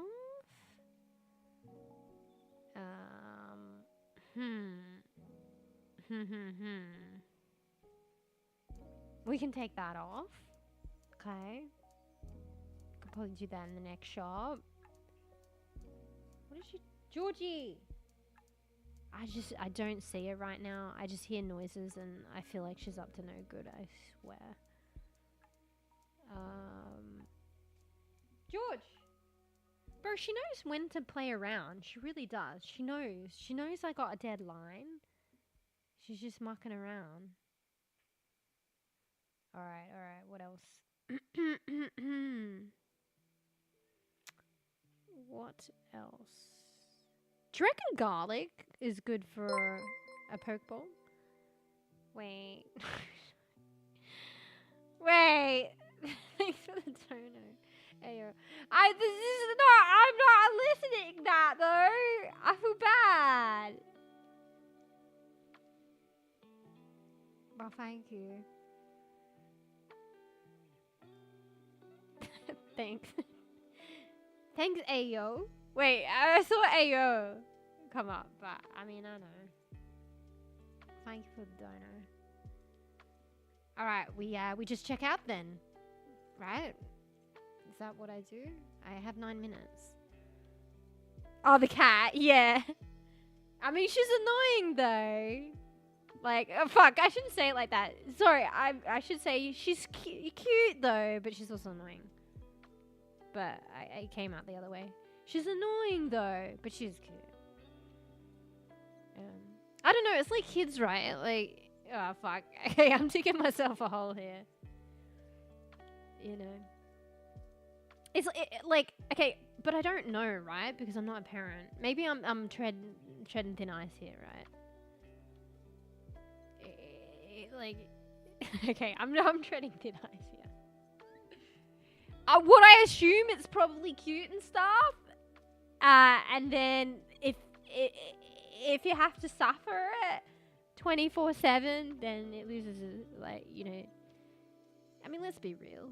The cuteness fades, and you know, and until they stop, and then they do it again, and then it's cute for the first 1 minute, and then rinse and repeat. You know. I'm just making an analogy between a cat like making a racket with a toilet roll. When I got 7 minutes to check out and doing things out of sight, where I think they're gonna crash stuff or like wreck things. You know, to kids. I'm digging myself a hole, aren't I? But yeah. Onions, yes. Garlic, no. Oh, okay. Oh, well, okay. I got the red onions. It'd probably be nice with like get the spring onions, no, but I got red onions. So I got a bag of them. Like, I think they're still good. I think it was like a shop ago, maybe 2 shops ago, but it was still good. And they're like the red ones are more like you don't have to cook them. I've seen them in poke bowls as well, just like raw. I never liked that before, but I don't mind. I like it. I don't mind it. I think I eat garlic. Why is this garlic bread? Like, wait, what did I? Oh, I made like a. Was it fettuccine or something? So there was garlic and like bacon and chicken. That was alright. So I took that idea and I just had like, I don't know. It's all I had, guys, okay? But I used the last of the garlic with bacon today and rice. It's all I had. If I had fucking broccoli, I would have put that in. If I had tomatoes, I would have put that in. It was good though. I got the idea from when I was making the fettuccine and like I took a taste a little bit of the bacon with the garlic and I'm like, that's actually delicious. Actually, I think that's a weird combo. Not weird, but it's unusual. Alright, do we just check out then? I felt like I should budget. I mean, I did take out some stuff. I think we just check out, otherwise I'm getting no groceries. We just check out, eh? Alright, I got a bit of fruit. I got vegetable. I got meals. I got cat food. Alright, we're doing it. We're set. It's a little more than what I'm used to spending. Ooh. Alright, let's just do it, otherwise I'm gonna have no food. Alright, guys. It's not captured, definitely not. I'm gonna dox myself here. Alright, just bear with me while I do this. Fuck! I always forget the substitutes. You have to select the substitutes and that takes a while. I think I have a few minutes though. Because you know, like the bag of avocados, and then I'll allow substitutes for that because then they'll probably give me the singulars. Otherwise I won't get avocado and it's a pivotal ingredient. Alright. Okay, I think we just have to substitute everything and hope that they have what I have. I mean, have what I want. It's too risky to, you know. Okay. Get rid of that. Get rid of that. Substitute the broccoli. Bananas. Not the cat litter. Alright. Okay. You have to do it for like every item. It's kind of annoying. Alright. Done. Fuck, I hope I haven't passed the time to fucking order this, bro. No, it looks fine. Wait, I'm not logged in? Fuck! Alright, you guys are witnessing my mental fucking breakdown right now. Wait, how long do I have? Bro, don't even look. Just log in. Wait, I am logged in? Hello? Alright, FYI guys, don't leave your shopping till the last minute when you have no food. Alright. Then why was it being Funky Town? Please don't tell me that they like, okay, they didn't reset. Okay, I'm just gonna place the order. I didn't fully get... Wait, no, please. Bro, there's no way! Complete step 2. Ah, shit. Okay, my bad. Alright, Pepega is putting the order. Don't worry, guys. Okay, it's been placed. Oh my god. Pepega. You know why it wouldn't let me place the order? Okay, it was doing something Funky Town initially. Like, I wasn't logged in when I was. Then the second time, I wanted to check that it didn't reset my substitutes. So I did that. But then I always get stuck on this because I do check the substitutes or I do the selection and you have to confirm it. So just because I clicked on it and it reopened it and I was checking it, but it wanted me to confirm it. So I couldn't place the order and I'm like, oh my god. Did the time pass? Like, I can't order now. It's grayed out. Anyway, we made it, guys. Don't worry about it. Okay. We made it. It's fine. Raging at grocery shopping. Love your content. Bro, I was having a meltdown.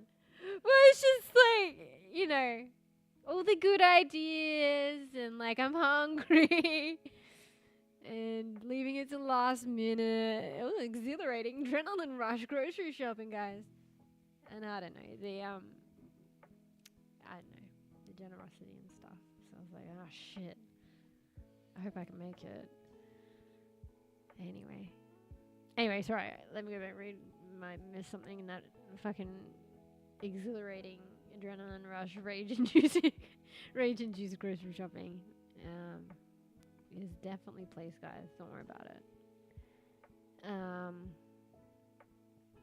Recap. What did we get before I was here? Wait, do you mean the groceries? So I actually no, because I knew I'd put myself in this position of running late again. So I actually put stuff in it before stream. I think I was doing it over like a couple of days as well, but theoretically I probably could have put the order in yesterday. Maybe it was last night, like late last night. I was thinking of some things and I put it in, but I was too tired. I don't know, but I felt like I had like a couple of things already put in over a period of time beforehand. Kind of stuff clippers would take and then made a bit about wait, what? We'll make a funny clip of that. Like maybe like a daily dose or something. You know, when you're raging over, not overwatching, bro. It's not even when you're raging and it's not even Overwatch. It's groceries. But yeah, you put my raging with groceries alongside like a clip of me raging at Overwatch. Spot the difference. Like actually though. You switch the audio for me raging and groceries with the Overwatch and see if anyone notices. Yeah. But actually though, and the kind of crazy you get in Overwatch as well. Like, you know, maybe I said banana, I was yelling because of bananas or something, but, you know, maybe it's Winston related or I'm just literally cray-cray with the background of Overwatch. It's kind of funny. Oh yeah, I should do my own clip of that, actually. That'd be pretty funny. Oh wait, there might be something said about that, actually. That one's a little bit more effort and thought out, but that would probably make for a funny short, actually. Alright. Let's put an idea in my notes and the ideas that I never reread and get lost in the abyss. And, you know, Overwatch groceries. There you go, it's been noted. Overwatch killed that bastard groceries. Logged me out. Yeah, actually true. It logged out. Like, at the moment, the situation, isn't it? Like, a lot of people are getting server crashes and stuff. I think there's maintenance as well. But, like, after the patch, a lot of people are getting crashed out. Yeah. Fucking logged me out. You for real? Fucking no bananas for Winton? Fuck off. These bananas, they better give me a substitute for these bananas. You know, for Winston, or I'm just cray-cray, you know? It's got nothing to do with anything Overwatch related, and I'm just saying random shit in Overwatch. Voice chat. Which I don't use, by the way. And fucking mute it all. And it's happy days. Except for the occasional teabag in Overwatch. I mute everyone. I mute text. The only people I don't mute, obviously, for obvious reasons, is the people that I party with. But I mute text. I don't join voice channel. Everything. But you can't mute a tea bag, can you? Unfortunately. But yeah. Anyway. Fuck, I really need to sniffle in. 1 second. Fruffy's not here. I'll push the mic away. Wait, do I need to sniffle in or do I need to blow my nose out? I think it's out. I'm too lazy to mute, but Fruffy's not here, so I push the mic away. We like to torment. I mean, it's Fruffy's favorite. Yeah.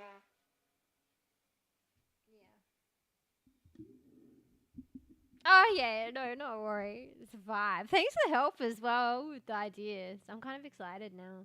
And it's super healthy. You know, things that are healthy can taste good. Well, I'll let you know how I execute it. But how can I go wrong? I've made salmon before. And honestly, for the most part, maybe I'll just make it in the oven. But you don't get the crispy skin. I think a friend had like a way of doing it. Like you either fry it in the pan with the skin and then you put it in the oven, or vice versa. So that way you get like it perfectly cooked and juicy, but also the skin's fried. But I forget. I'm not sure how. They fucking taught me and I forgot. But, you know, at the very least, I can just cook it in the oven. I feel like you can't go wrong there. So, yeah, what can I do wrong? It's just the cutting. That's what poke bowls are. It's like cutting up the stuff. The salmon in this scenario, drizzle the sauce on, and I guess the rice. But I did good today, so. Looking forward to the clip of raiding game at the grocery store. I don't get your chickens. I'm also a very lazy bean. I put the idea in my notepad. I'm also a very forgetful and lazy bean. But at the same time, not always lazy. And I like to say not always forgetful, but I don't know. I never thought I was forgetful until... What was I talking about? Just kidding. That was a joke. But, you know, if I keep it up, what am I talking about? Until, like, recent years. Honestly, I think I did have a good memory, and I don't know what happened. Too many video games. Too much Overwatch. So I don't know how, but somehow. But yeah, I put it in a note. I also make a lot of notes that I don't read back. And then I just have too many notes that I've never read. And then one day I have to mass delete them. That's a good idea. Healthy and tastes good as possible, and cheap and healthy though is quite yeah, it's probably doable, but it's very, very difficult, and probably not, you know, you're probably left to what you can do. You probably can't make, like, left to what's available for what cost. Like, you probably can't, I don't know, maybe.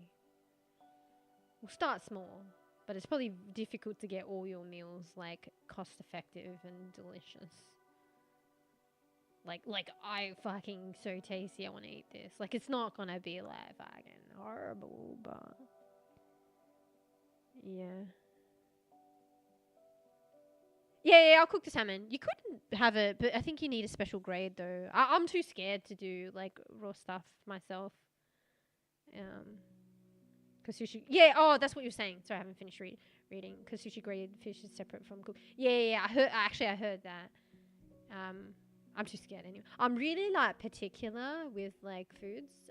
I think I got it from one of my brothers and stuff. Like, you know, even after you cook food, like, how long it's left out at room temperature or anything raw out the fridge when you're about to cook it. Like, being mindful of, like, you know, you have to cook it pretty soon, actually.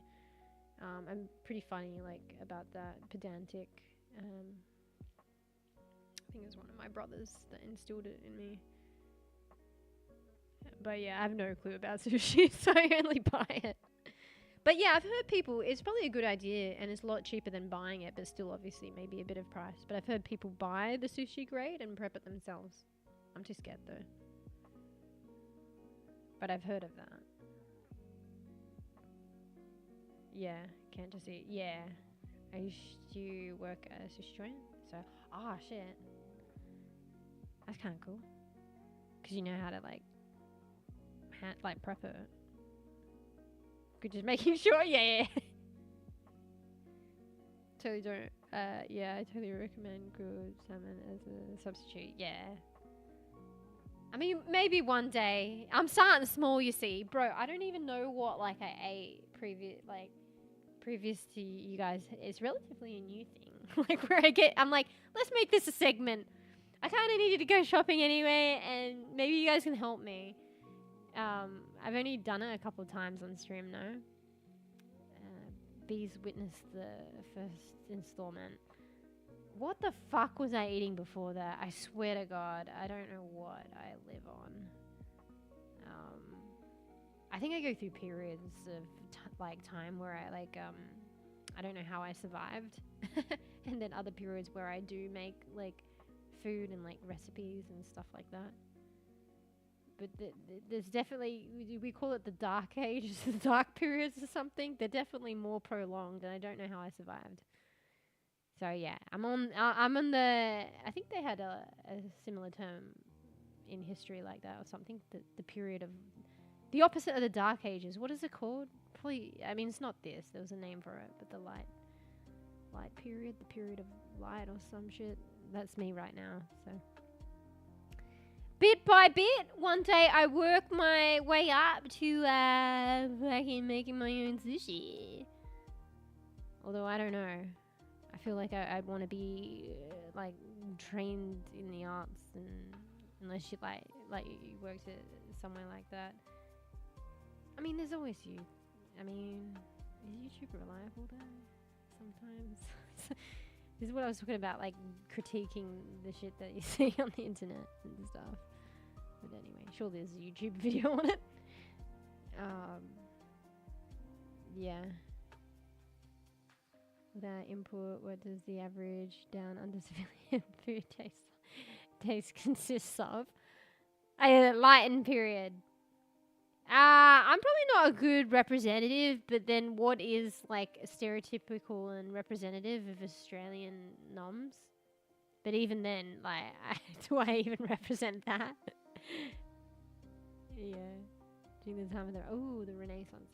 Hey, you fucking know your shit. Fuck, what was I saying? Oh, yeah. I mean, if I'm gonna be stereotypical, but kind of like, it's probably like kind of like what my dad ate and taught me to make, but then even then I'm too lazy to make that. Is like sausage, like beef sausages. Actually, my dad had a lot of lamb steaks, which I don't do. I just go for the cliche beef, but yeah, I feel like there's two sides to Australia. There's the stereotypical, like, you know, Australia Day shrimp on the barbie, but we don't actually put shrimps on the barbie. It's a saying though, where you just put beef, like beef steaks, beef sausages, beef. I feel like there's that, and then obviously like that cultural hot pot. Like Australia's very multicultural. And it depends like locations and who you get to know and hang out with, but I think, you know, it's very multicultural, but I don't know. There's probably cliques and stuff, like you get like the culture's kind of like, it's multicultural, but maybe they like hang together. I don't know, and it depends where you live. But there is that side, which is other cultures. But if we're talking about Australia Day, put a shrimp on the barbie. But we don't actually put shrimp on the barbie. It's just beef sausages, beef steak. Maybe we'll make some mashed potato. Maybe lamb. And that's it. Yeah. I'm like, what else? That's it. Maybe beef patties in a beef burger. Maybe a bit of lettuce and tomato. You know what? Take out the lettuce and tomato. Just beef patty in a burger. No. You don't get that? They purposely sheep for the taste, but keeping it alive longer would. Wait, what's that? Yeah, I don't get that. They purposely kill the sheep for the taste, but keeping it alive longer would. Oh, because the different. Oh, true. Wait. I didn't think about that. I didn't think about the different growth stages. Yeah. Because that's what you're referring to, right? With Lamb. I didn't really think about it that. I don't know why I kind of like, even though it's the different growth stages, I kind of like amalgamated it. Yeah. I don't know what my dad had. He had a bit of it though. That was his thing. I usually just get beef, but it's kind of hard as well. Like dilemma, like, you know, if you eat meat as well. But then also like being like, it's hard these days. I've been speaking about it before. Like one is so removed from actual hunter-gatherer, hunting your own food. So it's like, it's easy. Is the complacent the word? It's easy, like, you know, to waste. And you got to think that like that was like an animal's life. So wait, autocorrect again. Autocorrect changed it. It's supposed to be lamb. Oh, okay. I think I kind of read that though, in that way. Let me get that. Oh, wait. See, do you know how I amalgamated it, but then I made a differentiation, like a distinction to the words, but like I didn't even notice the the sheep part, and it's supposed to be lamb, but I ended up interpreting that way anyway. It's kind of crazy. I kind of got it. It's like when you read sentences as well, like or no, like is it sentences? Or it's like words. I think you can get it with sentences as well. Like reading, we don't actually, bro. I'm just like, I go from topic to topic so quickly. I'm just realizing that. Anyway, continuing. Like when people read, like often I think you actually, there's a thing, I don't know if there's a name for it. You read the, yeah, smart. You read the first letter and the last letter, and then you fill in the gaps. Is it to do with heuristics or something as well? Like a neurological psychology, I think. So we can read faster. We kind of assume based on the beginning, and then we can get it wrong sometimes. But more often than not, you don't. But yeah, reading words and stuff, and you don't actually read each like letter or acknowledge every letter. Usually, I think it's this first and last letter, and you fill the gaps most of the time.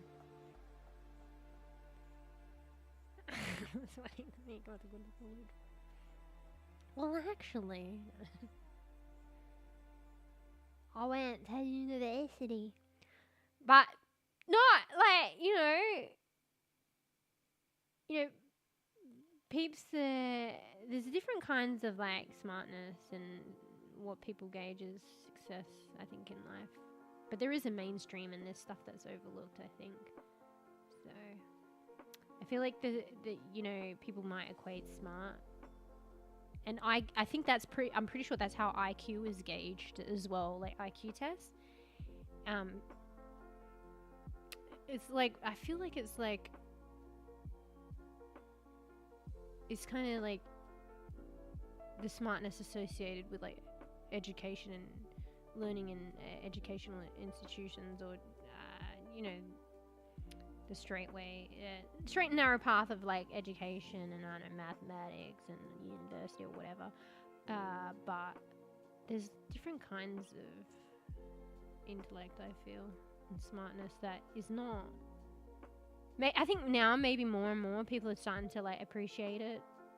I don't know what the schooling, the earlier education's like, because it's been a while, and obviously I won't go back to primary school. It's like a one-time deal. If they incorporate more of that stuff.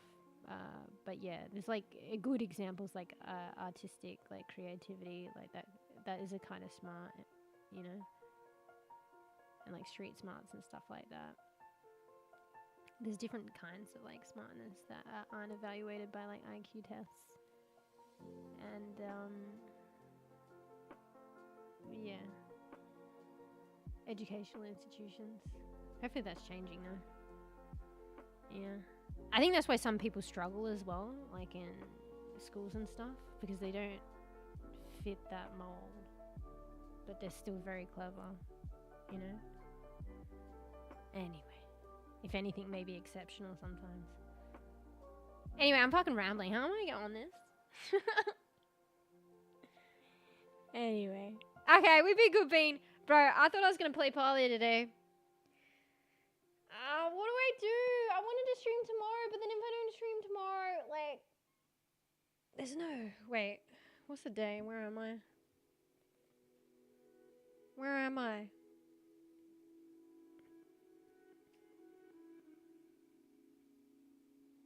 Well, if I don't stream tomorrow, it's either I don't stream Sunday and then I stream Monday, and then I don't stream 2 days again as well. Like, usually I try, at least for a while now. Fuck, I can't speak. For now, while I can keep it up. I stream like every, I'm gonna take what you said, Bees, wait, every other day. Usually it's every second day, and there might be like one period where it's like 2 days. That's like, if I don't stream tomorrow, it means it's like, and I don't stream Sunday, that's 2 days. The Monday, then there's another 2 days, because Tuesday, Wednesday, and then Thursday I'll stream. So, anyway, but we can't jeopardize Monday, because I already penciled that in with Barry. So Monday, there's a Monday stream, which I don't normally stream on Monday, by the way, but some stuff next week. So that's the, did I finish the shopping? Yeah. Did you miss it? Bro, you're probably having a heart attack. Yeah, I made it. It says my order is placed. I'm looking at it still right now on the screen.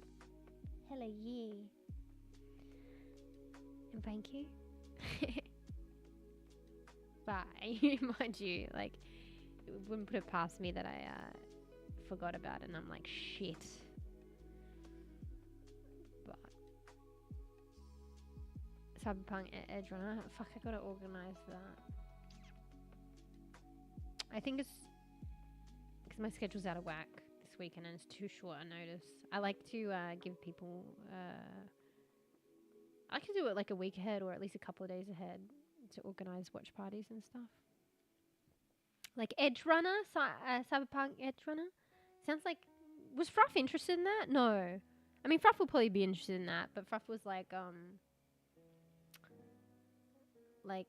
emphatic. We were posting about like Edge Runner, like this the anime, and then Fruff was like getting excited, but then I think Fruff was talking about another anime. It's just after the Cyberpunk. The Gen 8 female trainer on YouTube. Type that in. Totally remind me of. Wait. Okay, maybe later. All right. I'm always funny as well on stream. Like, I'm always scared. Like, what content am I allowed to show? Like, even reaction content, but it's like literally a thing. I think Daily Dose is like okay because people have given up their rights and Daily Dose doesn't care because Daily Dose has literally bought out the people's rights and stuff, and Daily Dose wants things to go viral. But there are some other reaction things, like, you know, where they take clips that were submitted from other YouTube channels that have allowed it for that channel to show, but then if you react to that, I don't know if you get in trouble. I'm always like a bit, what do you call it? I urge too much on the side of caution, to be honest. I'll look, I took note down. I mean, I technically took like a screenshot because I was like, lazy to type, write it down. But as long as I remember, I'll look that up afterwards. After I get something to eat. What am I gonna eat? Oh yes, I have a bit of the bacon with the garlic, with the bread. Not the bread. Fuck. The rice for dinner. It's kind of random, isn't it? It was alright actually. It's probably not the healthiest. I would have put some broccoli and tomatoes in it if I had it. I ran out. Oh yeah, so maybe I'll try and organize the Cyberpunk thing. I'll say for one of the coming weeks. Ideally next week, but we'll see. Daily Dose is great. Can't believe people hate on him. Oh, do they? It's always the way, though. We were talking about this earlier with Poe. Content creation, or I guess it's still in a way content creation. It's like, well, was providing content and stream, threading it together and a platform and stuff. I guess, yeah. Do you still consider that? I would still consider it content creation, but it's a bit different. But it's still a similar department where like people are always haters going hate. Haters going hate. But there's also not haters. But like it's a psychological thing as well. Like negative things stick out like a sore fucking thumb. You could have like 20 good experiences and one negative, and the negative one is what sticks out in like cognition and for most people. Maybe there are exceptions, and it's actually natural. It's a psychological thing, a psychological phenomenon. So yeah, but honestly I feel like there's more hate in like social media and like shit. The ones that like scream the loudest, you know what I mean? So it's not even just like a minority, I feel. But yeah, it only takes one. Let alone there's so many like, loud haters. Not that they're the only ones, but yeah, it's a combination of that phenomenon and I guess content creation online and anonymity. Oh, I can't say that word. But people making comments, being able to like be more anonymous. Yeah. I didn't know reaction like that kind of stuff. Like I enjoyed it. Like not like anything against it or anything. I just never watched that stuff until I did, and it was more through like a streamer that was reacting and like. Well, basically, it's kind of like a way of describing it, right? Like a field of content. We call it reaction content. But like with this streamer, she's literally just watching it, and it's like a little watch party together, like cozy vibes. Watch the silly shit, and it's a fun thing to do, particularly with others. It's like when you go to the cinema with a friend, and then you have other people laughing in the background if it's a funny moment. Like it's kind of like that. To some degree. Anyway, I'm rambling. So anyway, that's my introduction to like reaction content, for lack of a better way of describing it. The streamer was like watching it in the community and stuff, and I didn't even chat. Like it was just kind of fun. Everyone's like talking about it and stuff and watching together. But yeah. Anyway, just curious since it's morning here. What part of the day is it? From Downer. Kind of the opposite. As I said before, I don't know if you mentioned, but I feel like a lot of my viewership, I mean, it's probably more so on Twitch. I'm not sure on the other platform, because Twitch has stats. Actually, the other one does have stats. I should go look at them, or maybe they're not. I'm still too busy to. I think the I can't say the other platform. Twitch. If I always refer to the other platform as the other platform, it's because, and I say Twitch, it's because of the Twitch rules. But anyway, I feel like the other platform only provides stats if you've got more enough stats, whereas Twitch just gives you the stats anyway. But yeah, I feel like more of viewership, or at least at Twitch, is the Americas. Or US, and yeah, it's essentially like the opposite time, opposite seasons, opposite time of day, opposite. So yeah,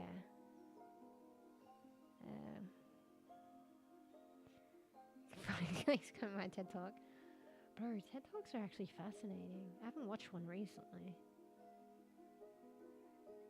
I feel like I procrastinate a lot, and I feel like there's a lot of thinking and a lot of information to take in after fucking today's fucking stream.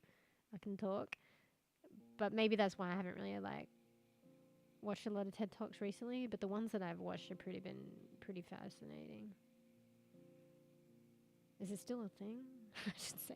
I feel like TED Talks, I heard about them. Like, I was behind the, like, on the train on that one. Like, I think I only found about TED Talk. Fuck! I only found out about TED Talks. Is that kind of like alliteration, but not? I only found out about TED Talks. I don't know, it was difficult to say. Quite, like, after a lot of people, like, after it had already been a thing. I became aware of it a lot later. But even that was a while ago. So, but surely this little thing, right? Wait, let me type that in. TED Talks. Oh, wait, that could be another thing that we do. Except I'm too scared to show it on stream, so I'll just I'll listen to a TED Talk and then we can just chat about it. I mean, actually though, that'll get me to be emphatic and curious and into like other stuff that isn't molecular genetics and like neuroscience. Alright, where's my fucking obsidian notes? Did I close that? I think I did. Alright, stream. Where's the stream ideas, bro? I have too many documents. Oh wait, stream ideas. TED Talks. Thanks for the ideas. Unintentional. Maybe. But I'll take it. Wait, my mind is going everywhere. They have their own website? Was it always on that? I feel like I just watched them on YouTube. Maybe that's how they started. I'm gonna say about always procrastinating. I have this fucking crazy ability to just fucking two crazy abilities, but kind of like spur from the same thing. To just like talk too much. And I forget. There were two things I was just about to state and I've already forgotten. You combine that with forgetting my point, and then we're in for endless talks. Yeah. And then me at the end of it sometimes saying, what was my point? I've forgotten. Yeah. I just feel like I have this like, you know, it's probably a talent to just ramble, you know, incessant rambling. Oh, I think the two things, I don't know if it's the original thing, but it's the rambling and it's like tangents and going down rabbit holes, like tangents. I have this crazy ability to keep rambling, and I guess they're like probably spur from the same thing and they work in tandem or whatever, hand in hand. But like I ramble and I go on a lot of tangents. And it also explains why I forget my point. Yeah. Well, they just talk a lot. It's that you already dressed for living soon several times. Yeah, that too.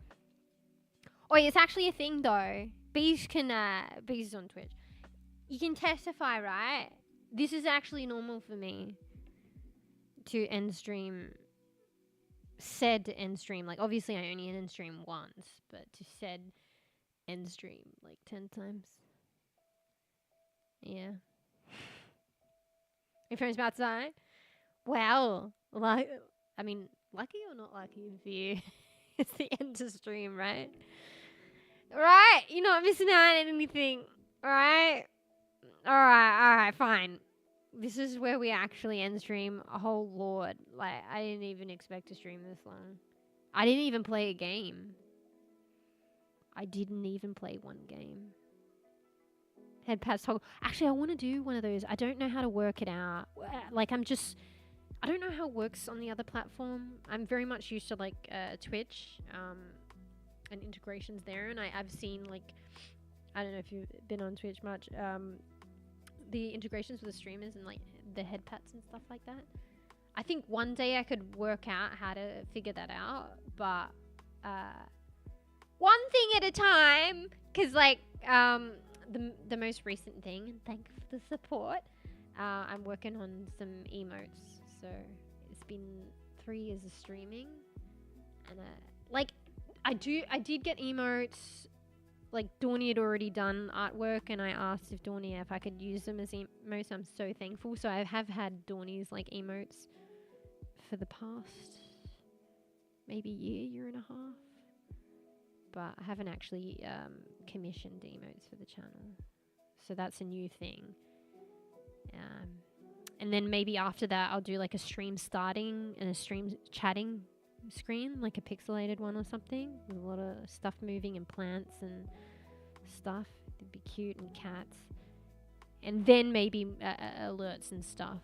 So that and like togglings of stuff, like maybe head pats. I mean, I could do it sooner. I don't know. That's just kind of like a pipeline that I made up. It took me 3 years to commission emotes. So yeah. Did play a game? No, I fucking didn't. Yeah, I don't know how I do it. It's crazy. I actually have a problem, and it's been getting worse, or it depends how you look at it. It's not a problem, and it's been getting better. It's literally chatting. Bruh. It's kind of cool though. I've actually like been a bit more like different and proactive, and it's kind of like cool things for me and for stream as well, like the science and the learning and shit. Like that's a little bit more. I mean, it's kind of the same, the way I do it at least. That's a little bit more thought out, and like, you know, rather than just rocking up and like chatting. But in a way, I kind of just rock up and chat. And go down. I don't even prep. The idea was to prep, but I don't. I just wing it. I'm literally learning. But anyway, that's a new thing that we've been doing that I've enjoyed. Hopefully you guys enjoy. Oh wait, bees. Thank you for hanging out if your phone dies. Was you sure, dude? The rambling. Wait, it's actually already dead? How were you able to type that? Surely your phone is dead by now. But yeah. But anyway. So yeah, I'd say the science thing is different, but it's honestly it's the same. But it's a different idea that I've been doing on stream. So yeah. Natural VTuber. Thank you. But I didn't even know. I started streaming on Twitch without a mic, a microphone. Yeah, and I didn't know this was how it was gonna be. So yeah. Oh yeah, fuck. I think might be a little bit delay as well with the streaming as well. So if there's a delay, like generally, like I'm a bit of a slow bean anyway, but there might be an extra delay, like just a little bit, because I go through Restream to do the multi-streaming, because my internet's too poo-poo to do it on its own back. So I have to use Restream to multi-stream. So there might be a delay. But yeah, I was just getting into another conversation that I forgot already. Oh, that's right. All right, fine. Let me get this out at least. So when I started streaming on Twitch, I didn't even stream with a microphone. It was no mic. No cam, no VTuber, no mic. But then I did make the decision I wanted to grow and stuff. And you can do it, but it's definitely difficult. So I decided to, even for me, like even my voice and stuff, I felt like it was a huge thing. A huge thing for me. And I didn't realize that this is the way that I would be. But yeah, I don't know. It's just kind of like natural. Like I don't feel like nervous or anything. I just blabber mouth. And I've said this before, like it's literally like, it might seem like, I guess let's not, like, you know, there's that category or the continuum of like introverted, extroverted, but everyone's complex and individual and different. But if I had to say things to just like get an understanding across a bit easier with the like categories, it's like I feel like I might seem expressed as more as an extroverted person, but I feel like I'm more quieter with peeps I don't know or acquaintances, and with my friends and family, like this is how I am. like really loud, swearing. Yeah. And it's like, I am how I am in any scenario. Like, that's just how I am, like, with people I don't know and, like, you know, acquaintance with. I tend to be a bit more quieter. But then you got the phenomenon of streaming and stuff like that. And then that's, like, kind of crazy because that's how I discovered that how I was. Like, with a microphone, I'm kind of just like how I am with close family and friends. Like, swearing, blah, blah, blah, blah, blah. Don't stop talking. So, yeah. Anyway. Alright. Be good bean. I don't have any lemons. Oh, well, actually, there's a lemon tree next door. But it's winter. It's opposite seas here in Australia, so it's winter. No lemons in winter. Alright, hydrate.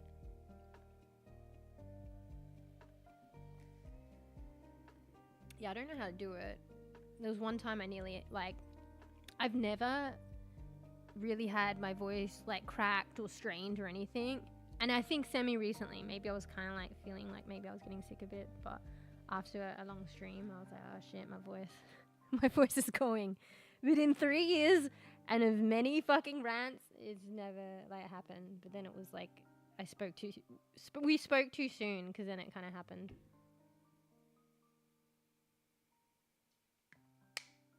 But it was that one time.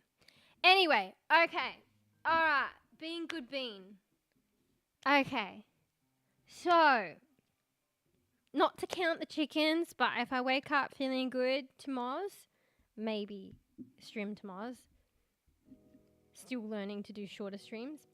If I stream tomorrow, I go be good bean and not go cray cray. If I don't stream tomorrow, maybe it's the day after, but maybe not. It might be 2 days, okay? Because I already dedicated a stream on Monday, and I'm going to be playing Kingdom 2 Crowns with Barry.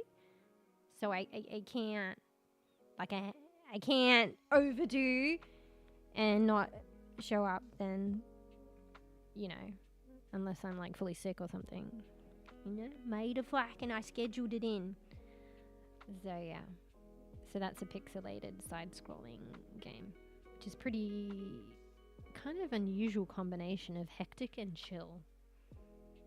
And very, very nice on the eye, like atmospheric.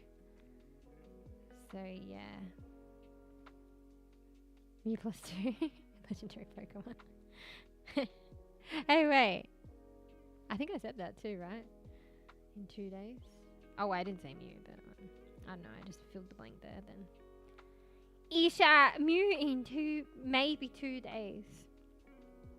If not tomorrow, if not the day after. But yeah, unless I'm sick, definitely on my manners at least. Because I think the Americas are in backwards land for half a day. So if it's Monday for me, you know, at least for half of Monday, it's Sunday in the Americas or something like that, I think.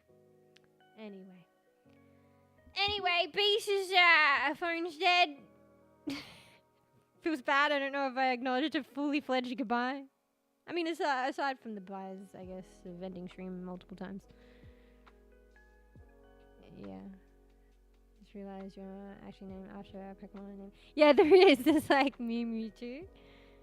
That was actually a coincidence. So.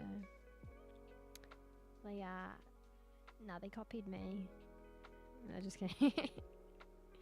But yeah, it was more after the fact, I realized. Wait a second, it's actually Pokemon. Yeah. Well, big spiders. I swear to God, I don't even see them. I think it depends where you are. I think it's in the outback where not many people do actually live. The worst that I see is like a redback. They're not big, but they're poisonous. But like I see it like once a year, if that. Maybe once every 2 years, like one. So I actually don't see many crazy things here, surprisingly. But yeah. Good bean. So Monday, side-scrolling Kingdom 2 Crowns game. And we'll see. We'll play it by ear if I stream tomorrow or the day after. But yeah. Maybe, maybe not. I always give myself a glorified timeline, I say. But I think the next 2 days is a little, like, not sure as is.